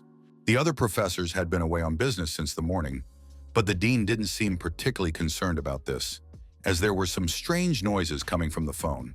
Vernon, realizing what was happening, was shocked that the leader would allow himself to simply eat at such a moment. He guessed that Noah was crazy, but having a snack in such a situation was definitely over the top. Ras von Celestia also heard the chewing sounds, so he told the dean, who did not expect them to hear it. The teachers didn't even know how to respond to Noah's negligence, so they just remained silent. In the end, the girl asked her friends not to panic because she was sure that the students would return without any problems.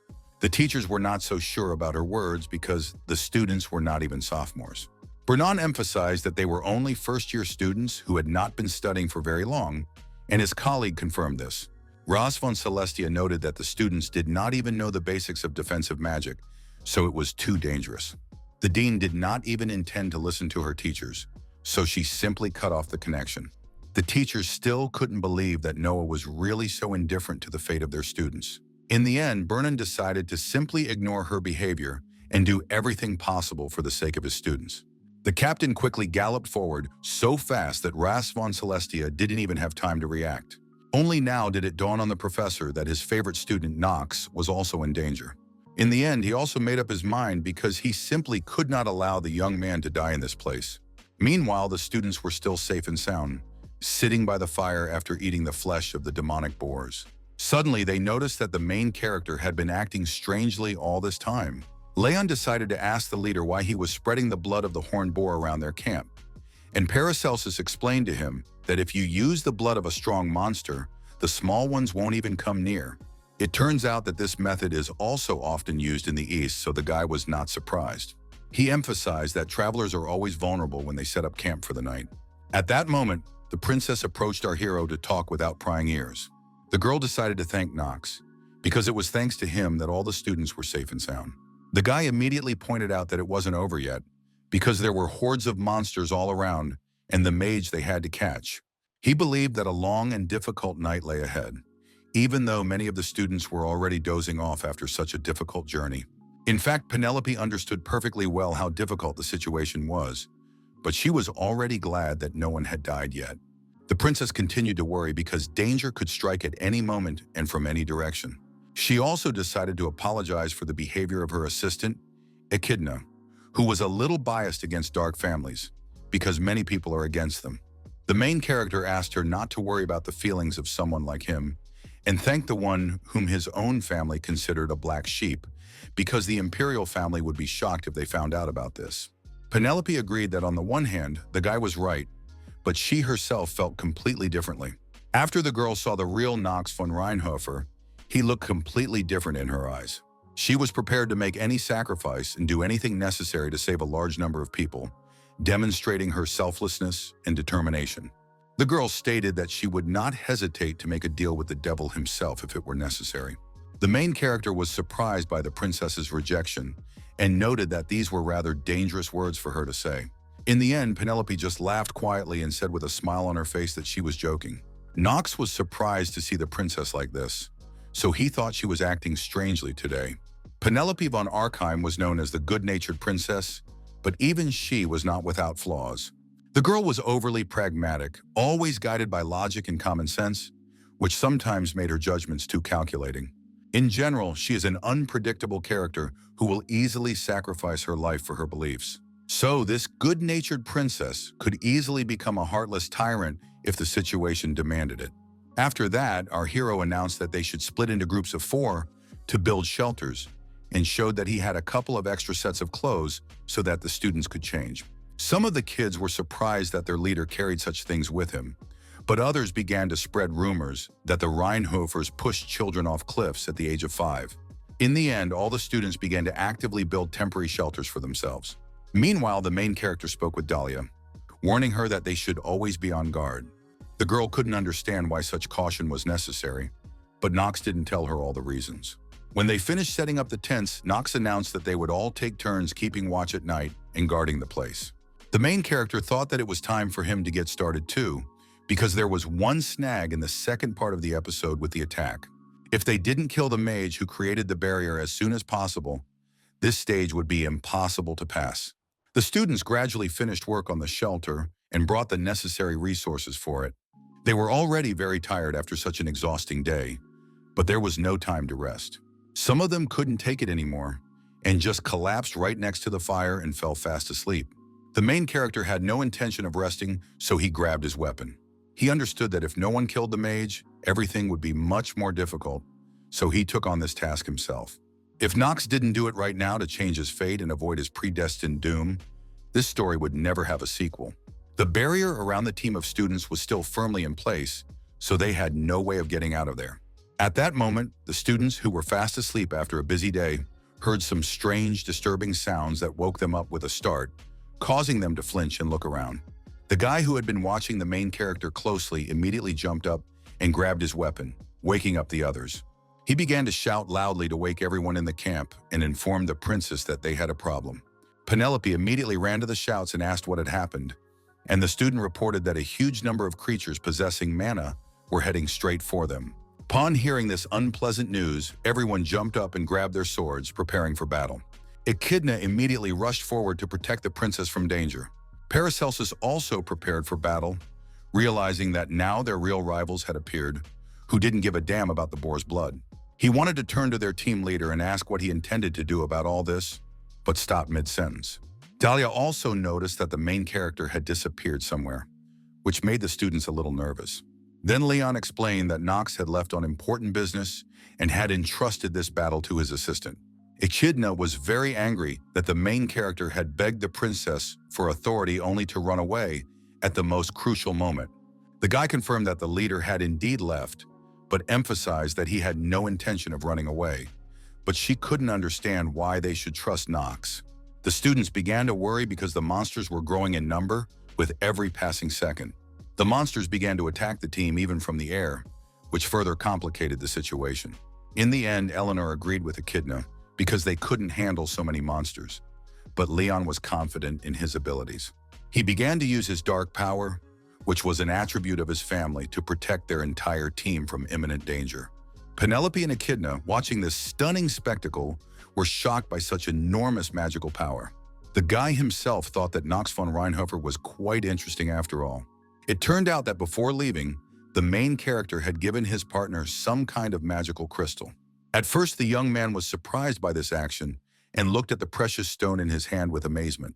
He couldn't understand what kind of person Knox von Reinhofer was and why he had entrusted this matter to him. Meanwhile, the first enemy had already come close to Leon and was about to attack him. In turn, the young man declared that he was going to act as the current head of the Marvas family. He didn't have time to finish his speech because the monster had already attacked, not giving him a second to pause, so the hero had to instantly abandon his words and rush to defend himself. Leon acted quickly and accurately, so in an instant he summoned a knight who quickly dealt with the threat. This ghostly warrior was so strong that with just one swing, he cut the monster in half. Then other dead men began to appear, ready to defend their master. In the end, the young man asked that the outcome of this decisive battle be left to him, Leon von Marvas. Meanwhile, the main character had already reached the cave, which was protected by a magical seal. Knox knew exactly where he was going, so he didn't stop for a second. Finally, the guy stepped on the magic seal, so its mechanism immediately began to work. The system informed the main character that the genius of magical perception was removing the magic restriction. Now that Knox Reinhofer had donned the cloak of the sleepers, his total damage in battle had increased by 1.2 times. The opponent was intrigued by the main character's self-confidence, so he decided to reveal himself. He was surprised that an ordinary student could not only reveal his location, but also had the audacity to challenge him to a fight. The main character did not lose his composure and immediately activated the Master of Acting to hide his identity. With a smirk on his face, full of arrogance and contempt, he declared that some half-demon would only open his mouth with criticism when he himself was worth something.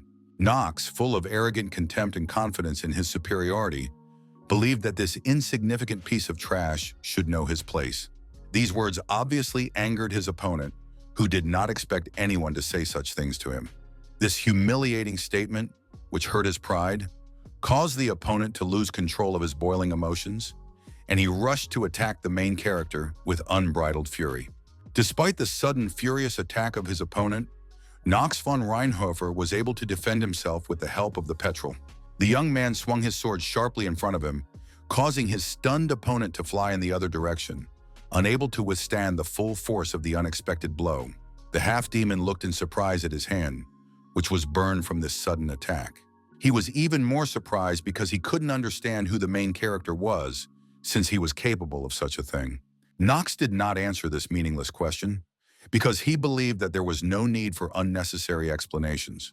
His opponent was already too angry, so he promised that he would extract a confession from the young man's dying body. Releasing more power, the half-demon lunged again at the main character, who continued to stand confidently in place. A second later, the half-demon suddenly felt a sharp, piercing pain in his arm. He finally realized what had happened when he saw his arm literally fly off to the side. Meanwhile, the main character was pleased that his plan was going as intended, because he had managed to take the first piece from the enemy. He advised the half-demon not to get distracted, and noticed that he didn't even need to use his skills to deal with the enemy. At that moment, the arm hit the ground with a dull thud, splattering blood everywhere. The half-demon was shocked by this turn of events, so he stared silently at his lost limb for a few seconds. He understood that despite his demonic powers, he was facing nothing more than a mere human. The monster laughed at the fact that the young man was already celebrating his victory in his head, because as it turned out, he could regenerate his hand. The main character felt that Roger was now weaker than the current Knox, so defeating him was not such a problem. Even though the half-demon could stretch his body, the guy could still dodge his attacks. To ensure his success, Knox activated his close combat genius. In just a couple of seconds, our hero found himself right in front of Roger, who had been standing a few meters away from him just a moment ago, and successfully blocked his attack. Knox looked intently into his opponent's eyes and emphasized that his attacks were completely ineffective. Then, using his special skill, he again focused his attack on his opponent's limbs, seeking to deprive him of his arms and thus weaken him at the decisive moment of the fight. After that, the main character once again activated his mastery of acting to completely destroy his opponent morally. Holding the severed arm tightly in his hands, he asked if the half-demon was really so sure that his trick would work. Gasping in pain, Roger could only stare at Knox, unable to respond to his words. Now the half-demon understood that he should have been more careful from the start so that the lousy Reinhoffers wouldn't have been so successful. He couldn't believe that some insignificant weakling who dared to destroy his impeccably constructed and vitally important plan had ruined all his efforts in just a moment. Finally gathering his strength, the half-demon asked directly how the young man dared to humiliate him, the one with the blood of an archduke flowing through his veins. In the end, the main character raised his sword high to deliver the final blow, because he decided that Roger had already taken up enough of his time. His opponent just watched his movements, realizing that there was nothing he could do in this situation. Suddenly, a familiar voice behind Knox asked him to stop. It turned out to be Ras von Celestia, who, for some unknown reason, begged his student to stop. The frightened teacher admitted that this half-demon was his former student. The main character did not expect to hear this fact at all, so he was now in no hurry to kill his enemy. The man apologized for allowing the situation to happen, but once again acknowledged that Roger was indeed his student. The half-demon himself just laughed at this fact and asked Professor Ras not to talk such nonsense. He decided to ask whether Ras von Celestia had considered him his student for even a second. The student was sure that the teacher had simply abandoned him when he lost his arm in the battle for the Empire, and was then heartlessly expelled from the academy because he had lost his value. The offended half-demon believed that such a two-faced bastard certainly could not call himself a teacher. Ras von Celestia clenched his fists in anger and admitted that he had indeed expelled his student from the academy. He tried to explain that the reason was not what Roger himself thought, but that he did it because he was worried about his future. The teacher, who had already experienced grief once, simply did not want his son's fate to befall the student. He decided to expel the student from the academy because he was too eager to fight, and it could have ended badly. Roger still did not agree with this decision because he believed that they had the right to choose their own destiny. But the teacher made him a rejected laughingstock, flattering his own ego by pretending to help his student. In fact, when the teacher made that decision, he didn't even know that everything would turn out that way. But he also decided to find out if the magical power Roger wanted so badly was really what he had gotten. Ras von Celestia asked if it was worth all his students' long-held dreams. For a while, the young man thought about his teacher's words and just lay silently on the ground. Finally, a sinister grin appeared on his face, showing that the old man had not been able to affect his human nature after all.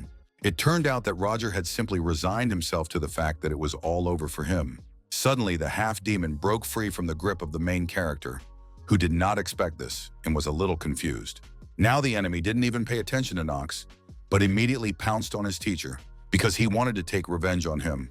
He realized that his life was over, but he still wanted to take Ras von Celestia with him to the grave. The teacher was confused and didn't know what to do in such a situation, so he watched his student with horror in his eyes.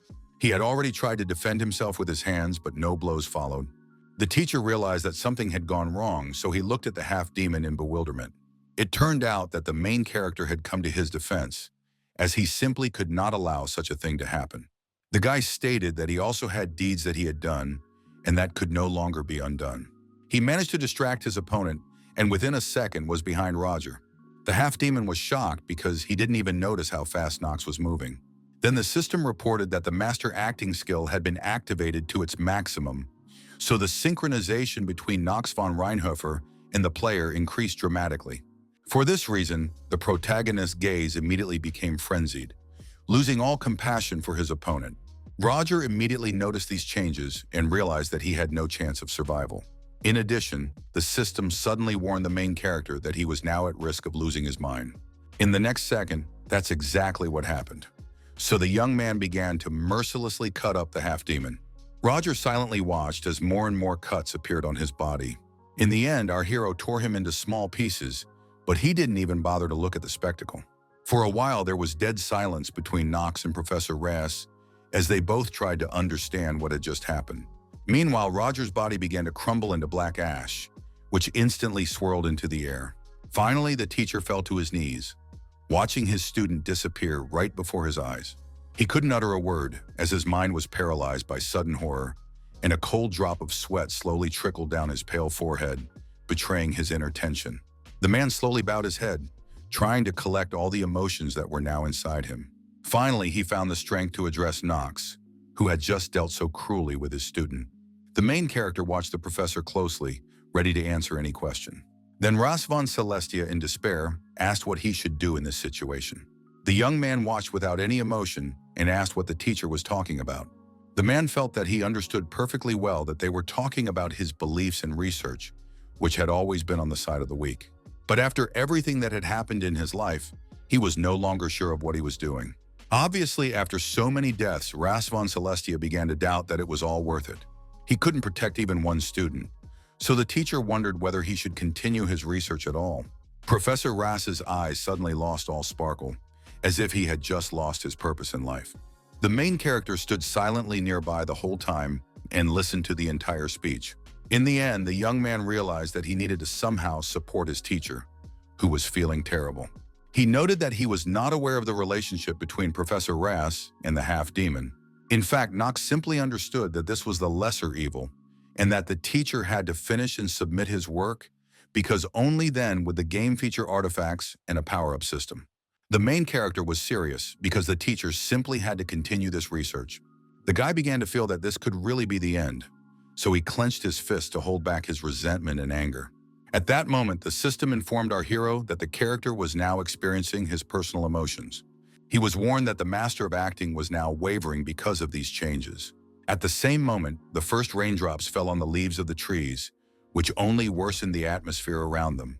The main character admitted that the professor's story had nothing to do with him, but at the same time, he couldn't stay on the sidelines. He used to think that using Ras as teacher would be the best choice, but now his point of view on this had changed. The young man did not consider the professor's research to be completely useless, wondering why he now had doubts about his decision. Ras von Celestia still did not trust his student because he was sure that he was now completely powerless. The main character did not hide anything and admitted that the man really did look pitiful now. Now the guy finally began to understand what had happened to him and realized that the story of Ras von Celestia had truly washed his heart clean. For this reason, he began to hesitate, because every word of the professor touched the strings of his soul. For a while, Knox had to remain silent in order to fully consider what he was going to do next. In the end, he confessed to the professor that he had always been quite lazy. Our hero asked the teacher not to give him too much work, hinting that he was still ready to become his best student. The guy also emphasized that he doesn't actually like tea, so he prefers coffee. Finally, he warned that he didn't need money and didn't even want to think about reputation. Ras von Celestia was stunned by this turn of events, so he still couldn't comprehend what the student was talking about. With a smile on his face, Knox noted that the professor's research required the exact opposite of what the student had chosen. In any case, the main character was sure that it was definitely worthwhile, so he had to at least try. In fact, he simply suspected that an avid gamer like himself was simply jealous of Ras von Celestia's diligence. Knox was very surprised that the professor had such a strong desire to change the world. For a while, the man just remained silent because he didn't even know what to say to his student after everything he had been through. The main character didn't want to beat around the bush, so he sat down, looked his teacher in the eye, and declared that he was ready to become his best student. Ras von Celestia couldn't believe that the young man had agreed to his offer, even after what he had seen. The young man himself now understood that nothing had changed in principle, only now there was just him, the professor, and his personal conclusions about his story. Knox also promised that he would cover for Ras von Celestia while he mourned his son. Meanwhile, the powerful barrier of dark energy created by the fallen half-demon began to rapidly disappear. The team that Knox left behind in Leon also dealt with their enemies, so now they were just waiting for their leader. Paracelsus was a little tired from fighting all those monsters, so he sighed heavily as he put his weapon away behind his back. Meanwhile, the temporary commander stood still and silently looked at the corpses left behind by all these monsters. In the end, after watching Leon, the guy realized that Knox wasn't the only abnormal one in their group. He noticed that the summoned creatures were completely different from the zombies he was used to. The presence of these monsters even felt different, which made Paracelsus interested in Leon. Even the princess found it hard to believe that their partner had always had an army of the dead with such impressive power. She admitted that the Dark family's destructive abilities were truly incredible. In addition, the girl began to suspect that the rumors about the revival of the Marvas clan might now be true. She asked her assistant to keep an eye on this man because it was still unknown what all this would lead to. Meanwhile, Leon himself stood alone all this time, looking at the magic crystal that Knox von Reinhofer had given him. He understood that the stone contained the highest level of mana, so without it, he would hardly be able to win. The boy couldn't shake the thought that Knox was acting as if he could really see the future. Meanwhile, a voice from the forest suddenly called out to the boys, which frightened them greatly. After that, some strange, loud noises were heard from there, so everyone became even more tense. It turned out to be just Bernan, who was very excited and was now trying to find out if all the students were safe and sound. He began to shake the poor student who had fallen into his hands with all his might, and Paracelsus could not even watch this. The princess informed the teacher that none of them had died, but some had left the battlefield. In fact, the captain did not immediately notice Penelope, so he apologized for his belated greeting. Then the teacher finally calmed down and asked who had left, and the young lady immediately revealed that it was Knox von Reinhofer. She immediately asked Bernan not to think that the young man was in danger, because it was only thanks to him that they had been able to hold out for so long. The teacher was very surprised to hear this news, but Leon joined the princess to confirm her words.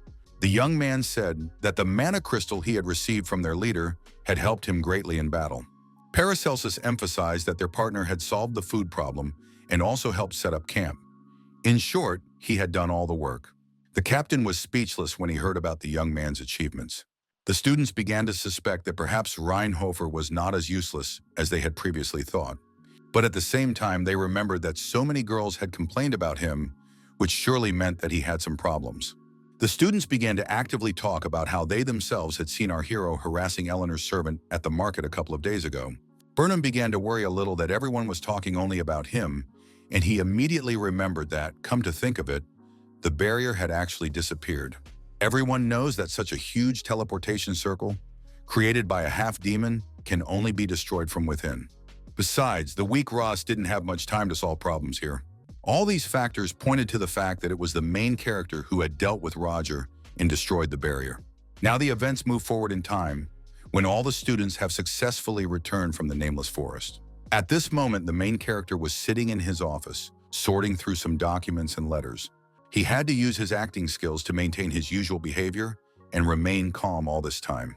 After that incident, there was no turning back for Knox, because now he had become the professor's best student. The eccentric Ras von Celestia immediately told everyone about this wonderful news after their return. Now the teacher began to test the main character in various ways, and Knox had to try hard not to pay attention. Sometimes the man got too close to Knox, but he remained calm. Often it crossed all boundaries, but our hero had no choice but to endure all these antics. In the game, Professor Rasu was not threatened by anything, but this time everything was different, so the young man had to adapt to the new conditions. If the main character hadn't saved his teacher back then, it would have backfired on him, but now he didn't stand on ceremony and could even sometimes teach his teacher a lesson for crossing all boundaries. Knox pretended that his hand had jerked involuntarily because the professor had touched him. Ras von Celestia obviously had no intention of scolding his best student and actually understood that he had hit him on purpose, so he asked him not to hold back his emotions.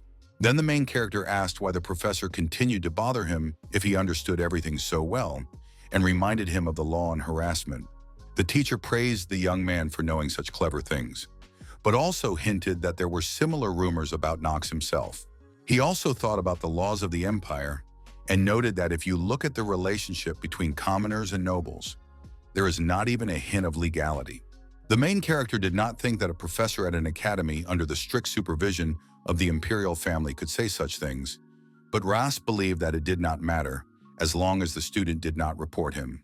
Knox was now convinced that the old man had definitely lost his mind, but he tried not to show it.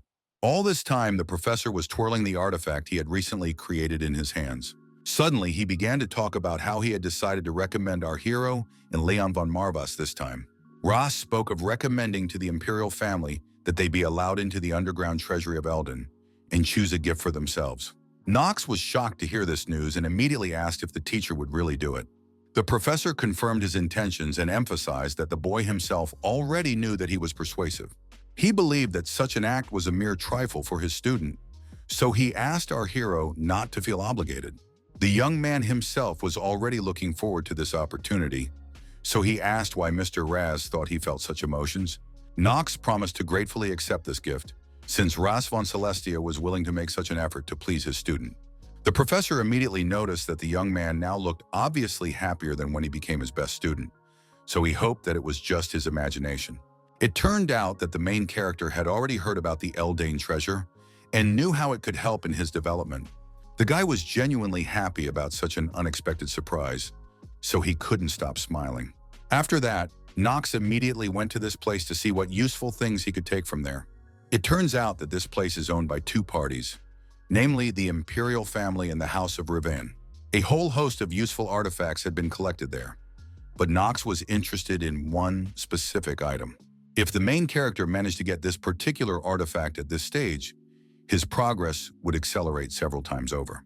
Eleanor, who also had access, could not even imagine that Knox would have the opportunity to enter the Elden treasury.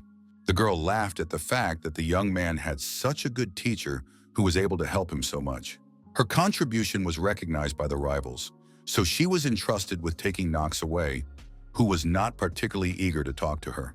The guy wasn't particularly happy with this idea, so he just hoped that the girl wouldn't put a spoke in his wheel. In turn, Eleanor warned our hero that he was greatly mistaken if he thought she didn't want to part with her family's artifacts. On the contrary, she wanted to make sure that her savior received a worthy reward. But Knox was tired of listening to her and pointed out that she was only complicating things.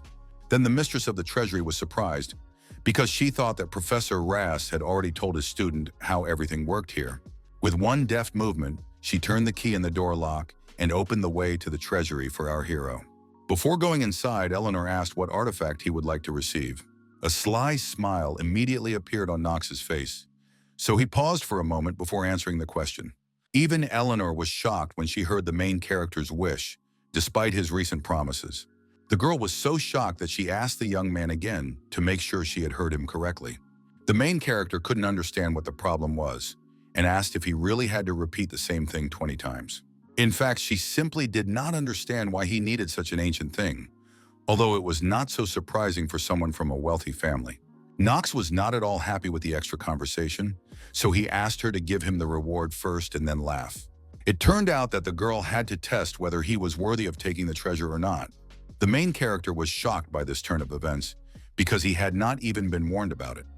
But it turned out that this was Eleanor's personal right as a contributor of local artifacts. The Rivalov Trading Company was quite influential here at the Academy, so the young lady could well afford to do something like this. At that moment, she clapped her hands once, and everything in the treasury began to distort strangely. The main character watched this closely, trying to understand what his acquaintance had in mind. He immediately recognized it as spatial teleportation magic, because he had seen it many times before. Eleanor also noticed with a smirk that the guy didn't look all that surprised, and he explained that he had been through worse. She was in no hurry, so she suggested that our hero sit down and talk for a while. Knox resigned himself to listening to the young lady, who, after all, decided not to waste time and proceed directly to the test. The guy listened carefully to his companion and began to suspect that he would have to work off the artifact somehow. He hoped that it was just a formality and that the whole process would not take too long. It turned out that Eleanor de Rivan simply wanted to know why Knox had decided to save her on the entrance exam.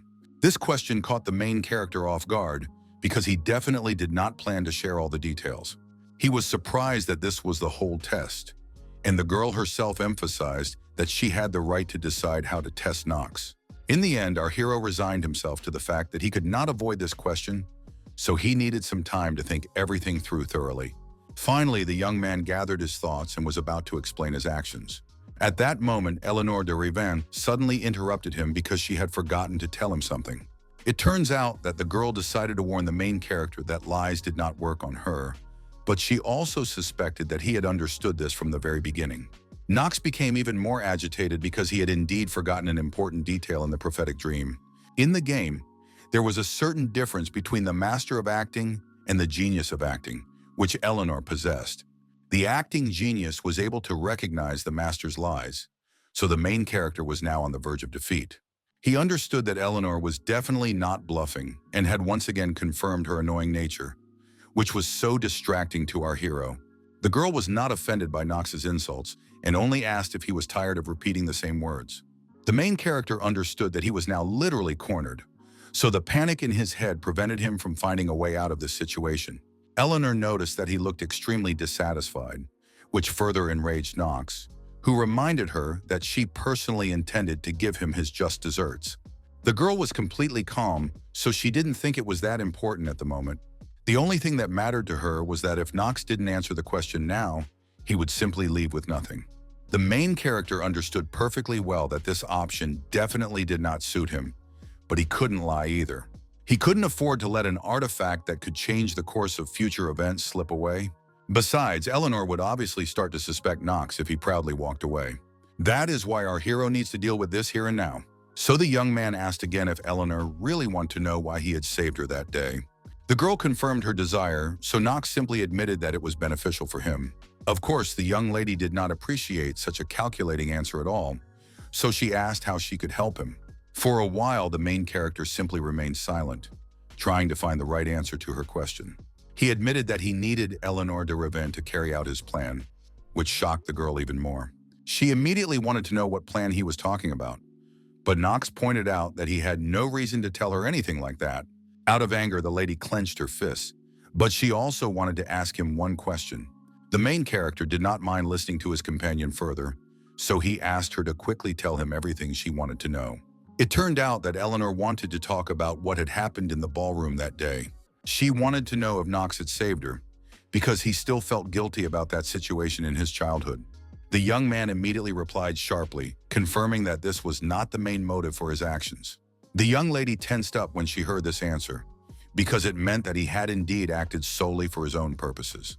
Knox in turn confirmed that he was telling the truth, although he understood that she already knew this. Then the girl, coming to her senses, emphasized that having so many secrets would definitely not lead our hero to anything good. The main character immediately noted that Eleanor de Rival was definitely not the one to talk about this. The girl did not want to talk about it, so she said that many people were now saying that Knox had changed a lot recently. The young man couldn't understand what the problem was, so he asked her to explain. It turns out that Eleanor was so hurt by what Knox said that she simply did not believe his words. Even though the guy had saved her now, she remembered perfectly well what he had said to her back then, when they were children.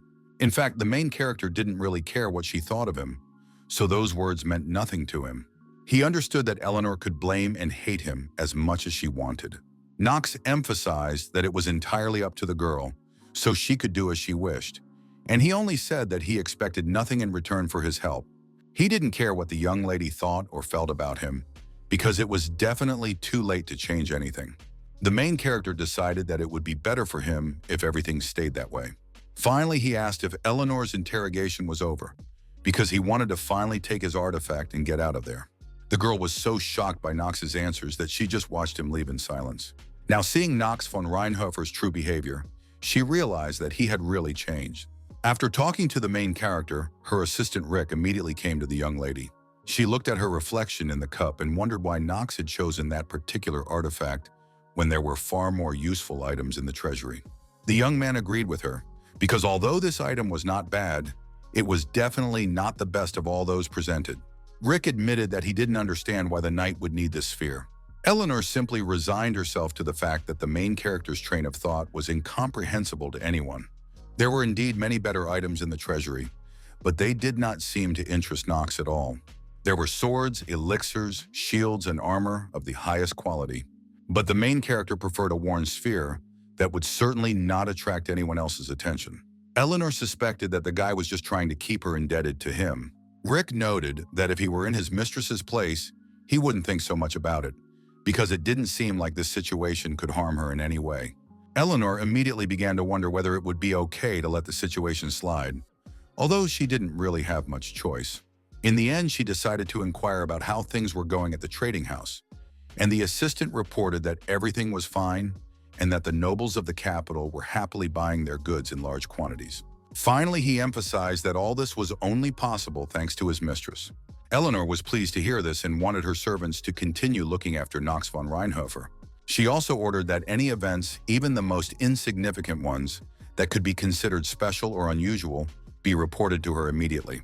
With a wicked, almost predatory grin distorting his face, Rick gently asked his mistress to put aside all her worries and anxieties, assuring her that there was no reason to worry about this. Meanwhile, the main character had already returned to his room, where he was met by a maid and began to carefully examine the sphere. The system informed him that he had received an advanced class artifact, the Great Sage's Sphere, which gave additional mana and stamina points, as well as the passive skill, Magical Autocompensation. The guy knew that getting this item at this stage was a stroke of luck, so he couldn't stop smiling. Without wasting any time, he immediately concentrated his mana and directed it at the Great Sage's Sphere. The main character understood that his acquaintance probably had no idea how good this item was, but there was also some subtlety in its use. It turns out that in order for the artifact to work, you need to know the real name of its creator. Otherwise, it does not work to its full potential. Only under this condition would the item reach its highest rank and provide even stronger buffs. The creator of the artifact was one of the 4 great sages, who would appear in the future and whom our hero often chose as his mentor. But the main character understood that it was too early to activate it, so he left the item alone for now. It was obvious that if the guy did it right now, he could reveal his identity to the sage, which was definitely not in his best interest. In any case, he was still in the first half of the story, so a regular artifact would do. Meanwhile, Chitri, who had been watching her master all this time, decided to ask why he had chosen this particular sphere. She also knew that there were surely many other useful artifacts in Eldane's treasury, especially for knights. The main character was surprised by this question and realized that he had not told her about his decision. He then explained that he was going to use magic, so he would need items with magical properties. Knox saw his maid's surprised reaction and realized that he really hadn't told her about it because he had simply forgotten. Chitri just stood there and looked at her master, not understanding if he was really going to do it. The maid just smiled at you, thinking that our hero was so restless and she didn't know what to do with him anymore. She had no doubt about the guy's abilities, but she still wasn't sure if he could handle 2 things at once. The main character was not afraid of this, because if he failed, he could always take his share of the inheritance and live on his own. The girl didn't particularly appreciate this answer, because she had only recently boasted about how hard the young gentleman had been working lately. Knox laughed at this remark and asked who had asked her to talk about it. The maid, despite his status, was not afraid to say that he was indeed sometimes too unpleasant a person. Our hero just laughed at this, immediately reminding her of his shameful and bad reputation. She also noted that he was famous for his escapades with girls, but Knox immediately said that this was false information. At that moment, the maid remembered that she had heard that Mr. Theo had been a cunning seducer in the past, so he was still paying for his past mistakes to this day. The main character, slightly taken aback, noted that, to his surprise, he had never even heard of this fact. In the end, the guy was too tired, so he decided to lie down on the bed to rest a little. At that moment, his assistant remembered that she had forgotten to tell her master something important. She informed the main character that a letter had arrived for him, so the young man immediately forgot about his rest. It seemed to be from the imperial family, who urgently requested that Mr. Knox read it personally. The main character immediately jumped out of bed because he couldn't even imagine what the people from the palace could be writing to him about. The maid explained that it was Echidna who had asked her to deliver the letter and suggested that he take a look at it first. Knox couldn't even guess why the princess had suddenly turned her attention to him, and he began to feel apprehensive because he couldn't allow any outside interference in his life. It turned out that Princess Penelope had written to him, thanking him for his decisiveness, thanks to which all the students had managed to survive that day. According to imperial law, the main character was entitled to a reward for this, so she wanted to invite him to the capital of their empire, Tjalen, to present it to him personally.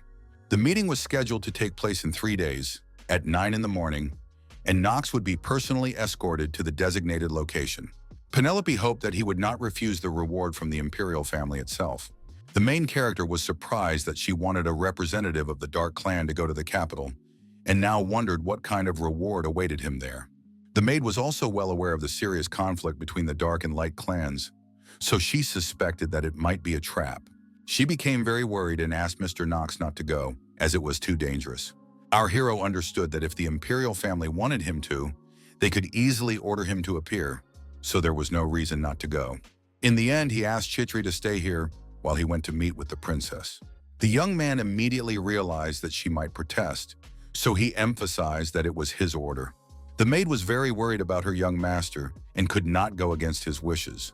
Knox himself understood that he would have to go to the place where Emperor Esteban and his entire faction had settled. Tjalen was completely under the control of the Light Clan, which was a real hell for any member of the Dark Clan.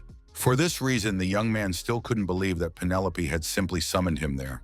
The main character couldn't even guess what Penelope von Arkham was thinking. Ever since his first run through the prophetic dream, he knew clearly that the player had to be aware of which combination of skills was best to choose. For example, the genius of close combat is most advantageous for fighting your way through with a sword. In turn, the genius of magical perception would pave the way for a mage. At the appointed time, the main character got into a carriage and set off for the capital of the empire. He kept thinking that choosing the right side ensured success in the game. The player is always offered a choice between warring factions and achieving outstanding results with their help. Now Knox faced the same choice, but for the time being, he relied on Princess Penelope. The princess, who had been with him in Korea, asked if the young man wanted anything specific from her. The main character understood perfectly well that he could not demand anything from someone like Lady Penelope. The girl didn't like the way he was talking to her at all, so she asked him to take it a little easier. She emphasized that it upset her a little, so Knox simply fell silent. The young man already knew that among the parties of the prophetic dream, the strongest was considered to be the imperial faction led by the princess. Opposing them was the radical faction, led by the heads of the dark families. Then there was the trade faction, which possessed significant resources and set the pace of life on the continent with its money. Each of them acted in its own way, but one thing remained obvious. The relationship between the Rheinhofers and the imperial family was not a happy one. Penelope was also aware of this, so she suspected that our hero was afraid that he was walking straight into the lion's den. The guy himself thought that the princess seemed to be testing him, because a worthless person like him could not avoid it. In the end, he admitted that he really didn't want to go there. The princess laughed at his words and asked him not to worry about it, because she was going with him to the capital only to reward him for his services to her. The main character decided to say directly that she seemed to have gotten too carried away with this lie. Penelope did not even expect Knox von Rheinhofer to reveal all her plans so soon. Meanwhile, their carriage was already entering the walls of the imperial capital. After these conversations in the letter, Knox understood perfectly well that the girl wanted something from him. A slight smile immediately appeared on the princess's face, and she was already preparing to reveal all her plans to our hero. She said that everything was quite simple, so the young gentleman would definitely have no problems with it. Penelope explained what she wanted from our hero, after which they were finally able to get out of the carriage. They were immediately greeted by the prince, who had heard that his sister was coming with a guest and was eager to meet him. But at the same time, the young man's older brother did not expect Penelope to arrive here with someone from the Dark family. The girl herself was a little confused because she did not expect to meet him here.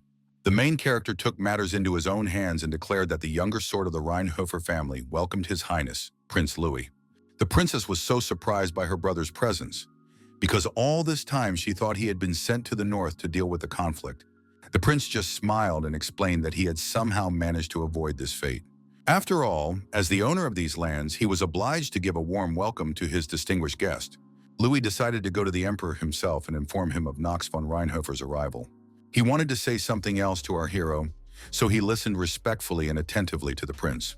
His Highness stated that from now on, they would see Knox often.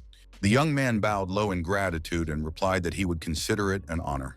In reality, he was not at all happy about this and could not understand why he had met this madman at this particular moment.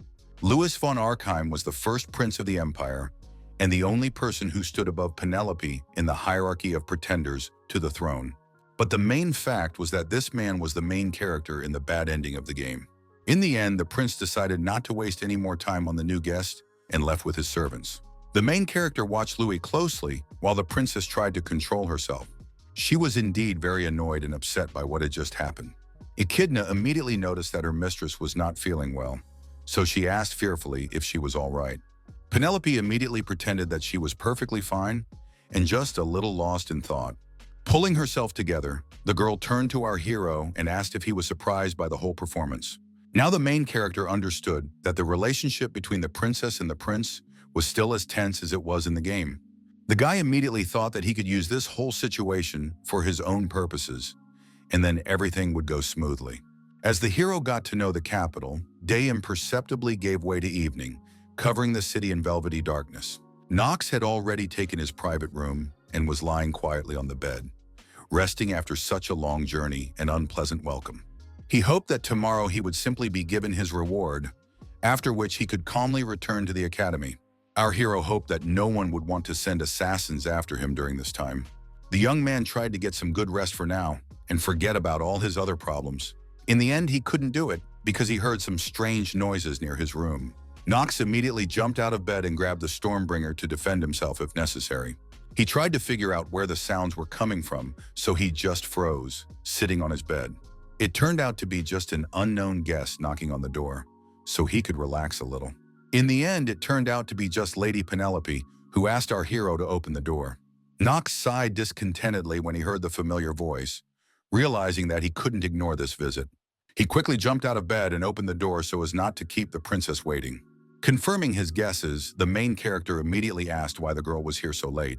Penelope immediately emphasized that leaving her here at the door was not the best idea. In the end, she did not wait for our hero's permission and quickly entered his room. Echidna, who also followed her in, explained that the princess had a proposal for Knox. The assistant immediately announced that she would stand outside and protect them from prying ears. The main character did not object and only nodded in response after listening to Echidna. The young man immediately closed the door behind him, and for a moment, the room was filled with a deathly silence. The princess immediately took off her cloak and invited Knox to sit down, as the conversation was going to be a long one. Knox was surprised by this visit because he had no idea that something like this could happen, that she would come in person in the middle of the night. He immediately began to fear that the matter might be too serious since it required such an urgent visit.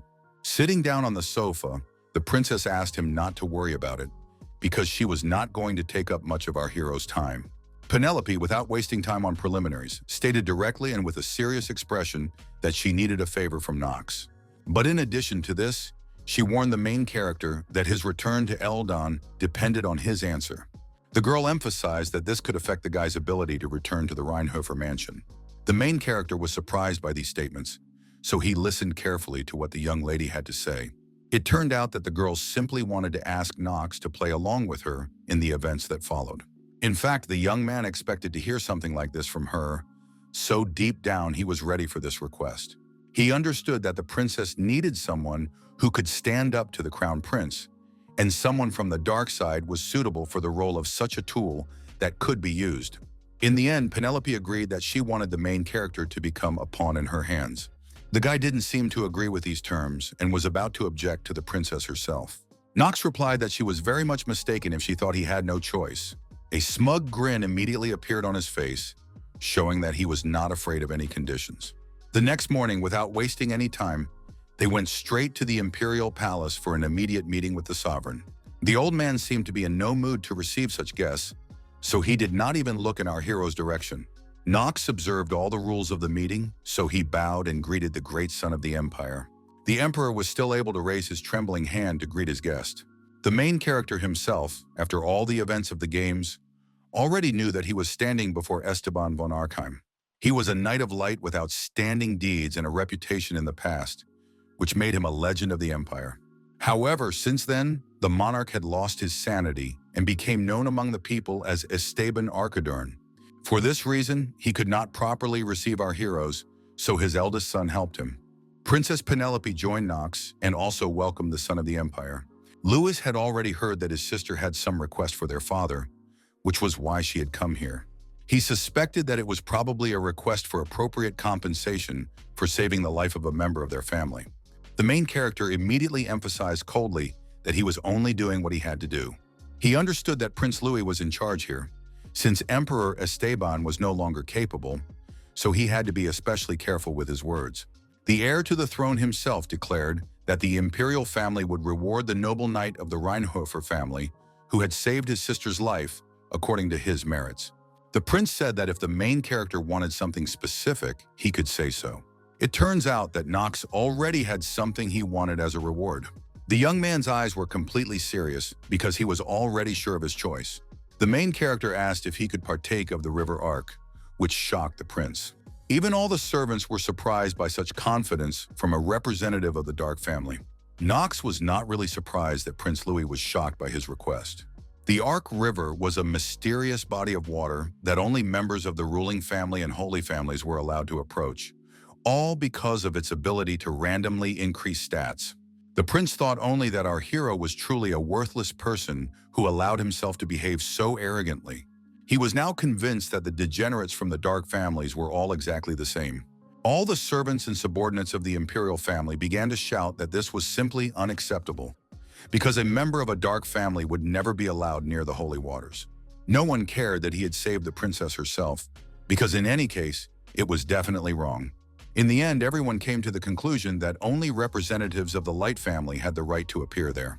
As expected, there were many objections from the imperial family, so our hero began to doubt his plan. It turns out that Knox had a choice between giving up the reward or asking for communion in the river, which was a worthy reward. Only the princess herself was dissatisfied with how ignorant all these people were. Penelope asked loudly how they dared to raise their voices in the presence of His Majesty. The main character did not even expect her to stand up for him, but the girl did not stop and emphasized that there was no law that allowed only members of noble families to enter the river. The young man felt very uncomfortable because it was too unexpected and even a little embarrassing. This happened even though Knox had told the princess that he was not going to be her puppet. His subordinates tried to object, but Penelope sternly stopped them because she hated unnecessary noise. In turn, the main character began to suspect that the girl would definitely not leave him alone just like that. The guy began to remember what she had said before leaving his room. The whole situation began to seriously worry Knox, because now he had attracted too much attention to himself. Memories of how their nighttime conversation had ended immediately came to mind. The princess accepted Knox's refusal and agreed to simply leave, but she was definitely not going to end it there. She moved closer to the main character so that he would understand one thing he needed to remember. The main character tried to remain completely calm and simply watched to see what Penelope would do next. It turned out that she wanted to warn Knox that the moment when he would have to make a choice would inevitably come. The guy immediately thought that if the moment of choice between the two factions did come, he would rather choose the princess than that scoundrel. But at the same time, our hero understood that he couldn't openly show his choice, so for now he would remain neutral. Finally, after all the discussions, Knox asked if the prince was going to grant his request. Louis still couldn't believe that some youngster could afford such audacity. After a while, a sly smile appeared on his face, as if he had figured out how to turn the situation to his advantage.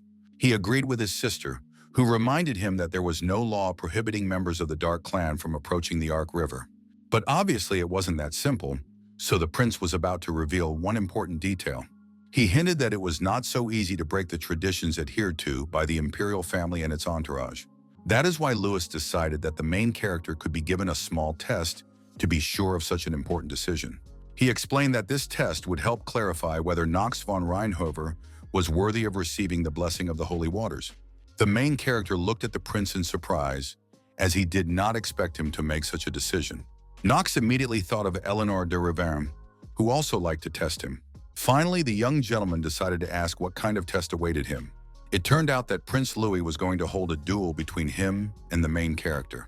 Then the main character was even more shocked, because he certainly did not think that he would be tested in this way. His Majesty explained that he had already heard rumors about Knox and his incredible sword skills, so he wanted to see these skills with his own eyes. He emphasized once again that the sacred waters of the Ark River should only be revealed to those who are worthy. The young man immediately wondered why the prince thought this was a good idea. In any case, our hero had no intention of letting him beat him up for no reason, so he agreed to this condition. A crazy smile immediately appeared on Louis's face, as if he was imagining Knox losing miserably to him. In the end, he suggested that his opponent meet him at the training ground in an hour and allowed him to take any weapon and prepare a little. In turn, you could see from the main character's face that he wasn't worried about it at all. He promised to try his best to pass this test, while Penelope was already starting to panic because she understood how it might end. Knox himself wasted no more time and headed for the exit, while all eyes were fixed on his impassive back. The princess ran after the main character because she couldn't ignore the situation. She tried to shout at the guy, who ignored her because she thought he simply wanted to die. Penelope thought that Knox von Reinhofer simply hadn't guessed what her older brother was up to. The girl emphasized that it didn't matter whether her partner won or lost. Louis would still present it in the light that suited him. She was simply certain that the prince would manipulate the fact that the main character came from a family of darkness. In fact, the young man himself was already aware of this fact, but he did not refuse the test anyway. He understood that if he won, the imperial family would simply accuse him of harming the prince as a degenerate of darkness. If Knox lost, Louis would simply say that he was unworthy, and then spread rumors that he had broken the rising star in order to boost his own reputation. The main character was already prepared for everyone to gossip about their fight, which surprised Penelope greatly. Then Knox hinted that he knew there was another way. The princess tensed up even more, because she no longer knew what to expect from our hero, but asked what he had in mind. The young man said that there was a way he could defeat her older brother without even hurting him. He asked if Her Highness would stand up for her partner. Meanwhile, servants were bustling around Louis von Arkheim, preparing him for battle with Knox. The guy didn't even try, just stood and waited for the girls to do their job. Finally, he wanted to at least talk, so he turned to one of his subordinates. The young man asked a strange question and asked his maid's opinion about who he was. The girl was seriously frightened, but replied that he was Louis von Arkheim, the next son of the Empire, His Highness. The prince was satisfied with this answer, because he was proud of his important position in Talenpfizer, and reminded her that no one dared to contradict him. But this peasant, as he called the main character, still managed to hurt Louis's ego. The maid tried to calm her master down and told him that he definitely had nothing to worry about. She bowed low to His Highness and asked him not to worry about it. Suddenly, for no reason, the prince struck his subordinate in the face with all his might. It turned out that he was unhappy that the girl dared to think that he was even slightly concerned about this. Louis asked if she really thought that some dark-blooded offspring could disturb him. The maid began to tremble with fear and tried to apologize to her master for making such a terrible mistake. The prince did not care at all about the state of his subordinate, so he noted indifferently that it would be wiser for her to behave appropriately. He asked her pointedly how much longer Esteban, the so-called son of the Empire, would last. The maid was very confused after what had happened, so she did not know how to answer this question. Louis did it for her and said that very soon the whole empire would be in his hands, and for this, decisive measures, like today's, were necessary. Then the subordinate promised once again that she would not make such mistakes in front of the prince again. The young man emphasized that this would indeed never happen again and turned to his butler. He looked contemptuously at the guilty maid and ordered his assistant to remove this trash from here. The girl understood where this was going, so she begged His Highness until the very last moment to give her one last chance. With a smirk on his face, Louis explained that opportunities, as she could see, were only given to certain people. He also noted that her blood was not the same as that of the ruling family, even though she was born into a noble family. The maid was terrified, so she begged until the very end to be heard and forgiven for this mistake. Louis was no longer listening to her and was only thinking about how Knox von Reinhover would not be able to get out of this situation with its predetermined outcome. The Mad Prince already wanted to see the look on the young gentleman's face when he began to beg for mercy. After a while, as agreed, they met at the training ground for the decisive duel. The Emperor and his daughter Penelope sat on the balcony, the latter clearly unable to sit still because of what was about to happen. Louis von Arkheim wore a confident smirk on his face because he knew there was no danger for him. Knox himself did not look nervous either, exuding only cold calculation and calmness. The prince spoke first and suggested that his opponent give it his all in this duel. He was sure that the main character would be nothing more than his obedient puppet in this little show. The young man did not waste time on this meaningless conversation, so he replied briefly, taking His Majesty's words into account. Meanwhile, the knight who was judging the duel raised his hand, warning the participants to prepare. In the next moment, he announced the start of the battle between the first prince, Louis von Arkheim, and Knox von Reinhofer. His Majesty was still convinced that, no matter how strong our hero was, he would still be no match for a trained fighter of royal blood. He believed that even talent would not help some worthless worm from the race of darkness, and in the presence of the Emperor and the forces of light, the boy would not even dare to raise his sword. In the end, Louis finally tried to strike his first blow, but immediately encountered the hard blade of Knox, who had no intention of giving up so easily. The prince couldn't believe that this youngster really dared to cross swords with the heir to the throne himself. The main character did not respond to his remarks and threw his opponent to the other side with all his strength. Louis flew sideways by inertia and could do nothing about it. In turn, Knox noted with a smirk on his face that it was actually His Highness who had asked him to give his all in this duel. Thus, the guys found themselves on opposite sides of the training ground, so they had time to think about their next move. The prince had to catch his breath after such a strong counterattack from his opponent. He was stunned that a worm from the dark side dared to challenge his royal authority. The main character pretended not to understand what Louis was talking about, because he was doing exactly what he had been told to do. His opponent gritted his teeth in anger and irritation and was now going to teach Knox a lesson for playing such a game. With madness in his eyes, he declared that he would not let the insolent Reinhof get away with it. The prince still believed that Knox had simply been lucky in Elden, and that in reality he was just an ordinary brat. He was sure that the young man would never be able to defeat him, a knight who had received the best education for a member of the imperial family. The judge understood that the fight was definitely not going according to plan, so he watched the young gentleman's reaction closely. Then he warned the fighters that the match would end if one of the opponents fell or surrendered. The knight thought the rules were simple, so he decided to end the instructions there. Suddenly, Louis von Arkheim rushed towards the main character again to prevent him from winning. The men clashed swords again, but our hero managed to withstand and interrupt his opponent's attack. Although the prince was the main character of the bad ending, his fighting skills were not that great. At the same time, Knox couldn't say that his opponent was completely useless, but he still managed to dodge all of his blows. The battle unfolded this way only because the prince was too far away from our hero. The young man could easily bypass his opponent from the side, using his thorough knowledge of the game mechanics and weak points. Louis didn't even have time to react to this threat, so he didn't expect the main character to be behind him. He realized that there was no chance to dodge this attack, but a moment later he felt our hero suddenly stop. It turned out that Knox had indeed interrupted his successful attack and was about to hide his blade, unwilling to continue this duel. The prince was shocked by his opponent's behavior, so he asked what he was up to. The main character stated that he had nothing against the terms of the match, but he did have some complaints. It turned out that Knox was simply bored fighting when there was nothing at stake, but his opponent could not understand what he meant by this. In the end, the young man suggested placing bets on the winner to at least somehow stir up interest in the fight. Louis didn't say anything for a while because he couldn't believe his opponent was so confident. In fact, he was even glad about this turn of events, because then it would be even easier for him to get what he wanted. He agreed that it would add excitement to their fight and allowed Knox's idea to be implemented. The main character didn't stop there and suggested announcing their bets after the fight was over. The prince admitted that he was too impatient, so he wanted to announce his bet in advance. Knox didn't really care either way, so he decided to listen to his opponent. Louis had already figured out what to demand from our hero, so a smirk immediately spread across his face.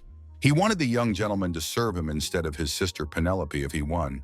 Now the main character was curious to know what the prince meant when he demanded something like that. His Highness asked the young man to stop pretending, because he already guessed everything. He suspected that the princess had charmed the young gentleman, which was why he had been so eager to rescue her in the forest. Now Knox considered the prince a complete idiot because he had misunderstood everything and misled himself. Annoyed by such rumors about himself, he decided to explain that it was his duty as a law-abiding citizen to save the princess, without any personal motives. The main character emphasized that he did not need this, and the prince was pleased that this only simplified his conditions. Louis immediately offered to become his knight and swear allegiance, to become his shadow, not the shadow of the Reinhofer family. In the end, the young man agreed to his demands and promised that if he won, everything would be just as he said. In any case, the prince planned to simply accuse his rival if he did wound him. However, he did not intend to stop at the Reinhofer family, but also planned to implicate his sister. Louis decided not to waste any more time and warned our hero that he had only himself to blame for not realizing that the outcome of this battle was already a foregone conclusion. One glance was enough for Knox to understand that his sword could not pierce all of his opponent's artifacts. At that moment, he became absolutely certain that he was completely incapable of finding a gap or weak spot to strike or wound the prince. Suddenly, the system reported that the Great Sage's sphere artifact had begun to glow. The young man only had to say the name of the creator to use its full power. He understood perfectly well that the sage would be very surprised and would begin to wonder how a random young man knew her name. But there was nothing he could do about it, because in any case, his survival was the priority. The main character could still dodge his opponent's blows while he made his decision. He was fully aware that there was only one way he could overcome and break through the thick protective armor that Louis was wearing. Finally, Knox replied with confidence that the creator of the sphere was named Astrid von Kalevud. Now the system announced that the username had been registered and Knox von Reinhofer had become the rightful owner of the sphere.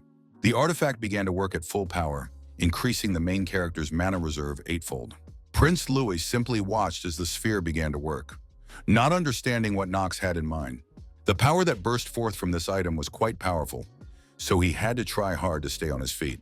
Finally, his opponent decided to ask what the main character was doing, because he had never seen such an artifact before.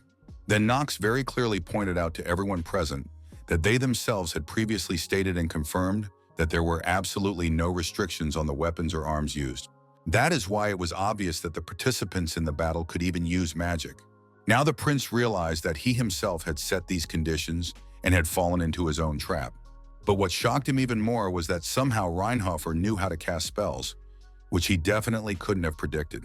Meanwhile, the main character explained that his opponent definitely knew this spell called Magic Volley. Louis could say nothing more, so he simply stood still and watched this unpredictable turn of events. Meanwhile, the Great Sage's glowing sphere continuously released and radiated an increasing amount of magical energy. At the very top, an incredibly huge, gaping hole suddenly formed, from which burning magic arrows rained down at tremendous speed. All the deadly projectiles were aimed directly and inexorably at Louis von Archheim.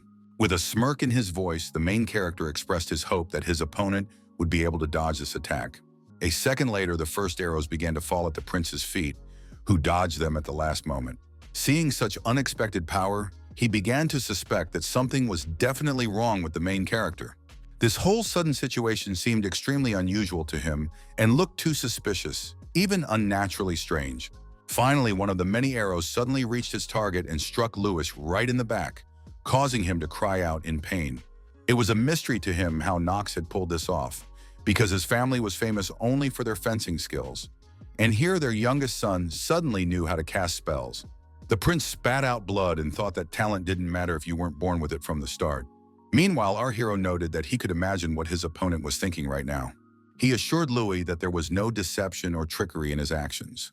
At the same time, Knox hinted that only the prince himself, who had donned impenetrable armor, was involved in such activities. The enemy was very angry that some worthless bastard of the dark race dared to mock him. The main character could not understand what his problem was, if the heir to the throne himself had started such an unfair battle. He explained that the prince had dared to laugh at the dark race and spit on Knox's successes, which is why he had requested this contest. The young man believed that this only showed how low the imperial family had fallen, that now they were trying with all their might to impose a contest in which they had every advantage. Louis von Arkheim could not have imagined or expected that Knox, this insolent man, would dare to say anything like that, or anything so offensive directly to his face. Due to such a sudden and incredible outburst of rage, all the blood vessels swelled greatly and became clearly visible on the smooth forehead of the enraged prince. In the end, he made the final decision to use his secret trump card, which he had hidden and kept until the very last moment. It was an extraordinarily strong, powerful artifact, which by all accounts seemed to be no worse than the one belonging to the main protagonist. Now, on the vast training ground, a direct confrontation between two incredibly powerful, completely opposite forces was inevitable. It turned out that the others couldn't see this magic, so the guys could hide from prying eyes. The main character decided to ask what his opponent intended to do with this thing. The prince was already too angry with him, so he emphasized that Knox should not dare to ask him anything. He had, of course, heard that this guy was a madman, but he didn't think he was mad enough to go against him. Louis promised that as soon as the battle was over, all the Imperial Knights would pounce on our hero to prevent him from leaving. The young gentleman felt confident, so he pointed out that only the prince himself thought so. He took another sphere out of his jacket and turned to the dean, asking if she would let her dear student die in such a place. It seems that the prince did not expect that Noah was also involved in this, and she objected to our hero's words because she certainly did not consider him dear. In any case, the dean could not refuse Knox's request, so she promised to help him. Only now did Louis recognize that familiar voice and realize that it was the newly appointed dean of the academy. The girl also recognized his voice and immediately remembered that they had met somewhere before. Finally, her hologram appeared and greeted Prince Louis with a smile. She explained that even though our hero was a bully, this student was very dear to her, so she would not allow anyone to try to crush him with their imperial authority. The girl swore by her status as one of the four wise men and promised that she would destroy even Louis if he dared to hurt Knox. Louis realized that his chances of getting out of this situation unscathed were dwindling. In turn, the main character tried to look at the princess to show that he had everything under control. It turns out that the guy told the dean that he had been invited to the capital and that it had all been presented as an award from the imperial family. He added that it was all done as a token of gratitude for saving Princess Penelope. Noah von Trinity saw nothing wrong with this, so she happily agreed to the meeting. The main character couldn't understand why she was so reckless, because he could actually die after this meeting. He emphasized that Noah herself should know what the risks of this trip were. Knox also reminded her that no representative of the dark side had ever returned alive from the imperial palace. Dean did not attach any importance to this fact and continued to calmly eat her cookies. In the end, the main character couldn't take it anymore and snatched the sweet from the girl's hands. He couldn't believe that Noah was really continuing to chew during such an important conversation. Finally, Knox decided to say directly that he wanted her to help him get out of this mess. He understood that all he had to do was tell the dean, and the princess would leave him alone. The girl couldn't understand why our hero was acting this way, because then he wouldn't get his reward from Penelope. She believed that Knox should reap the rewards for his good deed, but he saw no point in it if he returned in pieces. Then Noah happily announced that advances in magic had long made it possible to reattach any severed body part, but she wasn't sure about the head. The main character was shocked by such statements because he believed that she definitely couldn't say such things to her student. Then the dean asked what the young gentleman would do if there was a way to collect the reward and return alive from Talonpfizer after all. Noah couldn't believe that such a thing was possible, but then Noah showed him the very sphere. The young man immediately looked at the object, which clearly reflected his calm face. Thus, this crystal, which was essentially a transmitter, appeared in the hands of our hero. Unlike other instruments, this one is capable of transmitting mana over a distance. In the end, the main character was able to acquire such protection because even the prince would not risk messing with the head of Elden, one of the four sages. He did not even expect Noah to be so useful, which offended her a little because she had actually heard everything perfectly well. The girl immediately began to hint that she might stop helping her student, which immediately calmed him down. All of Prince Louis' artifacts began to malfunction because they had taken considerable damage from the main character's attacks. Finally, he found the strength to respond to the sudden guest at this duel. His Majesty began to say that it was just a misunderstanding, Because if he had known that Noah valued the student so highly, he would not have acted that way. The dean did not like the prince's disrespect, so she asked him not to behave as if they were on bad terms. She even dared to call Louis a jerk because she was only close to his father, not to the young man himself. It seems that the prince was indeed afraid of Noah von Trinity, so now he wanted to know how he could appease her anger. Dean didn't think twice and immediately ordered him to apologize to her dear student. The main character did not even expect her to go so far. Support alone would have been enough for him. Meanwhile, Louis himself was trembling with emotions that overwhelmed him, but he certainly couldn't show them. Despite all his convictions, the prince did indeed apologize to Knox, the representative of the dark race. The young man appreciated this gesture and forgave His Highness with all his generosity and magnanimity. Noah asked the prince to remove his barrier and said that she would supervise their fight to ensure that it was fair and just. Even then, Louis von Arkheim did not contradict the dean and quickly followed her order. He understood her words perfectly, but did not suspect that Knox had already seized the moment and was behind his opponent. The main character acted sharply and quickly so that the prince simply did not have time to react to his appearance. One good blow to the head was enough for Knox to knock out his opponent. Louis immediately lost consciousness and fell right in the middle of the training ground, which meant he had lost. The spectators did not understand what was happening and could not believe how the spawn of darkness could harm the prince. The princess was shocked that the fight had ended this way, so her voice trembled with excitement. It wasn't the first time she had seen our hero's fighting style, but she still couldn't understand how he did it and suspected that he had an extra life in reserve since he was taking such a risk. Penelope was sure that bravery alone was clearly not enough for this, so our hero must have some kind of ace up his sleeve. She couldn't believe that Knox really thought that only the authority of the Dark Clan could protect him, because that wouldn't help him in a place like this. That's why the princess quickly figured out that the main character was counting on another patron. Now the girl thought only of getting such a person at any cost. Even Echidna, who didn't want to admit it, now considered Knox von Reinhofer's skills to be something incredible. She immediately remembered the incident in the forest, when the main character first demonstrated his true abilities. She also couldn't get that accidental entrance exam out of her head when he saved Eleanor. But moreover, she couldn't be sure that Knox wouldn't now side with Prince Louis. The princess's face showed no sign of anxiety, as if she were sure that the main character would not do such a thing. In the end, Penelope suggested resolving this important issue before it was too late. Echidna immediately tensed up when she heard this, because she immediately began to suspect that her mistress was already up to something. The princess, making an important decision, decided not to hide anything from her loyal companion and to explain her entire plan to her in as much detail as possible. She whispered everything to Echidna, who became even more anxious after hearing it. When Penelope finished her explanation, Echidna took a few steps back, unsure whether she was serious. Meanwhile, the knights had already begun to fuss and shout that Prince Louis must be taken to the infirmary immediately, because complications could not be allowed to arise. The maids watched in horror as their master lost the duel so badly. The butler immediately approached all the servants and emphasized that they should not even mention what they had seen today. The main character didn't care about any of this, so he turned around and was about to leave the training ground.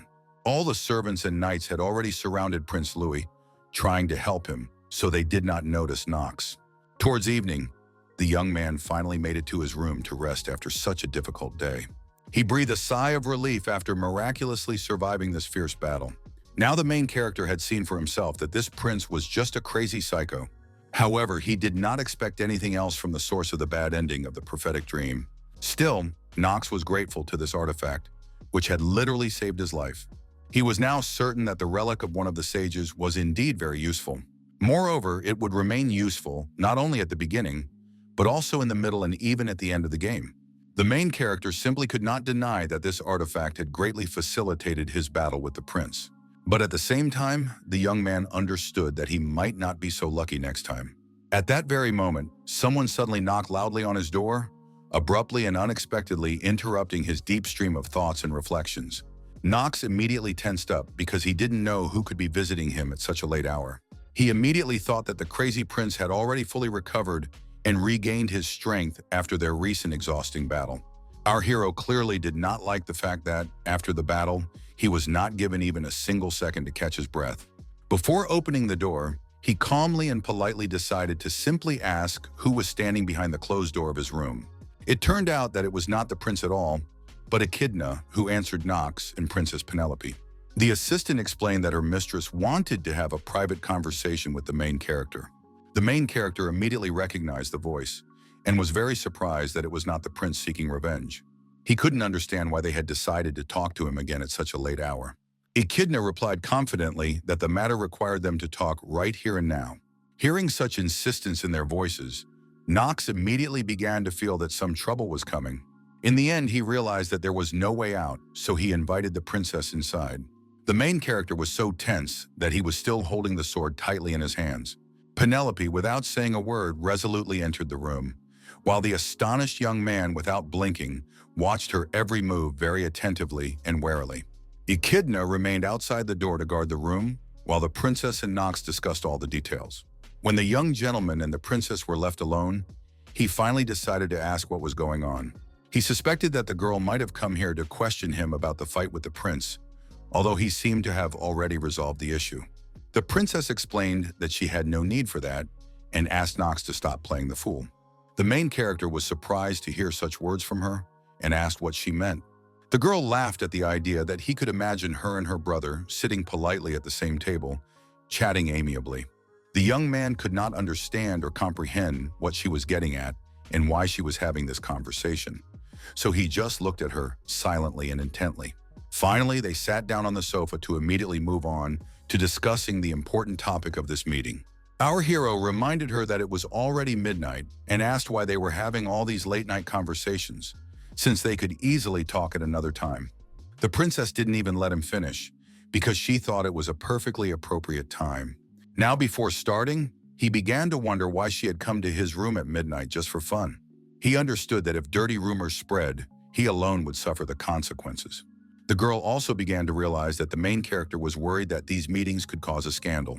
Knox admitted that this was indeed the case, because the very fact that the princess was staying in the room of a member of the Dark Clan late at night was quite problematic. Penelope immediately smiled because she began to suspect that they were thinking alike. It turned out that she was only trying to cause this scandal, and that was why she had come here. The main character was very shocked by this statement and could not understand what this crazy woman was talking about. In the end, he asked the princess to explain as specifically and clearly as possible what she meant by this. A suspicious smile immediately appeared on Penelope's face, which confused Knox even more. The girl paused for a moment to collect herself before confessing everything to our hero. It turned out that she had come here to ask Knox von Reinhofer to marry her.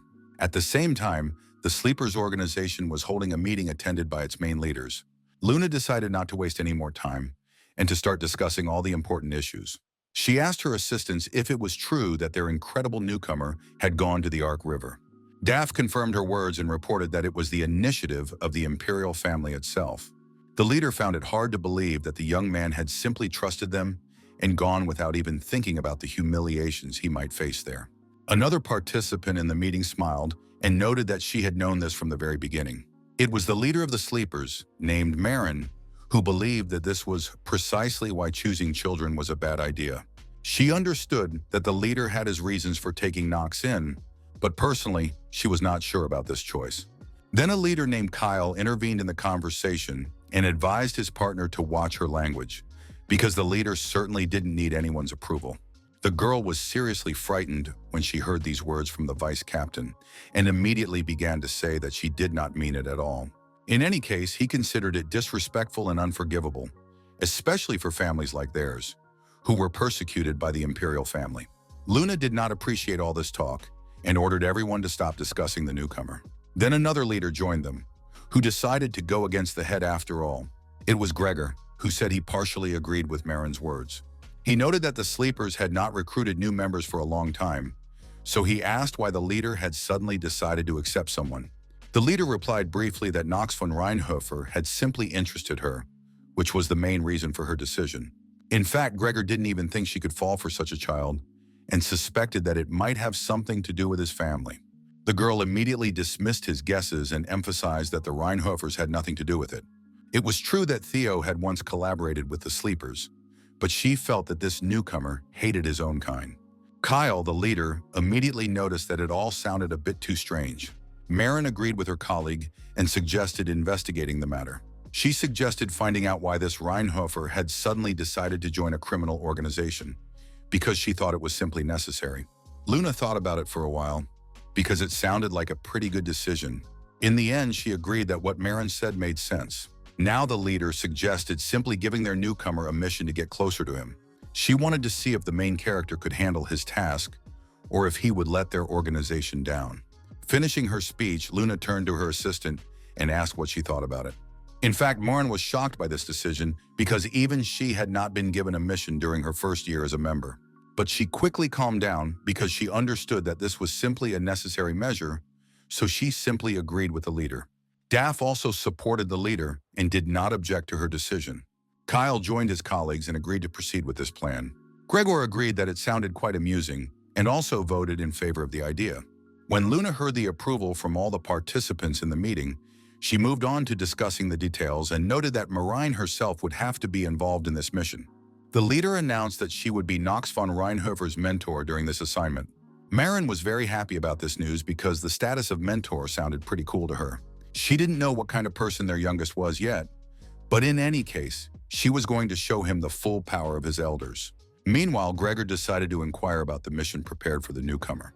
It turned out that it would involve the very secret floor beneath the academy where Knox was studying. The sleeping one had received a report that the academy administrators were hiding something there.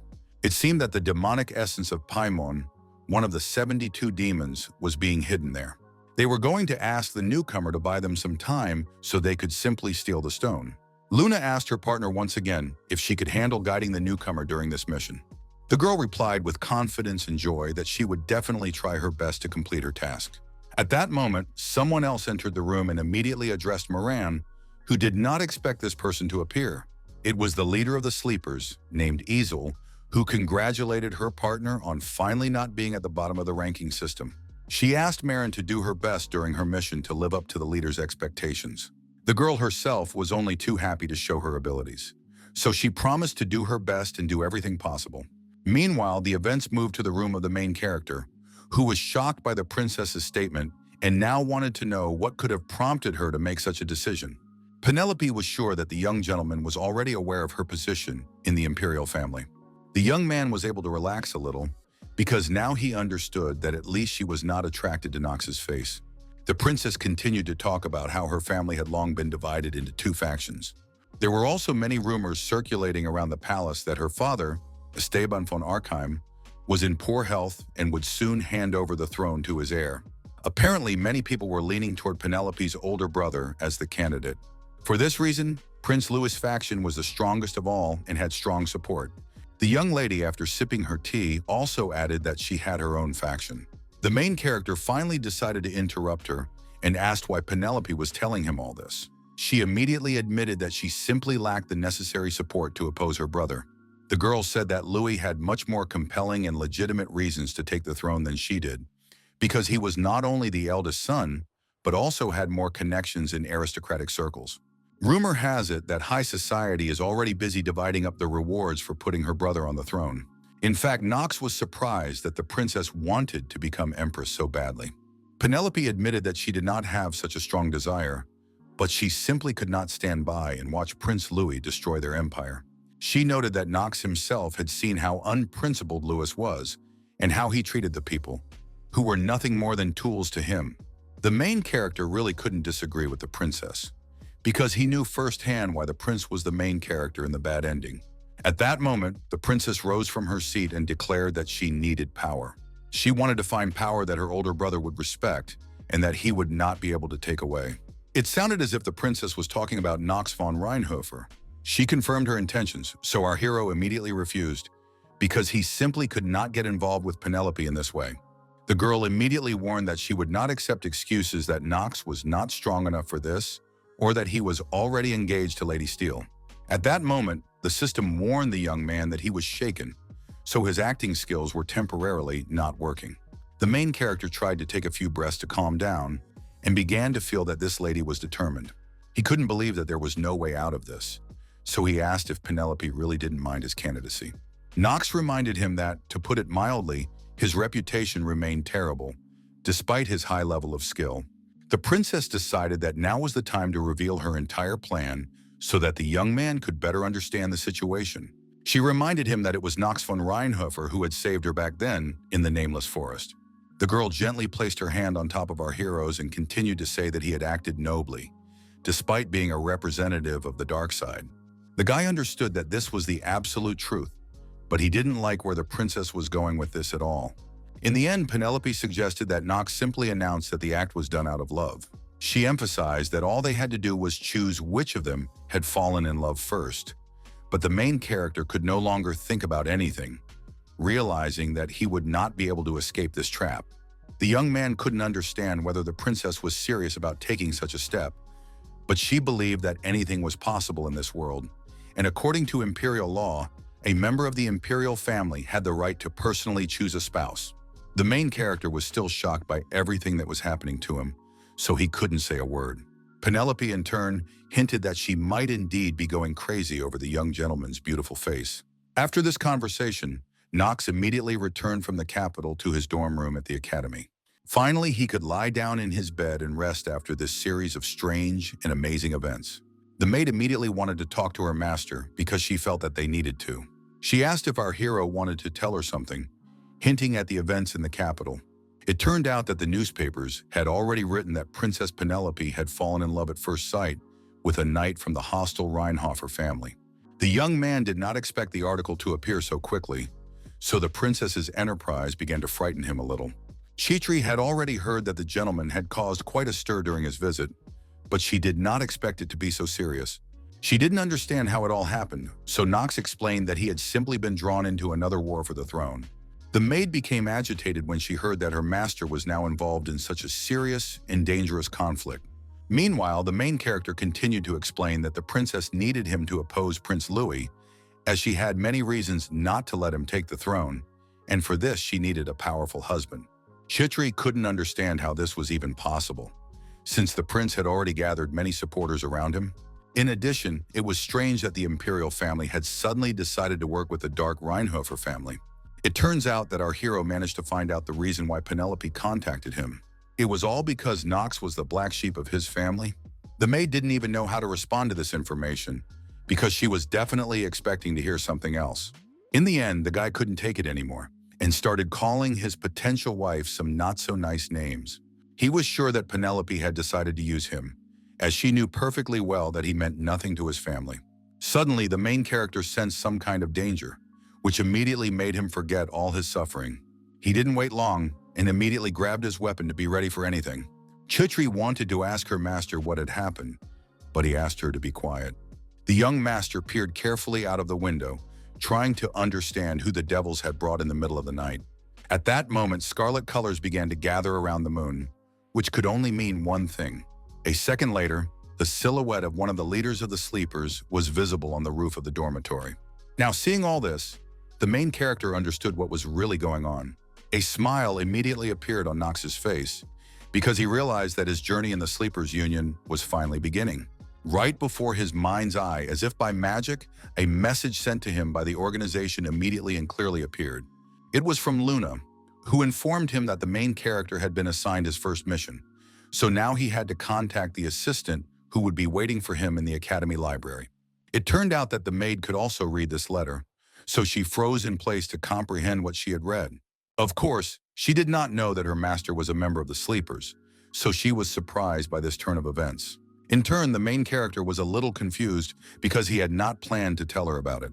All this time, Marin was sitting on the roof of the neighboring dormitory building, watching her ward.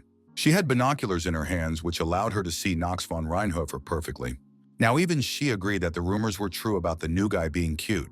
In any case, our hero was just a weak child, so the girl couldn't understand how he managed to interest Mrs. Luna.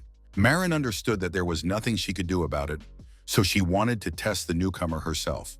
She was going to check whether the main character was really worthy of membership in the Sleepers. Early in the morning, Knox went to the library, which was already filled with academy students. Surprisingly, he was being helped by Echidna, who was holding a large stack of books. Rereading various books, he already suspected that Professor Ras had left for a reason. The young man slammed the textbook in his hands in annoyance, because he suspected that something was definitely going on with the teacher. It turns out that Ras von Celestia was with our heroes in the library, But at one point, he excitedly announced that he needed to see the dean urgently. He handed his student a huge stack of books and, apologizing, asked him to put them away. Knox didn't even have time to object, because the professor was trying to get away from there as quickly as possible. The guy wanted to express his emotions about his teacher, but Echidna immediately stopped him and emphasized that he definitely should not continue. The main character immediately complained that the girl simply did not understand the real problems of teaching assistants. Now he understood that being someone's best student was much more problematic than he had initially thought. In the end, Knox advised the girl to just keep quiet, because he was already at his limit. Echidna did not object, so our hero simply turned around and was about to leave. The princess's assistant didn't seem to want to end the conversation like that, so she called after Knox. The young man immediately warned her that he would leave if she started lecturing him. The girl noted that she didn't want to talk about that at all, because she just felt that they weren't very fond of each other. Our hero thought that this was not surprising at all after she had said so many hurtful things to him. It turned out that Echidna just wanted to apologize for all the trouble the princess had caused and now hoped for Knox's understanding. The guy was very surprised by his assistant's tone and asked what she was getting at. The girl emphasized that the main character already had a fiancé before Penelope wanted to get married. She just wanted the young gentleman to know that the princess had announced her marriage, not to further discredit Knox. The main character understood that the girls had discussed all this, but he was more surprised that it was Echidna who apologized for the whole situation. The assistant explained that it was all simple and noted that she was not asking Knox, a member of the Dark Clan, to be on their side. She simply wanted to ensure that the young man did not think badly of the princess under any circumstances. Knox was extremely surprised by such unexpectedly pure, noble, or at least sincere thoughts and intentions on the part of Echidna. Now the young man understood that the assistant truly cherished her mistress. In addition, he felt once again that the character's personality differed from the image he had seen many times in the game. The main character even began to feel sympathy for the characters he now knew personally. The young man couldn't understand whether this was due to circumstances or whether he had simply become too immersed in the game. In any case, he believed that this fact did not really play a very important, decisive role. Knox knew perfectly well that Penelope had good reasons for doing what she was doing. All the young man could do was grumble as he put the books back in their places, so he asked Echidna to simply ignore him. The girl was shocked by such words from the always cold and insolent Knox von Reinhofer. In the end, with her hand on her heart, she thanked our hero from the bottom of her heart. The main character asked her to behave as usual and not to say such embarrassing things anymore. At that moment, among all the books, he noticed one that glowed red, as if under the influence of the scarlet moon. Knox immediately picked it up, realizing that this was what he needed to find in order to contact his mentor. The book contained inscriptions stating that it was a message from Marin to make contact and deliver information about the mission. In fact, our hero did not expect the contact to take this form. Then he turned to Echidna to tell her that he needed to check something, so he wanted to be alone. Knox quickly left the library so that none of the students would disturb him. Now he knew that his target was a demon sealed away on the night of the massacre, Paimon's demonic essence hidden in the dungeons of the Academy. The boy had to obtain information about the layout of the Academy building and find a way to distract the teachers and other staff so that the sleepers could steal this essence. The main character's eyes immediately lit up with excitement when he finally received such an important assignment.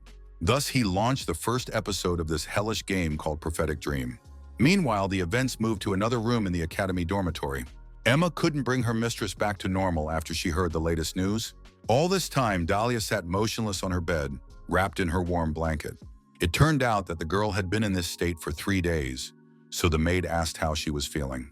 The young mistress did not even answer these questions, because her strength was already running out. None of them could understand how Mr. Knox could have contacted the princess. No matter how handsome the young man was, no one would have thought that Penelope would choose a representative of the Dark family as her husband. Emma was afraid that the head of the family, who adored his daughter, would find out about this and kill Knox. After all, it could lead to enmity between the two families, which frightened her even more. The maid understood that she needed to calm her mistress down, so she asked her to stop all this suffering. Upon hearing her words, Dahlia immediately jumped out of bed, seriously frightening her assistant. Emma was a little stunned and extremely surprised by such a sudden, violent reaction, completely unable to understand what was really happening to her respected mistress.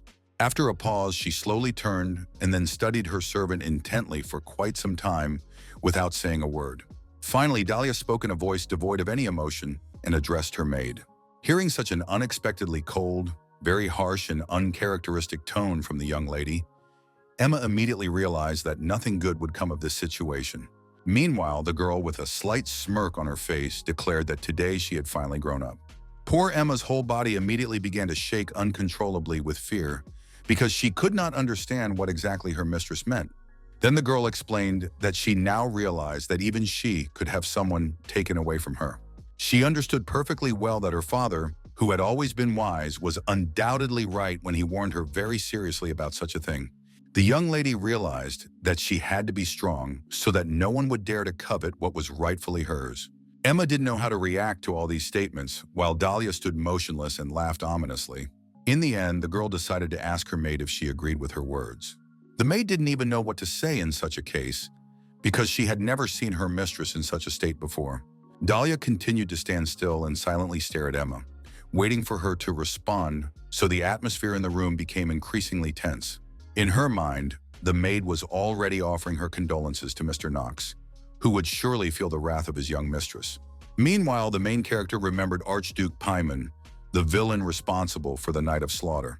It was on that fateful, sorrowful, terrible day that the life of Knox von Reinhofer's mother was tragically and irrevocably cut short. This demon was also the entity that turned back time for Noah, causing her to become a child. Now our hero had to fight Paimon in the first scenario episode. For this reason, he carefully prepared in advance, gathered everything he needed, and then, unnoticed, set out on his important mission under the cover of night. Of course, Knox would never have been able to handle such a powerful target on his own.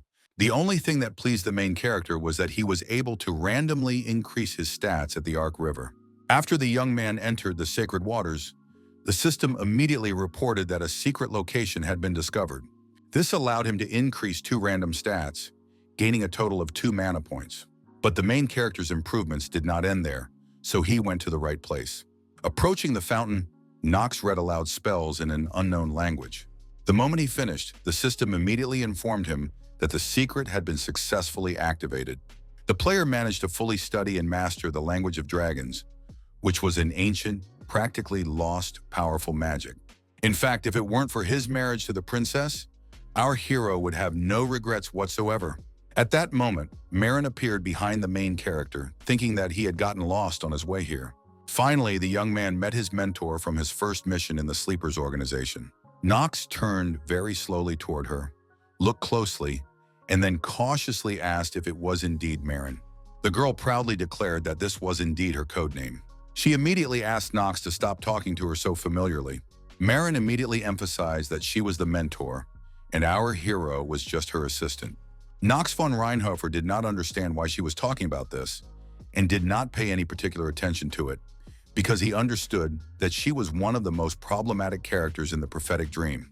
With the help of the system, he learned that the girl had a master of magical perception and a master of archery, and her attribute was water. In addition, she possessed a trait that the main character hated most in people. Marin enjoyed the fact that the guy was younger than her in rank and demanded that he treat her with all due respect. This was how her boss complex manifested itself, which annoyed the main character so much. The girl did not expect to hear such a remark from her subordinate, so she asked when she had behaved like a boss. Looking him straight in the eye, she stated with extreme confidence that she definitely hadn't been. Suddenly changing the subject abruptly, she began to talk about how the whole world was completely mired in chaos and was inexorably and rapidly heading straight to hell. The main character calmly noted that Marin seemed to simply adore wasting her breath. Finally, she decided to come down from the top of the fountain, where she had been delivering her pompous speech. Coming closer, the mentor asked the main character to listen to her carefully. Marin simply wanted the assistant to treat her with sufficient respect, befitting her status. She explained that she had joined the Sleepers much earlier and was also 2 years older. Our hero emphasized that he had heard his mentor last time and asked if she was really waiting. Marin was very annoyed that the guy was behaving this way because there was a clear hierarchy in the Sleepers. At that moment, Knox stopped her and asked her to be quiet because people were passing by. The girl was so enraged by the main character's words that she didn't care about strangers at all.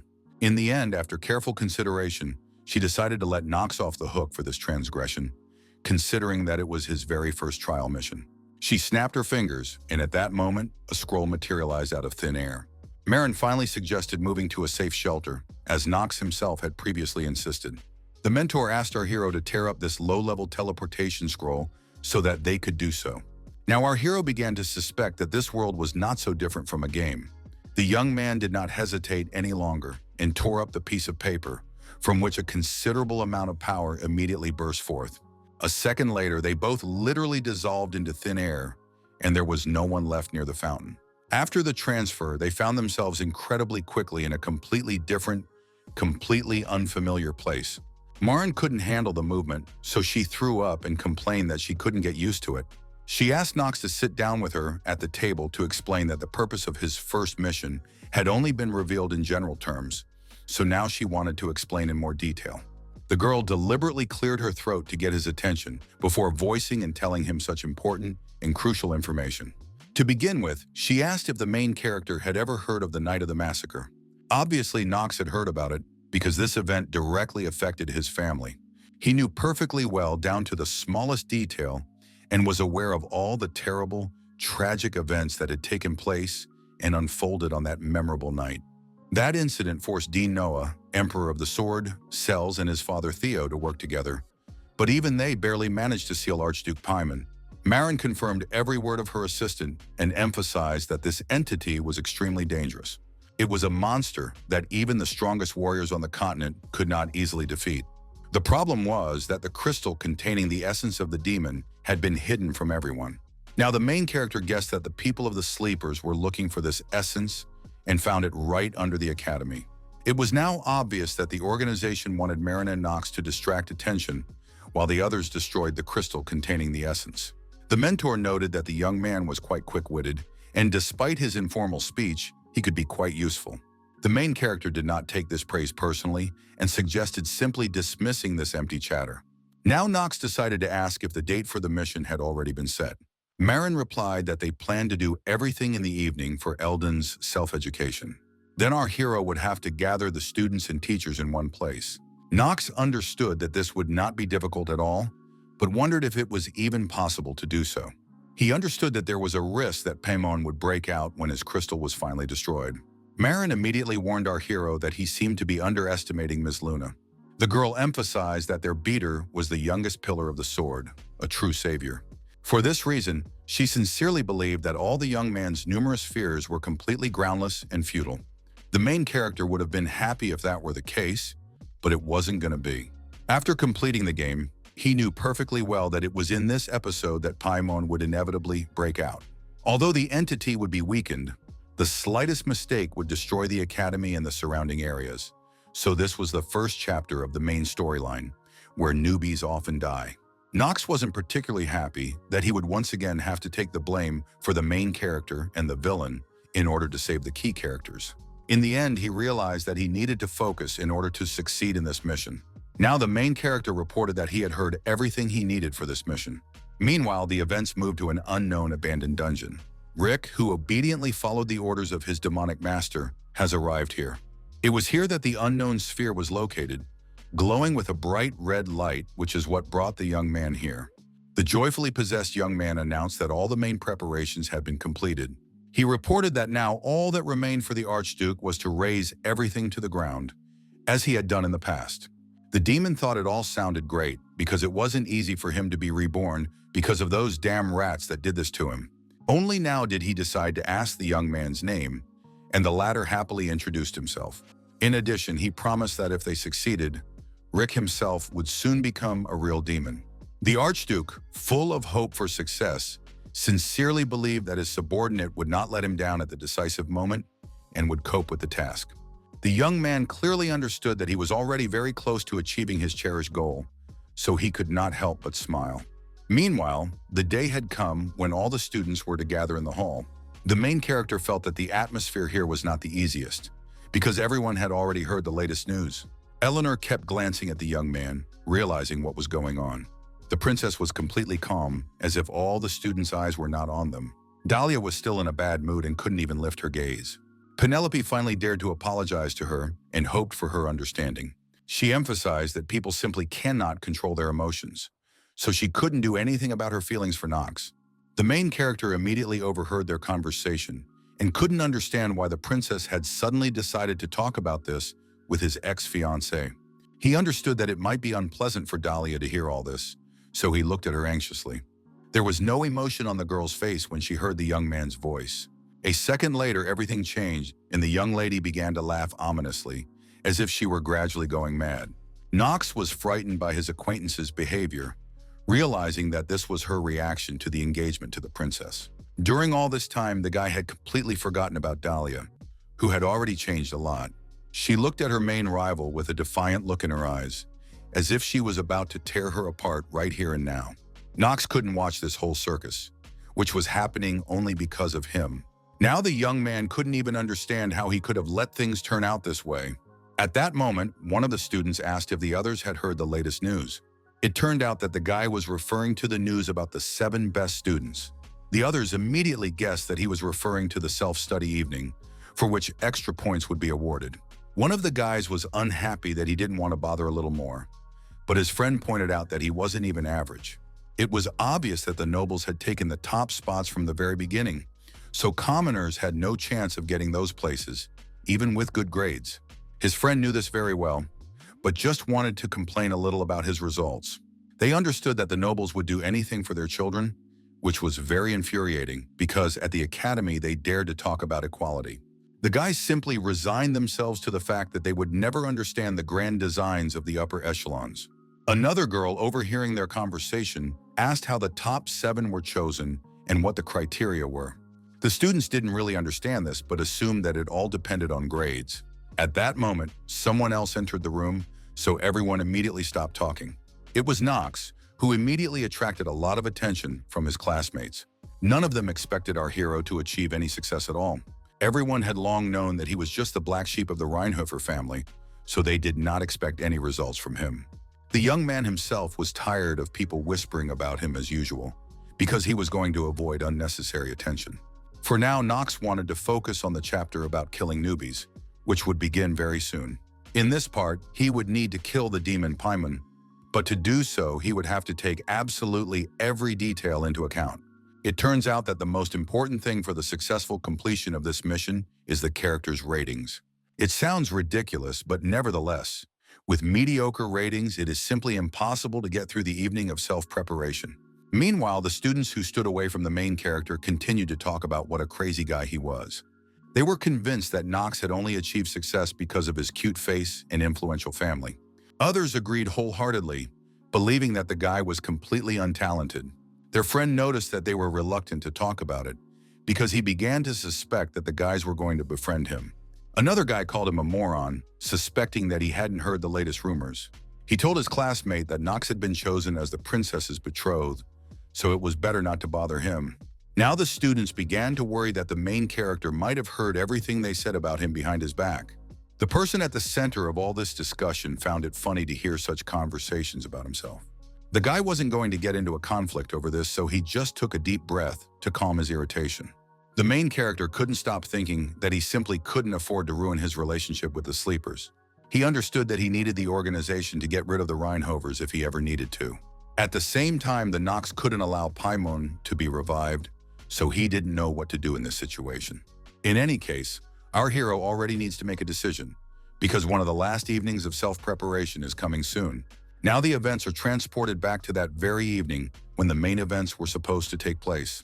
Only now did Knox realize that he had completely forgotten to look at the other top students on the list. The guy already suspected that a real drama was about to unfold between his fiancées. He did not expect that at this inopportune moment, a quarrel would break out between his ex and his current girlfriend. The main character thought it was just a crappy situation, but the funny thing was that he hadn't even done anything wrong to cause it. Dahlia seemed unstoppable, as evidenced by the crazy look on her face. She understood that what she was about to say might sound rude to the princess. The girl noted that Knox von Reinhofer was indeed a good person. For this very reason, she understood perfectly well what Penelope found attractive about this guy. The princess thought they had come to an understanding and happily thanked her for it. It turned out that Dahlia had no intention of backing down, so she hoped that her rival would also understand why she wanted to do this. Penelope showed no emotion, while Echidna became very tense, realizing that this would not lead to anything good. The girl continued to talk about how victory had always been of special importance to the members of the Steele family. She emphasized that their family held the same beliefs when it came to matters of love. The princess did not seem at all afraid of her opponent, so she simply wished her luck. In addition, Penelope hinted that Dahlia only had a contractual engagement, decided by the heads of the families. But now she believed that at least for one person, these past relationships had been much more serious. The princess even admitted that she did not expect things to come to this. The main character, who had not interfered in their conflict, was distracted by something else. It turned out that another message had arrived from the Order of the Sleeping, so the young man immediately forgot about his friends. His partners from the organization informed Knox that he must go to the hideout immediately, where the details of the operation would be discussed as soon as possible. The young man understood that he could not delay, so he decided to follow the instructions immediately. He put on the cloak of the sleepers and quickly moved to the designated meeting place. At first, our hero didn't see anyone, but then Marin, who was sitting on the upper floor, spoke up. It seemed that the girl was not particularly pleased with her subordinate's work, as could be seen from her stern expression. Her voice sounded distant and very cold when she abruptly asked a question, wondering what was going on with her assistant. Suddenly, Marin came downstairs to get closer to the main character and discuss all the details. She wanted to know what our hero had been doing, that now everyone was talking about him being the princess's chosen one. Knox did not expect his mentor to bring up this particular topic, because he himself had no idea how it had happened. He tried to explain everything in general terms and said that Penelope needed him to oppose her brother in the battle for the throne. Marin immediately emphasized that she had obviously called the young man here to discuss less obvious things. The main character didn't mind this, so he suggested that they finally talk about the mission. The girl was not going to leave all this unattended, so she asked him to explain what was going on first. She reminded him that she served Lady Luna directly, so she couldn't trust Knox if she had no idea what was going on in his head. The guy didn't understand what the problem was if the tasks were assigned by the leadership, but Marin still believed that it was up to her to decide how to treat the newcomer. She herself would judge whether he deserved membership in the Sleepers or whether he was going to betray them, and she already reached for her weapon. The main character began to suspect that he would not get out of this situation so easily, so he sighed irritably. Knox also did not stand aside and quickly grabbed his blade, the petrol. Now he hoped that his mentor would not regret her decision later. Marin quickly fired the first shot from her bow and noted that those were actually her words. The main character reacted quickly to this attack and was able to dodge each fast projectile. It turned out that the girl was also very agile, so she quickly found herself behind Knox. She quickly turned around and shot again at her protege, who did not have time to react to her movement.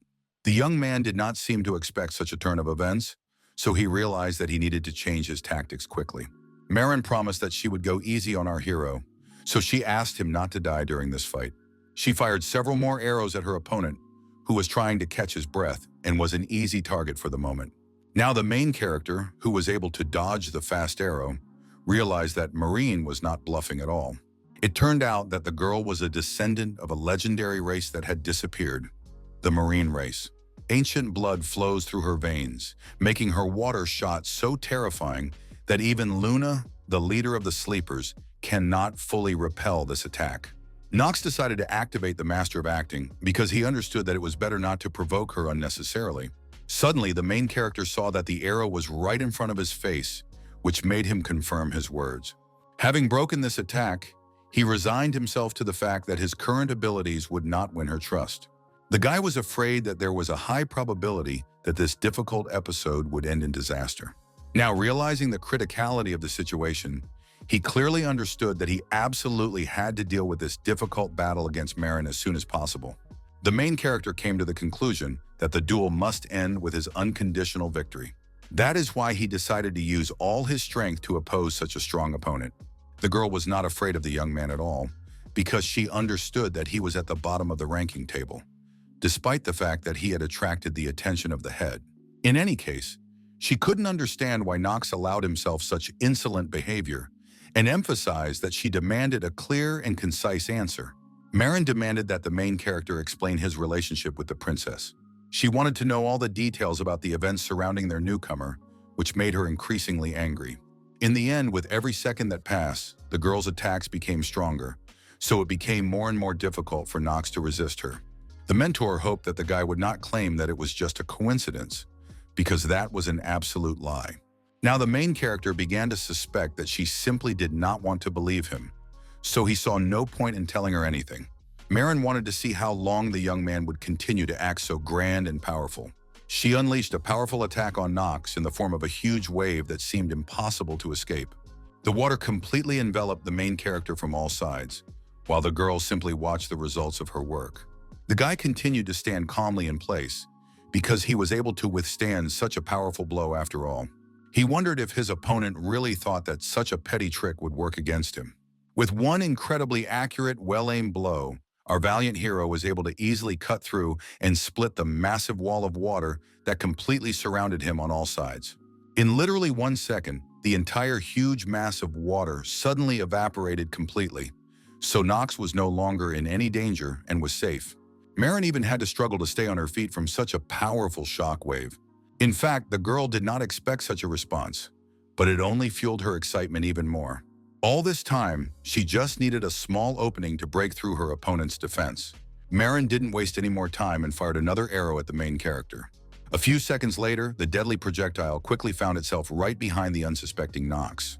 At the last moment, the main character managed to activate the Hour of Genius skill to escape this swift attack. In this way, he quickly changed his perception of time and was able to dodge the arrow without any problems. In fact, Knox did not want to reveal everything he was capable of, but there was nothing he could do about it now. Marin, seeing that her opponent had managed to dodge an attack that should have ended their fight, simply couldn't believe her eyes. She estimated that there were less than 10 meters between them, but somehow the young man still managed to avoid the blow. Meanwhile, the cool-headed Knox had already swung his blade to respond to his opponent. Without hesitating for even a second, he immediately and decisively decided to deliver his most powerful, devastating blow. The main character I released all my dark energy to finally destroy all these water currents. Marin began to panic, realizing that even she could not withstand such power. The shadow absorbed all the water around them, so the girl could no longer attack Knox. Now the mentor could not understand who the newcomer to their organization really was. She understood that a 15-year-old simply could not have such power. Now Marin wanted to know why the main character had joined the Sleepers. The main character still did not trust her, so he did not lower his blade and was always ready to defend himself from her attacks. It turns out she had no intention of stopping, because she didn't think it was that important anyway. The girl promised that she would take care of everything herself and was already preparing to attack Knox again. She didn't waste any time and fired several water arrows at our hero again. The guy immediately began to carefully analyze the situation in order to understand how best to defend himself. In the end, Knox came to the conclusion that he couldn't do without using his artifact. In response, he also fired dark energy projectiles, which quickly flew toward the water arrows. As a result, they successfully pierced through absolutely all the streams that had formed after Marin's attacks. The girl was speechless after seeing that even her most powerful attacks were ineffective against the novice. After that, they continued to fight fiercely with each other, but it still didn't work. Only at this critical moment did Marin finally begin to truly feel and realize that the young man opposing her was indeed incredibly dangerous. Now she understood that he was strong enough to pose a threat to Lady Luna if he suddenly decided to betray their organization. In addition, the girl felt that Knox wasn't even trying very hard, not showing his full strength.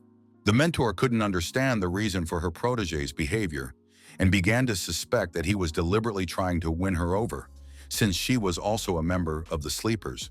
The main character noticed that his rival was thinking about something, so he asked if all these thoughts were bothering her and emphasized that he was tired of holding back. These words only confirmed Marin's suspicions, so she asked how the young man dared to fool his elders. In addition, the girl began to feel that she could not win this fight and could not believe that there was such a big difference between their skills. In any case, it was clear to her that if she didn't give it her all, she would definitely lose. The mentor even dared to suggest that any member of the Sleepers could face defeat in such a duel. For a second, she finally stopped and addressed Knox von Reinhofer directly. She stated with confidence in her voice that she simply could not accept the newcomer as a member of the Sleepers. The girl agreed that our hero was an exceptional fighter, but his motives were still too unclear. For this reason, according to the organization's internal protocol, Marin recognized Knox as a dangerous person.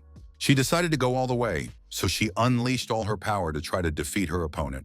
The main character immediately recognized that she was using a secret technique of the Marin race called water shot, so if this arrow hit its target, it would be the end for him.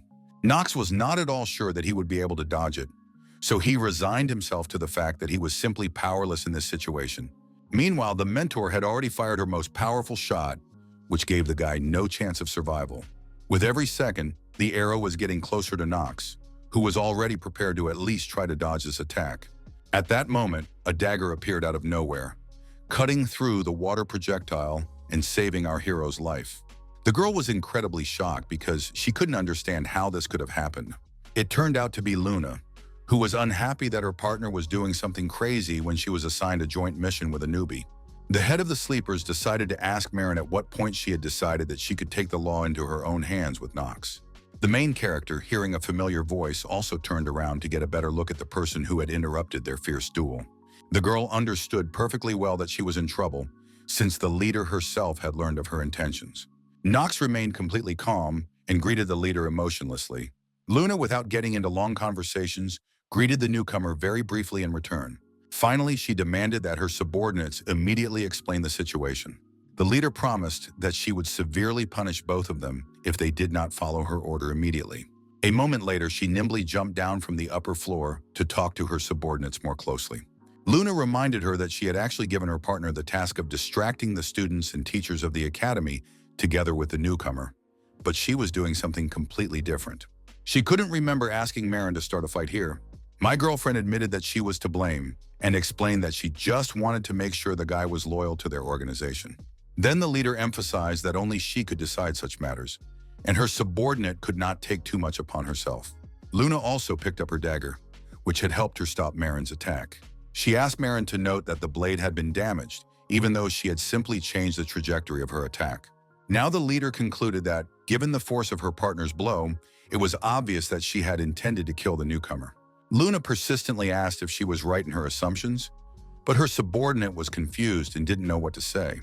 In fact, the leader even understood her, because the main character was clearly hiding a lot. But in any case, such actions on Marin's part were already over the top, because the killing of a member of the Sleepers by another member is permissible only in one case, which the girl is certainly well aware of. Then the mentor herself said that this is only permissible when a case of betrayal has been confirmed. In the end, Luna promised that she would not let this happen again, so this was the first and last warning. She did not forget about our hero, so she asked him to take note of this fact.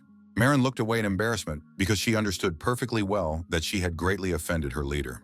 At that point, the leader decided to end the conversation with her subordinate and turn to Knox. She suggested that the young man take a walk with her so that they could talk quietly, completely alone. The main character was, of course, very surprised by her sudden decision, but he did not resist. They went outside, where they were met by the bright moonlight that illuminated everything around them. The moon hoped for understanding from the newcomer, because she had to limit herself to a warning in the name of discipline in the order. Knox didn't see a problem with this at all, because he had heard enough about discipline in his life, and then he was still the black sheep of his family. The leader paused for a moment when she heard these words from the newcomer, not understanding what he was talking about. Then the main character explained that there was nothing wrong with that, because he wasn't offended at all and understood that Marin simply decided that he was untrustworthy. Luna noted that her partner didn't usually behave like this, so it would be difficult for her to explain all the reasons for such behavior in detail. She simply asked not to judge Marin too harshly because she had her reasons for conducting such a test. In addition, the leader wanted to inform everyone that after today, Knox owed her his life. She explained that Marin's shot could have killed our hero, and now they simply would not be able to talk like this. The young man just laughed at this statement and agreed that it all sounded scary. Luna couldn't understand if our hero was really not surprised by all this, but he really didn't feel anything because his life had been hanging by a thread so many times that he had simply gotten used to it.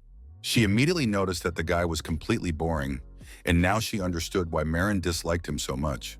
Suddenly, the girl paused, as if hesitating whether she should say the next words. The leader said that it was all because of one shot, but Knox couldn't understand what she meant.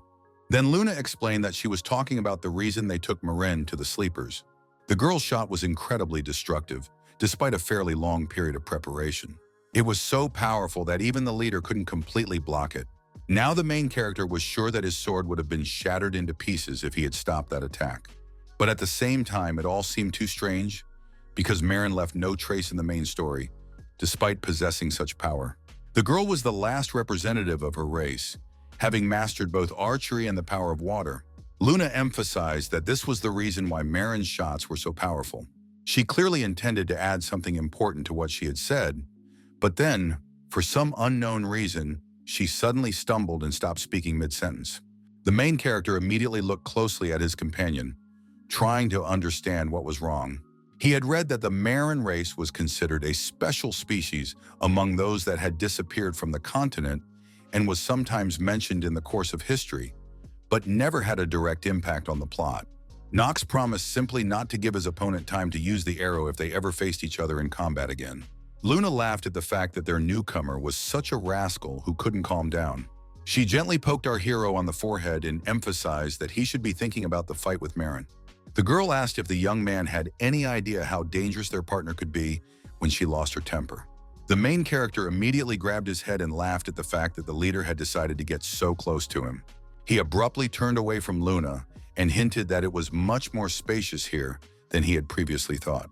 The young man thought about how such a powerful attack was indeed a pretty strong card to play. Knox continued to move forward, but noticed that the leader was still standing in place for some reason.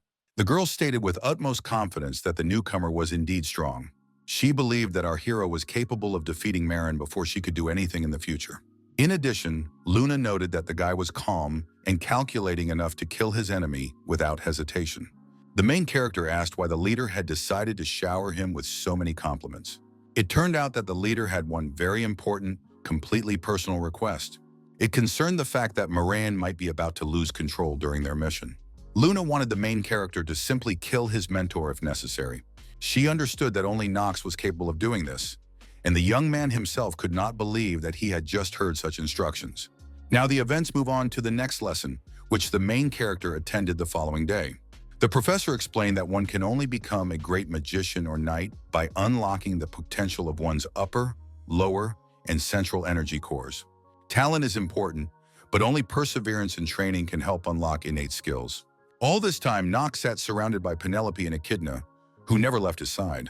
But besides that, Dahlia's gaze was constantly fixed on him, as she was deeply offended by the young man's actions. The main character still couldn't understand what he had done wrong, because the girl didn't even give him a chance to explain his decision. Penelope, who also noticed the gaze of their classmate, noticed that it was literally burning their backs. The young man asked her not to even start this conversation because, to tell the truth, he didn't even want to sit with his new fiancée. But he couldn't refuse because the princess had discussed this with him before the class started. The young lady hinted that the others might suspect something if they sat apart. The main character couldn't understand why the princess wanted this so much, because he believed that she needed to be able to separate her work and personal life. The girl thought that things weren't so bad for Knox, because now, at least, the prince wouldn't touch him after she had chosen him as her betrothed. The young man was obviously not interested in this aspect at all, so it did not add to his joy. During class, Penelope decided to take a look at Dahlia, who kept staring at them. The girl, meeting the princess's gaze, immediately pretended that she was not looking in her direction at all. At that moment, another girl, a complete stranger, decided to approach the main character. The guy immediately heard footsteps behind him, which immediately caught his attention. He turned around and saw who it was, and was very surprised because he recognized this character. The girl timidly introduced herself to our hero and said her name was Yana von Seder. The young man already knew that he was standing before the next head of the Seder succubus clan. They were famous for their ability to suck out male energy with their charm, but they couldn't strengthen themselves or others. The main character did not attach any importance to the student's introduction, so he simply turned back to his seat. Leon understood that they had to spend the whole night preparing for the upcoming evening, but he was already very tired. Echidna knew that they only had 3 lessons left, so she asked him if he would be able to endure these classes. Knox joined their conversation and hinted that he wasn't sure if they would be able to pass it all. His classmate was a little frightened by these words, so he asked what our hero meant when he said that. At that moment, the entire academy suddenly shook as if there were a strong earthquake. None of the students could understand what was happening as everything around them was being chaotically destroyed. Eleanor, agitated, immediately jumped up from her seat and tried to understand what was going on. Only Knox remained completely calm, because he had long been aware of what was happening here. He understood perfectly well that this was the beginning of the main scenario episode called Suppression of Paimon. In the next second, all the dark energy of the demonic entity burst forth from the ground. It turned out that this was all Rick's doing, who had finally managed to fulfill all the conditions to serve as master. The young man couldn't hold back a smile on his face because he understood that now he would also be turned into a real monster. He sincerely enjoyed the fact that this long-awaited chaos, full of unpredictable events, had finally begun and unfolded on the territory of the Academy. Now the events go back a little while, when the main character was discussing the details of this mission. The girl explained that as soon as the barrier separating the two dimensions was broken, this place would become a labyrinth into which all the students would fall. That's why Knox needed to buy as much time as he could. Now all the students were confused and didn't know what to do as the Academy collapsed before their eyes. Dahlia and Eleanor screamed in horror, covering their faces to protect themselves from flying debris. Leon and Penelope remained somewhat calm, trying to analyze the situation. The main character did not react to all this destruction and thought only that Moran had done a great job. For now, it was his turn to stall for time here, upstairs, and the goal was crystal clear. Meanwhile, Leon informed the other students that they needed to get out of there as quickly as possible. The young man had already sensed the activation of two spells that could pose a considerable danger. The first was a spatial barrier that locked the students inside and cut them off from the outside world. The second was a layer-by-layer transformation spell that randomly altered the floors in the building. The main character was surprised that the student understood the whole point so quickly and noted that, to begin with, they would need to deal with the layer-by-layer transformation spell. The princess agreed that under the current circumstances, they simply could not destroy this spatial barrier. Yana also agreed with her, although she had been keeping her distance from her classmates the whole time. The girl explained that it was similar to the type of transformation that was often used in assignments. Knox couldn't understand what was going on because, in theory, she shouldn't be interfering in the events of the main episode at all. Now he began to suspect that Yana's character's storyline was beginning to deviate from the original version. The young man asked her to listen to him carefully and emphasized that they first needed to break the spell. Only Dahlia didn't understand anything, but the main character wasn't surprised by her silly questions. He had known the girl long enough to come to the clear conclusion that logical thinking was not her strong suit. Knox explained to his companions that they could either obediently follow their enemy's goal or destroy the structure of the spell, because either way, they would escape this trap. Dahlia's head hurt from all these explanations, while Leon feared that there was a high risk that, regardless of their choice, nothing would work out. The main character understood everything perfectly, but first suggested checking the condition of the entire building. That's why he suggested that the whole team split into two groups and go to different parts of the academy. The guy suggested that they meet in the same office in an hour to discuss everything they could find. Meanwhile, Maren could move quickly around the building because no one could see her due to her spells. Now the girl could see that Knox von Reinhofer was making really smart moves, so it was no surprise that he managed to defeat her. Large-scale magic did not take the guy by surprise at all, so he easily won the trust of those around him. Maren, using all her natural agility and speed, moved incredibly quickly through space, trying not to waste a single precious second. She noticed that it was already time to face the second zone of the labyrinth. This area was called the Labyrinth of Dreams and Deception, which immediately revealed the essence of its action. Illusory spells which require demon blood deprive travelers of their sanity, showing them sweet dreams. Maren quickly wrote the necessary runes to activate this spell. She assumed that even the most sensible students of Eldine would not find it easy. With so much blood spilled, her efforts should have lasted an hour, but in theory, Knox could have made it through this labyrinth. Suddenly, she realized that her plans had not worked out after all, which surprised her. It turned out that the main character had also succumbed to the spell and lost consciousness along with the other students. Hot tears rolled down his face and his whole body shook with tension and pain. Maren was sure that this was not how it was supposed to be, because a novice was capable of resisting such magic. The girl thought that all this was somehow too strange and also too big a problem, so it seemed that she would have to intervene in all this. Meanwhile, the other members of the Sleepers watched the academy, waiting for the right moment. It was Luna and Daff who, having risen high, watched the chaos unfolding below very carefully and intently from the air. Finally, the leader of the organization announced that they were beginning their operation. In a single moment, thanks to magic, they teleported incredibly quickly and found themselves right on the territory of the academies. Daff was still afraid that they might fail, since Noah Von Trinity was quite strong after all. Obviously, the leader was aware of this fact, so she was also a little worried. They had no choice, so the sleepers began to move forward rapidly. Very soon, Luna and Daff reached the entrance to the place where the thing they needed was kept. The place where the warriors rested was protected by Dean Noah Von Trinity's seal, so it was impossible to just walk in. This did not stop the sleepers at all, so they confidently strode forward, ignoring the obstacles. They were able to get inside without any problems or difficulties, so their cherished main goal was almost within reach. Daff and Luna entered a huge hall that was completely covered in ice, and in the middle stood a huge crystal containing demonic essence. At that moment, the dean's voice rang out, saying that she knew the sleepers would come to this place.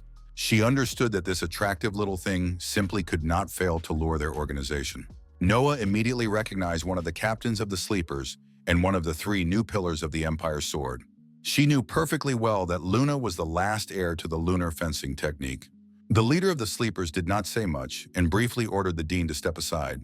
She didn't care about her rival, because this crystal posed a threat to the whole world.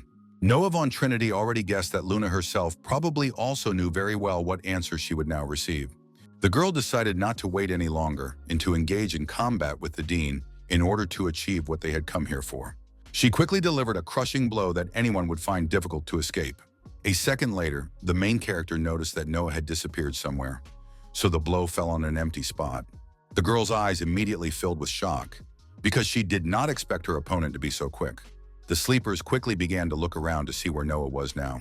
It turned out that the dean was already behind them and tried to attack them with her frost magic. Luna managed to react to the danger and deflected all the shards flying in their direction with one sharp attack. Noah sincerely admitted that she simply adored fighting truly strong, worthy opponents. She took her true form and said with pleasure that Paimon was one of them. Now Luna understood why the dean had given the demon a chance to wake up once more, and after fighting him, restore her honor. Noah didn't seem to see a big problem with this, and thought Luna was just a child if she thought otherwise. The leader of the sleepers could no longer stand all this chatter, so she declared in a firm voice that she would finish off her rival right now. The dean just laughed at the girl's audacity and asked why she was going to do that. Luna replied confidently that she was doing it for her own future. She tried to attack her rival again, causing their powers to clash in a powerful confrontation. The girls were so focused on their fight that they didn't even notice what was happening to Paimon's crystal. It turned out that Rick was already very close and was about to release the demon. One touch from him was enough for the demonic stone to begin to crack, releasing the entity inside. In a second, this huge, enraged monster finally and completely broke free from its confinement. Meanwhile, the main character still couldn't wake up from the sleep he had fallen into because of the spell. He was standing on the shore of the ocean and couldn't understand how he got there. Finally, the guy realized what was happening to him, which surprised him greatly. Somewhere far out at sea, Knox saw a girl who looked like a real angel. This sight shocked him even more, so he couldn't take his eyes off this unknown beauty. Despite everything, the young man was overcome by a distinct inner feeling that urged him to follow this girl. He broke away and ran straight into the sea to catch up with this alluring angel. Knox was sure that this girl could help him regain what he had lost. The main character desperately tried to reach her with his hand, but it was all in vain. In an instant, the mysterious angel simply vanished into thin air, so Knox stopped in the middle of the calm sea. Suddenly, hot tears streamed from our hero's eyes, as if all his emotions were coming out for the first time. Even the guy himself was surprised by this reaction, so he looked at his tear-stained palms in amazement. He looked at the beautiful sunset, from which came a voice familiar to him. Someone was desperately trying to wake Knox, who was deep in sleep and would not wake up. Finally, the main character came to his senses, finding himself on the cold stone floor of the academy. He immediately jumped up and saw that he was surrounded by Dahlia, who was sitting next to him and waking him up, and Eleanor. Only after a few seconds did Knox realize that he had indeed been crying in his sleep, so he quickly wiped the tears from his face. A frightened Dahlia, who was also in tears, thought that something had happened to her beloved, so she tried to bring him back to this world as quickly as possible. The main character looked very lost because he couldn't understand what he had seen in his dream. He couldn't even remember all the details, but the silhouette of that woman and the feeling that she was trying to convey something to him remained clearly in his mind. At that moment, Knox felt a strange sensation that made him interrupt his train of thought. It turned out that all this time, Dahlia and Eleanor had been watching our hero intently. In the end, he apologized for this unsightly spectacle and understood that the girls would prefer to forget it. The young man believed that now was not the time to ask unanswerable questions, because the second stage of In the Labyrinth was about to begin. The main character's entire team was already ready to fight all the monsters that were running towards him. Dahlia skillfully wielded her sword and fire magic, giving her enemies no chance. Leon, not wanting to stay on the sidelines, also immediately joined the general battle, calling on his obedient walking dead for help. In an instant, a large, sinister army of living skeletons suddenly appeared on the battlefield. All the undead instantly pounced on the huge monster, which was already running at full speed toward our team. In the end, the dead could do nothing against their opponent, who crushed their bones with one precise blow. Then another group of monsters arrived, already armed with weapons to deal with this invincible monster. One of them plunged his blade straight into the monster's chest, which had already fallen to the ground and could do nothing about it. Then even more skeletons appeared out of thin air, attacking their target and literally tearing it to pieces. Then Yana von Sater joined the battle, unleashing her powers and strengthening the entire team. Next, Knox's powerful magic projectiles, fired at tremendous speed, flew straight into the monster's head, instantly tearing it to pieces. The main character could easily deal with such an opponent, because it was not even the most dangerous level. Echidna also did not stand aside, using her magic to fight the enemies. Suddenly, the guy stepped on his partner's foot to confuse her. Knox understood that he must not forget that he had to create as many obstacles as possible for the students in order to stall for time. After a while, the students successfully dealt with all the monsters hiding in the maze. Leon needed a few more seconds to catch his breath after such powerful spells. He informed his team that it seemed they had finally defeated all the monsters. Penelope noticed that the young man looked tired, and Yana apologized because it was all due to her lack of skill. Then the girl decided to ask if Knox himself was okay after such a battle. The main character replied irritably that he was perfectly fine because he was not some kind of weakling. Eleanor reminded him that he had actually shed a tear less than 3 hours ago, and now he was acting all tough. The princess immediately intervened and hinted that it was better not to speak in such a tone to her future husband, even if all this was true. The girl immediately apologized to the young lady for completely forgetting her manners. Meanwhile, Echidna decided to interrupt their conversation and asked what they thought about the trials that awaited them. She was very worried about this because she understood that even here, at the beginning, it was not easy for them. A smirk immediately appeared on the main character's face because he knew exactly what was coming next. He already knew that further on in the labyrinth, the flower monster boss awaited their team. The main character understood perfectly well what this strongest opponent was like. It turned out that this boss was Knox himself, who would fight against his own teammates. At the same time, Rick was already congratulating his master on finally managing to revive himself after so many years of imprisonment. It turns out that the young man also had a connection with Prince Louis, who tried to contact his ally. The guy reported that everything was going according to plan, so there was no cause for concern. Meanwhile, His Majesty asked his assistant to make sure that everything went smoothly, as this was a rare chance for Prince to act as a hero. Rick immediately replied that he understood perfectly well and was aware of the incredible seriousness and importance of the mission entrusted to him. In fact, he even used Louis himself to achieve his personal goals. The young man thought it was very foolish of him to actually want to defeat the revived Paimon in order to become famous. As he spilled blood around him, he thought that only a complete moron would think that since the demon was weakened after his revival, he would be easy to defeat. Rick wasn't particularly worried about this because it all played into his hands. After that, he let go of the bottle, causing it to shatter with a crash. Finally, the crystal began to crack even more, releasing the demon. In an instant, Paimon appeared right in front of his loyal subordinate in all his impressive and terrifying glory. The guy immediately began to say that it was a great honor for him to meet his lord and introduced himself as a half-demon with the blood of Hashul's de Nefer flowing through his veins. The demon, in turn, was a little annoyed that fragments were still falling on him. In addition, he did not like the fact that he had been reborn in such a useless and weak body.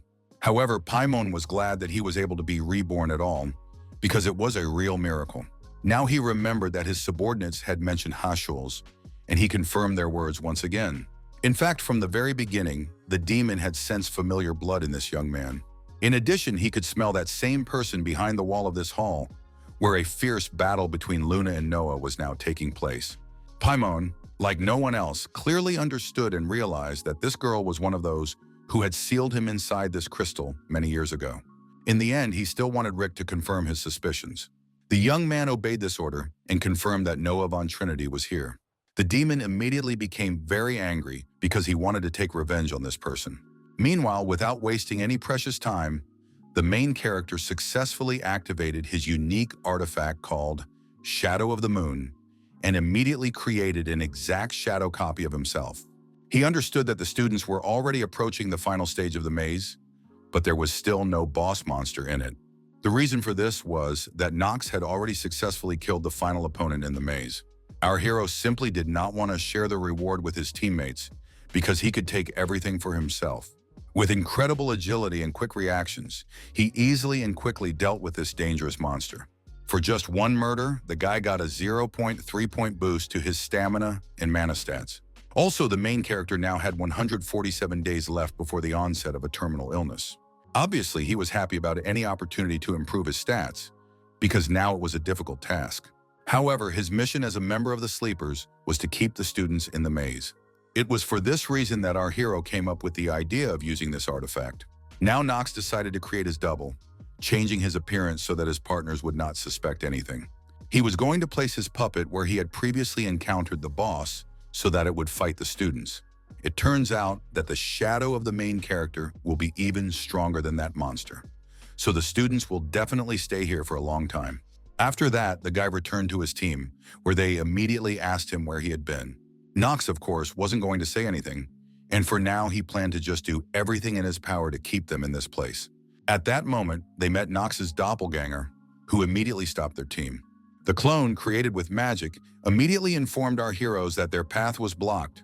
Dahlia stopped immediately and asked in complete and sincere bewilderment who this mysterious person was. Although Knox's shadow can think and act on its own, it is still based on his personality. He understood that if the students talked to it for too long, it might arouse suspicion. It turned out that Leon had already sensed that this was a huge mass of sinister mana, which could hardly be a real person. Now Echidna understood what was bothering her about this unpleasant frozen face, and our hero took these words to heart. Next, Eleanor spoke up and asked the unexpected guest who he was. The clone introduced himself as Shane and explained that he was a wandering mage who had accidentally wandered in and found himself in a magical trap. Eleanor couldn't shake the feeling that the guy reminded her of someone, which made her a little embarrassed. The main character realized that the situation was getting out of control. Then everyone began to suspect something. In addition, he noticed that his other version was talking too much, so he told his companions that they had encountered a monster in human disguise. Knox warned them not to waste time talking, but to kill their opponent quickly, because if they continued to talk, he could simply expose them. He was the first to attack his doppelganger, who was obviously able to dodge the attack because he had almost the same strength and agility. The main character did not stop striking for a second, but his opponent easily jumped back. They finally stopped for a moment to catch their breath, because Knox and his double were almost equal in strength. Approaching Eleanor, he noted that this young man was indeed strong, as if he himself did not know it. The girl did not seem to share this opinion, so she was already preparing to use her magic on her opponent. In a few seconds, she had concentrated a huge amount of energy in her hands. Without wasting any time, she fired an incredibly powerful shot, which Shane easily dodged with his agility. The girl also noticed that Knox himself had become somewhat slower in swinging his sword. Meanwhile, Leon joined the fight, releasing his walking dead. Dahlia also joined in, trying to hit her opponent with her sharp blade. She quickly made a sharp lunge in his direction, but this was not a serious problem for the guy. Shane watched his opponent's attacks closely, so he didn't get hit by any of them. Then a huge number of dead people rushed at him, seeing no obstacles in their path. His opponent, possessing incredible fortitude, was not even frightened by such a terrifying sight, so he was able to quickly escape from the approaching evil. Finally, he decided to attack for the first time to finally destroy these living skeletons. The doppelganger's attacks were so powerful that he could incinerate all the dead in a second, but Dahlia did not waste any time either, and immediately attacked her opponent before he had time to react to her after his own strike. At the last moment, Shane managed to dodge this risky and sudden attack. The girl was furious because she had been unable to do anything against her opponent for so long. Finally, she seized the moment to strike Shane directly in the stomach, which he was unable to avoid. Suddenly, the main character felt the same pain as his clone, so he couldn't hold back his cry. Dahlia immediately lost focus on her opponent because she was worried about her beloved, who had suddenly become ill. The girls were surprised by this, so they asked what had happened to Knox. The guy tried to endure the incredible pain, so he replied that he was fine. He understood that he had not taken into account the fact that he only possessed half of his master's abilities. For this reason, the main character now had half the characteristics. In addition, there was a problem in that when Knox's shadow took damage, he also felt it. At that moment, Dahlia managed to hit the doppelganger with her blade and leave a wound on his arm. A strong, sharp, unbearable pain immediately pierced the main character's arm. The young man began to feel that the whole situation had become much more complicated because of all these facts. Now he couldn't even guess if he would be able to hold out for any length of time. Parallel to all these unfolding events, Noah and Luna continued their fierce duel. Suddenly, a powerful explosion sounded behind them, immediately destroying one of the walls. The rivals immediately stopped fighting, because this was something that could not be ignored. They peered intently into the smoke to see the silhouette that appeared there. Before them appeared Paimon, who couldn't resist taking revenge on one of her most important enemies. Luna did not hold back and immediately accused Noah von Trinity of ruining everything. She believed that the Dean didn't care about humanity at all, since she had allowed this to happen. Now the leader of the Sleepers understood that she could no longer hold back her powers against such a serious opponent. The girl decided to use the Crimson Moon to its full power, so she raised her blade to harness all of its energy. Now the moon had become much stronger, gaining new power to deal with this demon. Noah was annoyed only by the fact that this insolent girl wasn't even fighting her seriously. In fact, Noah von Trinity had already tried several times to get rid of this trash that was stored under the Academy. The girl had made every effort to at least seal Paimon, who was a powerful being. In general, there was only one way to destroy the crystal of Paimon's demonic essence. It turned out that this was only possible when the demon was resurrected and a second chance to kill him arose. In fact, Noah didn't even think it would happen so soon, so she didn't even have time to prepare. She noticed that Luna's skills were good, so she decided to lay all her cards on the table right away. The Dean, assessing the situation, also immediately joined her rival to attack Paimon. The ice began to attack the demon, who didn't seem particularly afraid of the pathetic humans. In addition, Noah attempted to stop the powerful attack launched by Luna. The head of the Sleepers completely ignored her opponent and shattered all the ice crystals. Paimon didn't even move from his spot and just watched the girl's efforts. In the end, he only had to quickly put his hand forward to instantly deflect the attack in a completely different direction from himself. The blow shattered another wall with a crash, but the demon himself was completely unharmed. Luna was shocked that her efforts had been so easily defeated, while Noah just watched seriously, realizing the gravity of their enemy. Paimon was not afraid of the powerless witch and the inexperienced girl, and laughed at the fact that humans had no worthy fighters. He easily broke free from the ice barrier and began to prepare his response to the girl's attacks. The monster released all his demonic energy and shouted in his terrifying voice that they would all meet their end. Then there was an even louder explosion that swept away absolutely everything in its path. Meanwhile, Shane continued to take relentless blows so he couldn't attack back. Dahlia tried her best to finally destroy and defeat her dangerous opponent. Her numerous accurate blows were successful, so new wounds appeared on the young man's body. Leon summoned even more dead bodies, which were ready to tear the protagonist's doppelganger apart at any moment. Suddenly, without warning, all the undead attacked Shane together, who, finding himself in the center, desperately tried to defend and protect himself. Leon tried so hard because he understood that they simply could not let someone with such sinister power go. The main character noticed that his partner was only too happy to try, which only further weakened his already frail body. In any case, the guy didn't mind, because it would help the Sleepers gain as much time as possible. At that moment, the Academy suddenly began to collapse further, so they had to stop their fight. The main character, who was supposed to know what was going to happen next, was surprised because he didn't understand what was going on. The girls screamed in horror because the floor was literally crumbling beneath their feet. In the end, an impenetrable abyss opened up before them, into which the stone fragments of the Academy were falling. One of the team members did not have time to react and jump away from the destruction. It was Eleanor who lost her balance, couldn't hold on to the edge and fell straight down. Everyone rushed to her, but it was too late as the girl was rapidly falling into the abyss. Overcome by horror and intense fear, Eleanor involuntarily closed her eyes, clearly imagining how hard and painful her fall would be. Suddenly, the girl felt that someone had caught her in their arms, which gave her at least some hope. It turned out to be Knox's doppelganger, who immediately asked if his rival was okay. She certainly did not expect to see this particular person here, so she was incredibly embarrassed and surprised. The girl couldn't believe that their enemy had decided to save her, so now he looked completely different in her eyes. Shane wasted no time and made several deft jumps to finally get back on solid ground.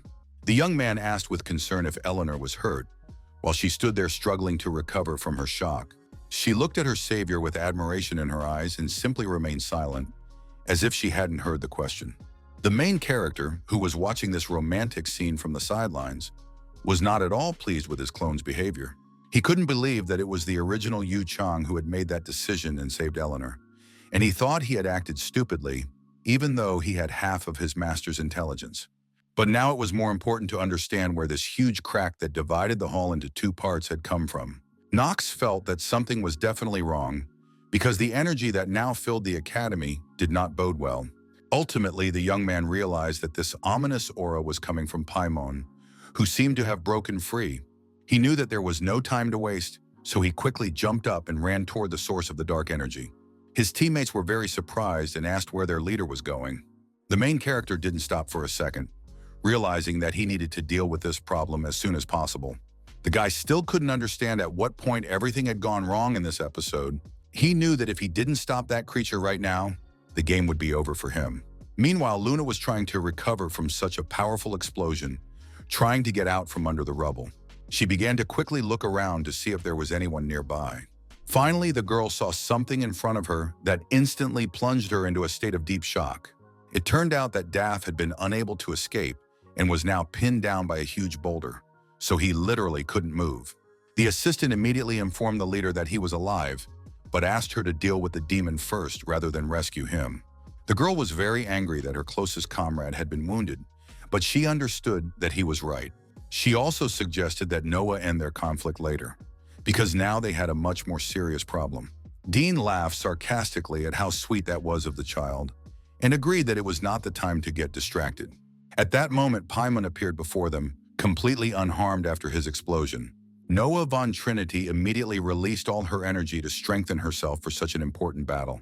Luna saw that her new partner didn't have much mana left, which only complicated their situation. She also suspected that Paimon could only activate spells like this powerful attack a couple of times. In addition, Luna herself had already used the Divine Sword of Light twice, so she didn't know how much more she could take. Meanwhile, the demon remained motionless, simply watching his opponents closely. In the end, he briefly called the girls weaklings, but did not attack them yet. Paimon agreed that it was fun to play with these humans, but now he had something much more interesting to do.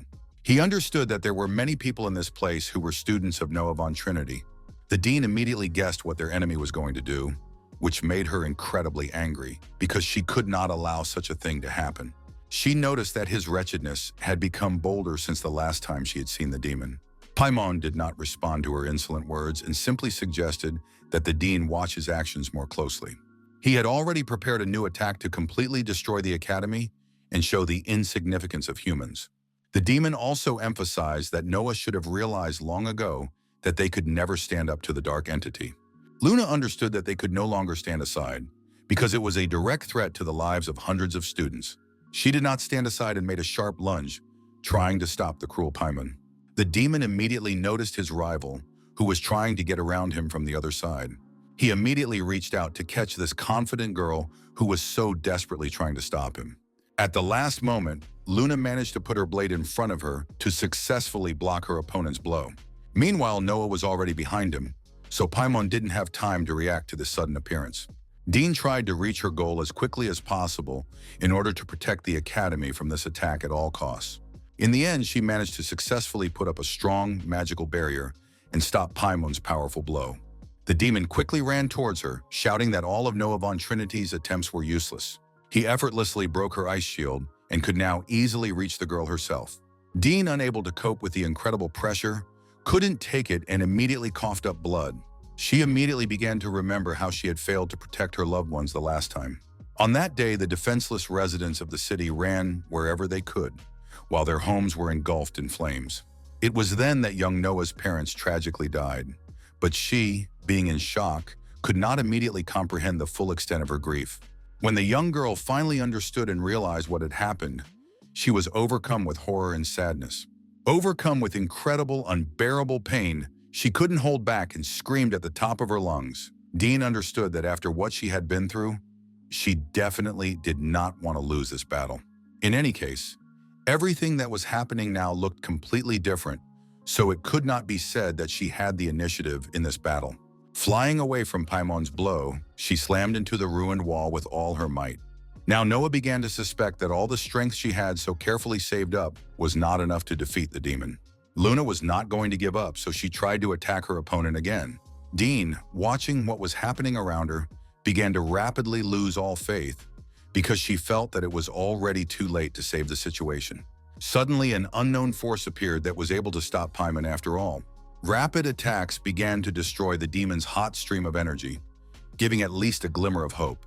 Luna stopped abruptly, trying to understand who had decided to help them in this hopeless battle.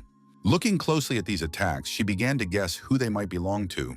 Noah also couldn't understand what had just happened, because none of them had the strength for such blows. It turned out to be Knox, who wanted to know if Dean really wanted to give up again. He understood that she had already lost her family once, but now the fate of her pupils was at stake. The young man emphasized that Noah could be left with nothing if she allowed something like that to happen. The girl was very surprised by such words from her student, because she couldn't understand how he knew about her story. The main character did not answer the dean's question because there was definitely no time for that now. Knox von Reinhofer, gripping his blade tightly, swore an oath in the name of his ancient lineage of darkness.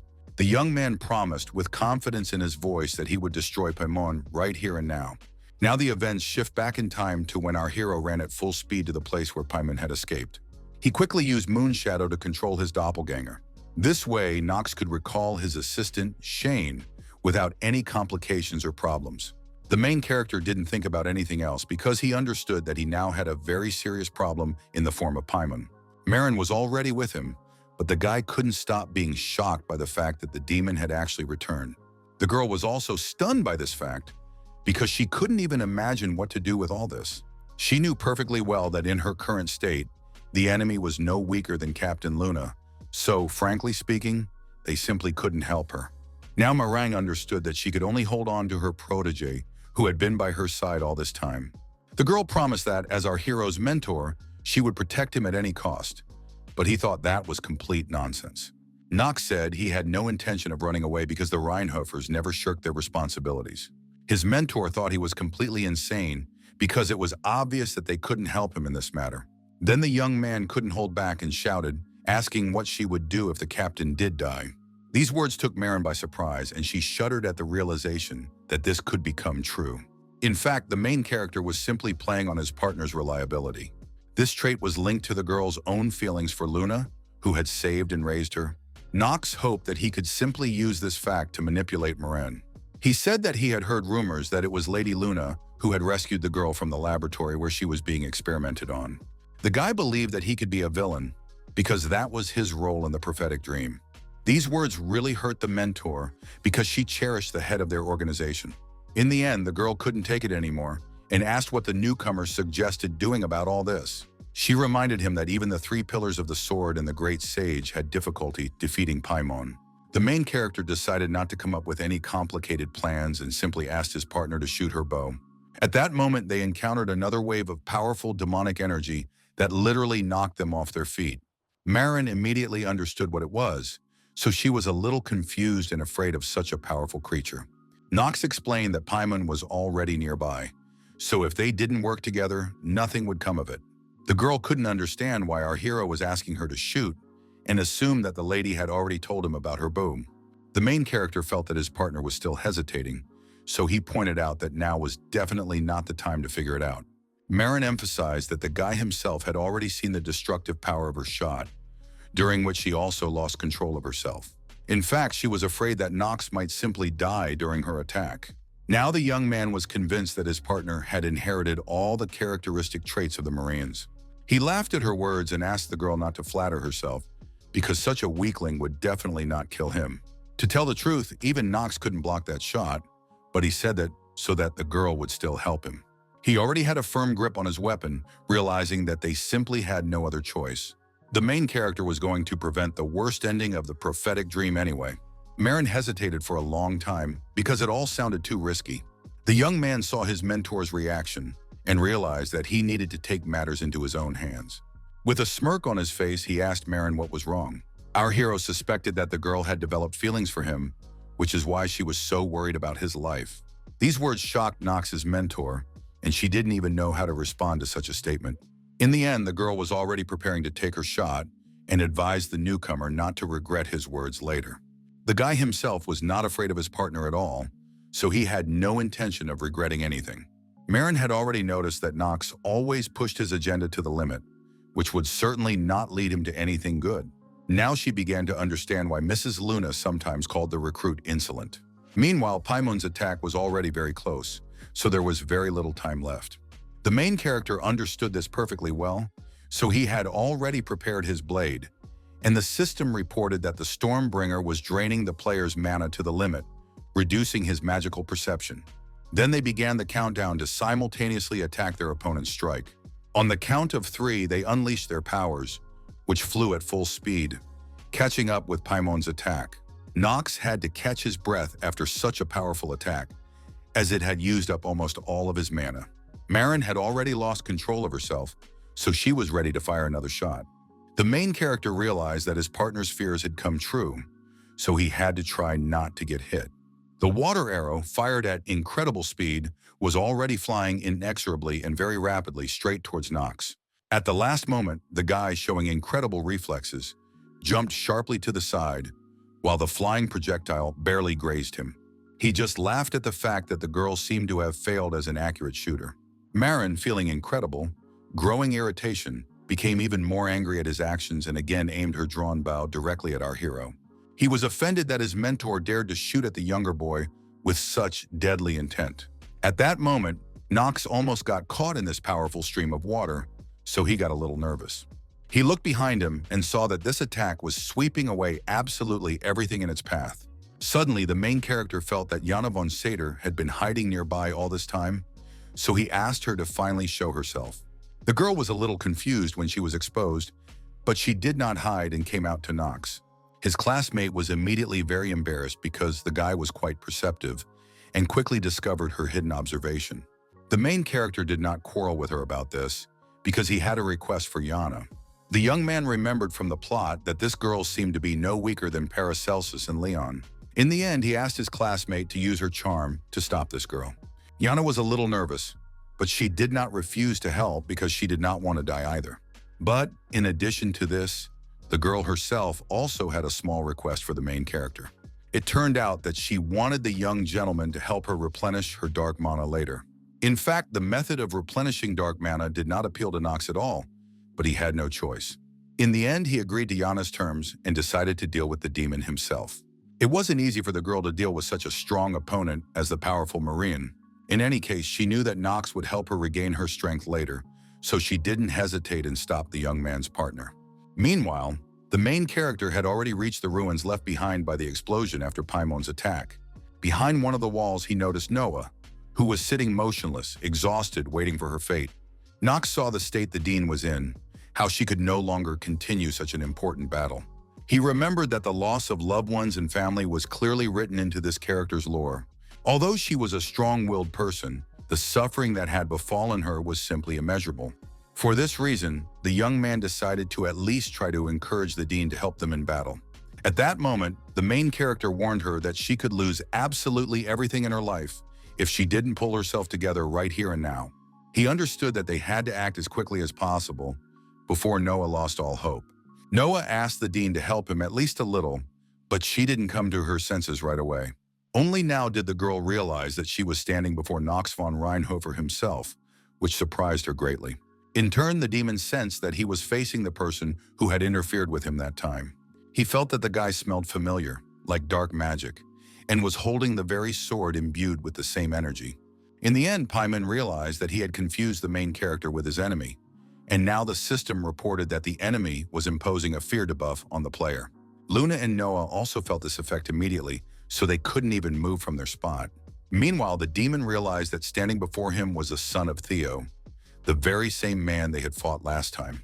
The main character remained calm, as if he didn't feel the demon's attempt to break their team. It turned out that Knox's Steel Mind bonus neutralized this debuff, so he didn't feel anything. That's why the guy could continue to attack his opponent without any problems, without losing his strength. The demon was also strong enough to block every blow from our hero with one hand. In the end, Knox wondered what would happen now that he knew he was facing the son of one of his main enemies. The young man's confident expression showed that he was not afraid of the archdemon Paimon at all. The main character began to talk about what his father had told him, that he was one of the weakest demons he had ever sealed. In addition, the head of the family believed that Paimon had been given the title of archdemon as a bonus. The demon considered this to be nothing more than amusing jokes for such a small and weak worm. In fact, the young man acted as he had before the game, because even now the enemy was too easy to hurt. The main character was already thinking about how he could turn this fact to his advantage. He decided to check his opponent's characteristics and learned that he was a master of magical perception and had quite high stats. Knox understood that this opponent would easily surpass all those he had fought so far. He already knew that the Ignite spell he had just blocked was capable of consuming life force itself. The all-consuming flame imposed a burning status for a certain period of time, constantly reducing HP, which made it a dangerous skill. The Death Sentence spell grants a fire sword to attack the enemy. The main character was not at all pleased that this scoundrel had such unpleasant skills in his arsenal. At that moment, he heard Luna's voice in his head, and she asked what the newcomer was up to. The leader of the organization asked why Knox had come here, because it was too dangerous. In fact, our hero knew perfectly well that Noah and Luna could easily defeat this opponent. But such a development was only possible if certain artifacts were available. Now the guy would have to kill the demon with the forces at his disposal, so he asked the leader to give him this opportunity. The girl did not agree so quickly because she remembered Marin. Luna, with anxiety in her voice, wanted to find out immediately and know for sure whether her subordinate was still alive. He confirmed that his partner was still alive, even though he had promised to kill her if the situation got out of control. Meanwhile, Paimon became even more enraged, so he summoned his fire sword to deal with our hero. He was angry that the young man dared to get distracted when the archdemon was right in front of him. Paimon quickly attacked the main character, who really wasn't paying attention to this, so he didn't have time to react to the danger. At the very last, already critical moment, Knox managed to raise his blade to at least soften the blow. The system reported that the player's acting skill was now fluctuating due to significant interference. At that moment, Knox immediately realized that a skill called Death Sentence had been used against him and told Luna that they needed to use Marin right away. He was sure that the girl was capable of overcoming her weaknesses and gaining control over her power. The leader of the Sleepers refused to listen to her newcomer and rushed at Paimon to avenge her man. It seemed that the demon did not expect anyone other than Knox von Reinhofer to join the fight.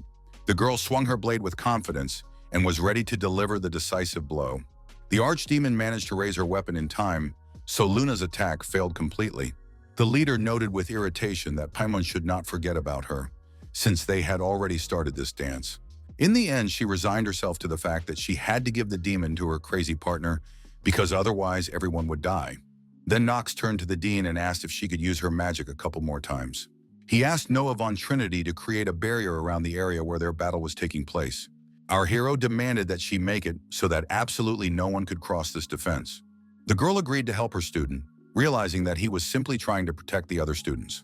Noah did not want to reveal his good intentions under any circumstances, so he did not confirm her words. Noah laughed at the fact that it seemed our hero would be better off being more honest with himself, but she began to set up a barrier around the perimeter. In the end, she resigned herself to the fact that, in principle, this was part of Knox's charm. A second later, she created a powerful barrier that no one could possibly pass through. Paimon was even more angry that humans were trying to use such pathetic tricks against him. He wondered if they all really thought they could relax for even a second in a battle against an archdemon. With renewed strength and anger, he attacked the main character, who could now act calmly and use any skills. At the very moment when their sharp, battle-ready blades collided with incredible force, A powerful, palpable shockwave immediately arose. Knox continued to pressure his opponent's ego, so with a cheeky grin on his face, he pretended that his attacks were completely imperceptible. Then the demon asked if this youngster really thought he was his father's equal just because he was able to block a few of his attacks. He tried again to debuff our hero and continued to say that Theo was several times stronger. Still, Paimon was sure that even with all of Knox's strength, he wouldn't be able to kill him. The archdemon attacked the young master with renewed vigor, promising to trample him into the dirt in a matter of seconds. After such a blow, our hero really had to try hard to withstand this force. In the end, he finally managed to neutralize the fear debuff, so he confidently declared that he would never know if he could compete with Paimon unless he tried. The next moment, the system reported that Stormbringer was again draining all of Knox's mana to the limit. The guy struck his opponent with renewed strength, causing him to be unable to withstand their clash of blades. This took too much of the main character's vitality and inner energy, so he immediately coughed up scarlet blood. Meanwhile, Noah tried to cover every inch of the territory as Knox had asked her to do.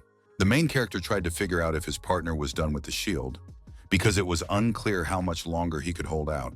It turned out that everything was almost ready, and a huge ice cube had formed around them.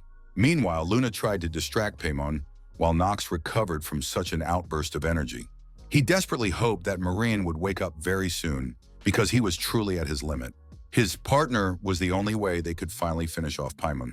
All this time, Jana von Setter was desperately trying to deal with the girl who was not succumbing to her charms. Knox himself understood that his mentor was only a minor character, destined to simply die and disappear. But the guy himself did not want Marin to die, so he tried to save her somehow. The main character laughed at how silly and noble his thoughts sounded, but he couldn't do anything else because this girl definitely had a right to live. At that moment, the system announced that the player had used up all his mana, so now the energy source had been replaced and life energy was being used. He still continued to think that Moraine definitely had the right to take control of her own destiny. Despite the warning from the system, our hero did not stop for a second, because he understood that he needed to hold on a little longer. With renewed strength, the young man rushed to attack Paimon to gain a little more time. Once again, unwilling to retreat, they entered into direct confrontation and clashed devastatingly with their sharp blades against the powerful archdemon. In his mind, the main character tried to reach out to Marin, hoping she would finally wake up and come to their aid. Meanwhile, Yana finally managed to grab the girl in her shackles, so she stopped attacking everyone in a row. Tears suddenly began to flow from her eyes as if she were really trying to break free from this state. It turned out that Marine had begun to remember her past, which was not so colorful. From the moment she was born, she had been in a laboratory where a group of scientists looked after her. The first breath she took after her birth into this world, when she opened her eyes, was not a fresh breath of air. The girl only smelled strange odors that resembled some kind of medicine. Besides her, there were other capsules in a row with similar test subjects who were also unlucky. The instruments on the table, which were completely smeared with blood, were terrifying. But even more frightening were the people who had conducted all these experiments with their own hands. All this time, knowledge was simply being downloaded into Marine's head, so she didn't need to be taught. She understood one thing right away, even before languages and sciences were implanted in her brain. The girl realized that this laboratory was her home, the place where she was born. Young Marin immediately accepted that this was where she would have to prove her worth. That is why she went to the experiments every time without any tantrums or screaming. The girl understood that only if she obeyed every order would she be able to survive. When Marin grew up, she was given a separate room with a bed. Each time she was awakened by a loudspeaker, but she did not respond immediately. Also in the laboratory, as a test subject, she was given a name that sounded like H210. The girl never understood why the scientists treated her a little differently. She was one of the test subjects who were constantly being tried to instill the power of an ancient race. In addition, Marin always knew that the test subjects were war orphans, so no one was waiting for them at home. One of the tests was to check the girl's ability to control things with the power of her mind. She had come to terms with her fate to such an extent that she continued to smile cheerfully and obey every order. Marin behaved like a model test subject and showed considerable success during each of her tasks. She had to show that she was better than all the other test subjects at mastering the blood of the water race. The girl realized that she had to do all this, because otherwise a terrible fate awaited her. She could suffer the fate of the missing children who were unable to achieve such success, and therefore simply disappeared suddenly. But one day when Marin was relaxing quietly in her room, a special person came to see her. It was a girl with glasses who greeted our heroine with a smile. The professor suddenly announced that from that day on, Marin would be living with her. After that, the girl introduced herself as Jay, a research scientist at the lab. Obviously, Marin had no other choice, so from that moment on, she had a new roommate. She could only do as she was told, like a cow being led to slaughter. Jay asked if the girl had fun in the lab and assumed that she had already been through a lot. Eventually, she began to actively circle around Marin, asking what the test subject liked and what she didn't. The girl also didn't like being called a set of numbers and letters, so she asked what the girl's name was. She carefully combed the test subject's hair and noted that it resembled aquamarine, so she suggested naming her Marin. Our heroine did not expect anything at all, because until now, people had treated her like a monkey in a zoo, an object of research. While she was thinking about her fate, she didn't even notice that Jay had given her a silly hairstyle with flowers. In the end, the girl realized that the professor was completely different, like a sunflower among the darkness. She treated Marin like a human being, giving her the opportunity to see a beautiful world filled with bright colors. Then, for the first time, the girl felt good and enjoyed her time with her first friend. She felt that Jay considered her a real person, not some soulless thing. In the end, Marin decided to ask why the professor was so kind to her.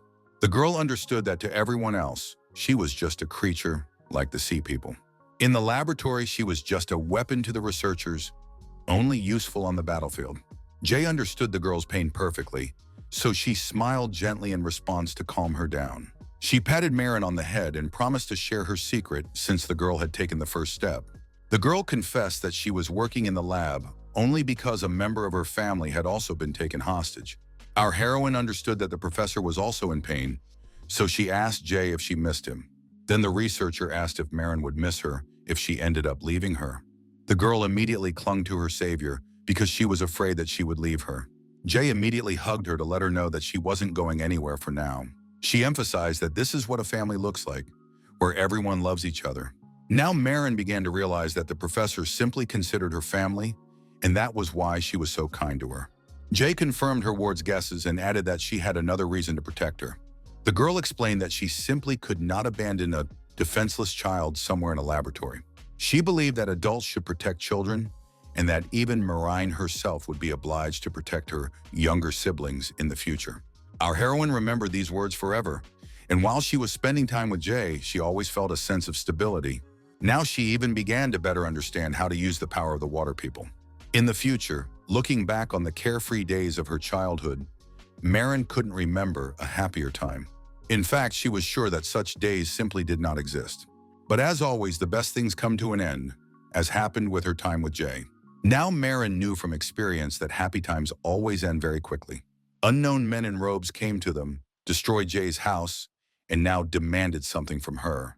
It turned out that they were the Emperor's subordinates who wanted to obtain the power of water creatures to strengthen their authority. The girl was unhappy that this girl was called a creature, because she had given her a real name. These people still did not consider Marin to be human, which hurt her childish heart even more. The Emperor's servants still considered her to be nothing more than a weapon to be used in times of war, as was the case now. In the end, they roughly grabbed the girl and were about to take her away. Jay couldn't just give up a defenseless child, so she tried to protect her until the very end. The man who went after Marine hit the professor, who was resisting his orders with all his might. In the end, he ordered his men to get rid of Jay so as not to leave any witnesses. In addition, the girl had defied the Emperor's will, so she had to be executed without trial or investigation. The cruel old man began to take Marin away while the rest of his companions grabbed the researcher. In the end, our heroine seized the moment and managed to escape from her abuser. The girl demanded that they all stop right now, as they were crossing all boundaries. The man immediately grabbed his weapon because he was angry that the tool thought it was human. He decided not to mess around and teach the little girl, who was not obeying them, a lesson. He cold-bloodedly made the final decision to finish off and kill poor Jay right in front of the shocked Marine. The man believed that since the girl was just a thing, she should behave appropriately. After cutting off the professor's left hand, he warned Marin that she could lose her other hand as well. Our heroine could not understand how they could treat a real person this way. Marin understood that they might consider her to be nothing more than an object, but she believed that they could not force a fellow human being to suffer in this way. The man emphasized in a firm voice that a weapon should not ask questions and should simply follow him silently. The girl was already too angry to obey his orders, so she went against everything. In the end, she came to the conclusion that they were the creatures, not humans, so she was ready to deal with those who had hurt her closest friend. Marin unleashed all her power, filling everything around her with water. Jay understood that this was too dangerous for the girl, so she desperately tried to stop her. But unfortunately, it was too late to intervene, because our valiant heroine was already completely and couldn't hear anyone or anything around her. In the end, she couldn't take it anymore and fired her water shot, from which no one could escape. In this state of complete shock, the girls spent the whole night until morning, while the remains of their house slowly burned down, sending thick clouds of smoke into the sky. When she came to after fainting, she suddenly woke up in a completely different, completely unfamiliar place, lying on the cold ground near a building. Finally, the girl got up from the ground, trying to figure out where she was. At that moment, an unknown man with a scroll in his hands approached her and addressed her by her code name. It turned out to be Luna, who had already studied the records from the laboratory and learned the necessary information about this child. The girl did not waste any time and introduced herself as the leader of the sleepers. Marin couldn't understand who she was, but right now she wasn't as concerned about that as she was about another serious problem. First of all, she wanted to know what had happened to Jay, because she had finally remembered the events of the previous evening. Then Luna calmly announced that the professor was dead. These words sent shivers down Marin's spine, as she couldn't believe that this had really happened. The leader confirmed her words once again and emphasized that she needed to clarify one more thing. She wanted to clarify who exactly had committed this brutal murder of Jay. It turned out that it wasn't the Imperial people, but Marin herself, who couldn't control herself at the time. Obviously, the girl simply couldn't believe it, because he was the closest person in her life. In turn, Luna explained that the current mission of the Sleepers was to clean up the Emperor's research laboratory, which kidnaps children and conducts experiments on them. That was why the leader had appeared in this place and met with Marin. She saw that only ruins remained of the house and the only person who tried to call her over. Among the remains of the building, she saw someone's hands desperately reaching up. It was the seriously injured Jay who, crying for help, desperately and tearfully begged Luna to come and help her. It turned out that Moraine had been lying next to the girl the whole time, so she asked Luna to take the girl away from there. Her ward slept peacefully on the professor's chest, still not calming down after the water shot. The leader of the Sleepers immediately recognized that this girl was surrounded by a cocoon of water power. Jay immediately began to say that her ward was not to blame for what had happened in this place.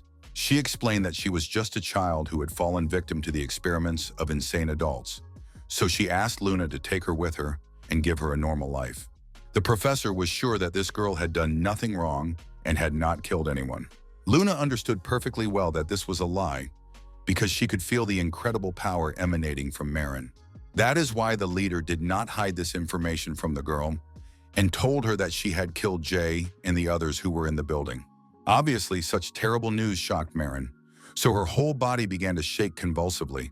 The thought that Jay had tragically died at her own hands now never left her head, not even for a single second. Our heroine realized that she had succumbed to the power that had been artificially instilled in her to save the professor, but had only made things worse. In the end, she didn't save anyone, but only became the weapon they wanted her to be. Luna no longer wasted time on all these conversations and directly offered Marin to join the Sleepers. She promised that with their organization, the girl would be able to take revenge on the Imperial family who had caused her suffering. In fact, the mysterious head of the Sleepers organization looked like a true demon in Marin's eyes. She immediately remembered that Jay had mentioned such beings when telling her fairy tales. They often appear to people who have lost their way, tempting them with enticing offers. But when she thought about it, Marin had nowhere else to go anyway. Although the girl knew that the path of revenge would lead her nowhere, she agreed to go with Luna.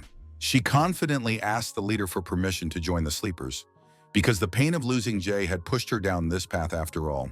For this reason, Luna's offer was the only solution at that moment. The leader accepted the young girl into her organization and asked her to call her captain or leader from now on. She also emphasized that only skills mattered to the Sleepers, and Marin herself possessed such characteristics. Luna promised that the newcomer would be able to rise quickly in rank if she learned to control her power. Then our heroine clung to her partner like a moth to a flame, taking advantage of the situation. She clenched her fists tightly, preparing herself for the difficult journey that lay ahead. Now our heroine was ready to do anything for Luna, who had helped her, and Jay, whom she had killed. Now the events returned to the present, where the girl continued to lie unconscious in the middle of the forest. After much suffering, she was finally able to completely escape her heavy, obsessive memories, free herself from them, and finally come to her senses. Yana noticed this immediately, so she was a little confused and greeted Marin. The girl did not immediately understand who she was, but then realized that for some reason Yana von Seder was next to her. She tried to remember the events that had led to the current situation and recalled that she had definitely activated the water shot and lost control of herself. Marin couldn't remember anything else, so she was surprised that this girl had survived her crazy attacks. Yana, in turn, immediately understood what was bothering her, so she explained that she had used her abilities to suppress her madness. The girl also warned Marin that she no longer needed to worry about returning to that state. Now everything fell into place for our heroine, and she realized that this stranger possessed an ability characteristic of the Seder clan called Charm. She realized that it was with the help of this skill that they were able to bring her back to her senses. Marin understood perfectly why Knox had entrusted her to this particular person, and now she decided to ask where the young man himself was. Yana excitedly reported that the main character was currently engaged in an important battle. The girl immediately understood what was happening, so she immediately rushed to help the newcomer. When she got closer, the main character contacted her through a mental connection, and she felt that she had finally woken up. Knox happily informed his partner that the leader, Luna, was still alive. He also added that Dean Noah had only suffered minor injuries and was basically fine. Marin was unhappy that our hero was addressing the leader so familiarly, so she emphasized that to him, she was Captain Luna. Hearing such a cheerful tone from the young man, she realized that he was also completely fine. The main character himself hoped that the girl had already realized her current status, but just in case, he explained that she was under the spell of Yana von Seder. She couldn't understand why Knox was explaining all this to her, so she asked what he was getting at. It turned out that the guy was doing all this so that his partner would shoot him right now. Marin stopped abruptly because she certainly didn't expect the newcomer to ask for something like that. Then our hero explained that Paimon was incredibly fast, so if she tried to shoot him herself, he would easily dodge the bullet. So Knox needed the girl to shoot him when he cornered the demon. The girl didn't listen to the rest of his plan because she began to suspect that the newcomer was going to sacrifice himself. He immediately dismissed her guesses, but Marin still couldn't understand why he was asking someone to shoot him in the back. The main character didn't have time to explain all the details, so he asked his partner to just trust him. With a confident smirk on his face, Knox solemnly promised her that he would not die from her attack. At that moment, Marin had just run up to the ruins, which had turned into a battlefield.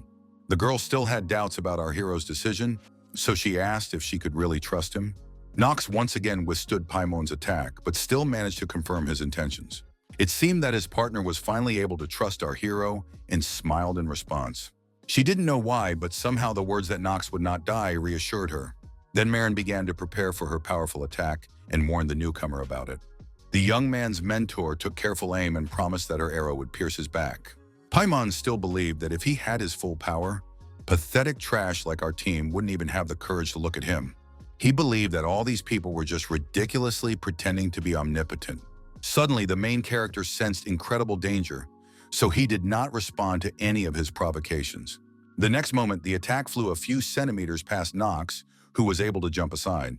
Ultimately, this blow was able to break through Noah von Trinity's barrier and get out. Fire enveloped the ice shield on all sides, so now its reliability was in doubt. The young man stopped and tried to catch his breath because his strength was dwindling. At that moment, Luna appeared behind him and pointed out that if he wasn't an idiot, he should have understood everything from the very beginning. It wasn't just Paimon. Noah had also used up most of her mana, so she could no longer maintain such a dense barrier. The leader explained that their partner would only have enough strength to block the flames twice at most. For this reason, she believed that the newcomer should already put her grand plan in action because they had less and less time left. The main character understood this perfectly well himself, so he gripped his weapon tightly. In the end, he asked his team to help him one more time. Knox needed to break through the enemy's barrier just one more time, so he explained that the demon had a 3-layer advanced barrier.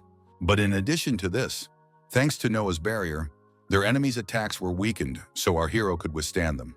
However, this also meant that his defensive barrier was strong, and if it wasn't broken, Knox's plan would be useless. Luna also began to prepare for the final push, because none of them had any time to spare. She really hoped that their newcomer's bold plan would work, no matter what. The demon found all these attempts laughable, because the girl could barely stand on her feet, yet she was trying to resist him somehow. He no longer stood still and rushed towards our heroes again to attack once more. Paimon, enraged, passionately wanted to teach this extremely insolent, cheeky girl a lesson, so that she would finally know and understand her place. Luna was not at all frightened by his intentions, and was already preparing to use the third technique of the art of the moon sword. She concentrated all the energy she had received from the crimson moon into her blade, and directed it toward the demon. The girl was going to use moon division while the demon was disoriented and did not understand where the attack was coming from. In the end, a bright flash appeared right behind Paimon, which surprised him for a split second. He knew he had to react as quickly as possible because the moon's attack was too swift. When the danger was already too close, the demon put his hand forward to defend himself. As a result, the blow simply hit the strong barrier around Paimon, so he himself was not hurt. But the same could not be said for his defense. The girl did not stop at just one attack and now tried to strike from the other side. As a result, she only crashed into the barrier, causing her and her opponent to fly in different directions. The demon agreed that it was a pretty good attempt, but even that wasn't enough to get through. It turned out that Knox had been preparing for the attack all this time and suddenly appeared behind his opponent. Paimon was sure that our team could only break through his first line of defense, but now he had to deal with a new problem. He shot flames at the main character again and asked if he was so stupid that he just wanted to die right there. At that moment, Knox decided that it was the right time for Marin to join the fight and play her trump card. The guy asked his partner to shoot as quickly as possible, and she quickly obeyed the order. The girl quickly took aim so as not to let the main character down. This powerful, swift water arrow, gathering all possible speed, flew straight at the archdemon Paimon. It turned out that the main character's plan was to use the Genius Hour skill right now. The guy began a slow countdown until everything was in the perfect position. He had already learned that the speed of the water shot, according to the original source, was approximately 400 kilometers per hour. The bowstring was released from a hill, so the distance was about 300 meters. This meant that the attack would reach the main character in just 3 seconds. In reality, the young man was not very good at math, so these were hardly accurate calculations. It was all a big risk because he was relying on his instincts, which had helped him survive in this world many times before. At the last moment, Knox, as expected, was able to bend down and jump aside to clear the way for the water shot. As a result, the arrow flew on without any problems, cutting through the space between the fiery, raging tongues of flame.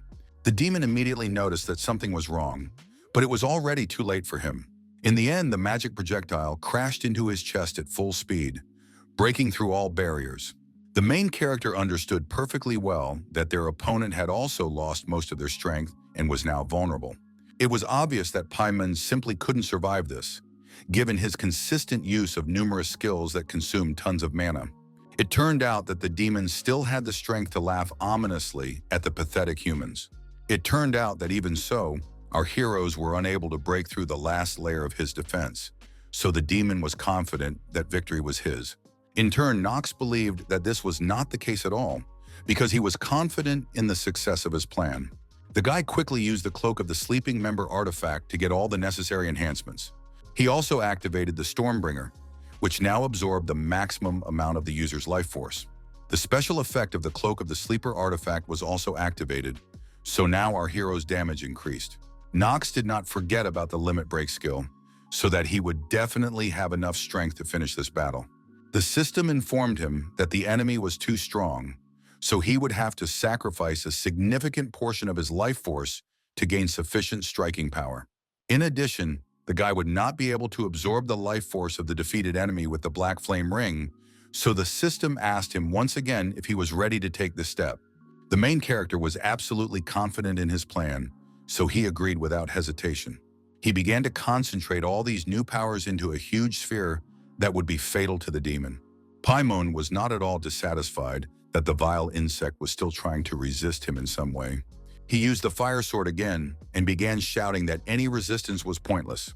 The demon was still confident that our hero would not be able to change anything in the course of this battle. A few moments later, they clashed blades, trying to attack each other.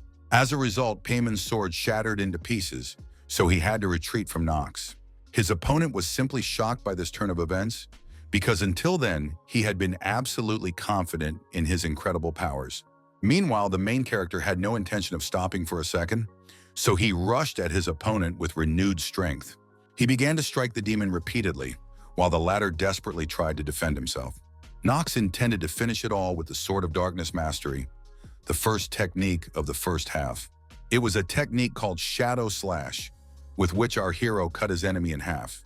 In the end, there was a loud roar from the demon, who could not even protect himself with the last layer of his magical barrier.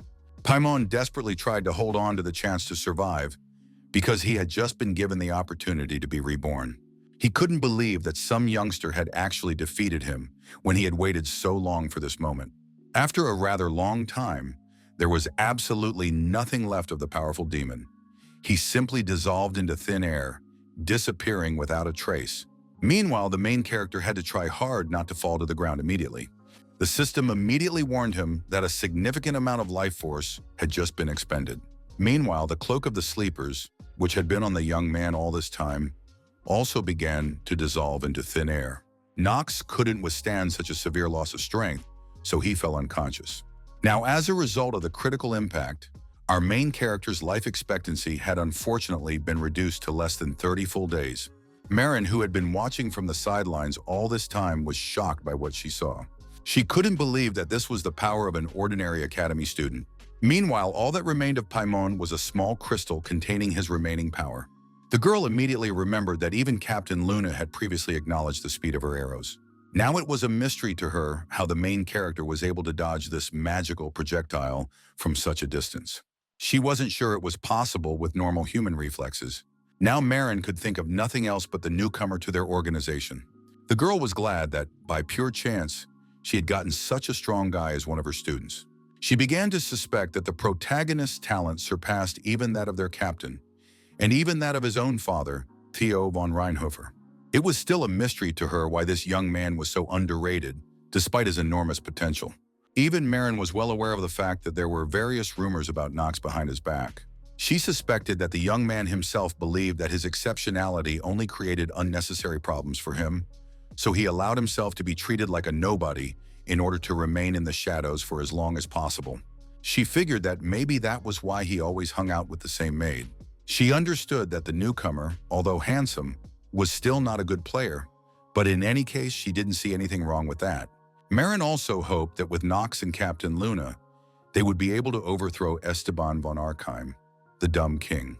In addition, she planned to kill his daughter Penelope in the process, unaware that she was their newcomer's fiancée. Meanwhile, No could finally catch her breath after putting all her strength into the fight. She and Luna just stood there and watched as the remains of the demon dissolved into thin air. Dean moved closer to the crystal that remained after Paimon, her main enemy. With each passing second, there was less and less demonic energy in the stone. Luna couldn't just leave it at that, so she asked if Noah had really allowed Paimon to awaken solely for personal reasons. She suspected that the Dean simply wanted to destroy the crystal of demonic essence to stop its powers. The girl was not going to back down because she wanted to hear the truth from Noah von Trinity herself. In fact, when she thought about it carefully, it all seemed a little strange to her. The captain did not understand why the person who had suffered more than anyone else from the demon invasion would allow Paimon to awaken again. She thought it all seemed childish if it was just a matter of getting back at her enemy. Noah seemed completely oblivious to her rival's words and appeared completely calm. In the end, with a smile on her face, she admitted to the Dean that she really did want to take revenge on everyone. She admitted that she was ashamed of being so clumsy and suggested that Luna end it there. The captain did not attach any significance to this, so she was about to leave. Besides, she hoped that if Noah did something like this again, the reason would be much more compelling. Meanwhile, the Dean had already returned to her usual self, while Luna warned her that she would need to regain her strength in order to face an even stronger enemy next time. Noah asked her partner not to worry about it, and now promised that she would keep an eye on Knox. The captain decided to trust her and emphasized that she would also hope for her help in the future. For a while, the Dean simply watched as her partner hid behind the ruins. After that, she smiled at the main character, who was still lying unconscious.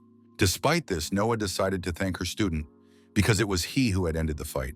It turned out that all this time, the girl had continued to maintain a barrier around the battlefield. In a second, the entire barrier shattered into tiny ice shards that sparkled brightly in the sunlight. Ross and Bernon immediately appeared nearby and asked excitedly if the dean was okay. The captain couldn't believe that the seal on the demonic crystal in the dungeon had really been destroyed. Noah pretended that she didn't attach any importance to this event and just laughed it off. The teachers were shocked by this reaction, so they asked how this could have happened. Meanwhile, Ras von Celestia finally saw what had happened to his best student and was very afraid for his fate. Soon, the students and teachers began to clear away the debris left behind after the battle. Bernon understood that Paimon must have possessed enormous power, even if he was weakened, so he still couldn't understand who could have crushed this powerful creature. Now he began to suspect that the dean had defeated the demon single-handedly. Noah did not reveal the truth so quickly, so she asked the captain what he thought about it. Bernon immediately recognized her expression and began to suspect that the dean would never reveal what had happened here. Then he decided to move on to a much more important question and asked what they should tell the ruling family. Ras von Celestia immediately began to suspect that his colleague was simply lying in order to get some information. Bernon immediately suggested that he come up with something more plausible since he didn't like what he was hearing.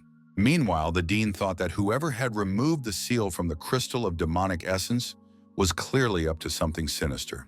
Even a girl as knowledgeable and perceptive as Noah did not know for sure who was behind the organization and development of this whole complicated situation. She began to suspect that perhaps the imperial family itself was responsible. In fact, Noah was not particularly surprised by this fact, because it was expected that it would happen sooner or later. The girl understood very well that their enemies had already reached the academy, which made her furious. She couldn't understand how these demon worshippers dared to poison her territory with their evil. Some time passed and Knox's friends tried to find out why he was absent from class, but the maid replied that for now, they were just monitoring his condition. Eleanor couldn't understand why the young man had gone to the place where Paimon was being held, but Leon was sure he had his reasons. Dahlia couldn't wait any longer and was going to go to the main character, but everyone stopped her. Knox could hear all these conversations behind the wall perfectly well and thought that for the first time he was so afraid to get out of bed. Surprisingly, he was able to recover in an incredibly short time, the shortest possible. But it was understandable, given the powerful support spells in the form of the moon's blessing and the ice's blessing. In addition, our hero understood perfectly well that the academy had to remain loyal to the emperor in the eyes of the public. It was absolutely obvious to everyone that a student who was a member of a criminal, shadowy organization should definitely not appear and come out into the open. Knox began to suspect that Noah had deliberately helped him recover in order to extract all possible information from him. In any case, the main character understood that it was better for him to stay in bed as long as he could. That's why he decided not to strain his brain anymore, and immediately fell into a deep sleep. Thus, Knox spent his time until nightfall without leaving his bed. Suddenly, the guy woke up and realized that he had accidentally fallen asleep, even though he didn't want to. He was glad that all the noise outside the door had finally subsided, but he had no idea that he already had guests. The next moment, Eleanor spoke up and noted that the main character had finally woken up. The main character sighed heavily, resigned to the fact that he still couldn't avoid these conversations. Finally, he asked what had brought the girl here, since it was the middle of the night. It turned out that his friend had come here to ask Knox some questions that interested her. She wanted to talk about a guy named Shane, whom she and other students had met in the maze. The girl didn't quite know how to phrase her question correctly, so she stumbled over her words. Before saying everything, Eleanor looked closely at the main character. It turned out that she wanted to know how that young man and Knox were connected. The main character looked at his acquaintance in surprise, because they certainly didn't know that anyone would suspect their connection. In the end, he decided to just pretend that he didn't understand what the girl was talking about. With a smirk on her face, Eleanor decided to sit down next to him, realizing that this would not be resolved so quickly. She also noted that she had already noticed that when the guy lied, his fingers and pupils twitched. But at the same time, there was no hint of deception in the main character's voice. Now the young man understood that he definitely couldn't hide from Eleanor, because she had uncovered all his secrets. He resigned himself to the fact that with his mastery, acting could not deceive the genius of acting. The main character realized that lying would definitely not work, so he needed to at least find out what the girl wanted. In the end, he admitted that they were indeed connected, so Eleanor immediately asked how exactly. From the very beginning, the student noticed that the boy's eyes were somehow too similar. That's why she began to suspect that Shane was the main character's illegitimate brother. The girl had already heard rumors that the Reinhofers used bastards as hunting dogs, which led her to assume that this mage was one of them. The main character understood that these were just rumors, because even for their family, that would have been too much. Eleanor also admitted that she initially found it strange that the stranger did not look like someone who wanted to harm them. The young man couldn't understand what the problem was, so he asked her directly what she wanted from Shane. It turned out that the girl just wanted to repay him for saving her, so now she was a little embarrassed and looked away. With a smile on her face, she admitted that she liked the guy, so she wouldn't mind hiring him for her trading company. Now Knox began to realize that he simply had to act as a mediator between them. Eleanor was pleased that he had so quickly understood what needed to be done, and noted that she would be happy to make an effort for such a talented guy. The main character asked if she really thought she could get away with poaching talent from the Reinhofers. The girl did not answer this question, and asked him to simply tell Shane that she would be waiting for him at the headquarters of the rival trading company for the entire following week. Finally, she decided to leave, and with a wink wished our hero a speedy recovery. After that, the guy decided to leave his room after all, but the maid warned him that it was too reckless and that the situation had already gone too far. The girl was sure that the head of the family would not be happy with the news either, but Knox asked her not to tell him about it because she did not want any unnecessary problems. It turns out that Chitri had already sent a letter because she had no choice and had to report on her master's condition. Knox was very unhappy about this, so he slammed the door behind him with all his might. The main character already regretted leaving his bedroom and thought it would be better to stay in bed. At that moment, he heard a familiar voice nearby, which immediately interrupted his thoughts. It was Yana von Seder, who reminded him that as a half-succubus, she had to restore her dark mana. The girl was embarrassed because there was only one way to do this, so she turned to the main character. Knox knew perfectly well that these creatures were demons who played on people's desires and drew on male energy. But it didn't happen in the way that depraved minds might immediately think. It was only for the best for our hero, so he asked what he needed to do. The girl became even more embarrassed because she wanted to ask Knox to hold her hand for about 10 minutes. The guy didn't see any problem with that at all, so he asked if those were all the conditions. Before helping Yana, he asked why she had followed him that day. The girl was immediately a little confused because she didn't know how to answer that question. Her hands were shaking as she explained that they were both from dark families, so she was just curious. Yana also noticed that our hero had changed a lot lately, which is why he caught her attention. The main character asked if she thought he wasn't like that before, which made her even more confused. In the end, he suggested ending the conversation and finally starting to restore her mana. Yana did not object and sat down next to the main character, who had already extended his hand to her. The guy, remaining completely calm and patient, waited impassively for the half-succubus to do her business. Only now did he notice that the girl was not at all like a typical succubus with her naivety and clumsiness. In fact, thanks to the fact that the main character had played the game many times, he already knew that she had a completely different side to her. Remembering this, he immediately emphasized that he would only sit here for 10 minutes, not a second longer. Yana, showing incredible diligence, concentrated as much as possible on this process, absorbing all the energy of the main character. The main character, noticing this, began to suspect that something was wrong after all. At that moment, the girl looked up and already looked completely different. Knox felt that he needed to get out of there as quickly as possible, so he announced that the time was up and he had to leave. Yana was not going to let the guy go so easily, so she grabbed his shirt sleeve tightly. She stated with greater confidence in her voice that the young man had not satisfied her, and the system informed Knox that this character was suffering from a split personality. The main character resigned himself to the fact that she couldn't avoid it, until the girl forcefully pushed him onto the bed.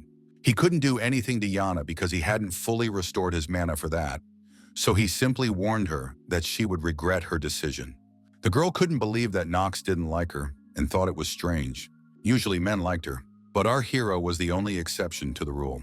Yana offered to make the young man's dream come true and asked what his type was. She only wanted one kiss from the main character and promised that he would feel better after that. At that moment, an enraged Moran burst into the room, seemingly incredibly angry at her protege. She was unhappy that the main character was flirting with girls here, while his mentor was cleaning up the mess he had made. Yana immediately came to her senses because she recognized the girl she had helped to recover during the battle with the demon. Marin didn't wait long and was already getting ready to attack someone with water. Suddenly, she shot a drop right at the girl's head, who screamed in surprise. In the end, Yana fell unconscious and no longer bothered the main character.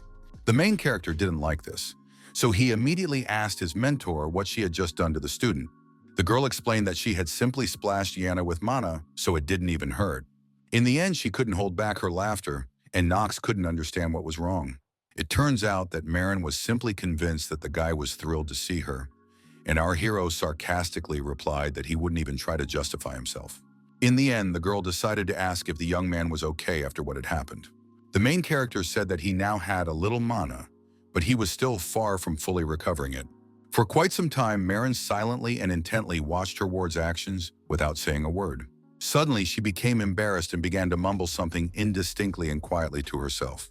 It turned out that the girl had come here to thank Knox for saving his life. The main character asked her not to do so because, in fact, he had saved his own life in this way. Marin was not at all pleased that the guy was so indifferent to her thanks. In the end, a calm smile appeared on her face because she was not going to quarrel with her protege. The girl began to get upset again because the guy's behavior was inappropriate and emphasized that his mentor was definitely not that simple. Meanwhile, the events moved to the Reinhofer family estate, where many were awake, even under the cover of night. It turns out that Luna had come personally to talk to Theo von Reinhofer about the latest events. Her father had already learned from her that his younger son had indeed killed Paimon. Several times the old man asked again whether it was true that the main character had achieved such great success. The leader of the Sleepers firmly confirmed that all her words were absolutely true. Rudveld Elnark began to worry when he heard such news about the young Lord Knox. He understood that such an event was too important and could not go unnoticed. In turn, the head of the family smiled broadly when he heard such pleasant things about the potential heir to the family. The butler feared that this could turn the family situation upside down. Theo himself admitted that Knox's thoughts were a mystery even to him, so he had no idea what his son's motives were. The man suspected that all this could be due to the death of his mother. When the head of the family thought about this, the events of the night of the massacre immediately came back to his mind. It turns out that little Knox saw with his own eyes what cruel creatures demons are. The boy personally witnessed his mother's sacrifice for his sake. Obviously, after those events, he began to rage, as if he had gone mad and did not let anyone near him. But now Knox was a noble young man and warrior who had won such a difficult battle.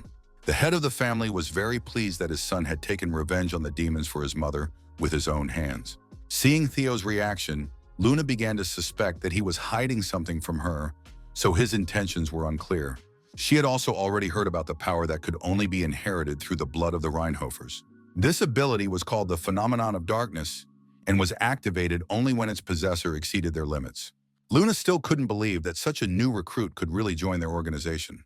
For this reason, the captain began to suspect that the head of the family might be behind it all, so she didn't want to let him get away with it. The old man himself just laughed at the fact that parents often don't understand their own children.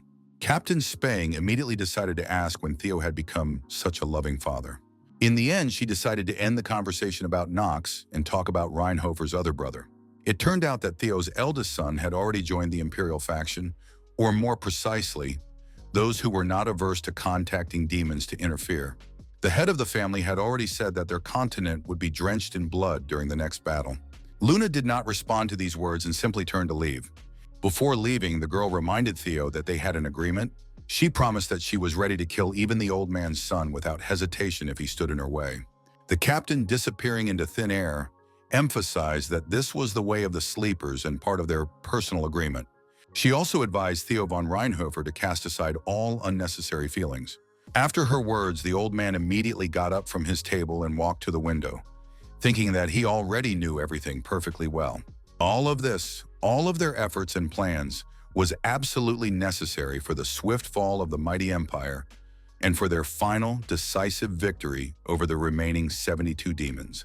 The story continues at the Ravaln trading house, where Eleanor was conducting an interview. The girl asked the new recruit to work for her and assured him that their company would definitely not shortchange them on salary. She didn't even wait for a response from the potential employee and already held out a contract for him to sign. It turned out that the main character had called Shane after all, so as not to arouse even more suspicion about himself. The guy immediately apologized, saying that he was too busy with his family's affairs and therefore could not help her.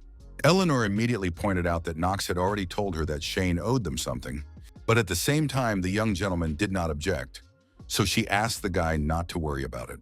In fact, this did not mean that the main character was 100% in agreement with this agreement. Of course, Knox had recently defeated the boss and gained a couple of stats, which significantly strengthened his abilities.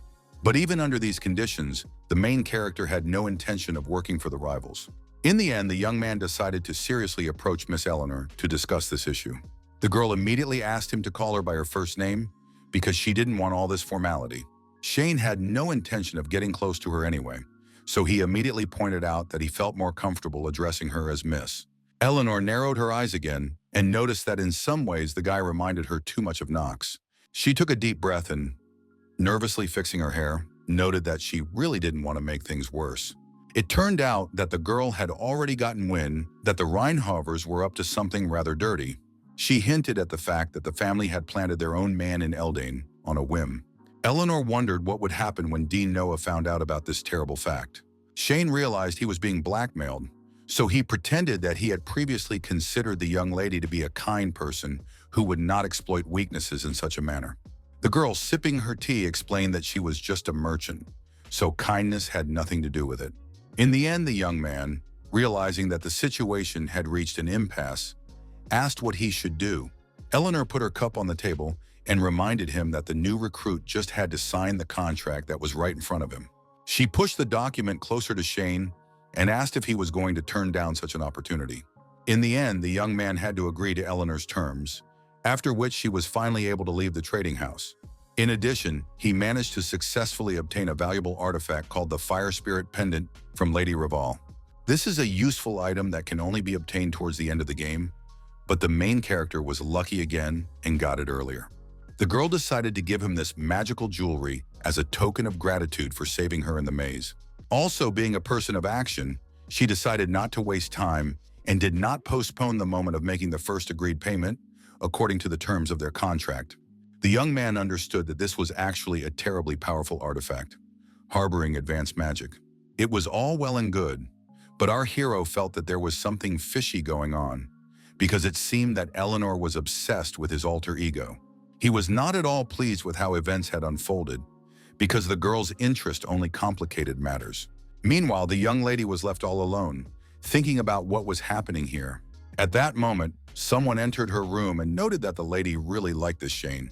It was Rick, who saw Eleanor personally campaigning for a new recruit for the first time. The girl immediately asked when her subordinate had started criticizing her actions. Only now did the guy realize that he had really gone too far, so he tried to justify himself to his mistress. With a smirk on his face, the assistant asked her not to worry, because he certainly wasn't that stupid. Eleanor began to get angry at his behavior, so she advised Rick to talk less, and she herself began to suspect that something was wrong with the assistant accountant. She noticed that it started right when their dean sealed Paimon. The girl understood that it was too early to say anything, but she still had a bad feeling about it. The young lady decided to hint directly at her suspicions that Rick was up to something. The young man just smiled in response and promised that he would take this into account in the future. After that, he immediately went out into the corridor and was alone again to think about this conversation with Milady. Rick couldn't stop thinking that his suspicions had been correct from the very beginning. He immediately realized that Knox von Reinhofer was, in essence, too dangerous and unpredictable a person. In the end, the half-demon came to the conclusion that he needed to deal with this problem as soon as possible, and at the same time with that stupid prince. The guy believed that our hero would not succeed, regardless of his motives. The possessed Rick was going to kill Knox as quickly and quietly as possible to make sure he couldn't interfere. Meanwhile, the main character remembered the new name, Knox von Reinhofer, which he had received in this world. In fact, it had existed before, but belonged to a completely different person. Nevertheless, the young man appropriated it for himself when he found himself inside the prophetic dream by pure chance. Over time, he gradually got used to his new role, which was certainly very different from ordinary human life. Now, our hero could use various skills such as the Hour of Genius to destroy anyone in his path. In addition, he learned to wield his sword masterfully, which made any battle even easier. During this time, a lot had happened to the guy, so there was not a drop of pity for his enemies left in his eyes. Just recently, Knox even managed to defeat Paimon himself, which only proved his level of strength. He also had to fight other demons, but that was no problem for the main character. But Knox could never forget the angel girl he met when he fell asleep in the labyrinth. He did not forget that he had managed to win over many people. Among them were very different allies, but they were all willing to help the main character. In fact, the more new acquaintances the young man made, the more he suffered from loneliness. One day, our hero suddenly woke up in his room, and the computer game asked him if he wanted to start a new game. Looking around, the guy realized that he was in his room before he moved into someone else's body. But obviously, what attracted him most was the strange notification from the prophetic dream on the monitor screen. Yu-chan's head was splitting, so he couldn't understand why he was being asked to start a new game. In the end, he realized that if he really thought about what was happening, it all seemed too strange. Our hero couldn't understand why such an opportunity had opened up for an ordinary weakling who never left his room, which was overflowing with trash. Yu-chang believed that this was simply a tremendous opportunity because that moment completely changed his entire life. Now the young man continued to be tormented by the question of who he was, which made him panic even more. He couldn't understand what connected him to the character Knox von Reinhofer. Trying to understand why he had been brought back to life, the main character simply collapsed to the floor, clutching his head. The guy began to realize that none of this had ever belonged to him. In fact, Yu-chang understood all this from the very beginning, but did not fully acknowledge it. In addition, he still suffers from the fact that he cannot get rid of the shadow of the real Knox von Reinhofer. All this uncertainty literally gnawed at our hero, who was now simply lost. It was this unpleasant circumstance that broke the young man the most, so he felt powerless and gave up. Even in Knox's body, when he looked at his reflection in the mirror, he always saw the pathetic weakling Yu-chan. He understood that he was a stranger here, in another world, and the connections he had made here made him completely different from Knox, whom he had known from the prophetic dream. Now events are returning to the moment when the main character has only 27 days left to live. The guy was not at all happy about this fact and could not understand how everything had turned out this way. He immediately remembered the events when he traded his life for the power of the Stormbird in the battle with Paimon.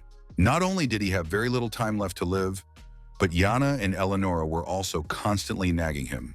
He even had to send his evasion to the latter. Otherwise, she simply wouldn't have left him alone. In the end, the main character understood that if he didn't replenish his lifespan soon, he would definitely be done for. Despite all his efforts, the guy couldn't understand the main reason why all this ridiculous, meaningless, absurd nonsense was happening to him. Meanwhile, he decided to study the Fire Spirit Pendant, which gave him a passive skill, namely affinity with spiritual magic. To equip it, the user had to gain the sympathy or recognition of Eleonora de Rival, which was problematic for Knox. The young man was at least glad that the surveillance effect was unavailable, because this thing had to be worn around the neck for that. In any case, as soon as the mana indicator reached 15 points, our hero would be able to summon a high-ranking spirit. And if this indicator reaches 20 and endurance reaches 15, it will be possible to conclude a contract with the King Spirit Salamander, which would be a tremendously powerful boost. The only problem was that this item was bound, so the clone would not be able to wear it. If the main character wore this item himself, Eleanor would immediately realize that Shane and Knox were the same person. The girl possessed a genius for acting, which our hero's mastery of acting was no match for, so a simple lie would not work here. The Academy announced that they would need at least 2 weeks to settle everything, so for now, the students are exempt from classes. For this reason, Knox will also have to return home and think through his entire plan for the future. Come to think of it, he hadn't been to his family estate in a long time, so this was a good opportunity. The young man immediately remembered that he hadn't seen Ron, May, and Elena in a long time. In fact, he was a little worried about the upcoming questions from Theo about the incident at the Academy, but even that wasn't the main problem. After all, the main character's lifetimer was running out, so he needed to do something about it urgently. Meanwhile, the events moved to Yana's room, where she was still sleeping after Marin's attack. You could tell from the girl's face that she was having unpleasant dreams. She was dreaming about her mother, who was unhappy that her daughter still couldn't learn how to suck mana out of men. The woman believed that it would be better if one of the sisters had inherited the demonic blood, because Yana was not even worthy of being called a daughter of the Cedar clan. Calling her own child an abomination, she ordered her to hide from her sight. Then the girl finally woke up and screamed from this nightmare. She immediately grabbed her head because it was literally splitting apart. Yana immediately became agitated because she remembered what she was going to do with Knox that evening. Memories flashed through her mind of how she was going to kiss the young man while he was lying on the bed. The girl began rolling from side to side on her bed and now just wanted to be nailed down so she wouldn't feel this shame. In the end, Yana misjudged her strength and accidentally fell to the floor. The fall made her head hurt even more, so she had to try hard to get back on her feet. The girl was leaning on the table, so she accidentally looked in the mirror, where her second personality was staring back at her. Yana was shocked and a little confused when she saw herself as a completely different person. The second personality was not happy that the shy succubus had finally begun to acknowledge her true nature. At that moment, the main character had already arrived at his family's house, where he was immediately greeted by the butler, who was happy to see the young master. The first thing Knox did after getting out of the carriage was to announce that he wanted to see the head of the household and ask where he was. Rudveld Elnark said that Mr. Theo was in his office and promised to take the young man there. As Knox and Chitri walked across the courtyard, the servants, unable to contain themselves, whispered constantly, exchanging various rumors among themselves. Finally, the butler led them to the right place and invited Knox to go inside. Upon entering, the protagonist immediately sensed the heavy atmosphere emanating from his father.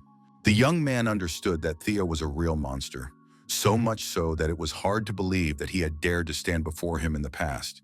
With a firm voice, the gentleman immediately greeted Knox von Reinhofer. The old man immediately noted that his younger son had indeed grown up recently. It was surprising that Knox remained completely calm, sensing his father's aura, so he was now sure that the rumors were definitely not lies.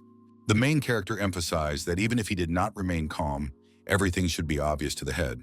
The young man reminded him that he had already said that he no longer intended to disgrace his family. In turn, Theo reported that he had already been informed that his son had become the princess's chosen one and had defeated Paimon. After all, the young man began to feel the influence of the head of the family, so the system warned that his acting skills were wavering. His father began to hint that Knox seemed to have so many secrets from him. The main character tried to lie that he had only delivered the final blow thanks to pure luck. Theo immediately sensed without the slightest doubt that his son was brazenly and shamelessly lying, which angered him greatly. He reminded him that even their family's vassals were insisting on immediate punishment for the young master. Knox realized that it was better not to argue, so he obediently promised to take responsibility for all his actions. Theo immediately noticed that the main character seemed to be beginning to grasp the essence of their conversation. The main character was surprised, so he asked his father to explain what he meant. It turned out that the head of the family only wanted to pacify and silence these schemers and traitors. That is why he advised Knox to become so strong that they would not even dare to look him in the eye. In addition, Theo remembered that the boy himself had said that he was going to become the next head of the family. The main character reaffirmed his intentions, and a smile immediately spread across the old man's face. Knox was shocked by this turn of events, because he had never seen Theo von Reinhofer smile before. Finally, the father got up from his seat, took his cloak from the butler, and said that he would show his son everything himself. He wanted to demonstrate to the main character with his own hands what he was refusing to do. For now, the head of the family did not explain anything and ordered Knox to follow him. Very soon they found themselves on the training ground and prepared for a duel. Theo von Reinhofer was serious, so he asked our hero to get his sword. Knox understood that it all looked too dangerous, but he had no other choice. The young man, accepting the inevitable, did not argue or protest, but immediately and very quickly grabbed his trusty weapon. Finally, his father explained that the main character's task was to block his attack. Knox was immediately confused because he knew he didn't have the skill to do it. The head of the family did not wait and immediately attacked our hero to see if he was telling the truth. The old man promised that he would hold back, so the main character did not need to worry about it. Even though Theo wasn't fighting at full strength, the young man had to try hard to block his blow. In the end, the father managed to land an attack that sent Knox flying to the side. Now, the shadowy, ominous flames created by Theo's powerful blow burned our hero from all sides. The old man himself explained that it was the second secret technique of their clan, called the Chain Shadow Slash. He wondered what our hero would say about it, because he suspected that he would be interested in such power. Meanwhile, Knox struggled to stand up straight so he could continue to confront his father. In fact, all this only increased the young man's excitement, so he declared with confidence in his voice that now it was his turn. With renewed strength, the main character delivered another blow, but his powerful opponent easily parried it.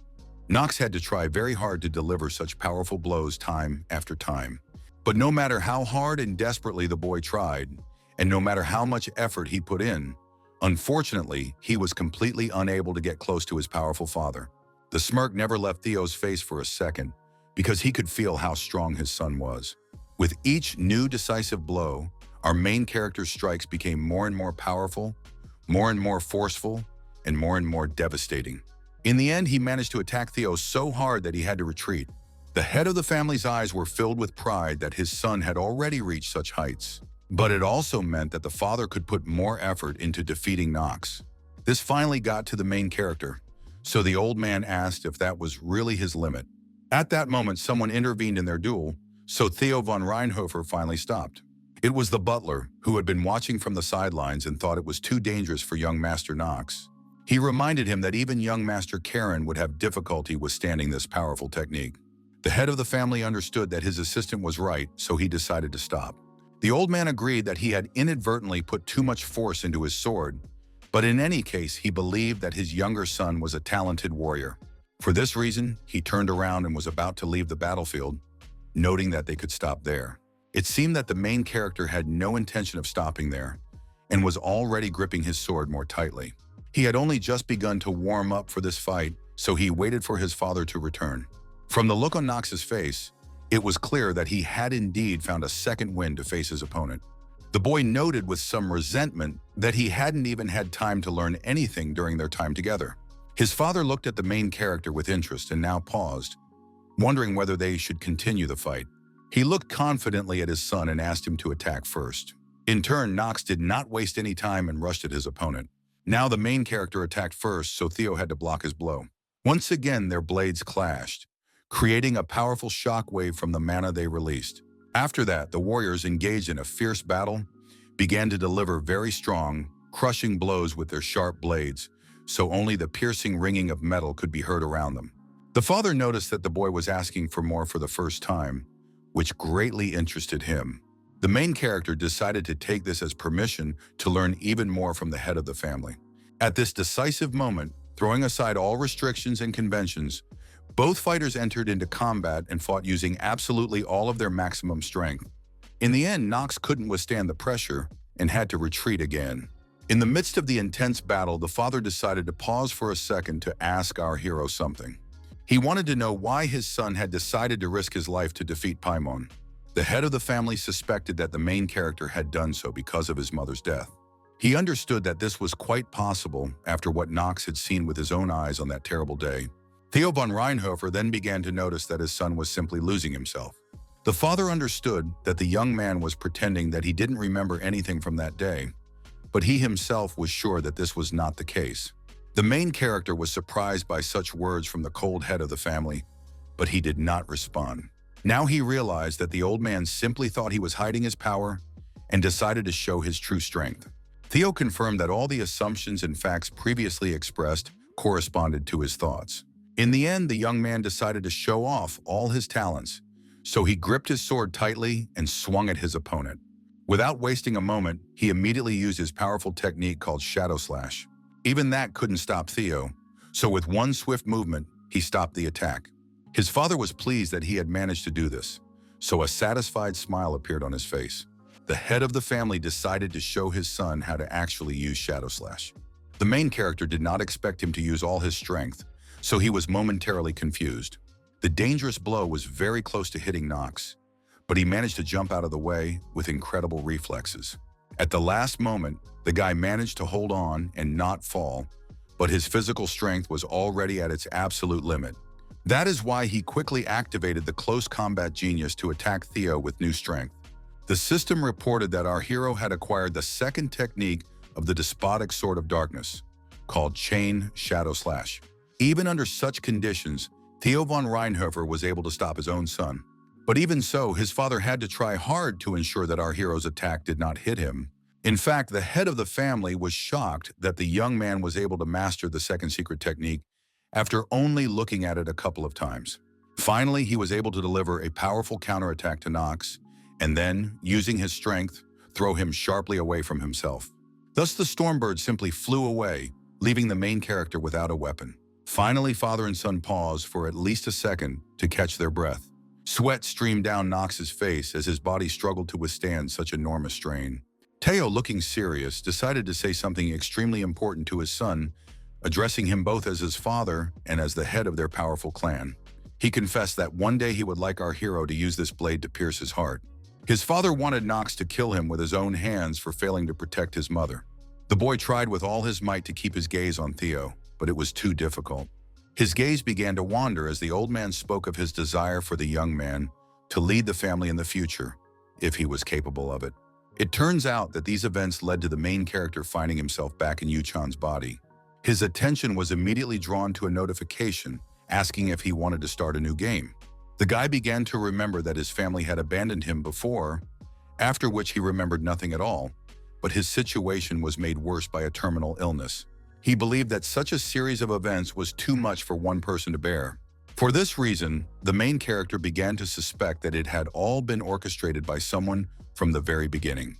In the end, the young man began to realize that he could not even remember his name before he was transferred into someone else's body.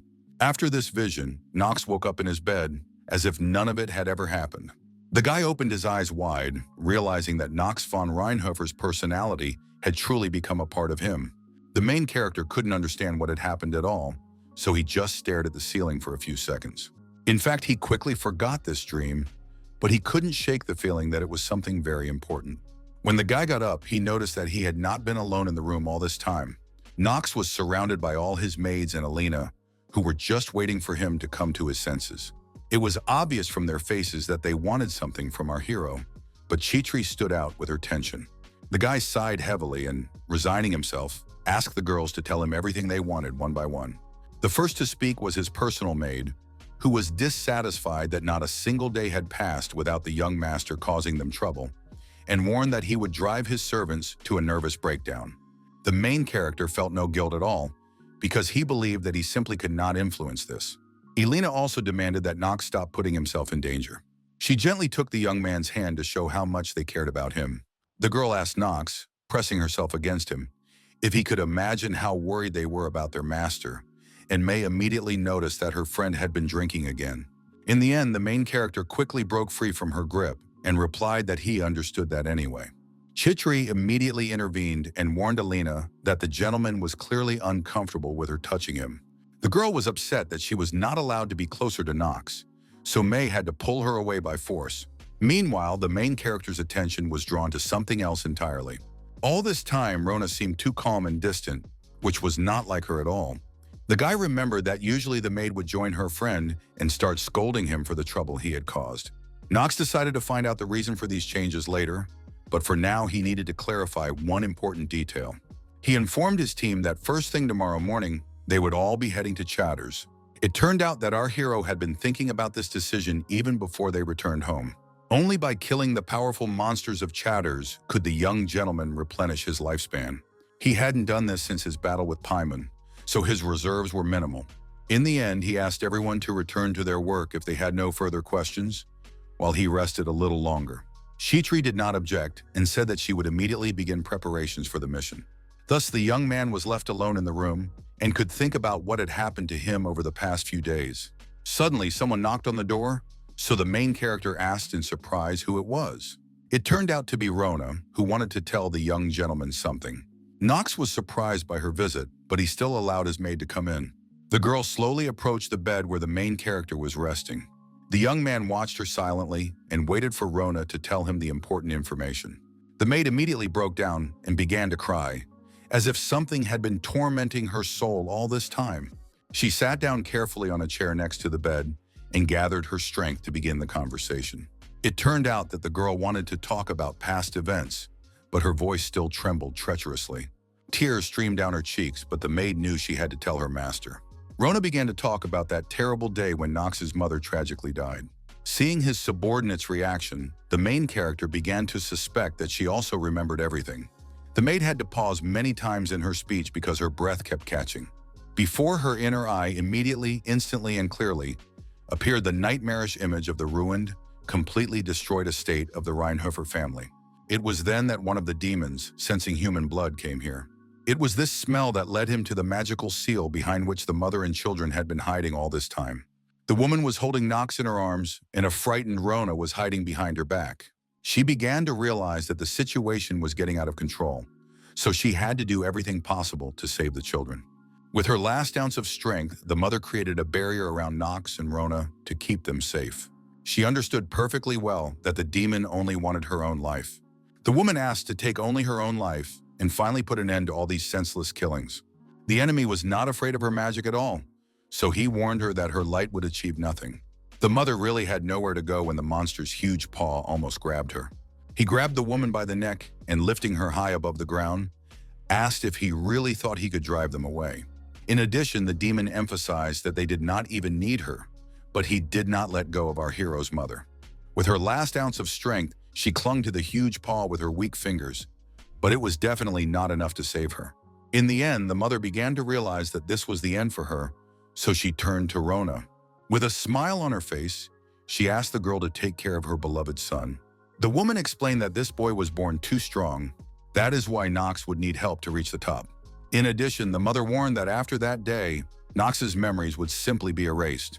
The Knox that Rona knew before could become a completely different person. And yet her mother had only one request: that the maid take care of her son. Smiling through her tears, she promised that one day the old Knox would return to Rona. After that, there was a bright flash of light that destroyed the demon. Our heroes spent some time in silence, thinking about what had happened to them that day. The maid noted that the master must already remember what happened next. Then the girl deliberately began to spread various rumors among the other servants. All this time, she wanted to push the young master as far away as possible from the struggle for the position of head of the family. In fact, she herself found it incredibly distasteful to do such a thing, but she had no choice. In any case, she had promised Knox's mother to protect him, so she couldn't break that promise. The girl simply could not ignore the last promise she had made to the lady. Now she believed that all of this had lost its meaning because Knox had regained his memories and a deceiver like her no longer had the right to remain by his side. This made the main character a little angry because he had already talked to her about it before. Rona still did not back down from her decision, but the guy did not attach any importance to it because what was done was done. He asked if his assistant wanted to know why he didn't hate her. Knox always noticed that every time he was suffering, confined to bed, the girl always stayed around for a few extra hours. Despite this, she still continued her mission among the other maids, but that didn't make her a bad person. Although Rona gossiped about her master, she always justified it by saying that, on the whole, he was not a bad person. Knox understood perfectly well that she was motivated by guilt towards him. The main character realized how hard groundless rumors could sometimes be on the heart, but he still asked Rona not to blame herself for it. These words touched the maid deeply, so she couldn't hold back her tears again. In fact, our hero wanted to know the character's true feelings, because he himself was a completely different person. He wanted to know how much Theo loved his wife and how much Knox loved his mother. It was also interesting to know how Rona felt about him. The main character really wanted to know absolutely everything, but so far it was impossible. In addition, it was surprising that Knox ended up becoming a villain.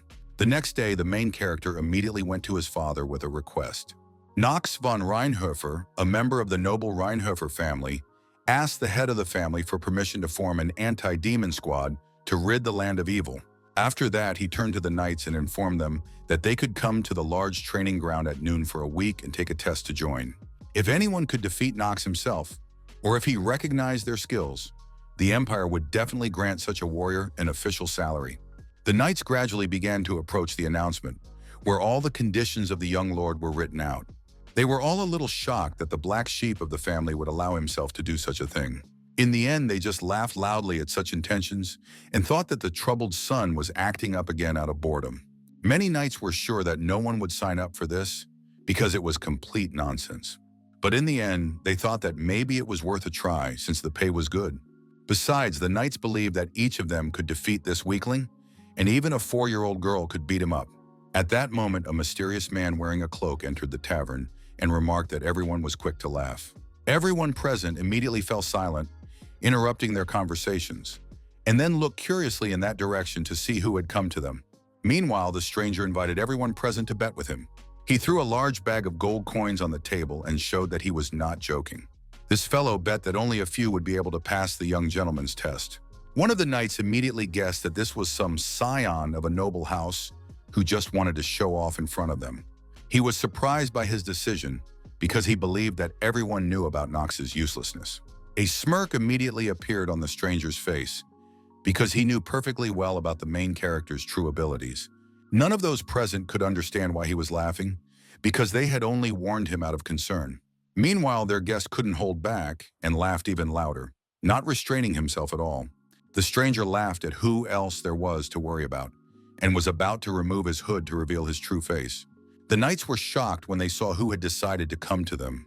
It turned out that all this time it was young Lord Garen, which was very unexpected, since many had heard that he was on a training mission in Chattersat. He sincerely promised to keep absolutely everything said and heard in this place a strict secret. The young man also reminded everyone that his preliminary deal was still in effect. He emphasized that they could earn as much as 50 gold coins, which was too attractive a reward to pass up. Garen was going to bet the entire amount on his younger brother.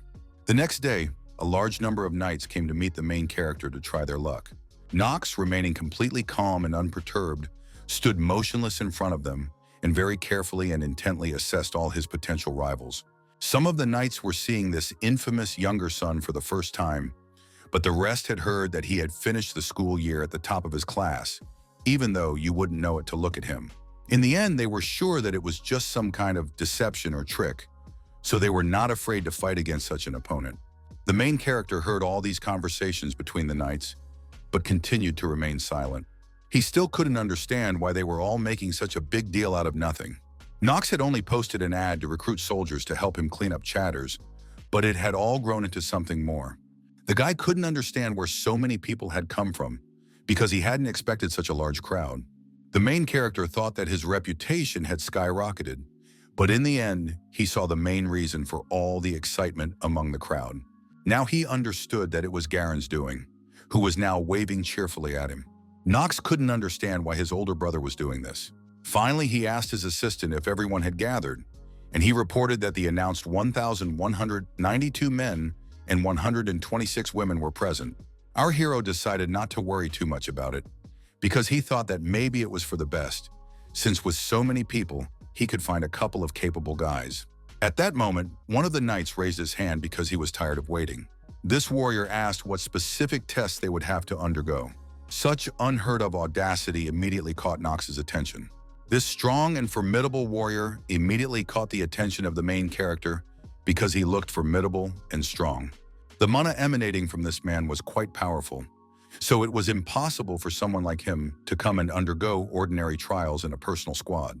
For this reason, Knox began to suspect that this could be Karen's henchman.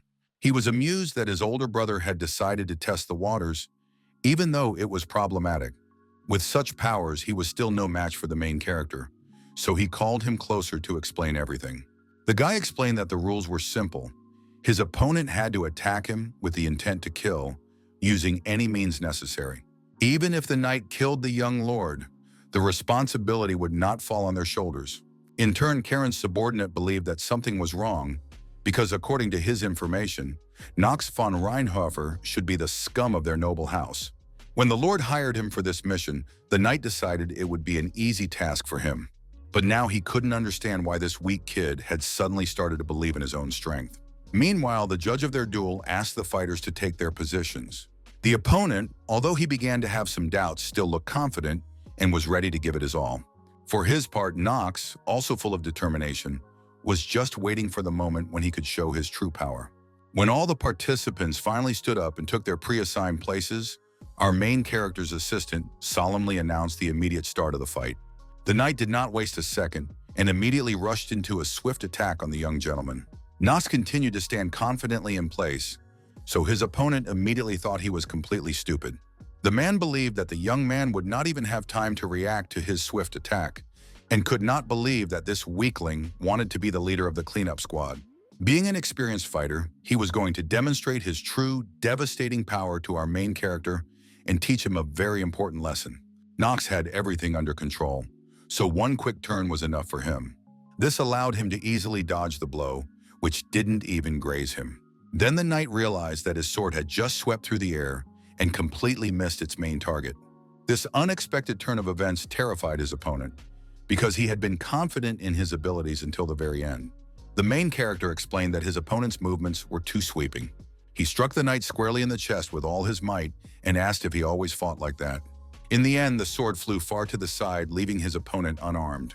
The man watched this scene with horror in his eyes, realizing that he was now completely defenseless. A second later, the sharp blade of the petrel scratched the skin on his neck. The knight cried out in fear, and Knox von Reinhofer informed him that he was giving him another chance.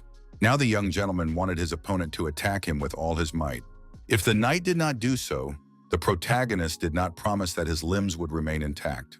The knight collapsed in horror before Knox, realizing that he would definitely not be able to resist him. Meanwhile, the young man himself was dissatisfied that he had not yet picked up his sword to continue their duel. His opponent seemed completely deaf to his words, and now, paralyzed with fear, he simply shook uncontrollably from uncontrollable fear of such incredible, monstrous power. He was about to apologize for his insolent behavior, but it seemed too late. The man wanted to ask forgiveness for his rudeness, but Knox's fist was already flying at full speed toward his face. The blow was so powerful that he was thrown several meters to the side, unable to do anything about it. The other participants in the selection process were shocked and now seemed less confident in their own abilities. Meanwhile, the main character confidently declared that he was not interested in cowards without a shred of courage. Finally, he called out to the next opponent and asked who would dare to face him. All the knights began to whisper among themselves, realizing that they would not be able to stand up to the young lord. All this time, Garen continued to stand in the crowd, hiding under his cloak. Before his older brother could not even imagine that Knox would grow to such a level. He began to suspect that he was the only one in this hall who could teach this boy a lesson. Now the young master was confident that his bet would pay off 100%, but he believed that money was not as important as everything else right now. Karen believed that his little brother was now his real lifeline. He understood that now the main character had revealed his true power to everyone. The rest was just a matter of time as Knox's reputation grew. The young gentleman was sure that his influence would also grow along with his younger brothers. The knights began to apologize to our hero, agreeing that they had simply been mistaken in thinking that they could easily become his soldiers. Knox had not yet given them the order to disperse, so he ordered everyone to stand still. With a cold-blooded charge, he reminded them that they had all challenged him to become his soldiers. The young man promised that he would make sure to turn their lives into hell if they surrendered right now. The young man swore by Reinhofer's name, so they all understood that he was not joking. All the fighters realized that there was no turning back, so they agreed to fight our hero, who easily dealt with each of his opponents. Some managed to escape, but Knox was so ruthless that he simply chased after them. Even that didn't save the poor guy, so unfortunately he couldn't dodge and was hit by the main character's powerful blow. In the end, the young gentleman announced that this knight would advance, despite the fact that he had just lost to him in disgrace. The main character did not explain anything and simply stated that it was his personal decision. But he still advised the young man not to be too happy about passing the test. Knox warned him that every member of their team would now be on the brink of destruction. These words seriously frightened everyone who had passed, and they already regretted coming here at all. The next day, which was sunny, the entire team, without wasting any precious time, immediately and quickly set off for their long-planned destination, Chatters. Elena decided to ask the young gentleman something while they were on the road. The main character immediately recognized the voice and asked May to have her friend talk to him only when she sobered up. It turned out that the girl had the right potion, so she gave it to Elena, who had been resisting all this time. The potion quickly took effect, and she asked Knox her question again. She just wanted to know the reason why they weren't returning to Chatters. The girl had already heard that our hero had been given these lands, and he confirmed this, adding that he wanted to clear those lands. Elena became a little agitated because she knew perfectly well that it was a wasteland unsuitable for agriculture, and there were only monsters all around. The main character asked his assistant not to worry about it, because he already had a plan. The girl couldn't help but admire how stubborn and brave he was, while May was simply shocked by her words. In the end, her friend covered her mouth with her hand, realizing that she had had enough for today. In fact, the main character couldn't quite understand why some people had also joined him on this expedition. Even Rona decided to go to Chatter's, even though she was just a court maid. The guy assumed that she still felt guilty about his mother's death, which is why she couldn't help but help him. Suddenly, the maid herself began to talk about our hero's loyal horse. It turned out that she couldn't resist riding on the magnificent back of her favorite. Knox began to suspect that he had worried about her for nothing and thought that, one way or another, hiring a private army to develop the land had been a success. A knight who admired the young master, who had the same sharp gaze as the current head of the family, walked beside him all the time. The main character believed that there was no need to talk so much nonsense and simply ignored his words. In fact, Knox had believed from the very beginning that all this was quite expected. Observing his father's behavior, the young man clearly understood that Theo, despite his outward calm, still doubted his strength. He believed that Kristoff had been assigned to him as a personal bodyguard. He was a 2-meter-tall warrior who was also very skilled, so he could definitely protect his son if necessary. But the main character was constantly annoyed that his new assistant had a loose tongue. Meanwhile, May was a little surprised when they began to approach their destination. Now, thick stone walls and huge gates greeted them at the entrance. The girl immediately noticed that it had become much better here compared to the last time. Alina was also delighted to see that their home had changed so much for the better. The bodyguard, on the other hand, thought it could have been done better, but he understood that nothing could be done about it now. Christopher warned his master that it would not be easy to attract people here, because now these lands belong to the Dark Clan. But our hero was ready for this, and for this reason brought more soldiers here. The knight continued to admire Knox's skills and now understood why he had hired so many people. But then the guy warned that there was one more thing that needed to be taken care of before they could breathe new life into Chatter's. The bodyguard immediately asked what it was, and the main character told him about the monsters that inhabit this area. Knox said that they had to reduce the number of these creatures as much as possible. In reality, this was just a convincing excuse, but to be honest, it wasn't the main reason. He didn't care about the development of Chatter's because the main problem was that the system was already sounding the alarm about the depletion of the player's lifespan. At the gate, the main character was immediately met by his older brother. It turns out that Garen hadn't even forgotten that he needed to share the reward with Knox. The young gentleman understood perfectly well that if his younger brother hadn't made an effort, he wouldn't have seen any of that money. That is why he believed it would be fair to reward the main character for his feat. Knox couldn't believe that his brother was actually betting here while he was working so hard. Still, the young man was surprised that Karen had simply given him the lion's share of the income so easily, which seemed even a little suspicious. However, he was going to use his older brother anyway, so he first asked about the state of the Chatter's land. The young man immediately reported that not many people wanted to live in such a place. After Professor Rass's publication, some young people considered moving there, but it wasn't enough. The soil was dry, the monsters were dangerous, there weren't even any proper roads, and no one would risk moving there just for the sake of imaginary opportunities. The main character was confident in his plan, so he asked his brother not to worry about it. He assembled an anti-demon squad precisely to solve all these problems in Chatter's. Karen trusted his younger brother, so he immediately calmed down after hearing his words. He asked when Knox would start the cleanup, because their team had traveled a long way to get here, and it would be worth taking a break today. The main character took a more serious approach to this issue, so he firmly stated that they would start right away. The knights were certainly not happy about this, but they simply could not object to their commander's words. Knox announced that they would set out on their first sortie immediately, without wasting a second of precious time. Now the events are moving back in time a little, when Christopher, as it turned out, came to the Lord himself to offer his help to Knox. Theo couldn't understand why such an experienced knight would want to follow his younger son. The head of the family emphasized that he was already in good standing, so there was simply no need to curry favor in this way. Then the knight admitted that he was simply drawn to the light of the main character. He had witnessed the duel between father and son, so he was able to see the overwhelming talent that the young gentleman had demonstrated. Christopher believed that this detail could be the key to improving his fencing skills. He himself did not want to remain indebted, so he agreed to help with Knox's mission. The knight promised that he was doing all this not out of selfish motives, but for his own sake. For a while, the head of the family looked thoughtfully at his subordinate. He began to guess what Christopher was talking about when he mentioned his fencing skills. Theo asked if the knight was referring to the northern fencing technique. With a fighting spirit, the young man confirmed that this was indeed his main goal. Hearing such serious intentions, the head of the family finally allowed Christopher to join his younger son.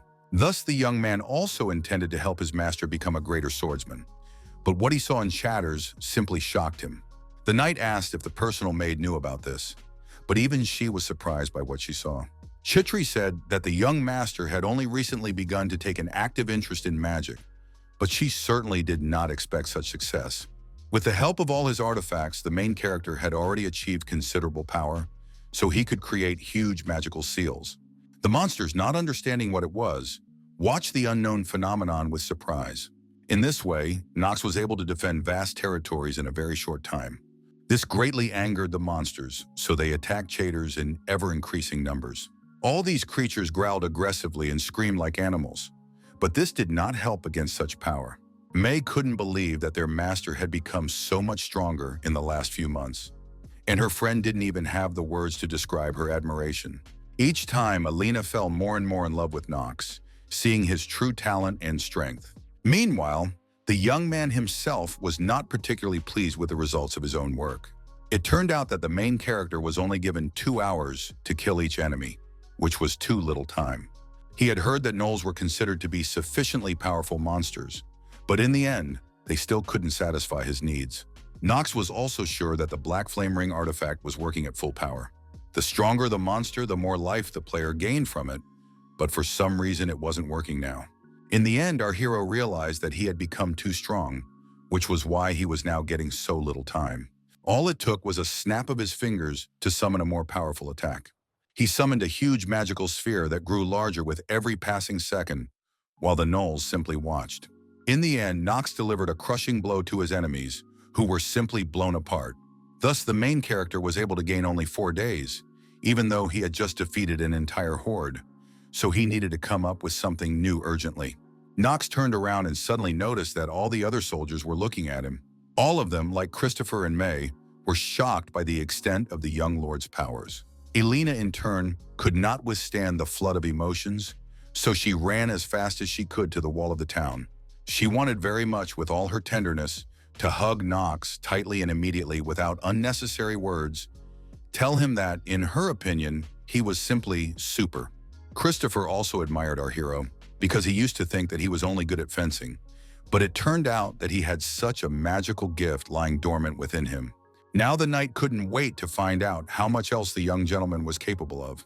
Only now did Knox himself begin to guess why he had just attracted so much attention to himself.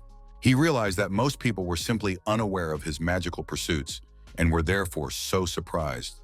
When their entire team gathered in the office to plan their next steps, the main character admitted that he had been taught by Professor Rass. The young man also agreed that his teacher's theory was simply flawless. The girls were a bit skeptical and didn't really get what he was saying, so they just stayed quiet. The main character emphasized that this was indeed the case, but still felt that no one was going to believe him. Chitri suggested returning to this issue a little later because they had more important things to do now. The assistant showed on the map that they were now in the northeastern region of Chatters. She asked if they would continue on this course, and Knox confirmed his intentions. Christopher immediately tried to warn his master that it was too dangerous. The knight was afraid because he knew very well that even stronger monsters lived in those places. But at the same time, he remembered how skillfully Knox von Reinhofer wielded magic. In the end, the warrior agreed that this would most likely not be a problem for our hero. In fact, it was not so much the monsters that were dangerous, but the local inhabitants, namely the kingdom of Tajelin, which hated the Reinhofers. The knight emphasized that they would have to be extremely careful, but Knox himself said that this was the reason they were going there. Chitri and Rona were shocked to hear such confident words from their master. May and Alina also exchanged surprised glances when they heard that Tajelin was their destination. The main character was confident in his abilities, so he had already asked his assistants to send a letter.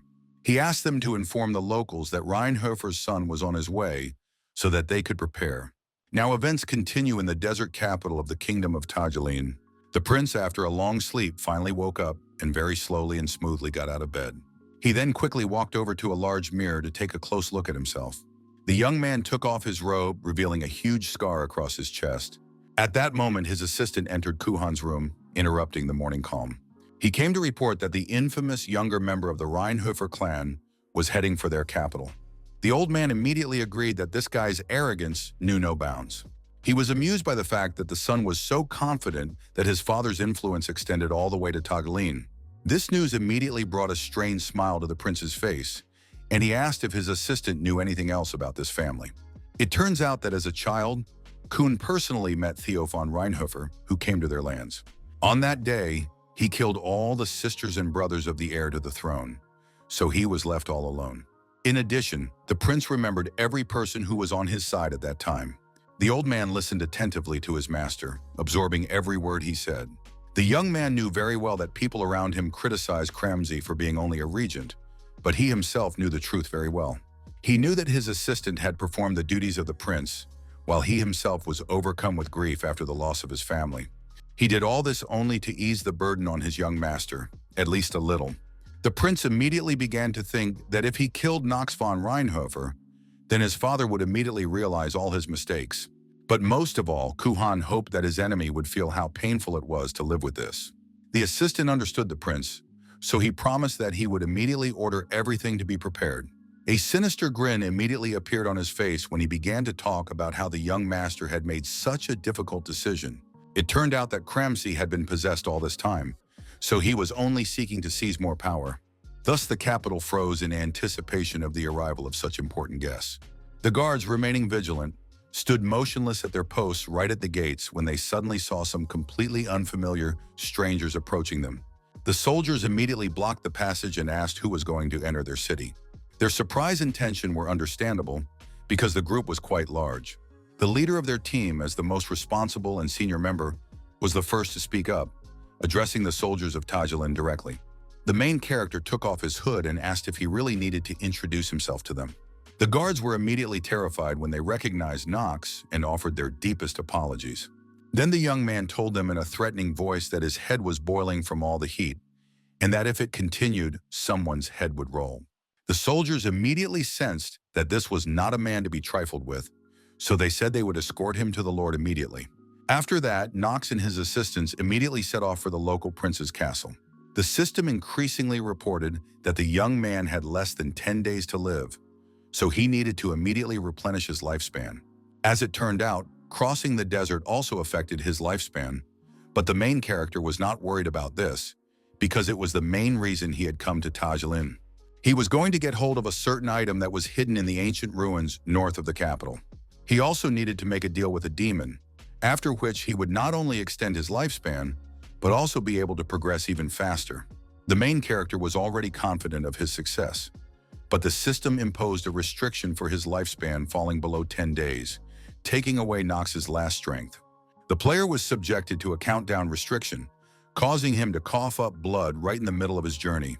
All physical indicators decreased by 20%, and the probability of imposing the severe illness restriction was increased many times over. Rona, who was walking too close not to notice her master's deteriorating condition, immediately became concerned for him. Tears immediately welled up in the girl's eyes because she was very worried about Knox's life.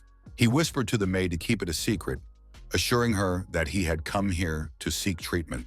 Then the assistant decided to simply trust the main character and calm down a little. Soon they were at the royal castle, where they were already expected at the reception.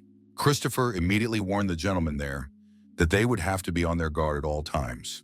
But the knight also promised that he would do everything in his power, so our hero had nothing to worry about. For some time, Kuhan looked very closely and attentively at each of the new arrivals. The girl sitting next to the prince seemed completely indifferent to everything that was happening. The heir to the throne was not at all surprised by this meeting, because they had already received a letter from the Rheinhofers. He greeted the young Lord Knox, but the latter was about to engage in a lengthy conversation, so he already grabbed his sword. Suddenly, the main character struck a crushing blow directly at the table in front of him to show off his power. He was not afraid of Kuhn at all, because he understood that he was just a prince who dared to greet the bearer of the noble name Rheinhofer while seated. In a threatening voice, he asked if the prince wanted his people to disappear from the face of the earth. The main character demanded that the prince kneel before him right there and then. Knox promised that if Kuhan did not obey his order immediately, he would get rid of him first. Meanwhile, back at the family estate, no one had any idea what their youngest son was up to. The head of the family and the butler were busy with their usual routine and rereading all the letters. In the end, Rudveld decided to ask why his master had not dissuaded Knox from traveling to Tajelin. The old man saw no reason to do so because he trusted his son. The butler reminded Theo that he had chosen the young master as his successor, so it would be better not to let him fall into such mortal danger. The head of the family replied that he simply believed that the protagonist would be able to cope with this challenge. But he also couldn't say that he was simply jealous of his butler's insight. Theo could no longer hide the fact that his assistant had completely revealed his intentions. Once again, he confirmed that he had indeed chosen Knox as the next head to take his place. That's why attracting unnecessary attention while Knox was not yet ready was dangerous, and for the time being, he would not be able to defend himself against all threats. The butler immediately guessed that this was the reason why his master had appointed the Black Swordsman to watch over his son. He knew very well that Theo von Reinhofer always valued the most reliable approach to any matter. Standing up from his seat, the old man began to explain that when a threat arose, knights were obliged to protect their lords because that was their job. During the recent difficult times, Theo had been constantly tormented and disturbed by very different, contradictory thoughts, giving him no peace. He couldn't get the moment out of his head when he said those important words to his son after a training fight with him. Finally, he decided to tell his steward that his own end was near, because Theo von Reinhofer's life was coming to an end. These words struck Rudveld, so for a while he did not know how to respond to his master, with whom he had been through so much. He understood perfectly well and realized that this information was the absolute truth, so his eyes immediately filled with deep sadness and regret. The butler, placing his hand on his heart, promised that he would be with Theo until the very end. Meanwhile, the events returned to the main character, who thought about what had led to this situation, that a real man is defined by a couple of tests. The first was breaking expensive equipment at the moment of enchantment, after which many simply went mad. The young man believed that further explanation was unnecessary here, because everything was obvious. The second test was to find himself in a situation similar to the one Knox was now in, when your frail character challenges another, unaware of his own capabilities, showing complete bravery.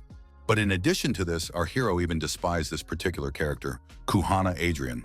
He was a prince who had lost his entire family, except for his sister, because of Theo. The guy understood perfectly well that such a person obviously had a grudge against the Reinhofer family. But he also believed that, as a vassal of the empire, the prince should not behave in such a manner. The main character had to act so harshly because he was going to visit the Tajelin reserves. And for the same reason, he needed to enlist the support of Kuan Adrian, without which he simply could not do. To do this, it was easiest for Knox to suppress the heir to the throne with his authority so that things would go smoothly. In the end, the prince realized that our hero was indeed dissatisfied with the fact that he was sitting in front of his guest. Rising from the sofa, Kuhan declared that he was ready to humbly kneel before the young gentleman. Now Knox had time to learn about this character, who was a genius of poisons and a master of throwing blades in close combat. The system also reported that the prince had a potential bonus in the form of loyalty, because he had not yet met anyone to whom he was ready to swear allegiance.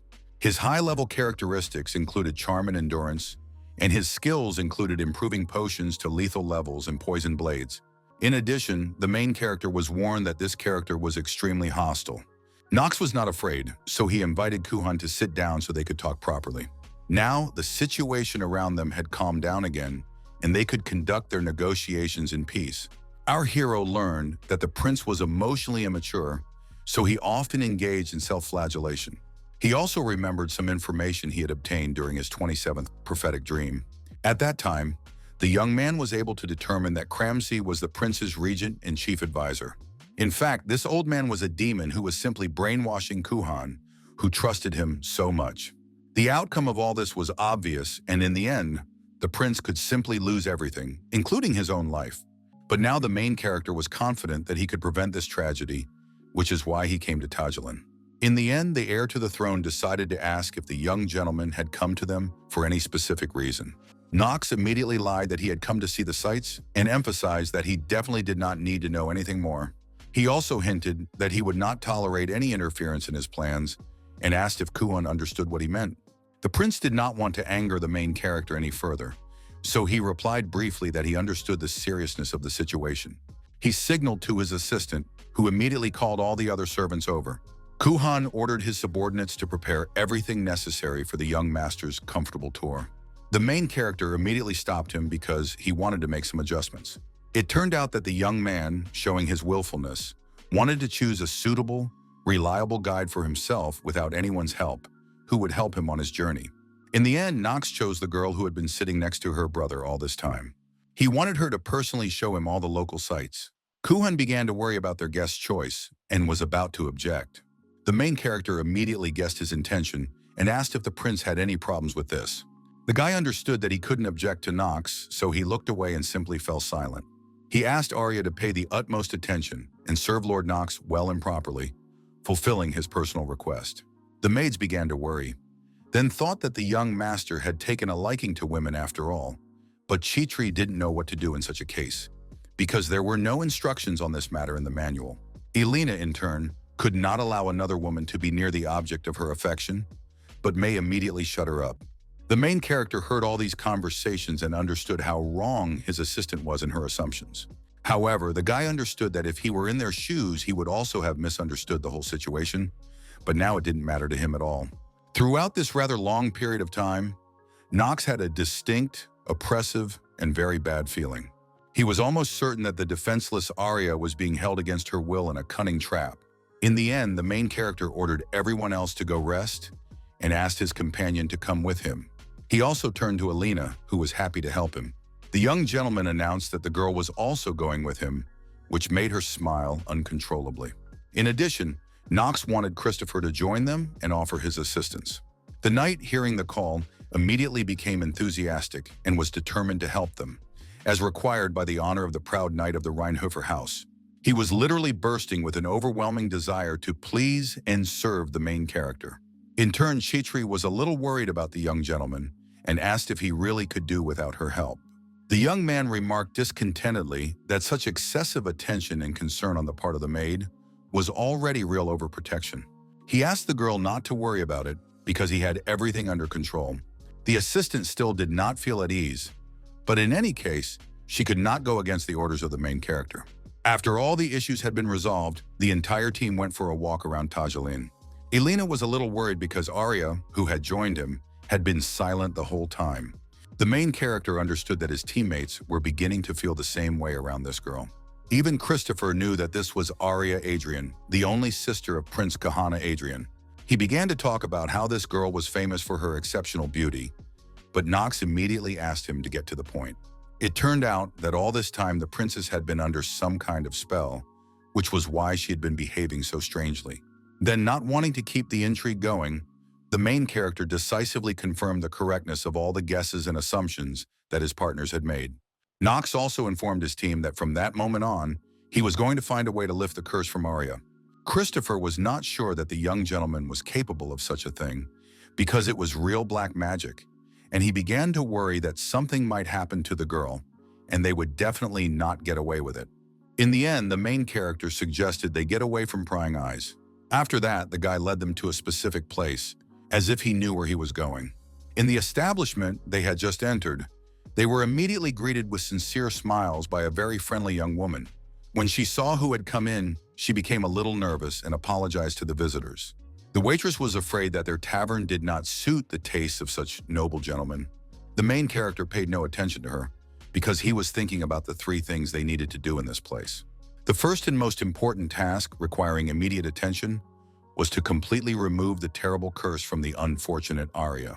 Next, they had to reveal Elena's true abilities, which she had been hiding until now. And for now, he decided to proceed with the third point of his plan.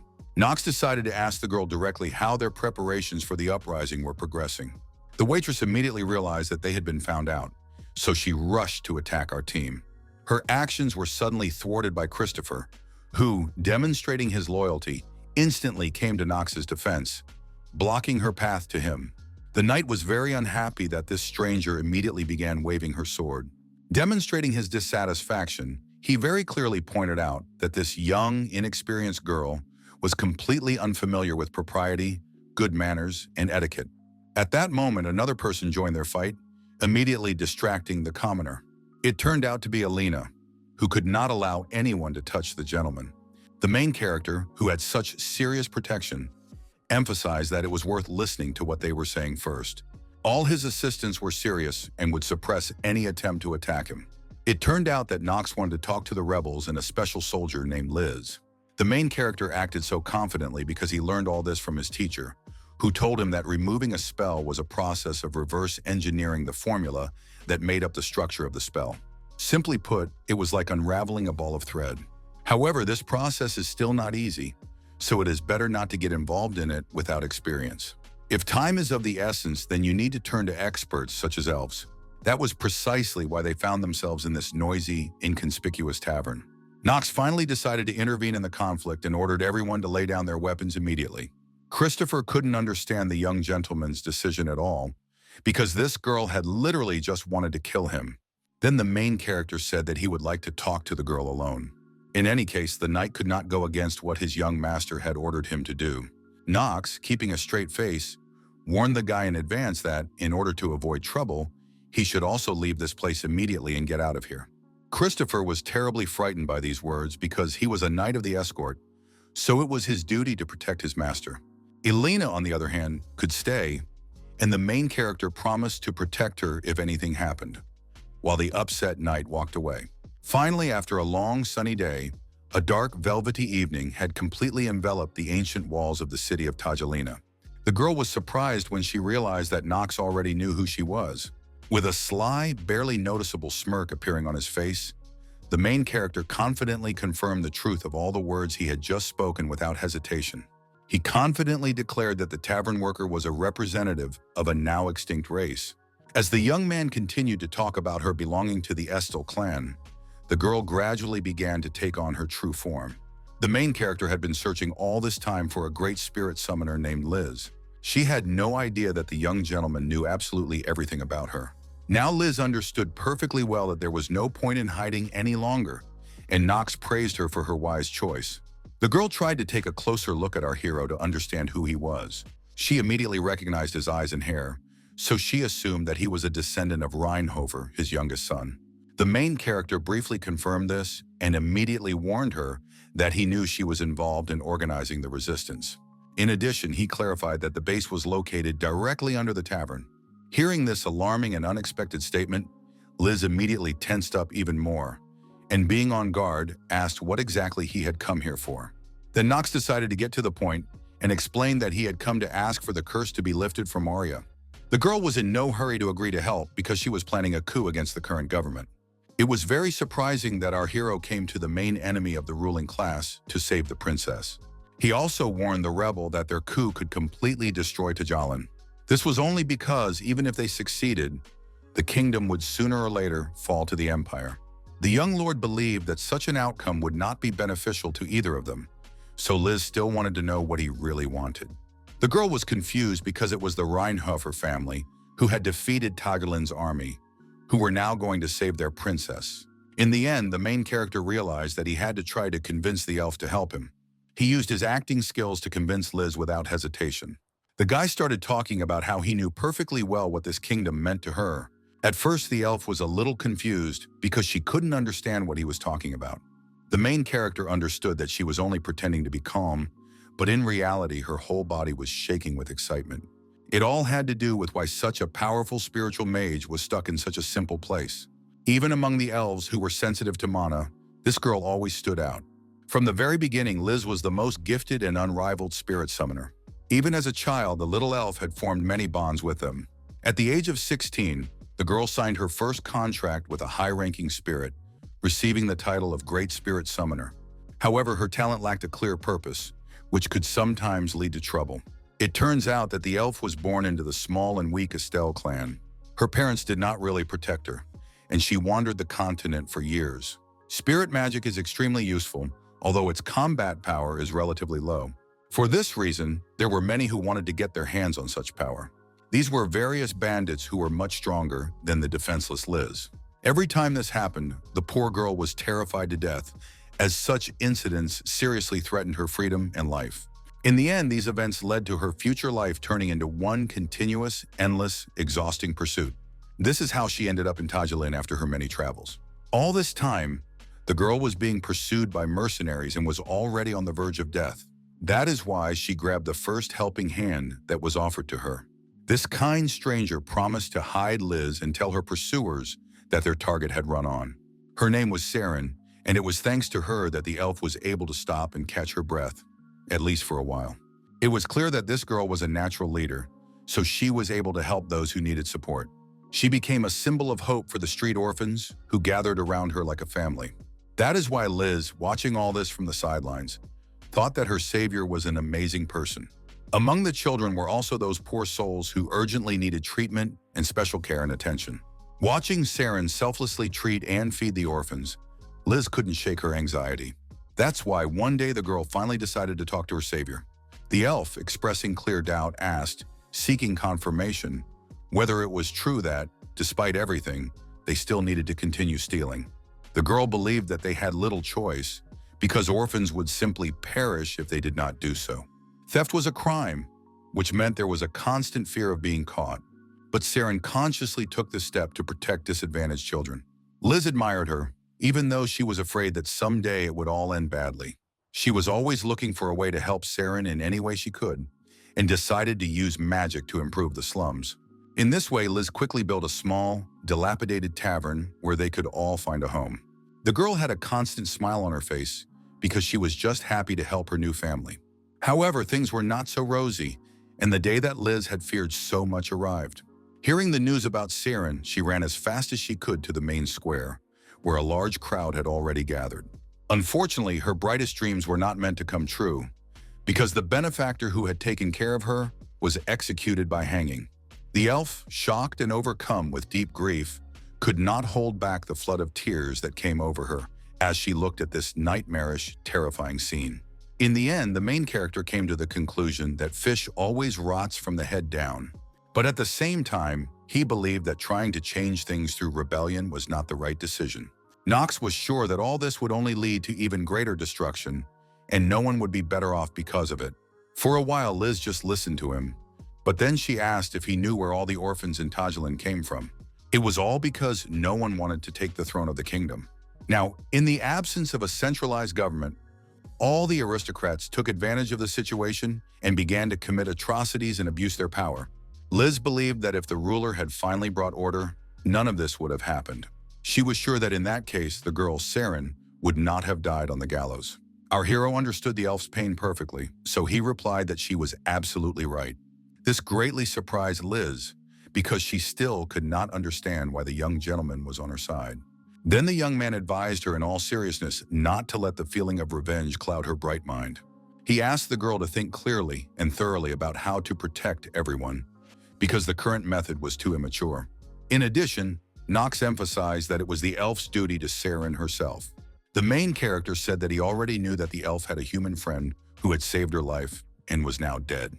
He was well aware that the war was to blame for all these events, but the guy emphasized that the method Liz had chosen could only exacerbate an already difficult situation. Then the girl asked how Knox suggested solving this problem. In the end, our hero admitted that he planned to put the true prince on the throne. If Kuhan took the throne and was finally able to fulfill his duty, the country would gradually become better. Liz thought this was ridiculous because if this guy really had the guts to do something like that, there would be no sadness. She became very angry and was about to tell him about the last way to save their kingdom. But our hero, guessing her idea, immediately interrupted the girl. Knox reminded her that the elf could persuade her savior to leave, but she would not do so. It was obvious that Saren loved this place too much to just abandon it. The girl always told Liz that one day Tjalen would become a beautiful city. Having so many orphans under her care, she understood that this place was still far from achieving such status. But Saren still believed that with the king's blessing, peace would also come under this beautiful sunset sky. With a smile on her face, she said she wanted to live to see that joyful day, not knowing what would happen next. Tears appeared on Liz's face again, and she asked with confusion in her voice how Knox knew all this. The main character did not answer this question and asked if it was true that Saren wanted the kingdom to fall. Glancing at the enchanted princess, he asked permission for one more question. Knox asked the elf if it was true that the injured child was also to blame for what had happened. Meanwhile, Kuhan was literally devastated by the fact that he had allowed the recent events to happen. He was very worried that he might lose Arya too, so he asked his assistant for advice. Kramzi asked His Highness not to worry about it, because they were working tirelessly to ensure the princess's safety. In fact, the old man thought that Knox von Reinhover was just another fool. But as it turned out, everything was not so simple, so he was already planning to destroy our hero. All this was necessary so that he could finally use the princess for his own purposes. Then Kramzi would be able to make sure that the archdemon Gremory could safely incarnate in her body. The prince still blamed himself for his cowardice, because he had meekly given up his sister, even though he should have protected her at the cost of his own life. Even his assistant began to suspect that the young master had not taken Arya away for no reason. In the end, he promised to poison the evening meal of their uninvited but very important guest. The old man suggested using the good old weapon of kings to punish Reinhoff Jr. He emphasized that this was the only way to take revenge that would definitely work on Knox. The assistant also believed that this was the only way to return Arya, whom he needed so much, to her normal state. Meanwhile, the main character had already returned to the royal castle and met with his maid. At that moment, someone called Mr. Knox, so he stopped immediately. It was Kramzi, who asked him to follow him because dinner was ready. The main character pretended not to know this man, so he had to introduce himself. The court magician, carrying out his instructions, informed everyone that Prince Kuhan had personally given a clear order to immediately escort their important guest to the hall. In addition, he wanted to know where Lady Arya had gone, since she had been with the gentleman all this time. Knox calmly replied that he had deliberately left his young companion in a good, very respectable tavern. Hearing this, the assistant did not delay the young gentleman for another minute. An incredibly chic and abundant dinner full of exquisite dishes was already waiting for our heroes in the hall. Rona immediately pounced on the delicious food, while Chitri played with a cute parrot, with which they immediately found a common language. May and Alina, for obvious reasons, did not talk either, as their mouths were completely occupied with devouring the sumptuous dinner. The maid sincerely admired how beautiful, incredible, striking, and amazing these parrots were. This intelligent creature listened to every word Chitri said and repeated all her phrases.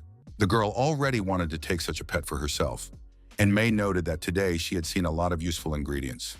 Rona finally stopped and decided to quietly ask if the young gentleman was feeling well. Kramzi continued to pretend that he was glad that the guests were having such a good time at their place. Then, with pride, he announced that the cooks had specially prepared a dish that, in his opinion, would definitely impress everyone. It was cooked silver scorpion tails, which were a real delicacy. Kramzi explained that only the most honored guests were served such a dish. This was the trump card of the assistant who planned to get rid of Knox von Reinhofer. After that, it was late at night, so the old man could only wait for his plan to work. Kuhan was also awake because he was about to deliver the final blow to the main character. He moved as quietly as possible through the silent corridors, approaching his guest's room. Kuhan planned to simply pierce our hero with his blade and solve his main problem. With one sharp and silent movement, he opened the doors, which were the last obstacle on the way to Knox. This was how he wanted to avenge his brothers and father, who had once been killed by his guest's father. Kuhan quickly ran across the room and soon found himself near the young master's bed. He understood that if everything had gone according to Kramzi's plan, Knox should now be lying completely paralyzed. If the prince wanted to finish off the main character, he had to strike now. There would be no other chance.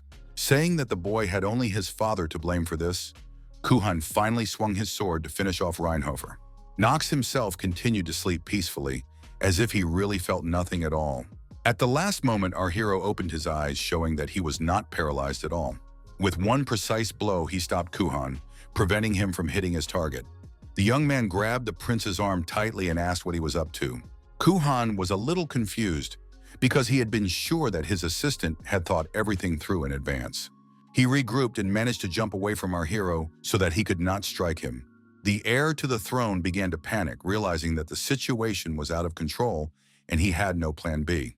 Then he tried to attack the main character again, who was still able to dodge the sharp blade. Knox didn't think twice and immediately swung his fist to teach his opponent a lesson. Kuhan was not as agile, fast and nimble a warrior as his opponent, so this sudden blow hit him right in the side. He couldn't stay on his feet from the force and fell limply to the floor. Finally, the prince found the strength to ask how this could have happened. The main character immediately guessed that the guy wanted to know how he managed to move after being fed poison. Knox couldn't understand at all, and he was outraged that he had to explain himself to a murderer. He didn't bother with small talk and immediately grabbed his weapon to show who was in charge. The young gentleman quickly pointed the Stormbird at the frightened and confused prince. It turns out that the main character had anticipated this from the very beginning, so he asked Elena for help. The girl specialized in alchemy, so she had no problem helping to solve this problem. Knox told her about the poison of the silver scorpion, which was not normally a deadly substance, but when combined with certain foods, it could still kill a person. He warned his assistant that Kuhan would try to poison him with it, so Elena had to prepare an antidote in advance.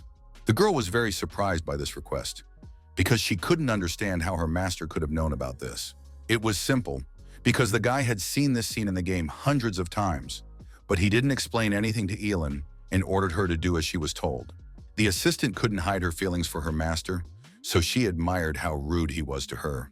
Knox paid no attention to the girl's reaction, because he himself thought that he was not even afraid of the option that the prince would involve his army in all this.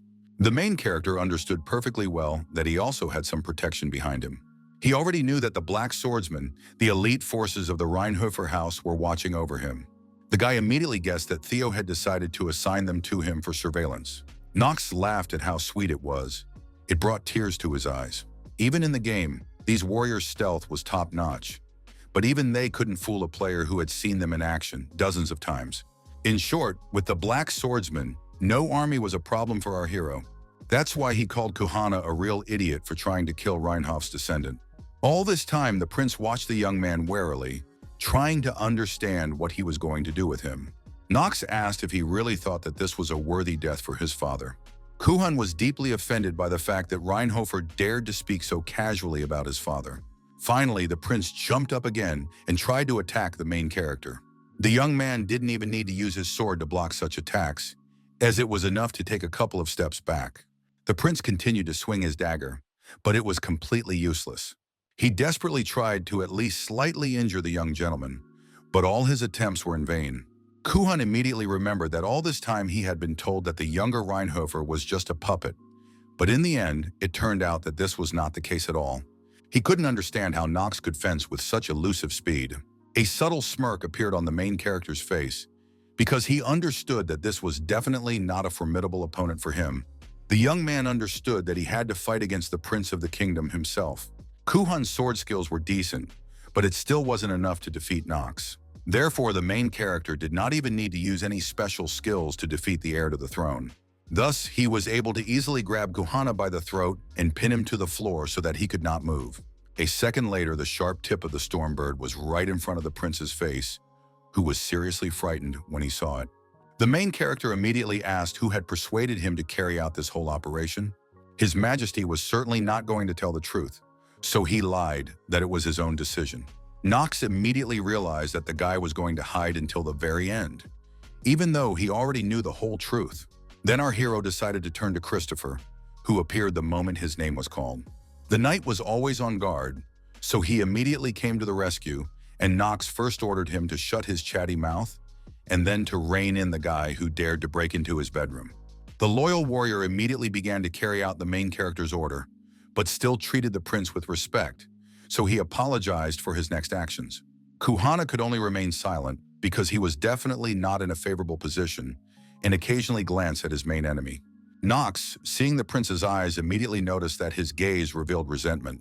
Then he decided to ask his Majesty who had let him and the whole kingdom down.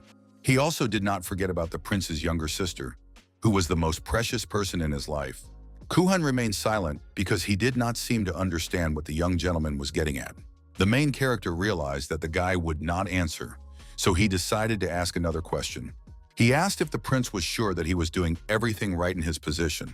These words touched Kuhan, so he asked who Knox was to judge such things. He believed that our hero had never known hardship because he was born into the greatest noble house. The young man himself believed that it was not necessary to experience hardship in order to understand something, and asked if the prince knew why he would not be killed in the end. Knox explained that the fated throne occupied by Kuhan still had some value. Then the young man confessed that he never wanted all this power because he thought it was simply useless. The main character didn't really care what the prince wanted because he was born with this power anyway. He asked who should deal with it if Kuhan himself was unable to do so. This question stumped the guy because he began to realize that it was absolutely true. In the end, the main character did not waste any time and directly suggested that the heir finally take his rightful throne. In addition, he promised to tell the whole truth if Kuhan agreed to this. The prince was still unsure about his decision, so he just kept quiet and looked at the floor, as if he had just been shamed. The main character noticed that Alina and Chitri had been watching their conversation the whole time, so he decided to confess something. Knox, wanting to dispel all doubts, sincerely assured Kuhan that he had not done anything bad to his sister. Only the young lord's assistants were surprised by this, because they had already imagined many bad things. The prince also did not expect such a confession, because he thought that the younger Reinhofer had taken Arya only for something like that. Meanwhile, the aristocrats spent the night merrily in the company of beautiful maids. They discussed the main question very animatedly and seriously. What was the hidden reason Knox had decided to visit their city of Tajelin? Even after digging around, none of them could find any clues, so it remained a mystery. The elders believed that even a member of a noble house could not bring his soldiers here like this, because it was an insult to Tajelin. But in any case, there was nothing they could do about it, because it was Theo's decision, so all they could do was watch. Then Cramsey intervened in their conversation, saying that this was a good opportunity for all of them. The aristocrats immediately asked what their elder was getting at. Then the old man declared that the time had come to get rid of the prince, and that now was the perfect moment to do so. All his comrades tensed up a little when they heard this, but agreed that the moment was indeed perfect. One of them was still afraid that it was too early for such a serious step. Cramsey continued to argue that the prince was a disgrace to the nation, so they needed to act as quickly as possible. He asked if the aristocrats themselves did not see this obvious fact.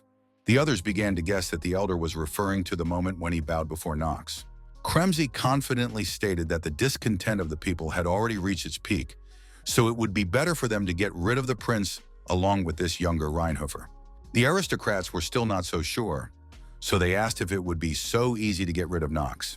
Then the old man said that he had already poisoned the young man by putting a paralyzing poison in his food, and the prince undertook to end his life with his own hands.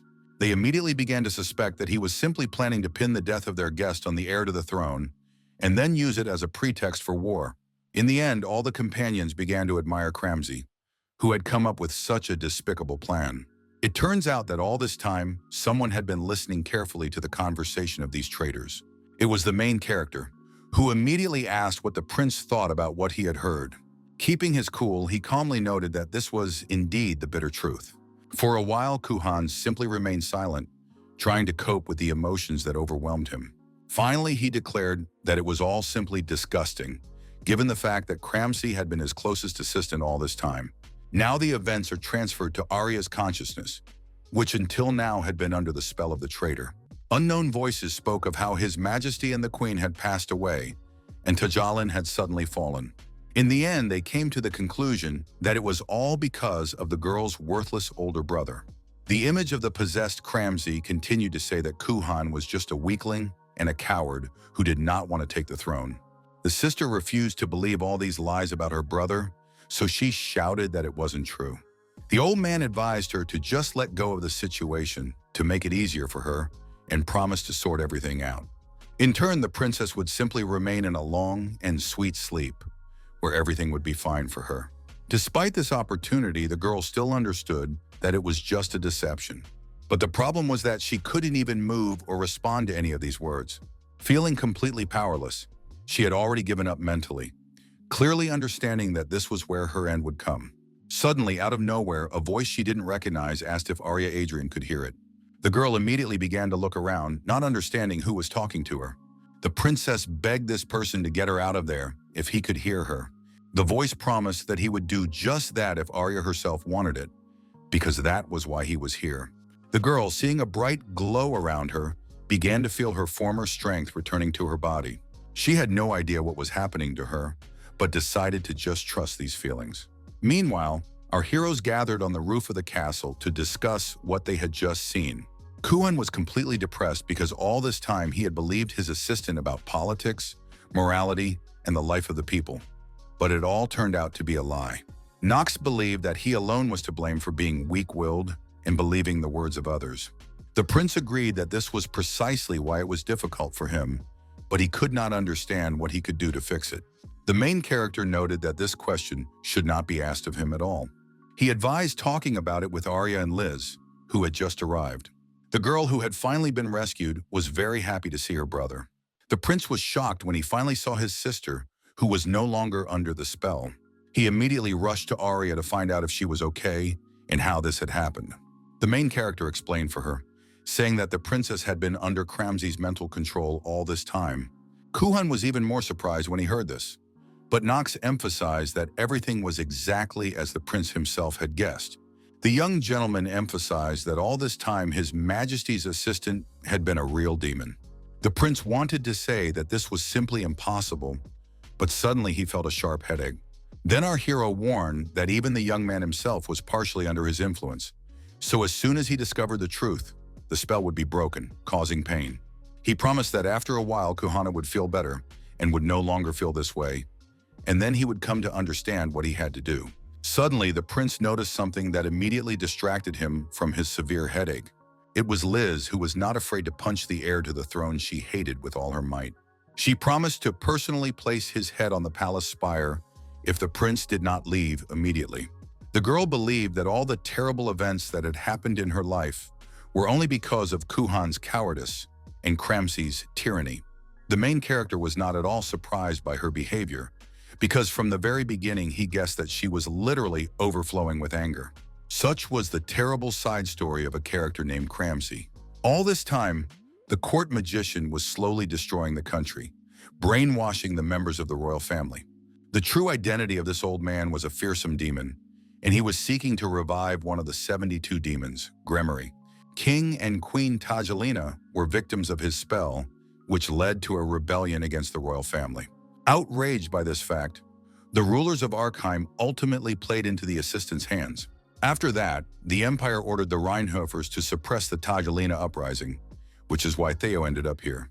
As a result, thanks to the ruthlessness of the Lord himself, Rudveld, Christopher, and other Black Knights, King Tajelin and many of his subjects lost their lives.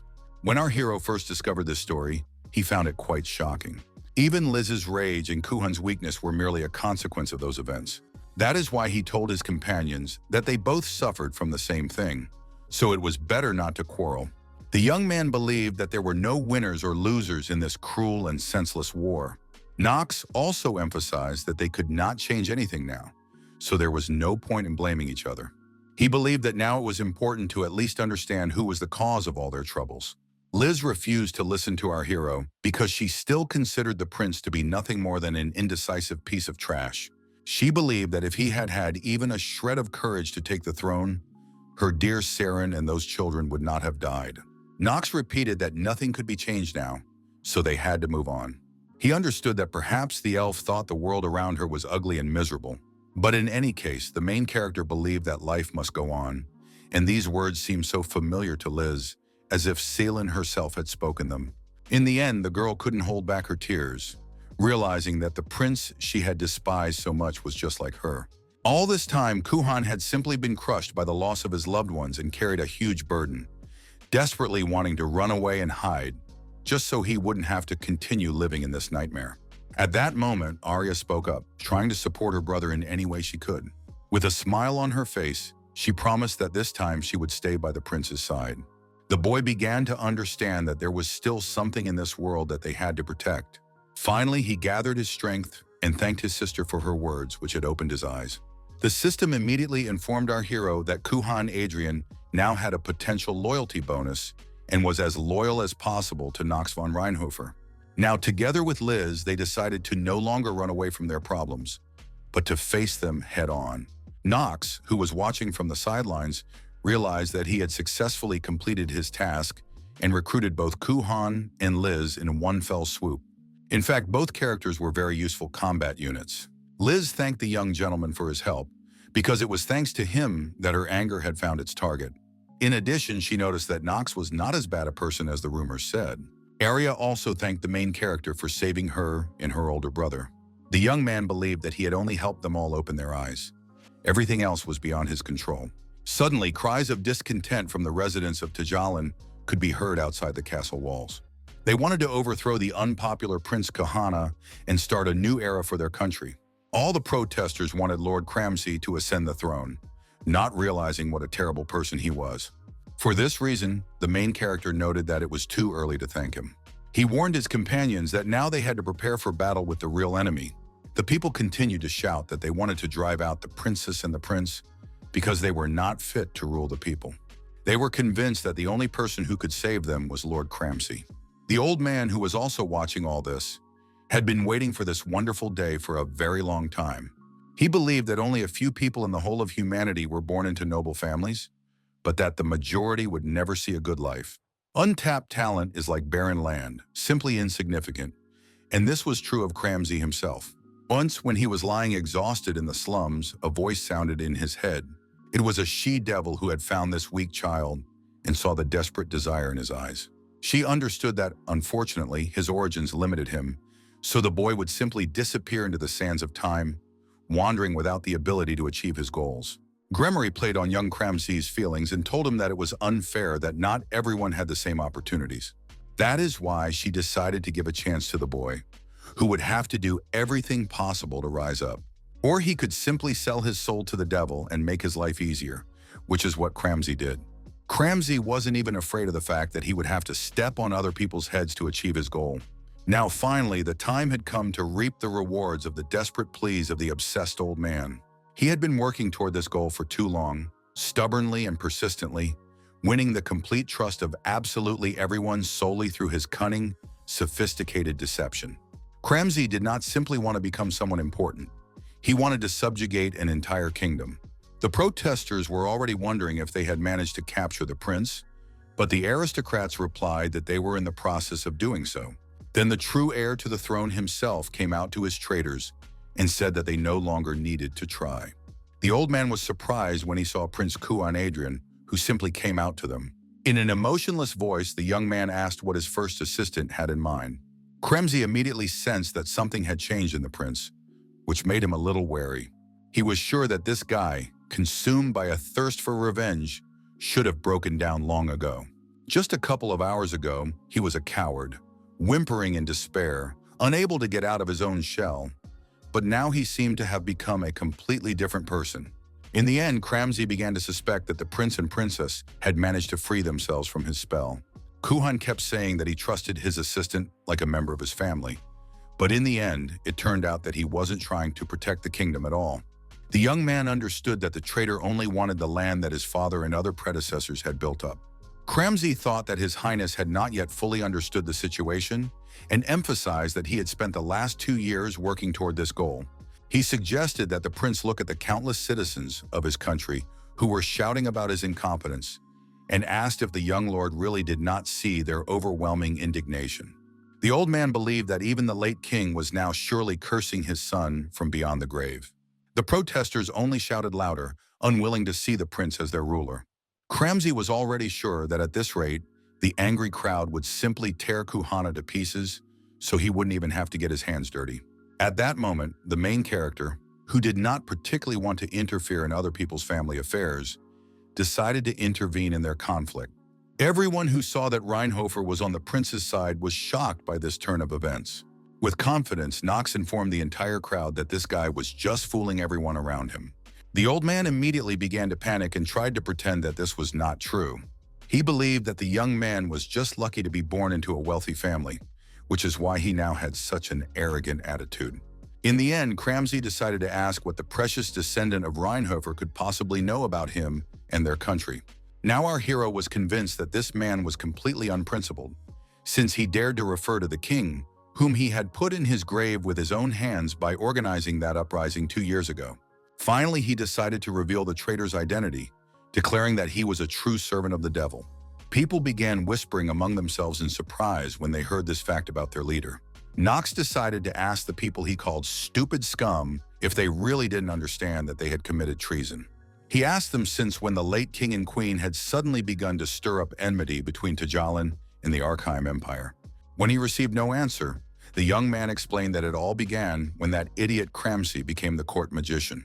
Then the rebels began to realize the bitter truth.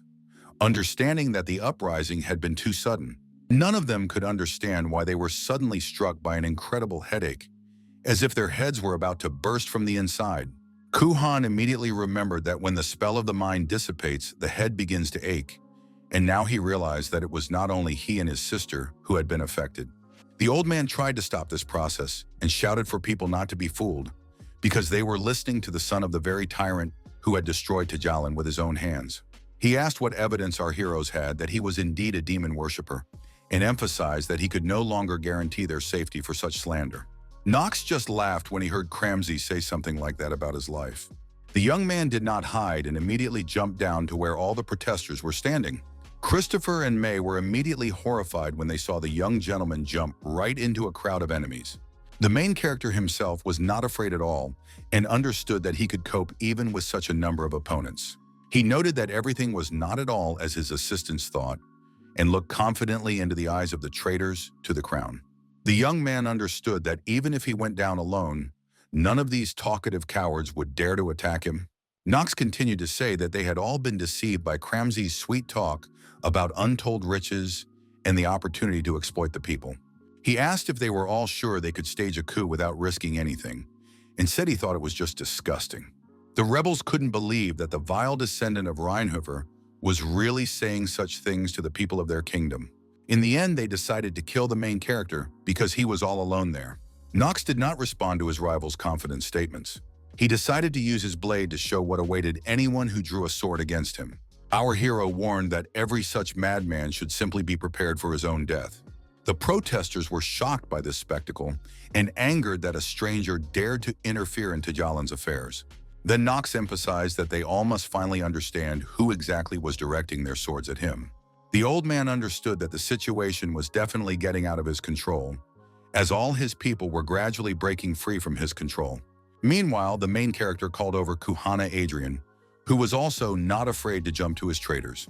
The guy informed his partner that tonight Tjalen must finally find his king.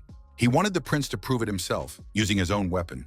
The heir to the throne listened to the young lord's advice and immediately decided to deal with his first traitor.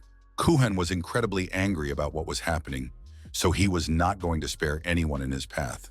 At that moment, an explosion occurred somewhere above the castle, which immediately distracted all the rebels. It turned out to be Liz, who had brought her people here to help the true king. Her fighters immediately rushed to attack their opponents in order to finally restore the kingdom's former power. In the end, a real bloodbath immediately broke out right at the high impregnable walls of the ancient castle. Cramsey couldn't understand how all these nobodies could possibly go against him. Elena and May also joined the battle, skillfully using their combat potions. Christopher and even the princess herself did not stand aside and help to win this battle. The old man, watching all this chaos, realized that things were going badly, so he needed to urgently take the initiative into his own hands. It turned out that even Chitri, an ordinary maid, took up arms and joined the fight, immediately attracting his attention. She was the one who fell victim to Cramsey, who was about to finish her off right there and then. The girl was confused, so she couldn't dodge this powerful and sudden attack in time. The main character noticed that the traitor had attacked his assistant, so he immediately appeared next to her and protected her. The guy was incredibly angry that this scumbag dared to attack one of the people closest to him in the world. The maid was a little confused, so she didn't even know what to say to her master, who had just saved her life. The brave savior, Chitri, quickly turned to the girl and asked her to stay behind. Meanwhile, Cramsey still couldn't understand how this youngster had destroyed his magic with a single blow. He was furious that the upstart from the Reinhofer house dared to do such a thing. Meanwhile, the aristocrats, who could no longer resist their rivals, ran to their leader to ask for help. The old man did not even spare his own people, so he forcibly pushed these fools out of his way. The prince immediately saw that the traitor was attacking even his own comrades, while Liz noticed that he was about to use the portal. It turned out that Cramsey was planning to escape and regroup in order to somehow resist his opponents.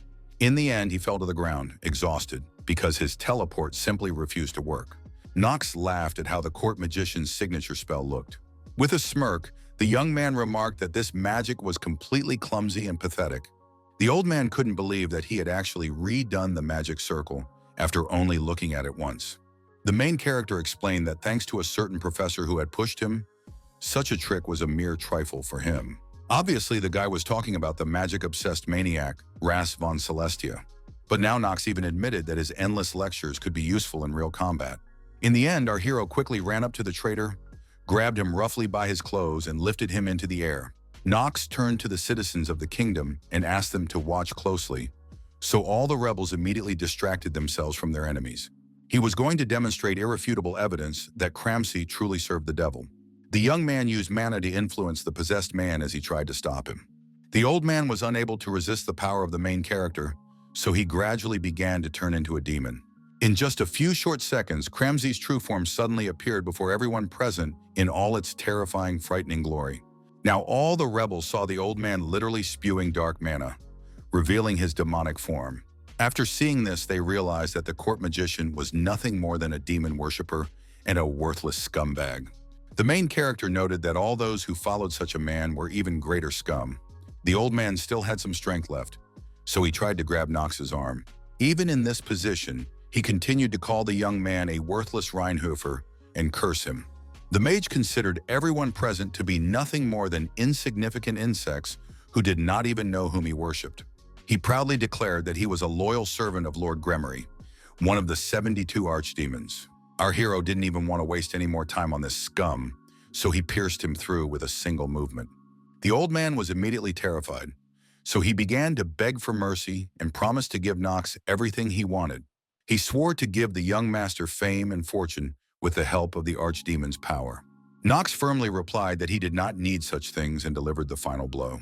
In the end, Cramsey began to simply dissolve into thin air, leaving only ashes behind. Kuhan, who had been standing nearby the whole time, could not find the words to describe what he had seen. The main character explained that it was Gremory. So because of the overwhelming power of the demons, the old man's body and soul would forever go to serve him after his death. In addition, all other possessed people would face the same fate, so until they eradicated this plague, Tajelin would not see the dawn.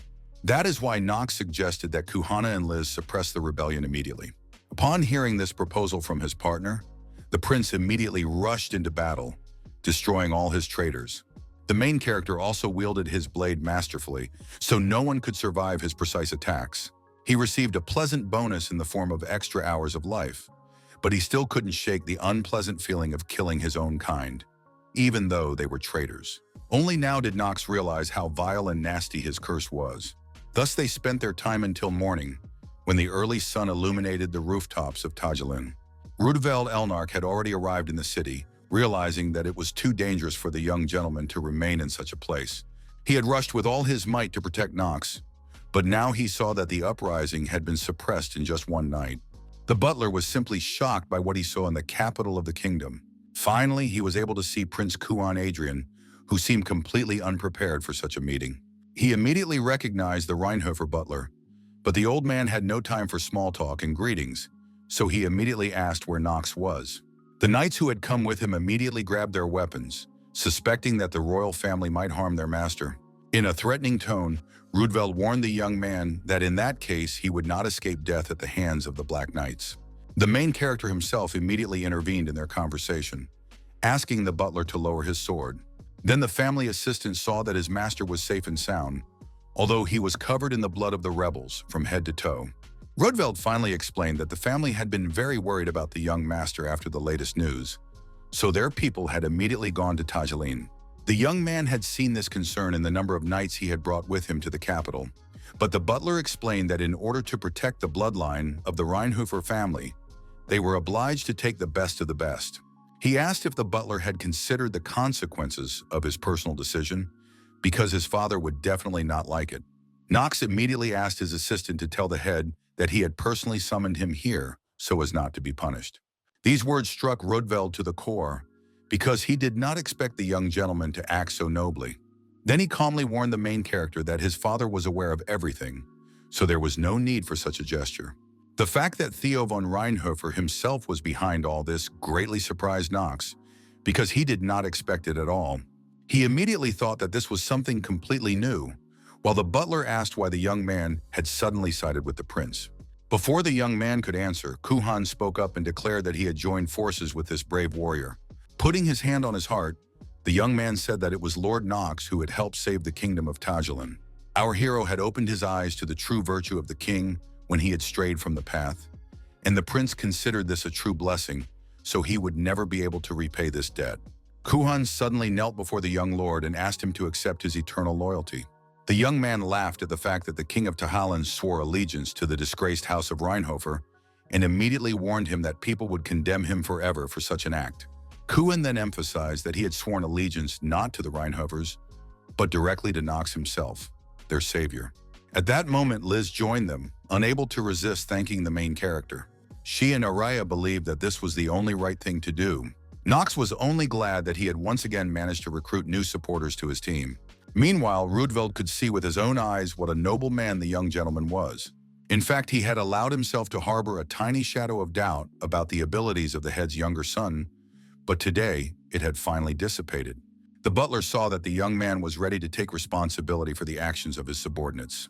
And with the help of his skills, the main character steadily increased his authority in various parts of the world. Now the old man understood that he and the Lord had not even noticed all this in this amazing young man. Now the young master had become a true leader and was leading other worthy people behind him. Meanwhile, the system again warned Knox that a short-term restriction had been activated, so he glanced over and almost fell to the ground.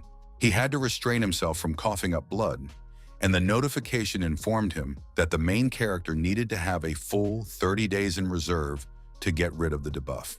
Rona was next to her master again, so she asked excitedly if he was okay. Knox tried to recover as quickly as possible and asked the girl not to worry about it. In any case, he planned that his lifespan would increase significantly very soon after killing the demon. When Knox had 9 days left to live, they all finally went to the desert, where he was getting worse and worse. The guy was still unhappy that, of all the possible limitations, he had a terminal illness. Having experienced all the torment of those days, he believed that it was truly self-destructive. Alina noticed that the gentleman was feeling unwell and immediately thought that it was because they were rushing through the desert without any rest. She pointed out that our hero didn't need to torture himself like this and offered him a place to sleep on her lap. Knox understood that he couldn't even say what was wrong with him and was unhappy with how exhausting the role of the villain was. Christopher, without even asking, immediately decided to prepare a tent for the young gentleman so that he could rest. The young man believed that the characters here were truly brainless and never serious, but in the end he resigned himself to the fact that things were going well for now.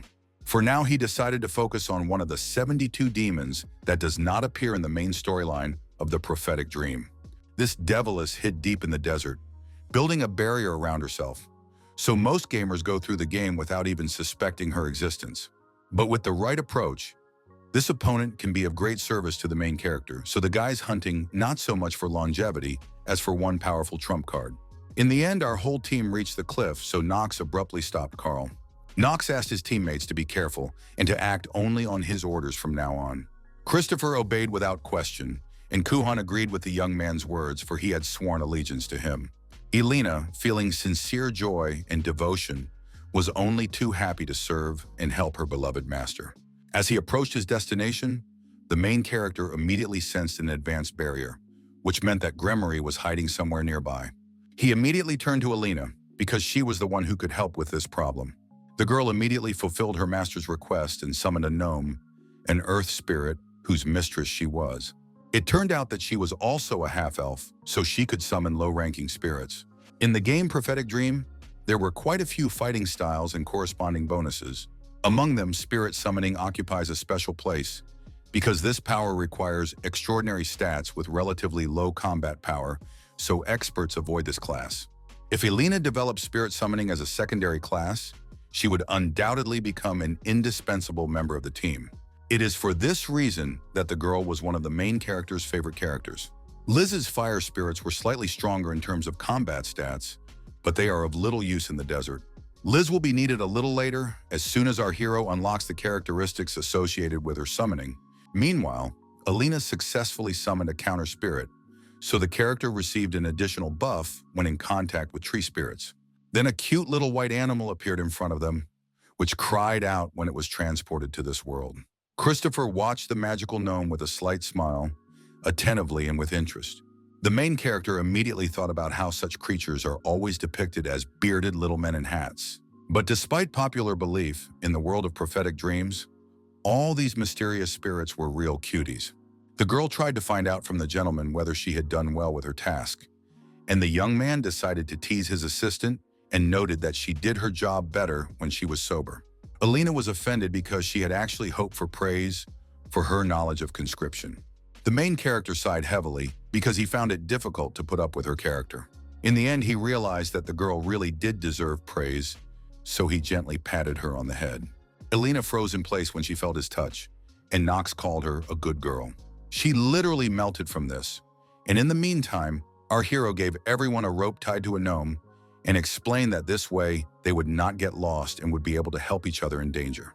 After that, the guy touched the barrier, and the system warned him that they were about to enter the domain of the lower demon of sorrow, Gremory, where they would be enveloped in a deadly fog. The main character immediately turned to his companions and asked them to be careful so that they would not be swept away by the storm. Then an unknown force burst out, knocking them all off their feet. It was a sandstorm that now severely limited their visibility, which was even worse because the entrance to the location changes every hour. But for this, they needed a dwarf who could pave the way to the right place. The little creature quickly understood his task and ran ahead to lead the whole team into the demon's lair. Elena couldn't keep up with our hero, so she took him by the hands to follow her pet. All the team members moved rapidly deeper into the lair, following the clever little creature. Finally, Elena and her pet stopped, studying something intently. Christopher and Kuhan approached and were greatly surprised when they saw what was there. It turned out that they had stumbled upon something like a huge dune. So the knight replied that such elevation changes looked too life-affirming. Meanwhile, Elena and the dwarf were discussing something heatedly, trying to decide what to do next. Christopher turned to the girl and asked what their little helper was saying. Then she simply jumped down and explained that they should follow the animal without question. The main character certainly did not expect such a risky guide, but now he had no choice. Without hesitation, their entire brave team began to descend rapidly along the sheer wall, reaching incredible speeds. Christopher enjoyed the moment, as it reminded him of an exercise he and his squad had done in night training. He remembered the moment when he was pushed off the cliff, so even now goosebumps ran down his skin. In the end, seeing the absolute emptiness beneath their feet, the whole team couldn't hold back their screams. They all began to suspect that they would simply crash if they fell from such a height. The main character quickly reacted to this threat and decided to use the mana shield that Professor Ras had taught him. This allowed them to land safely without any damage. It was still difficult for Knox to use it in battle, but it would come in handy in moments like this. After that, our heroes found themselves in a dark cave, so they began to look around to figure out what to do next. Christopher immediately realized that these were just vast ruins, but he didn't expect anything else from his master. The prince asked him to be quiet because something was approaching, so they needed to be on guard. Then the entire surrounding space and the ground around them began to shake and vibrate uncontrollably. Then ants appeared, which were clearly not friendly towards our heroes. Several huge, terrifying giant praying mantises also appeared, posing a threat. In the end, Knox realized that their opponents would be insect-like monsters. In fact, he didn't even expect their opponents to be so strong. Christopher was very unhappy that these worms were approaching the young heir to the Reinhofer family, so he was going to deal with these monsters so that Knox wouldn't have to strain himself. The main character had already grabbed his sword, so he declared that he would also fight. He thought there were only a few enemies here, but now every minute of life was worth its weight in gold. Meanwhile, deep inside the cave, the devil herself sat, simply waiting for people to find her. She was upset by the death of her subordinate, because she had big plans for Cramsey, but because of some stranger who appeared out of nowhere, all her plans were ruined. This circumstance greatly angered the powerful demon, so, overcome with rage, he passionately desired revenge for the audacity shown. In addition, Gremory saw that it was this man who dared to invade her domain. Now she felt that she simply had to teach this insolent, self-confident youngster a harsh lesson. The Deviless decided to personally go out and meet her unexpected, uninvited guests. Meanwhile, the main character had already gained 5 extra days of his life thanks to his victory over the monsters. The countdown debuff limited Knox, which greatly hindered him, but he still fought against powerful opponents. It reduces stats by a percentage, imposing all kinds of penalties. Even after destroying so many enemies under this debuff, our hero's duration hardly increased. Then Kuhan informed his teammates that all their enemies had been defeated. The main character could now see that not only was the prince a great swordsman, but Christopher was also a master. But such bold, decisive behavior was to be expected from a knight who served and was a direct, loyal subordinate of Theo himself. Now, as a witness, the main character was able to clearly see and appreciate the technique of using the ice sword for the first time. It was a fencing technique consisting of 9 forms, one of the initial, intermediate, and middle ones, combining both strength and refinement. Knox was beginning to think that he was all talk and no action, but the Black Knight's captain's skills proved to be up to par. He also decided to thank Alina again, because it was her skill that proved to be indispensable to them. The girl was glad that her training with May, when she poisoned and then healed her friend, had not been in vain. The main character thought that her partner would also need to be rewarded for such sacrifice. And in the meantime, the dwarf showed them the way forward. Knox, showing his determination, slowly walked straight up to the huge, massive doors, behind which absolute unknown darkness was completely hidden. Right in front of them, out of the darkness, a completely new, terrifying monster suddenly appeared and immediately attacked the unexpected guests. Kuhan fully expected that in this demonic, terrifying lair, monsters would appear and come at them in a continuous, endless stream. Christopher asked the prince to step aside, because he himself was ready to chop down absolutely everything in his path. In the end, he realized that he had not inflicted any damage on this monster at all. The guy couldn't understand how this was even possible, because he clearly saw that the sword had gone right through it. Then Knox asked his partners not to move unnecessarily, because most of what they saw was not real. Christopher began to panic because now he was afraid that they simply wouldn't understand whether they were facing an illusion or a real monster. In fact, the main character understood all the mechanics perfectly well, because a veteran of the game knows everything. Obviously, a newbie would get lost in this maze full of monsters, but with certain tricks, it's easy to get through. Elena was also a little afraid of all this, so she couldn't understand how the gentleman knew the way so well. In fact, the guy had some tricks up his sleeve to pass this test. He understood that he had to follow the direction of the skeleton decorations, because that was the direct path to the boss's room. But that wasn't the only trick the main character used. Then our hero asked his companions to prepare for battle, because in the next room, the monster was real. In fact, it was quite easy to tell whether the monster was real or not. All you had to do was look at the index fingers sticking out of the walls of the skeletons and see the decoration there.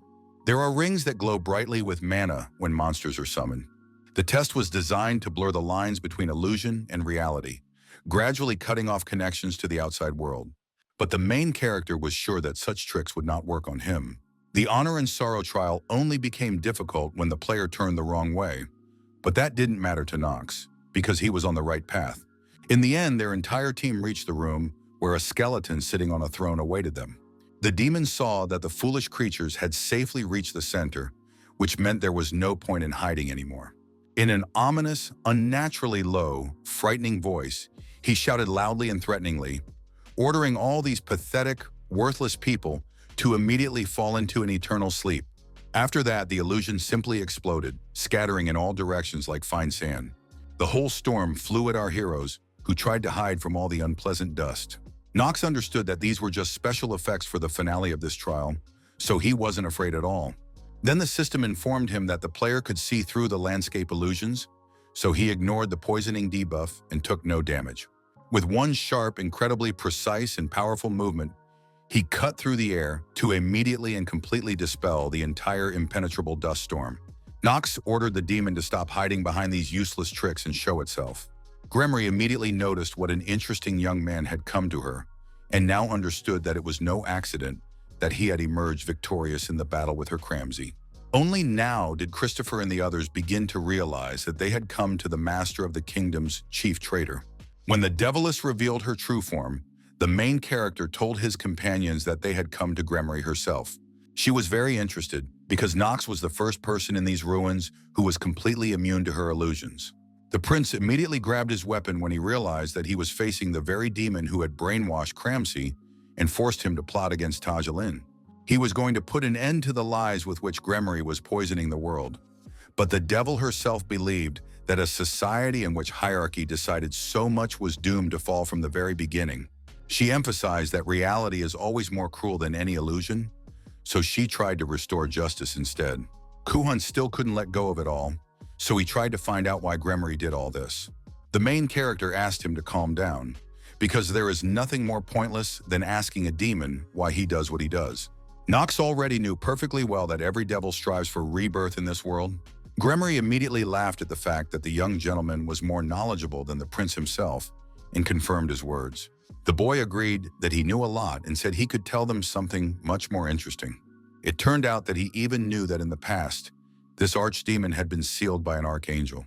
The Deviless was shocked when she heard this fact from someone else and simply froze. She couldn't understand how a mere human could know something like that. Knox confidently emphasized that he was just a pathetic creature who knew all her weaknesses anyway. Gremory did not like such an arrogant tone at all, because she was, after all, an archdemon who could break such a person without even trying. The main character had already taken his sword in his hands and asked her to finally end all these games. He gently pressed the blade against the tender skin of his finger and drew a small drop of blood. Gremory was shocked by the guy's actions because she understood where this was going. Knox knew perfectly well that they were in the final room, where the devil herself was sealed, so she would not dare to harm a human because of the angel's pact. The demon, now bound in chains, was unhappy that this stupid pact would ultimately attack on its own. Alina was surprised when she realized that she couldn't attack people, and Christopher realized what had been bothering him from the beginning. It was strange that an archdemon of such a level relied only on trials and illusions, rather than fighting personally. The main character, having captured the powerless demon, now wanted him to answer all his questions, and if he completed his task, Knox might consider showing mercy. First, the young man wanted to know the name of the angel who had sealed Gremory. The devil immediately replied that she had no intention of remembering the names of any angels. Our hero immediately began to threaten her, and hinted that he had just remembered how he had killed a similar narrow-minded demon. Feeling the blade of the sword at her neck, Gremory immediately said that she could only describe the archangel. Knox praised her for at least being able to think, and asked her to tell him everything she knew about him. The devil was incredibly angry that the main character dared to humiliate her like that. But his voice and tone made her feel that she had seen Knox somewhere before, and he seemed too dangerous to her. Finally, Gremory carefully pushed the sword away from her and began to tell him that the angel had huge white wings, seemingly 2 meters wide. The main character immediately pointed out that this was as obvious as the fact that demons had horns. He pointed the Stormbringer at the devil again and promised to kill her if she dared to stall for time. Glancing at Knox, Gremory finally noticed one important detail. She said that the angel looked just like the young man himself. The devil remembered perfectly those lavender-colored eyes that looked like real gems. It seemed that the main character did not expect to hear such words from her. He knew perfectly well that angels were godlike beings who often appeared in legends as symbols of righteousness.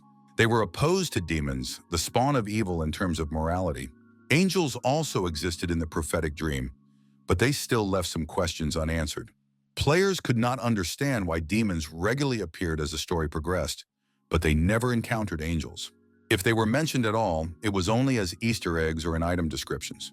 The main character himself spent a long time digging through the in-game dialogues and game files and was able to figure something out. It turned out that these creatures were the key to one big secret of the prophetic dream. And now Knox knows that Gremory sealed the archangel and locked him in the ruins for a long time. This means that the Deviless definitely has an idea of what these entities were. For some time, the main character pondered what to say about the information he had managed to extract from the demon. In the end, he became very angry because Gremory's knowledge was completely useless. Then the devil herself began to justify herself by saying that if she had any information at all, she would have already gotten to her main enemy herself. That was why the demon remembered only the shining light that pierced her dark world and the scent of the warm sun. Then a woman with lavender eyes and large wings descended upon her. This was followed by a powerful blow that pierced the devil's chest, and since then her demonic powers have been bound. Gremory collapsed to the floor exhausted and begged the archangel to simply kill her and not torture her. She wanted to know why this woman had decided to spare her life. The angel, who had been silent until then, said only one thing before disappearing. There was a gentle smile on her face as she gave the Deviless some important advice. This woman said that one day Gremory would have a chance to repay this debt, which were the angel's only and last words. The main character immediately remembered that in the prophetic dream, lavender eyes were characteristic of the Reinhofer family. He immediately began to think about what connection there could be between Theo von Reinhofer and this archangel. Knox had no intention of stopping there, which made the devil even more agitated. Then the guy said that he had come here because he wanted to undergo the trial of honor and blood. Using his ability, Knox learned that Gremory had a very valuable trait called the Mouth of Truth. He believed that this demon could never lie, but for him, that was a big plus. The main character demanded that the Deviless explain in detail what this trial consisted of. She then explained that the test of honor was quite simple, so the young man just had to answer one single question honestly. The next moment, huge doors appeared from under the ground, and Gremory added that Knox had to go inside, and then she would ask the question.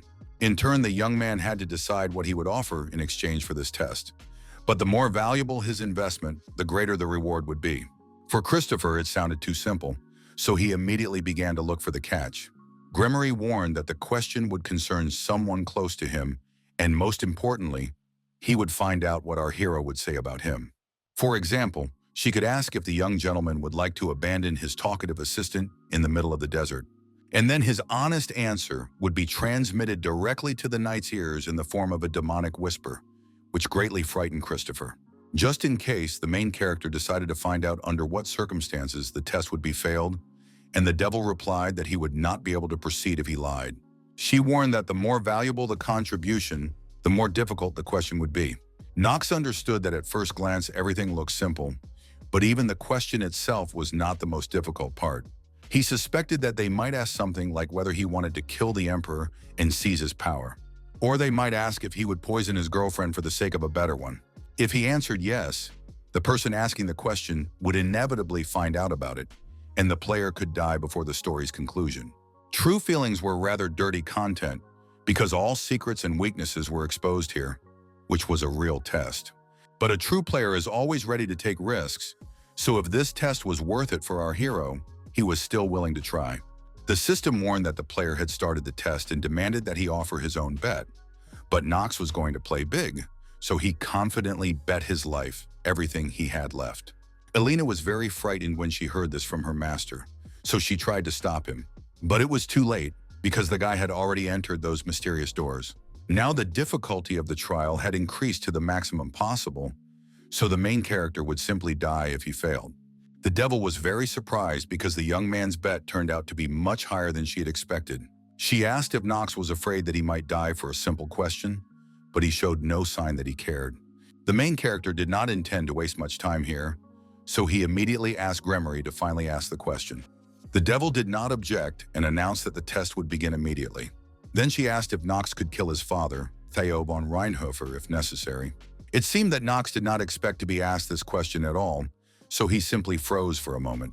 He understood that Theo would quickly learn the truth if he gave his honest answer. The main character thought that the question would be something like whether he could overthrow the imperial family or whether he really trusted his people. The young man would not have cared if he were hated for his answer to such a question. Besides, he was well aware that he was just Yu Chan playing the role of Knox, so he was prepared for universal rejection. But it was this unexpected question about Theo's father that stumped our hero. All of this really made the young man think about this man. The main character tried to understand what Theo meant to Knox himself. Seeing the reflection of the head of the family behind him, he even tried to understand what the word father meant to him. Meanwhile, not wanting to wait, Gremory herself, showing impatience, insistently demanded that the guy finally give her a clear, comprehensive answer. Now the boy realized that this question reminded him of his true purpose in this world. Here he was just a stranger, so he needed to find his memories and find out why he had been brought here. And in the end, our hero planned to leave this world, so nothing was keeping him here. Then Knox declared with complete confidence in his voice that he could kill Theo von Reinhofer. The Deviless accepted this answer, so the darkness around them immediately dissipated. The young man continued to stand calmly in place and wait for Gremory to deliver her verdict. They found themselves in the same room where all of Knox's teammates were waiting for him excitedly. Knox, having successfully passed his test, turned around without any emotion to look at his team. At that moment, Theo was busy with his daily chores, so he gripped the pen in his hands with all his might when he heard a whisper in his head. The butler noticed this, so he asked if something was wrong with his master.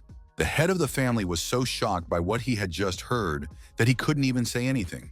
In his head, he could hear the distinct voice of a demon whispering information about his son, Knox von Reinhofer. Theo couldn't contain his emotions, so the pen in his hand trembled and left a blot on the paper. The butler saw how much the Lord's expression had changed, so he asked excitedly what had happened. The old man clutched the piece of paper in his hands and calmly replied that he was perfectly fine. In fact, he did not understand why he had just shuddered, because he had understood from the very beginning that this day would come sooner or later. It was a secret and a curse that every new head of the house had to go through. So even Theo's father and grandfather had not escaped this tragedy. All this was done in order to break the vicious circle and prevent tragedy for the family in the future. That is why his father already understood that Knox was the boy who would kill him one fine day. But even though the head of the family knew this fact, he couldn't stop his hands from shaking. Even knowing this fate, Theo continued to be amazed when he saw the growth and ambition of his younger son. He now wondered if it was true that in their family it was impossible to pass on the title of head voluntarily, without bloodshed. All his life, the old man had ignored emotions that were unnecessary for the Reinhofers. But it seemed that in the end, he had softened. In the end, Theo could no longer work after such news, so he suggested to his butler that they take a short walk to clear their heads.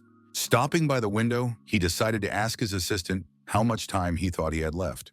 Rudveld couldn't understand why his master had decided to talk about this, but the head of the family emphasized that it was his butler who knew how much his son hated the man who had failed to save his mother.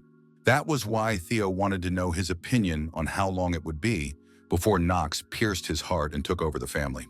Hearing such a tone from his master, the assistant began to understand that everything was too serious. In fact, Rudveld had some assumptions, but he wasn't entirely sure about them. He believed that it could happen even sooner than they thought.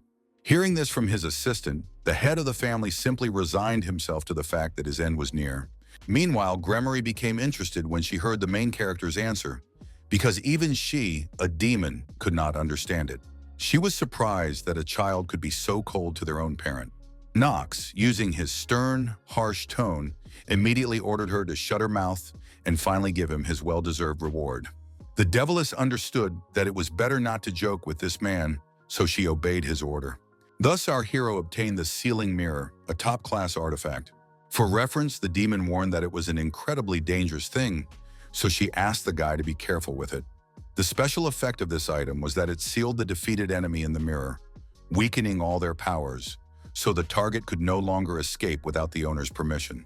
Gremory immediately noticed a strange look in Knox's eyes and began to suspect that he was going to use the mirror on her. The main character did not listen to her and was already about to use the Sealing Mirror, and his target was one of the 72 demons, the Demon of Sorrow. The devil tried to resist in any way she could, but it was already too late. Finally, Knox was able to gain a whole 131 days of life thanks to this artifact, so the countdown restriction was lifted. He decided to give the mirror to Kuhana because it was Gremory who had nearly destroyed his kingdom, but from now on she would help him hunt demons. The artifact still echoed with the angry cries of the devil, who was unhappy with how she had been treated. Then the main character simply exposed the mirror to the light to heat it to a high temperature and pacify the demon. In the end, he promised to roast Gremory if she didn't shut up, while Kahan watched all this with a little fear in his eyes. Gremory, on the other hand, was not sure about this method because the demon was still a dangerous creature. He believed that if the Deviless was left alone, there could be big problems, so it would be better to just get rid of such a creature. The main character himself believed that as long as no one knew about it, there was no point in discussing it. Elena wasn't worried at all, because she was fine with everything as long as her master was safe. In the end, the other partners also agreed that they unconditionally trusted every decision Knox made. The guy planned that Gremory would serve as an excellent compass for him in his future demon hunt, even though most of her powers had been lost. Besides, the Black Flame Ring drained most of its life force from demons, not just monsters. Now, thanks to Gremory, he had recovered enough days so he could relax and return to Tajelin without worry. Now that the coup in the kingdom had been successfully resolved, as had his problem of prolonging his life, Knox ordered Kuhana, Arya, and Liz to focus on stabilizing the situation in the kingdom. As soon as everything is settled, Knox will immediately enroll all three of them in the Elden Academy. The main character also did not forget about the reward for his assistance during this operation. Knox would like to bring Alina, May, and a couple of other talented kids there as well. Of course, only 3 recommendations are allocated to each house, but as long as you have money, any issue can be resolved. Kuhan was going to stay in the kingdom for now and wait for further instructions, as the young lord had told him. The main character did indeed mention this to the prince, but the problem was that once again, surrounded by endless sands, he wanted to be a wolf. Upon returning home, Knox was going to clean himself up and burrow into his soft bed to rest after such an exhausting journey. Very soon they finally arrived at the Rheinhofer estate, having finished all their business in the kingdom. But even here, the main character did not find the peace he longed for. It turned out that Dahlia von Tjalen had come to visit them, and she was immediately delighted to see Knox. The guy, who did not expect such a turn of events, immediately asked why his acquaintance was here. Then behind our hero, a stern voice sounded, one that was suspiciously familiar to him. It turned out that the girl's father had come with her, and he was unhappy that this young man had made his daughter run after him. But the man even admitted that Knox was quite handsome and reminded him of himself in his younger days. This was Lefer von Tjalen, head of the Tjalen family, one of the most powerful ducal families, also known as the Knight of the White Flame. Knox was frightened because he did not expect to meet the father of his former fiancée, and asked what had brought the head of the noble house to them. The gentleman was angered by this question, the answer to which was obvious. He had come here because he wanted to speed up the negotiations for his daughter's marriage to the main character. The young man was very surprised because it seemed that the old man did not yet know how all the plans had changed. It had been so long ago that it had slipped his mind, so Knox simply forgot that they needed to break off their engagement. In the end, our hero decided to pass this problem on to his father, but the gentleman had already spoken to his dear friend, so now it was the young man's turn. Then the guy decided to confess that he thought the engagement was no longer valid because the princess had set her eye on him and he had no right to go against her. Lefer von Tjalen ordered the main character to stop evading his question. He began to suspect that Knox might have deliberately fallen in love with the princess in order to break off his engagement to his daughter. Our hero understood that he had crossed paths with exactly the wrong guy, because this gentleman was the strongest knight known in the gaming community. He knew that if he said the wrong thing, he would definitely get into trouble and have to spend all the days of his life that he had worked so hard to save. Dahlia understood that the situation between them had become too heated, so she decided to stop her father. The girl asked excitedly why her father was putting so much pressure on poor Knox. Lefer von Tjalen immediately stopped when he heard his beloved daughter talk about it. The serious man immediately smiled kindly and agreed with his dally, since she said so. In fact, the main character knew that something like this would happen after going to Penelope, so he wasn't so worried now. Knox didn't really understand why their family should get involved with the princess's chosen one, because it could only create unnecessary difficulties. Dally pulled him out of his thoughts, whispering to the main character. The girl explained that she just wanted to visit the main character, but her father followed her, so she had no choice. Knox, seeing with his own eyes how much the gentleman loved his daughter, was sure that she was not lying to him. In the end, Lefer asked him to relax, because he understood perfectly well that the situation with the princess was only a necessary measure. With burning eyes, he emphasized that he had come here just to chat a little. The main character was able to breathe a little easier, but he was still unhappy that he had only just returned and already there was chaos here. Now the young gentleman was faced with the question of how to get out of this whole situation. It turned out that before this, the young gentleman had received a letter from the butler Rudveld, who wanted to share some important news. He wrote that the head of the Steele family had arrived at the mansion with his daughter Delia. Chitri explained to the young gentleman that the butler had sent the letter just as they were returning from Tajelin. However, the heads of the families had already agreed that there would be no union with the princess, that the first engagement was still in force. Knox could not understand how the Duke's daughter would be able to stand up to the princess, given the many problems she faced. The maid admitted that she also thought that the Tjelens would not leave it at that. The main character agreed with her words, so he immediately thought that he needed to somehow persuade Lefer. Chitri decided to start by emphasizing that the young man himself did not want to break off the engagement, so she and the other servants would do everything they could to appease their master for Knox. Knox did not expect anything else from his maid, for she was a true genius of service. Genius in service was an incredibly rare trait, found in only a couple of characters in the entire prophetic dream, and usually in the second half of the story, which made the girl a bit of a cheat character at this stage. As she said, if the relationship with the princess was the will of the palace of Theo itself, it could still be justified by the fact that he had no choice. But there was one problem. The old man had already heard that Knox was ready to kill him if necessary, so the very thought of meeting him soon made the young man tremble. Rona just laughed at how many ladies their master had already seduced, because she had lost count. These words greatly angered the main character, so he noted that the maid seemed eager to see hell from the inside, so he promised to personally take her there. At that moment, their conversation was interrupted by a sudden knock on the door. The unexpected guest introduced herself, And it turned out to be Dahlia, who asked the young man to talk to her. Chitri whispered, wondering what the young gentleman would do in this situation. But he knew that he had no choice but to go outside. One way or another, Dahlia was the key to solving this problem. But of course, even Knox had prepared some kind of trump card. His main card was his cute face, which the young lady found so easy to fall for. He was going to use his cute face to win the girl over. That was how the young man planned to create at least some kind of escape route for himself. Seeing his guest, Knox asked what had brought her there, and the girl, a little confused by the young gentleman's beauty, suggested they take a walk and talk. It turned out that they were not alone in the corridor all this time, and someone else was hiding around the corner. For a while, the main character hesitated about what to say to the young lady, because he did not see that her father was nearby. Then he saw the scorching gaze of Leffer von Tjalen, which left him with no choice. In the end, Knox agreed that it would be even more romantic, because he was afraid that this madman would burn down their mansion. Mr. Steele was still angry with the main character because he did not immediately agree to his daughter's proposal. Meanwhile, our hero and his companion had already gone outside, where they were enveloped by the slight coolness of the night. The girl didn't know how to start a conversation, so she decided to mention how bright the moon was tonight and how beautifully the stars twinkled in the sky. Knox, seeing her nervous behavior, realized that things were not going well for him. Although he had tried so hard to portray himself as a villain, people's perception of Knox had begun to change recently. They had only completed one story arc, but the young man was already paying the price for not severing unnecessary ties with them in time. In the end, Knox decided to ask the young lady directly if she didn't care about any of this, but she couldn't understand what he was talking about. Then the main character explained that she could feel the wrath of the imperial family upon herself, since their parents had already decided to keep the engagement. This question really made Dahlia think about her own fate. She immediately remembered how her father had told Theo that it all looked like a real humiliation for the Steele family.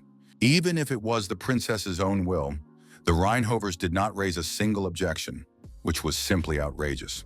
The head of the family needed only one sharp glance at his old acquaintance to calm him down immediately. Leffer von Tjalen was surprised by this, but immediately fell silent and stopped protesting. In the end, he told his daughter that he and Theo needed to talk alone, so she could wait outside for now. The girl quickly obeyed her father's request and did not object. Now she was worried about what the leaders had decided to talk about and hoped that they would not settle it with swords. Soon, the butler Rudveld appeared before her and addressed the young lady. He thanked the girl for waiting and informed her that their engagement was still valid, as promised. Dahlia couldn't believe this wonderful news, and her father reminded her that he had promised from the very beginning to settle this matter. She immediately threw herself into her father's arms and promised that she would always tie his neckerchief for him. At that moment, the girl was so happy that she didn't even think about all the details, but soon her head was filled with questions. She couldn't understand how she would get along with the princess and what her father and Lord Theo had agreed upon. In turn, the main character decided that the most important thing was not the orders from the palace or the family agreements, but only Dahlia's own will, so he asked her what she herself wanted. The young lady hadn't really thought about it, because she herself lacked so much. With a blush on her cheeks, she admitted that she couldn't really say she was against this marriage. The young man accepted her answer and remembered that in the game, this character was a walking natural disaster. It was this girl who ultimately killed Knox, stabbing him straight through the heart with her cold but strangely melancholic gaze. They were typical tragic lovers, obsessed with their relationship. Then Dahlia asked if Knox really had some business he had to take care of. She had had this feeling all along, because she had seen how our hero was struggling at the academy. The guy spends his nights in the library or on the training ground, endlessly swinging his sword, so it was obvious that he was striving for something with all his heart. That's why Dahlia understood perfectly well that he didn't really care about those around him. But the girl herself enjoyed walking with him from time to time and talking heart to heart in private.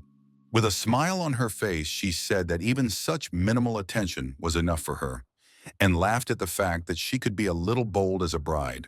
The main character understood that it was pointless to deny the fact that there was a subtle but significant difference between Dahlia from the game and the one standing in front of him now. In the end, the guy just noted that his companion was too naive, but she simply remained silent. This did not offend the young lady at all, so she pressed herself closer to her beloved. Then Dahlia decided to tell him that she had an older sister, even though she knew that our hero probably already knew about it. This girl was very strong, although probably not on the same level as Knox, but for some reason she hated her younger sister. The young lady admitted that she still wanted to talk to her, to find out from her the reasons for her hatred, even though it might sound silly. To do this, she had to be as strong as her sister, and maybe even become stronger. And although her talent and intelligence were much weaker, she continued to believe in herself. That is why Dahlia was not going to give up on her sister or Knox. She immediately remembered the moment when she was helping her father, and he once again recalled what she had said as a baby. The gentleman couldn't help himself, because his little girl had lamented sweetly that she wouldn't be able to marry him, so now he regretted that her eye had fallen on a guy with a terrible reputation. Dahlia said that her beloved was not like that at all, and emphasized that he was much more amazing, strong, and determined than her father thought. Leifer von Tjalen understood that his daughter was head over heels in love with this young man, so he gently took her hands in his to say something. He asked that his older daughter's feelings never hurt her younger sister, because they were both his precious daughters. The girl assured him that there was nothing wrong with that, and promised to become strong enough to have a heart-to-heart talk with her sister. In turn, Knox told Dahlia that she could catch up with her sister only by forgetting the pain and putting unnecessary thoughts aside. The main character was sure that this brave girl could handle such a task. He said with confidence that the Dahlia von Tjalen he knew was incredibly strong. The young lady was very happy that even her betrothed believed in her. It turns out that Leifer von Tjalen himself had been watching them all this time. Hearing their conversation, the father became very angry, so now he wanted to strangle Knox with his own hands. Everyone tried to stop the Lord, but the next day he had already set off in search of the main character. The young man found Lord Leifer first because he wanted to talk to him himself. It turned out that Knox himself wanted to apologize for the problems with the engagement. Finally, the old man breathed a sigh of relief and promised that he would no longer interfere because he understood that Dahlia was very fond of this young man. He knew that the young man's father was the leader of the Dark Families and was now planning a rebellion against the royal family. Now, Leifer von Tjalen admitted that he sincerely hoped for Theo von Reinhofer's success. He understood that if the royal family did fall, his daughter would no longer have any rivals. The main character thanked the gentleman for his understanding, but the main thing was that now he understood where the problem lay. The young man guessed what exactly Theo and Leifer had discussed, which Dahlia had mentioned earlier. Apparently, Tjalen quickly figured out the head of the family's plans for a rebellion, so he was able to use this to blackmail him. Now the events moved to the church, which was located near the Reinhofer estate. It is said that Arden was the first god in this world, so her sanctuary can be found on the grounds of any family estate. It was in this place that the secret wedding of Knox von Reinhofer and Dahlia von Tjalen took place. The girl quietly apologized to the main character, because she herself did not know that her father would insist on holding the ceremony, but the young man understood that she could not have known about it. At that moment, he asked the noble descendants of great families to exchange sacred symbols in honor of their wedding. The symbol of the vow was a ring filled with mana, capable of storing 10% of its owner's mana. Dahlia smiled as she looked at the ring, which now sealed her bond with the main character. Knox knew that the ring should not be worn all the time, but it could come in handy in an emergency. Christopher couldn't stop rejoicing because, having witnessed the beautiful wedding ceremony, his heart was overflowing with emotion. He began to admire how beautiful Lady Dahlia looked today, but Chitri gently stopped him. The maid whispered something to the knight that seriously frightened him. Christopher's mood immediately evaporated, and he no longer showed his turbulent emotions. The main character couldn't understand what had just happened, because he had specifically asked Chitri to keep this chatterbox in check. Rona couldn't hold back her tears, because she was saddened by the fact that her master had settled down so early. Her friend was also worried about all this, because this wedding was being held in secret from everyone, even the imperial family. The maid thought that Chitri did not understand Knox at all, because she was sure that he was incapable of loving one woman for the rest of his life and would have at least a couple of concubines. The main character heard their conversation about him perfectly well, so he restrained himself from punching Rona for such behavior. Elena also couldn't hold back her sadness for the kind gentleman, and May tried to stop her friend from getting drunk. At that moment, Carl ran into the temple, holding a rose in his teeth, and immediately attracted the attention of his biggest fan, Rona. In turn, Knox was surprised that even his horse had come to the wedding. But what caught the young man's attention most was Theo, who showed no emotion at all. Our hero felt that the head of the family really did harbor a grudge against him. But at the same time, his father continued to be proud of his son, which seemed strange. Then Leffer von Tjalen approached Knox and sincerely thanked him for accepting the proposal. Pulling out his sword, he menacingly asked the main character to take good care of his daughter. The young man hoped that their conversation would proceed without knives, so he immediately agreed with Lord Leffer's words. Suddenly, the man said that Knox would still fall in love with his bride. He understood that the protagonist did not have these feelings now, but they would appear in the future because Dahlia was so beautiful. Now the young man realized that his father-in-law had known everything for a long time. Leffer knew that Knox did not love his daughter and that his thoughts were in complete chaos. Our hero had to resolve all the turmoil without hurting his wife's heart, so he would have to live through the entire story to the end. In the end, the guy decided not to waste any more time on celebrations, so he asked all the guests to finally leave. Knox also turned to Dahlia and asked her to go and prepare for their trip. The main character announced that it was time to return to the academy. Ras von Celestia was the first to meet Knox in Elden because he missed his favorite student too much. The teacher wanted to discuss many things with the young man because at the last conference he had presented his report and now he had received reviews. Seeing the huge stack of documents on the table, the boy immediately thought that the teacher had not changed at all, and now he understood that the second chapter of the main plot had begun. Knox had to take as many lessons as possible to prepare for the gathering clouds because in essence, Prophetic Dream was a game about an educational institution. To raise his stats, he had to stand up to the granite of science, and he also needed to bring his friends here. Meanwhile, the teacher announced that something else had happened besides his scientific research and asked Knox not to be surprised about it. Ras shared the surprising news that the dwarves had contacted him during this time. The main character was truly surprised, as he did not expect anything like this to happen during his absence. In the fantasy game Prophetic Dream, there are obviously different races, and among them are the dwarves, known for their blacksmithing skills. In addition, they have already opened several shops in the 4th sector of their academy's commercial stronghold. And now, thanks to the professor's research, the dwarves are able to extract monster attributes and use them to enchant artifacts. Thus, the main character was finally able to gain access to the crafting and enchanting system. His 10 luck points were saved for this very moment, and now they finally came in handy. Knox was glad that he could finally strengthen himself properly with the help of equipment. Chetri noted that thanks to their research with the professor, the 4th sector had blossomed, and now she believed that the young master had finally grown up. As Knox's loyal servant, the girl was genuinely happy about such positive changes. The main character was surprised that the maid still cared so much about him, but he was glad that her face had finally brightened up. He immediately remembered that if he hadn't saved Chetri, fate would have mercilessly trampled the poor girl. Of course, even in the changed future, the main character still had to cope with his role as a villain. Finally, they reached the remote smithy, where one of the dwarves was now working.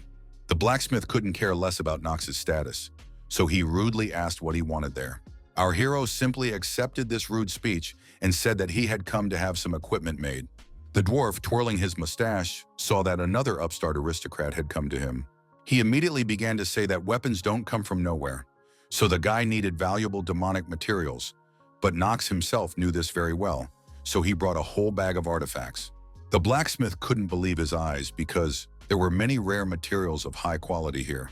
The main character hoped that he would be able to make something worthwhile out of them, so the dwarf immediately allowed him to enter the workshop. In addition, the short man asked not to be called by that name because his name was Urson. He asked the young man to remember it, then not to address him by his race name disrespectfully, but Knox didn't care about any of these instructions. Because of such disrespect towards him, the blacksmith's eyes immediately flashed with anger. The dwarf was offended, as it was not the first time he had been called a freak, a shorty, or a bearded gnome. In fact, the main character had been looking forward to this meeting, because he had liked this character even during his first playthroughs of Prophetic Dream. These guys were the best to tease because they flared up like matches, which is why even the gaming community specifically called them dwarves. In the end, Knox called him by name and decided to stop joking around because he understood perfectly well that he was not the only student attending this workshop. Urson immediately noticed that he showed him such respect and noted that the young man was only the second to bring something worthwhile here. Chetri decided to intervene and apologize to the blacksmith, emphasizing that he was actually a polite man and just liked to joke around sometimes. The dwarf agreed that the young man was not so bad, so he decided to ask which house he belonged to. Without going into details, the main character quickly and very briefly replied that he belonged to the noble Reinhofer family by birth and origin. The blacksmith was shocked when he heard this, so at first he didn't even believe it. He immediately became agitated and asked what the gentleman would like to have made, but Knox immediately noticed this sudden change in behavior and asked what was wrong. Urson replied that he always communicated this way, although this was obviously a lie. In fact, the true hidden reason for all these sudden changes in his behavior was well known in advance to Knox alone. Several years ago, his father, Theo von Reinhofer, had ended the war started by the Dwarf King and completely crushed their army. The fact that Urson was a descendant of the former king was simply not revealed in the main plot, but one mention of the name Reinhofer elicited a natural reaction from him. In the end, the main character decided not to waste any more time and handed over the blueprint of the armor he wanted to acquire. The blacksmith was fired up when he saw the materials and design of the armor. It included a griffin's heart to enhance the wind attribute, 2 feathers to increase mobility and speed, and stone and iron golem cores for balance and durability. Urson thought it was a bit wasteful, but still brilliant, which is why most dwarves wouldn't dare dream of creating something like this. It turns out that this was the main character's personal development for the early middle stage of the game, built through trial and error, as well as meticulous gameplay. The main appeal was that this armor increased the hidden dexterity stat to 10 points, which extended the key skill hour of genius to a full 10 minutes. The blacksmith decided that it was time to stop chatting and wanted to start forging the armor right away. Suddenly, a familiar voice sounded behind Knox, asking the dwarf to wait a moment. It was Eleanor, who stated with confidence in her voice that the deal with the main character was canceled. The main character was surprised to see his acquaintance here, because he did not think that she would interfere with him. Urson was a little confused because he still wanted to fulfill Reinhofer's order first. The girl was not going to back down, so she reminded him that they had already signed a contract with all the terms and conditions. She also reminded him that it was a wholesale order, so even if the blacksmith wanted to exercise his rights, they would only take effect in 3 months. Eleanor emphasized that all this was unfortunate for the blacksmith himself. Knox understood that according to the canon, he couldn't get in touch with the dwarves so quickly, so he began to suspect that this was a side effect of his interference in the main story. In fact, Urson had simply forgotten about the girl's order and asked her to understand everything correctly. Our hero was not at all pleased with this fool, because only a dwarf possessing both the genius for creating artifacts and unsurpassed dexterity could craft this equipment. Eleanor now noticed that the guy also had his eye on this talented craftsman. Knox knew that she was well versed in talents, so she was obsessed with finding them. He asked what would happen if he was really interested in the dwarf, realizing that the lady clearly disliked him. In the end, Eleanor said that they could still talk to the main character about it. She also agreed to give up her place in line if Knox's trade guild sold her monster attributes from their storerooms. The guy tensed up when he heard about some guild and began to suspect that it was Garen's doing. For now, he decided not to think about it because at least it allowed him to breathe easy. Knox concluded that Eleanor had only managed to sign the contract, but securing the materials was a complete disaster. The materials needed for the early to mid-game stages are supplied by chatters, so considering that this region is controlled by the Reinhofers, the girl could not possibly have enough materials for wholesale production. For this reason, it was most likely just a bluff on Eleanor's part to get what she wanted. The main character asked the young lady and Urson to sit down, as their conversation would be long, and the girl was surprised that our hero called the dwarf by name. In the end, they all went into the blacksmith's workshop to discuss all the details of their business. Eleanor immediately admitted that she would never have thought that Knox would name the trade guild after himself and successfully pass the intricate process of approval for trade activities. The main character replied that it just happened that way, even though he wasn't even involved in it. In fact, the girl was surprised that someone would establish a trade guild based on the monsters caught in shaders, so now she doubted her knowledge of trade. Knox couldn't understand why she was straying so far from the topic, but in the end, the young lady decided to get to the point of their conversation. Eleanor announced that they were ready to purchase the entire list of chatters, monster attributes sold by Knox's guild. She swore on the honor of her trade guild and promised that they would pay as agreed. The main character understood perfectly well that Eleanor was particularly sensitive about anything that brought profit.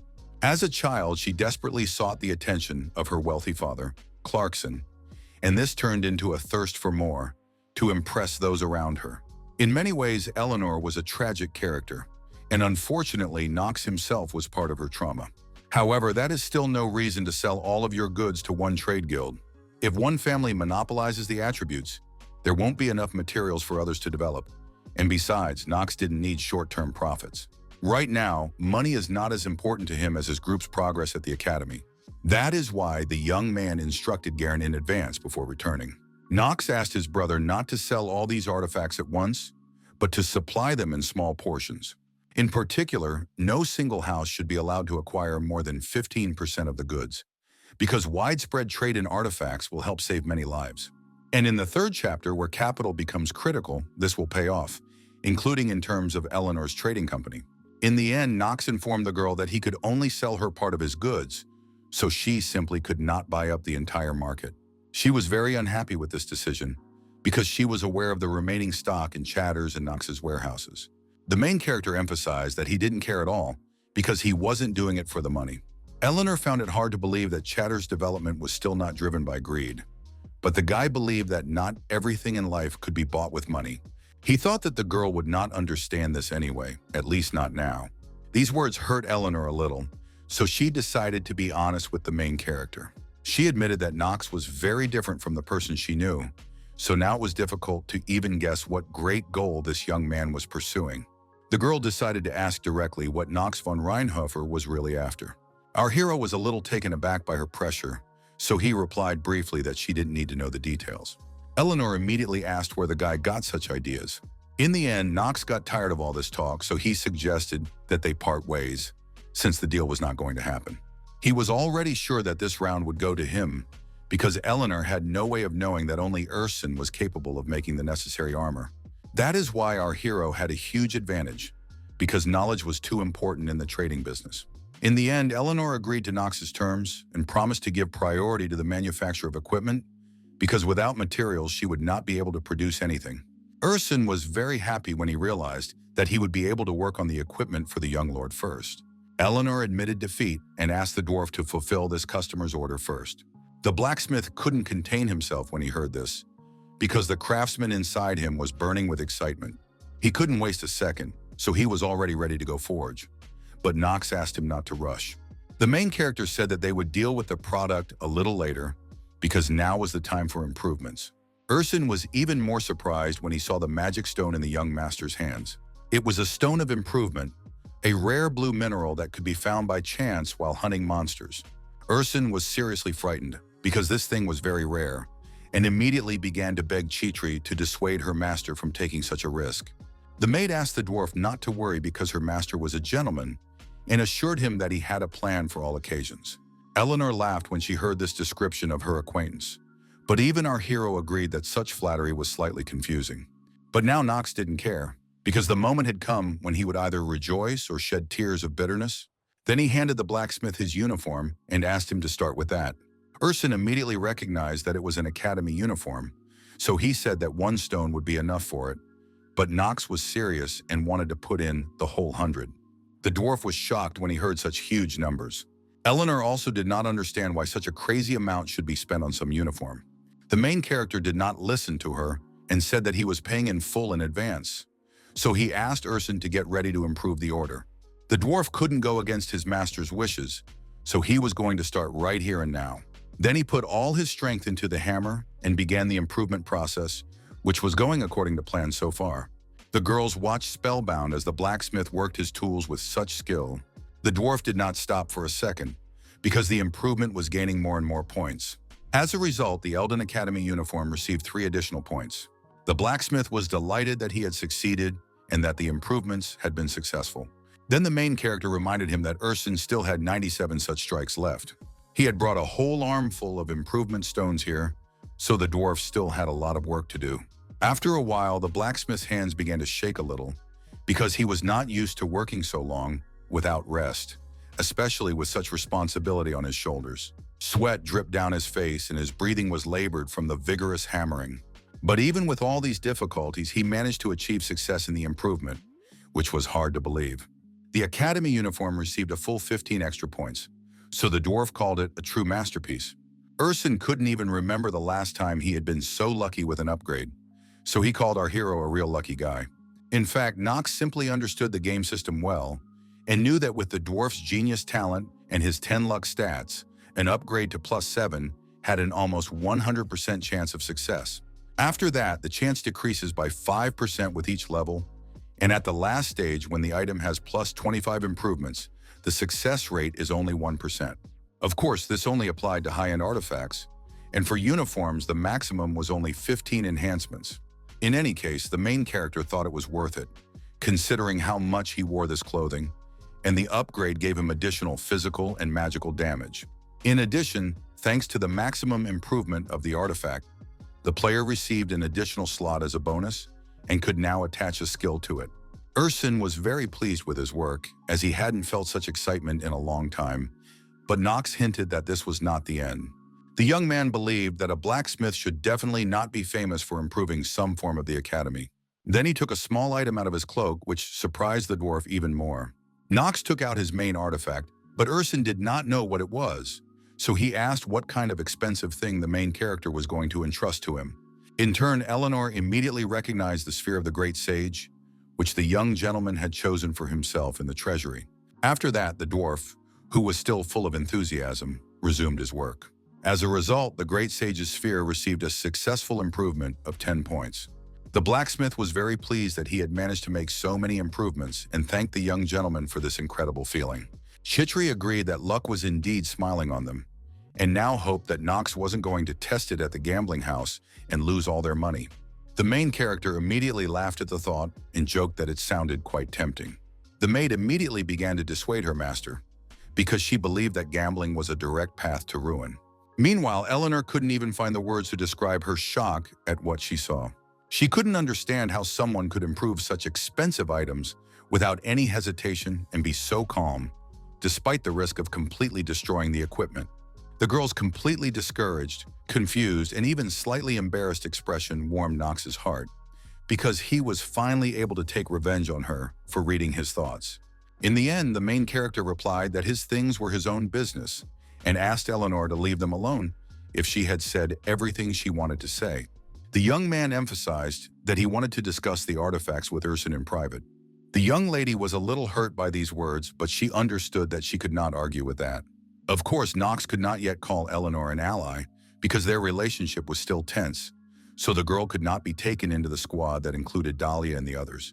But the main character had no intention of making her an enemy either, as that would be a serious mistake.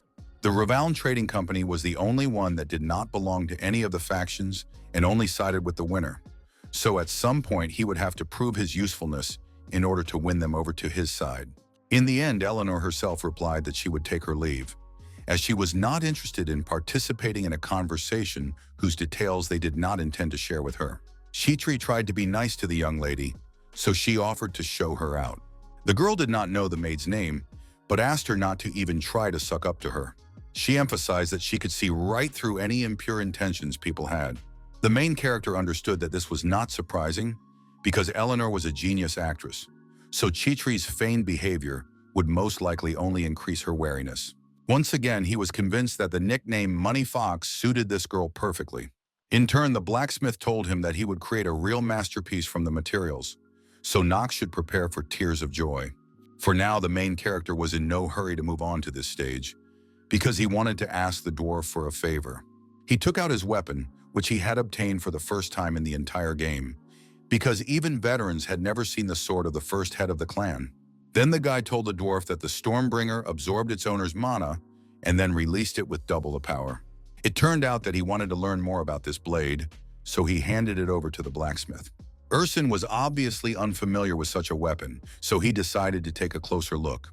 He immediately decided to ask if the aristocrat had heard anything about the White Dragon. Long ago, this creature was also called the Lord of the Heavens, but now it has disappeared without a trace, and no one has seen it since. The main character was surprised when he heard this, because no matter how many times he had passed through the prophetic dream, this was the first time he had heard such a thing. Urson assumed that this sword was made from dragon scales and, judging by the marks, was forged by one of his people's distant ancestors. Now, the young man realized that this blade was much more valuable than he had thought, and it was clear that only a dwarf could have worked with such material. The blacksmith also pointed out that if you looked at the sword more closely, you could see that it was in terrible condition. He suspected that it would take more than a local conflict to damage such a noble weapon. Knox was quite surprised when he heard such amazing information about the Stormbringer. The young man thanked Urson for his help and began to suspect that there was more to it than met the eye. He came to the conclusion that he needed to carefully figure everything out while he had the chance, because it was completely unclear why Theo had entrusted this sword to his son. Now the main character had to find out who the first head of the clan was, what the white dragon was, and what the angel with lavender-colored eyes that Gremory had mentioned was. After that, the young man went back to the academy because classes were already in full swing. Vernon decided to introduce himself to the students again and reminded them that he was their favorite fencing instructor. He explained that starting today, he would be teaching the students the basics of the Imperial Sword of Archheim. This is a fencing style that requires agility, a sense of rhythm, and accuracy. But the man believed that it was better to see once than hear 100 times. So he was going to select a couple of students for practice right now. He asked two guys with sour expressions to come forward, and Knox suspected that he was one of them. His partner turned out to be Paracelsus, who didn't seem particularly happy about it. Vernon also called out a red-haired girl, who turned out to be Dahlia, because he thought she looked decent among this trash. All three students lined up in front of the teacher and waited for his next instructions. He understood that he had called these fighters himself, but at the same time, he did not dismiss the fact that they were indeed formidable guys. Paracelsus was a brilliant fencer, an icon among the common people. Dahlia, the youngest daughter of the Steele family, had talent, but it was always overshadowed by her older sister's fame. Still, she possessed outstanding abilities. And the last participant in the practice, Knox von Reinhofer, heir to one of the three great families of darkness, a true genius and the best of the best at the academy. Vernon thought they were all amazing and was already eager to scatter all these fools in different directions. He asked the others to watch their duel closely and suggested that his opponents attack all at once so that they could learn from their mistakes. Paracelsus immediately grinned because it all sounded like fun, but Dahlia did not allow herself to do so and was very focused. Vernon decided to strike first with his training sword and had already chosen his first target for the test. It turned out to be our hero, who was able to block the powerful attack directed at him without any problems. Knox couldn't believe that a sword that cut with such a sharp sound could be wooden, but even such blows were no match for Theo. In the end, the teacher managed to swing his training weapon again and knock the main character far away. Knox, sensing his opponent's strength, immediately remembered that he hadn't warmed up like this in a long time. The guy decided not to hold back at all and to attack with such force that Vernon would definitely not be able to parry such a blow. Without wasting any time, he was going to immediately use the first form of his powerful, destructive black sword technique. It was the shadow slash technique, which not every opponent could withstand. Vernon immediately realized what was coming, so he even got a little nervous. At the last moment, he managed to dodge the blow, which now simply crashed into the wall. Knox was surprised that this technique worked even against the legendary instructor, and now felt that his training with Theo was slowly paying off. It was obvious that the power of a character possessing genius in something exceeded all expectations. This applied to everyone who could reach the peak of their abilities on their own. Such people suddenly gain special vision that allows them to see the world a little differently. This is how the genius ability is presented in Prophetic Dream. It was a talent like a shining star in every sense. But as is often the case, geniuses have their own skeletons in the closet. Meanwhile, the young lady decided that she had had enough of standing on the sidelines, so she rushed into battle. Vernon managed to react to this attack, so he stopped his student in time. The instructor was clearly no ordinary opponent, so in an instant, he was behind the girl. He was able to strike her without any obstacles, so the student was temporarily knocked out of the fight. Paracelsus decided to take advantage of this situation and suddenly appeared behind the instructor. Berners reacted as quickly as possible to this threat in order to prevent the student from carrying out his plan. With one very sharp, powerful, and incredibly accurate blow, he instantly and easily repelled the young man's sudden, daring attempt to attack. The students had to retreat for a while, as the teacher proved to be a difficult opponent. The main character watching them clearly saw and realized that all of them, without exception, were clearly having a hard time, especially Dahlia. Her talent as a master of close combat would only make her the strongest character among all the geniuses in the later stages of the plot. Bernon himself began to think that this world was lenient only to those with thick hair. He was particularly annoyed by Knox, whom he called Snow White, because it was obvious that he wasn't even trying. For his part, the young man understood that the instructor seemed to have already realized that he was not fighting at full strength. But revealing all his cards now would be a fatal mistake, because dangerous characters were still lurking inside Elden under the guise of they were demon worshippers waiting for their moment to strike. In the end, the teacher decided to note that Knox seemed to have improved his skills since their last meeting. He couldn't even imagine what Knox had gone through to develop such reflexes. Bernon decided to finish with the main character for now and turned to the two whose attacks had failed, asking them why they thought the strike had missed its target. Dahlia wasn't sure about her guesses, but it seemed to her that the teacher's sword had disappeared for a second. Paracelsus admitted that he simply lacked the concentration to succeed. The teacher confirmed that they were both right, then asked what Knox von Reinhofer thought about it. The main character believed that the whole problem lay in the footwork of his classmates. The other students were surprised because they knew perfectly well that each swordsman had his own technique of movement. Others were happy that they had finally heard the first lesson useful for swordsmen, because they were already sick of theory. Even the teacher confirmed Knox's assumption, but usually the new students learn the techniques a little later, so he was a little surprised. He explained that they were all in Elden, a place for training the best of the best, so the curriculum would be adjusted. Bernon informed the students that they would start by learning the light step technique. As the name suggests, it belongs to the royal family of Arkheim, and once the students mastered its basics, they would be able to learn more advanced techniques derived from it. But before starting the training, the instructor must test their current skills. With a stern look, he warned the students that the assessment of each of their strengths in a one-on-one situation was not a very pleasant thing. The man suggested that the students choose their own opponents from the trio he had just fought.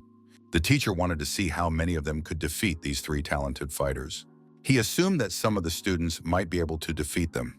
Simply put, this test consisted of fighting the stars of the course. Bernon turned to the student standing at the very end of the crowd and asked him to go first. It turned out to be Leon von Marvis, who did not seem to expect such a turn of events. He was a little confused because he knew he wasn't very good with a sword. The teacher emphasized that no objections would be accepted, because the mage was certainly no worse than the swordsman. He also warned that mages and healers always become the primary targets on the battlefield. Leon also understood that he had to be able to defend at least himself. In the end, the boy resigned himself to the fact that he would have to fight one of these strong fighters. But despite what he had just said, Bernon expected his students to fight as fairly as possible. That is why, in addition to swords, opponents could use any combat techniques. Upon hearing this information, Leon calmed down a little and decided to make his choice. In the end, the young man confidently declared that he would fight Knox von Reinhofer. The main character himself was shocked by the young man's choice, as he certainly did not expect this. Leon simply accepted that he had to fight and decided that the battle with Knox would be the most interesting. Our hero was in no hurry to start the fight and asked the teacher to wait a little. He emphasized that he did not have a real sword, but Leon had a real artifact. But Bernon explained that it was just a tool. The young man couldn't understand what kind of nonsense this was, and now he noticed that his opponent was looking down on him. For his part, his classmate replied that it was quite the opposite. Leon admitted that he considered our hero to be the strongest of all, so he decided to test his strength. Knox was still worried because he believed that summoning the dead was unacceptable in a sacred duel. The instructor didn't care about that at all, so he allowed his student to use any means necessary. Then the main character asked how he would justify his decision. Bernon emphasized that it would simply be more fun that way and ordered Snow White to stop whining. He understood that Leon could be a rather annoying opponent, but he admitted that Knox himself was the most infuriating of all the cadets he had ever taught. It was this guy who infuriated the captain, considering his strange eye color, cute face, awkward hair, and overall haughty appearance. Bernon was unstoppable, so he called the main character the enemy of all men. The young gentleman couldn't understand where such hatred for him came from, so he thought the teacher had completely lost his mind. In the end, he resigned himself to it, and since Leon had asked for it himself, he was not going to back down. Now, our hero didn't care what rules were in place here and what methods could be used. That's why he asked Leon von Marvis not to cry when he suffered a crushing defeat. All the undead rushed towards Knox, ready to tear him to pieces. Although Bernon himself had allowed any methods to be used, He did not expect his student to actually summon the dead.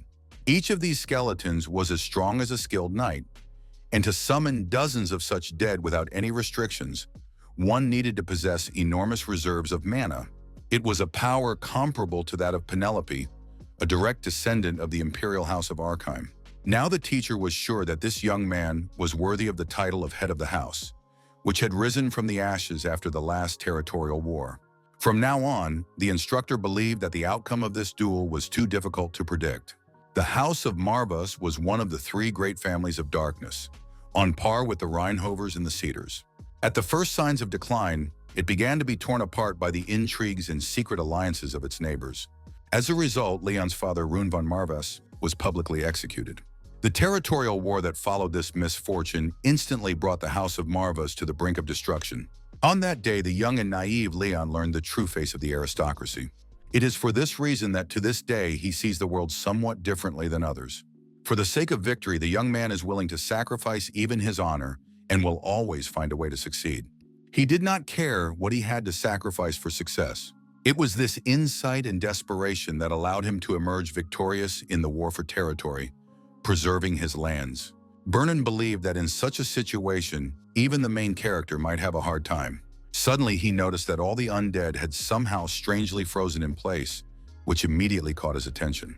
In the end, demonstrating his skill, Knox was able to successfully cut down all the advancing skeletons, so they no longer posed any threat to him. The instructor realized that there would always be bigger fish, so even Leon would not be able to emerge victorious. He was sure that beyond the horizon lay an even more boundless sky. And now Knox had demonstrated that for every talent, there is an even greater talent. The others noticed that the main character's fencing style was definitely different, as if he was fighting not for victory, but for survival. Everyone present, without exception, could not help but feel this incredibly powerful, frightening, overwhelming inner force emanating from him. The young man paid no attention to anyone else because he saw only his own color. Leon understood that things were bad, so he had to try hard to defeat such an opponent. After all the preparations, they collided with their powerful, crushing forces, unleashing all their accumulated potential on each other. The students watching this action could believe that Leon had indeed managed to repel such a powerful attack. The main character had to pause for a moment, because his opponent was not so easy to defeat. Now Knox understood that he was seeing Leon's true power. It was the Necronomicon that allowed the young man to summon even more powerful monsters. The young man was able to get hold of the grimoire at the Marvus house, which had been lying idle for a long time. At a time when even his vassals had turned their backs on him, Leon awakened his power and managed to lead them to victory in the war for territory. All of this, all of his incredible powers and achievements, were obtained solely thanks to the contract he had made with the powerful Black Lion Marvus. The young man acknowledged that Knox's powers were formidable, so he had miscalculated in thinking that his basic spells would be enough to win. With confidence in his voice, Leon asked if he could request a rematch. Seeing this, the main character realized that this guy was simply incredible, because his ability to control the dead was quite difficult technically. But that was exactly what he had been waiting for. So now Knox wanted to experience what it was like to fight a worthy opponent. Meanwhile, Leon froze in place for a moment, feeling a strange sensation that pierced his entire body. He began to suspect that our hero was either suppressing mana or pouring out the power that had such an effect on him. It was not at all clear what the young gentleman had in mind, so Leon decided to attack him as soon as possible. The sharp blade of his spirit quickly moved toward the main character, who was preparing for his next move. It turned out that Knox was planning to use the second technique of the Sword of Darkness. It was a technique called Shadow Slash, which he had learned from his father. A second later, there was a powerful flash of energy that blinded everyone around. Even the strongest undead couldn't withstand this power, so they simply evaporated. Vernon, watching this battle, no longer had any doubt that these movements were similar to the second technique of the Sword of Darkness school. There was no instructor on the entire continent who did not recognize these techniques, but usually a certain age had to be reached in order to learn them. At an early age, such power can be dangerous for the bearer, and of course, it is passed down to them by inheritance. The instructor was shocked by the fact that a 15-year-old boy could master such a technique so perfectly. Even more surprising was the fact that Knox was holding a regular wooden sword. Leon, who was unable to stop his opponent, admitted that he was on a different level. The main character said that he was always ready to crush his friend, but only if he asked him to. It turns out that the young man was not going to stop there and tried to attack Knox with another technique. In fact, this character is destined to become one of the strongest in the game. But in this world without a protagonist, only Knox can stimulate Leon's development. The main character was going to give this guy the same answer that Paracelsus had received a little earlier. He wanted Leon to recognize his true weakness and strive to surpass him from now on. All this fell on the shoulders of Knox, who was both the villain and the part-time main character. They clashed swords again with the young man, who was desperately trying to defend himself. Our hero had no intention of stopping because he was ready to crush literally anyone who stood in his way. In the end, all the students witnessed Leon's weapons simply break in two. The boy admitted defeat to Knox von Reinhofer, thanking him for his new knowledge. In turn, the main character acknowledged that his skills in controlling the dead were quite remarkable. Leon did not expect to hear praise from this particular person, so he thanked him with surprise. Meanwhile, the instructor informed everyone that the duel was over. He confidently announced that Snow White was the winner, and Knox was not at all pleased that the teacher still did not call him by name. Then Bernard suggested continuing the matches and asked the students to choose their opponents. Obviously, now everyone started choosing those two, because it was much easier than competing with such a monster. Paracelsus was very angry that all their classmates considered him to be the weak one. Meanwhile, our hero could calm down, because with such an overwhelming difference in strength that he had demonstrated, no one else would risk challenging him thoughtlessly. Then Penelope approached the designer Vernon, who also wanted to say who she had chosen. It turned out that the princess was going to spar with Knox, so everyone fell silent and just stared at her. No one present could believe that the girl had really taken such a risk. She immediately asked the main character if he was against it, because according to the rules, she could choose anyone from among the opponents presented. The students began to suspect that Her Highness had deliberately chosen this particular person. They had already heard that they had broken off their engagement, so they guessed that the guy had infuriated her so much that the princess had decided to take revenge herself. Knox admitted that he really didn't understand why Penelope had chosen him. The girl replied mysteriously with a smirk on her face that she just had very sharp hearing. Suddenly, the system reported that the player's acting skill was wavering, so he began to think that the princess had found out that he and Dahlia were engaged. The princess asked him not to worry about it and to fight as he usually did, but of course within reason, so that he would not be arrested for attempting to harm members of the imperial family. Knox found it a little funny that things had come to such absurd requests and noted that her sword stance was completely useless. This was not surprising, since the princess was not a swordswoman but a mage, but our hero still did not know how to fight her. The instructor didn't wait long and asked the students to start their duel. The main character did not hold back and decided to just fight without thinking about the outcome. At that moment, the system reported that, as a result of the illness, he was suffering from a 5th-level nervous breakdown, so the tension reached its limit. Knox couldn't control his body, so his legs simply buckled. Penelope immediately thought that the young man was fooling around, but she was not going to stop. Our hero simply lost consciousness, so the girl was able to strike him on the head without any problems. After that, the guy fell to the ground with a crash, which confused the princess. The students were also shocked by this turn of events, because they certainly did not expect her to knock Knox down. Even a fool could see that the main character did it on purpose, although no one suspected that he was really hurt. Bernard ignored this and announced that Princess Penelope von Arkham was the winner. The boys agreed that you couldn't swing a sword at such a beauty, and the girls thought that the young gentleman was still in love with his former fiancée. Knox understood that this was not the case at all, but due to his loss of strength, he could not even respond to all the students. After that, the main character found himself in the emergency room, where he tried to recover from this strange duel. He slowly opened his eyes and just stared at the ceiling for a while, realizing what a disgrace he had experienced. The guy couldn't understand how he had decided to faint at that very moment and assumed that it was so that he wouldn't forget about his illness. Then Gremory, who was in a nearby mirror, spoke up because she was unhappy that her master was sleeping so long, as if he were dead. The Deviless couldn't understand how such a sick young man could have sealed her away. The main character asked her to be a little quieter, because his ears were still ringing. The demon couldn't hold back her tears because she was tired of living in constant fear that the seal's owner would die at any moment. Knox asked her to stop grumbling because Gremory had plenty of strength anyway. She continued to mock the main character anyway, because he had been such a beast during the fight, and now he was fainting like a delicate young lady. The young man explained that he couldn't help it, that it was a side effect of his illness. A smirk immediately appeared on Gremory's face because she was glad to learn that even such a person had weaknesses. She promised to heal our hero if he let her go, but the guy decided to teach her a lesson and knocked over the mirror. In fact, based on his knowledge, Knox sincerely expected this demon to think only and exclusively about escape. The main character promised that even if he died and went to hell, he would take the mirror with him. At that moment, someone entered the room and asked about Knox von Reinhofer's condition. The guy immediately took the mirror away from the devil and ordered her to sit quietly. The princess had already seen that he had woken up, so she allowed herself to enter the room.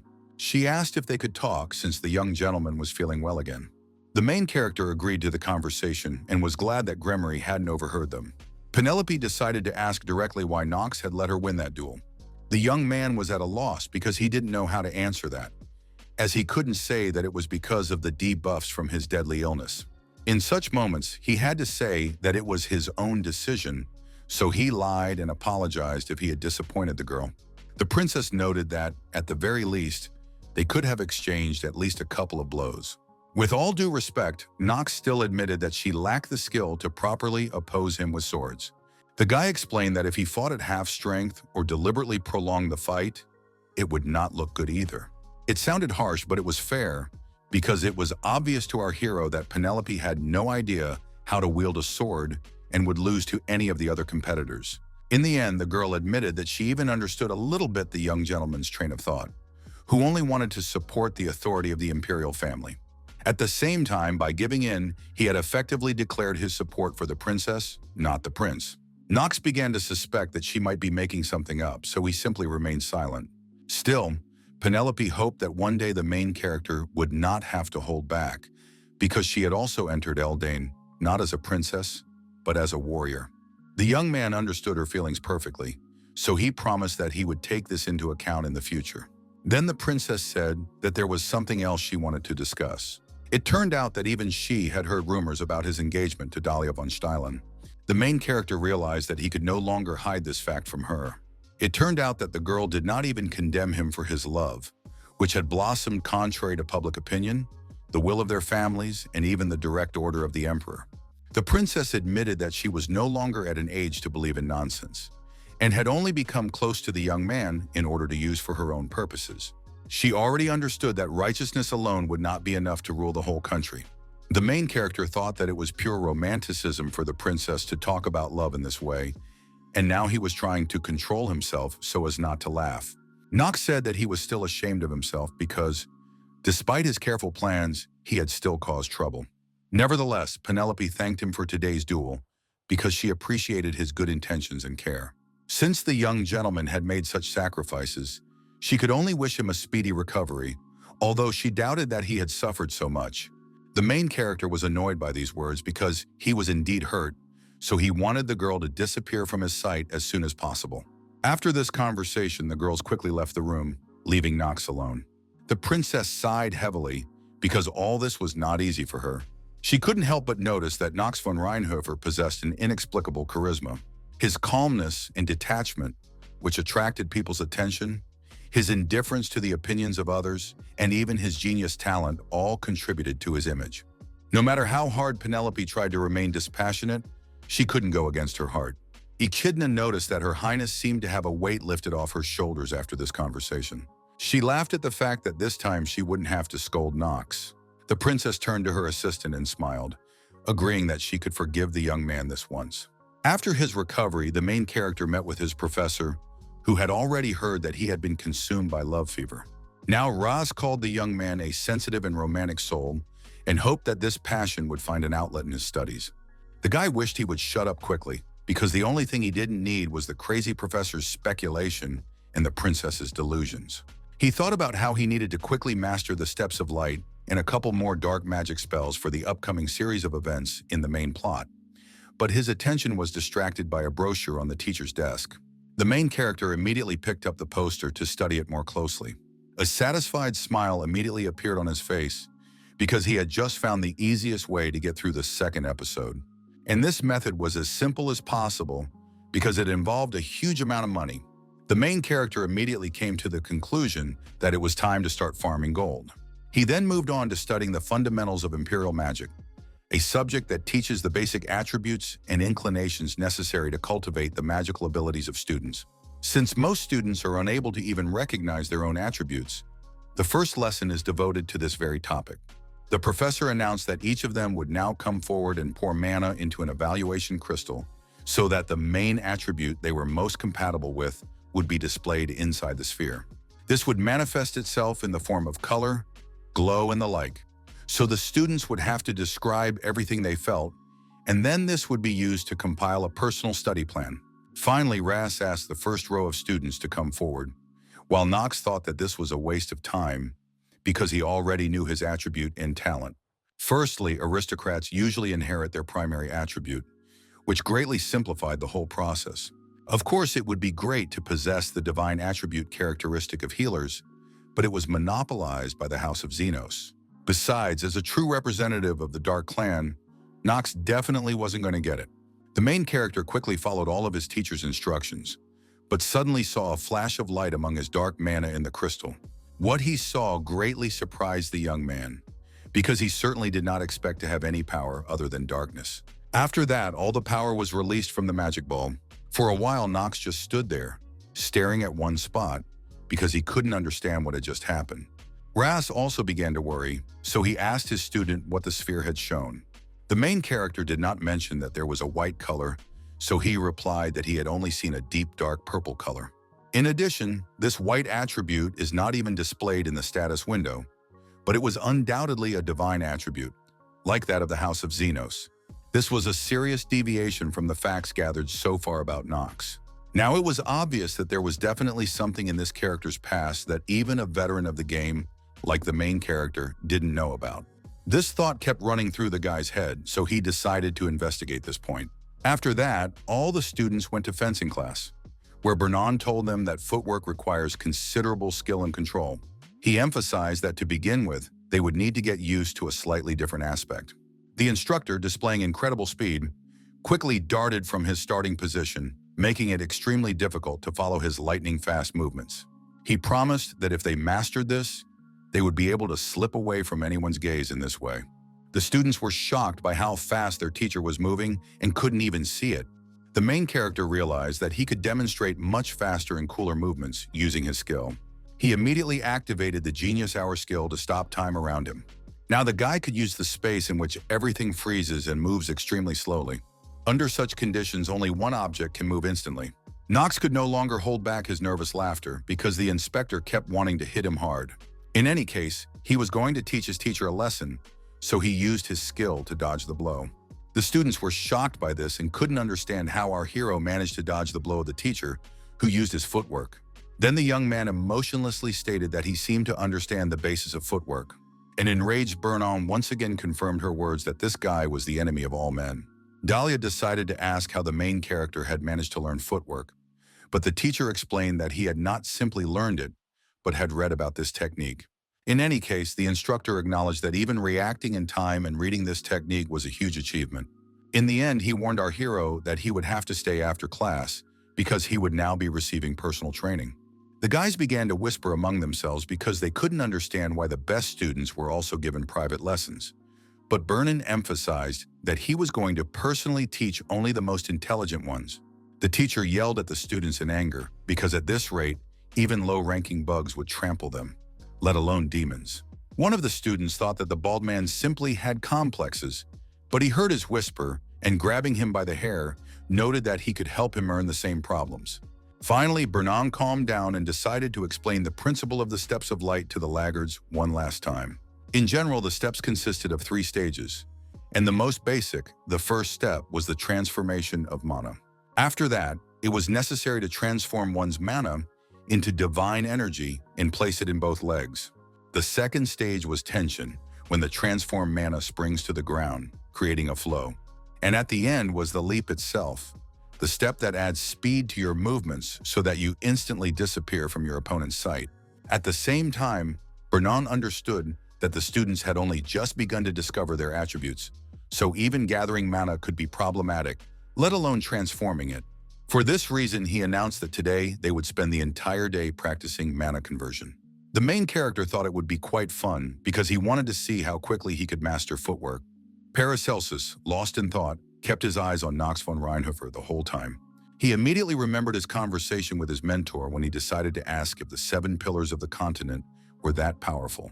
The young man knew very well that Celsus was one of them, so he wanted to know what his rank was.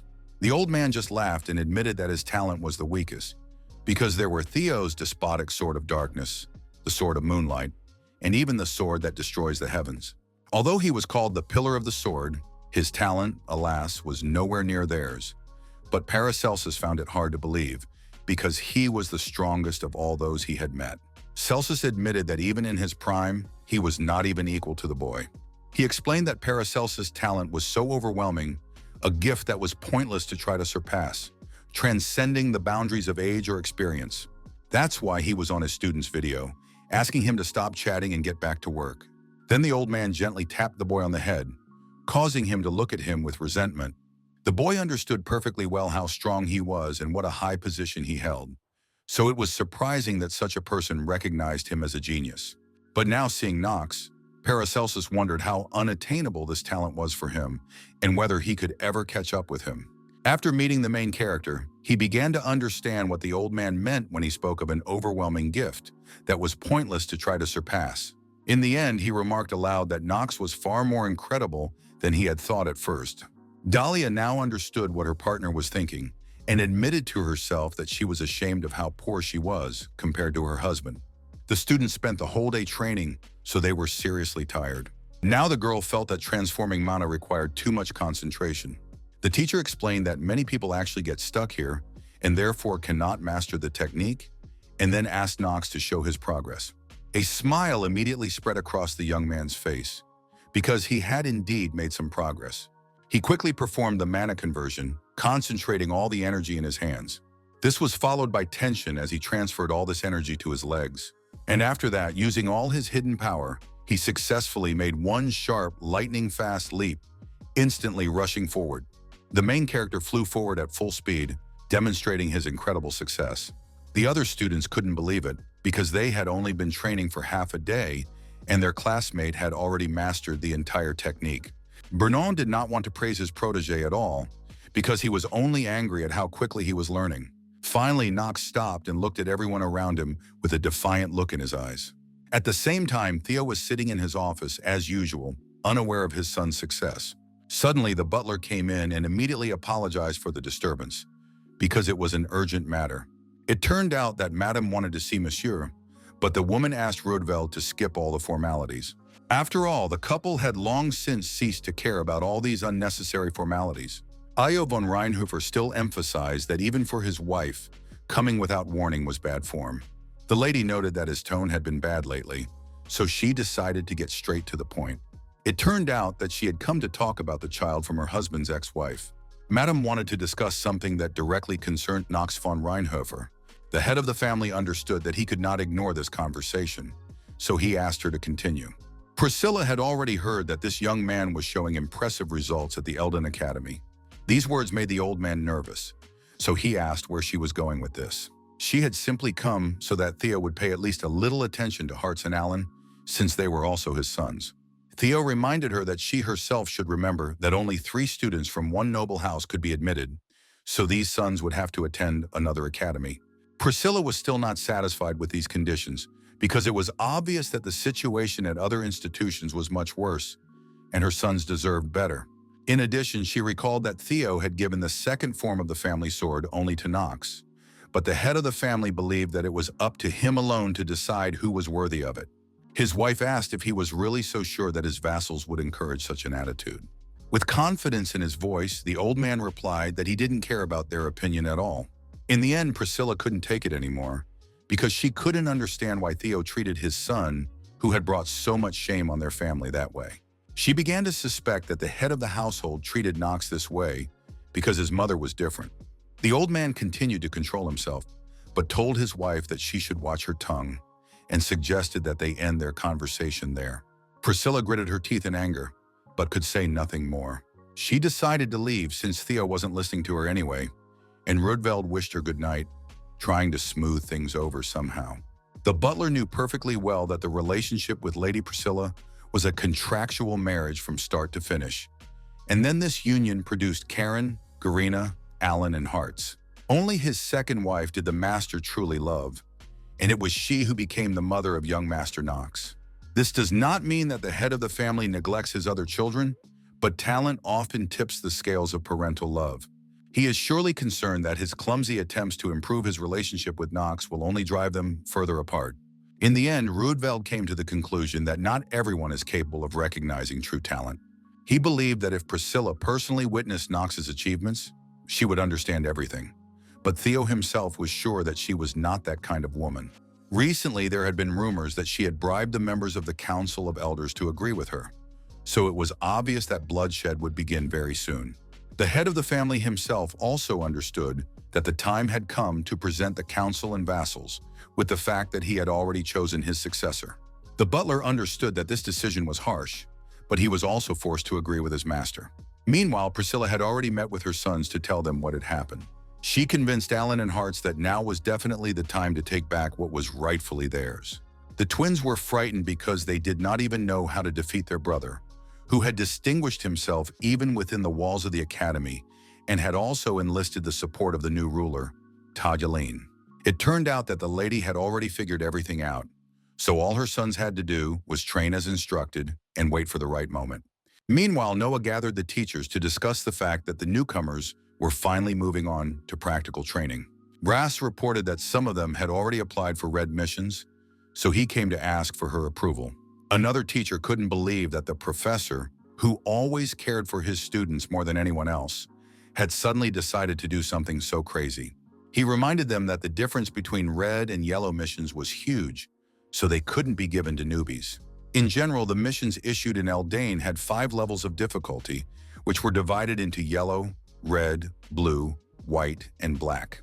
The mission that Garen completed during his training, the Conquest of Chatters, was yellow level, the lowest.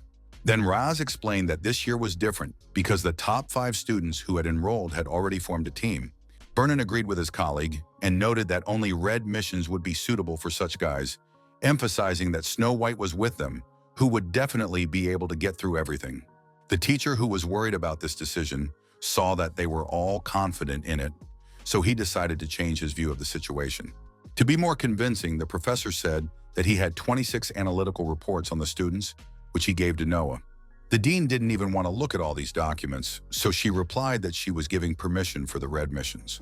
She understood that this team included 2 knights and 2 mages, as well as Knox, who possessed both, so there was nothing to worry about. In addition, the girl remembered that she wanted to talk about something else before everyone left. Noah suddenly filled the room with her incredible, icy, frosty energy. All the teachers immediately tensed up because they understood that this would not lead to anything good. It turned out that the dean had found out that the teachers were trying to hide some secret from her. She emphasized that they should have done it flawlessly and carefully so that no one would find out. Noah von Trinity felt that there was something unclean in their academy. Meanwhile, the main character was heading to an extraterritorial zone in the east, ravaged by protracted wars called Abelard. At its center is a cluster of casinos that serve as a playground for wealthy aristocrats, attracting bon vivants from different countries who come here to strike it rich or buy slaves. Before the start of the second episode of the story, the organization The Sleepers gave Knox a new mission. The location was the Abelarte Casino, and the task itself was to destroy a demon. Only now did Knox suddenly feel the full weight of his responsibilities as a member of the Sleepers. Paracelsus couldn't understand why the noble gentleman had brought so many clothes with him and asked why he hadn't sent them home. Our hero immediately asked if he wanted to advertise that they were going to the casino, even though it was a secret mission. Knox reminded him that they were going to the young man's homeland, but he didn't like that idea because he knew what a stifling, gloomy atmosphere and musty smell prevailed there. Leon asked his partners to stop arguing and suggested they look at the scenery around them. He agreed that it was more humid here than at the academy, but such an open space had its own charm. Eleanor immediately thought that the open field, where they were clearly visible, was not to their advantage. She believed that in such a case, their team would simply become easy prey for anyone. Meanwhile, the staff accompanying them did indeed notice something strange around them. It turned out that their group of carriages had already been targeted by thugs who wanted to rob any aristocrats in their path. The commoners understood that they had to protect Eldane's students at all costs. Eleanor, hearing the commotion around her, realized that she had just brought this problem upon them. Then the main character, addressing Paracelsus as a commoner, suggested that he go and beat up these villains. The young man was deeply hurt by these words and immediately thought that aristocrats enjoyed insulting ordinary people. Knox emphasized that he was only telling the truth, because if their horses were wounded, they would all have to walk. Paracelsus just stared silently at the aristocrat he hated so much, who behaved so terribly in such an important situation. In the end, he accepted our hero's words and Leon followed suit. Eleanor also joined their team because they could not allow innocent people responsible for transportation to suffer. Knox didn't care about all these problems at all, so he decided to take a nap in the carriage. The girl did not appreciate his attitude towards their problems and said with contempt that he was only good at giving orders. In fact, the main character was generously leaving them experience points while he rested before the upcoming trials. Very soon he would arrive at one of the most important events, which was taking place in Abelard. Knox had to get his hands on the greatest masterpiece and the highlight of the auction, which he desperately needed, namely a half-human, half-beast.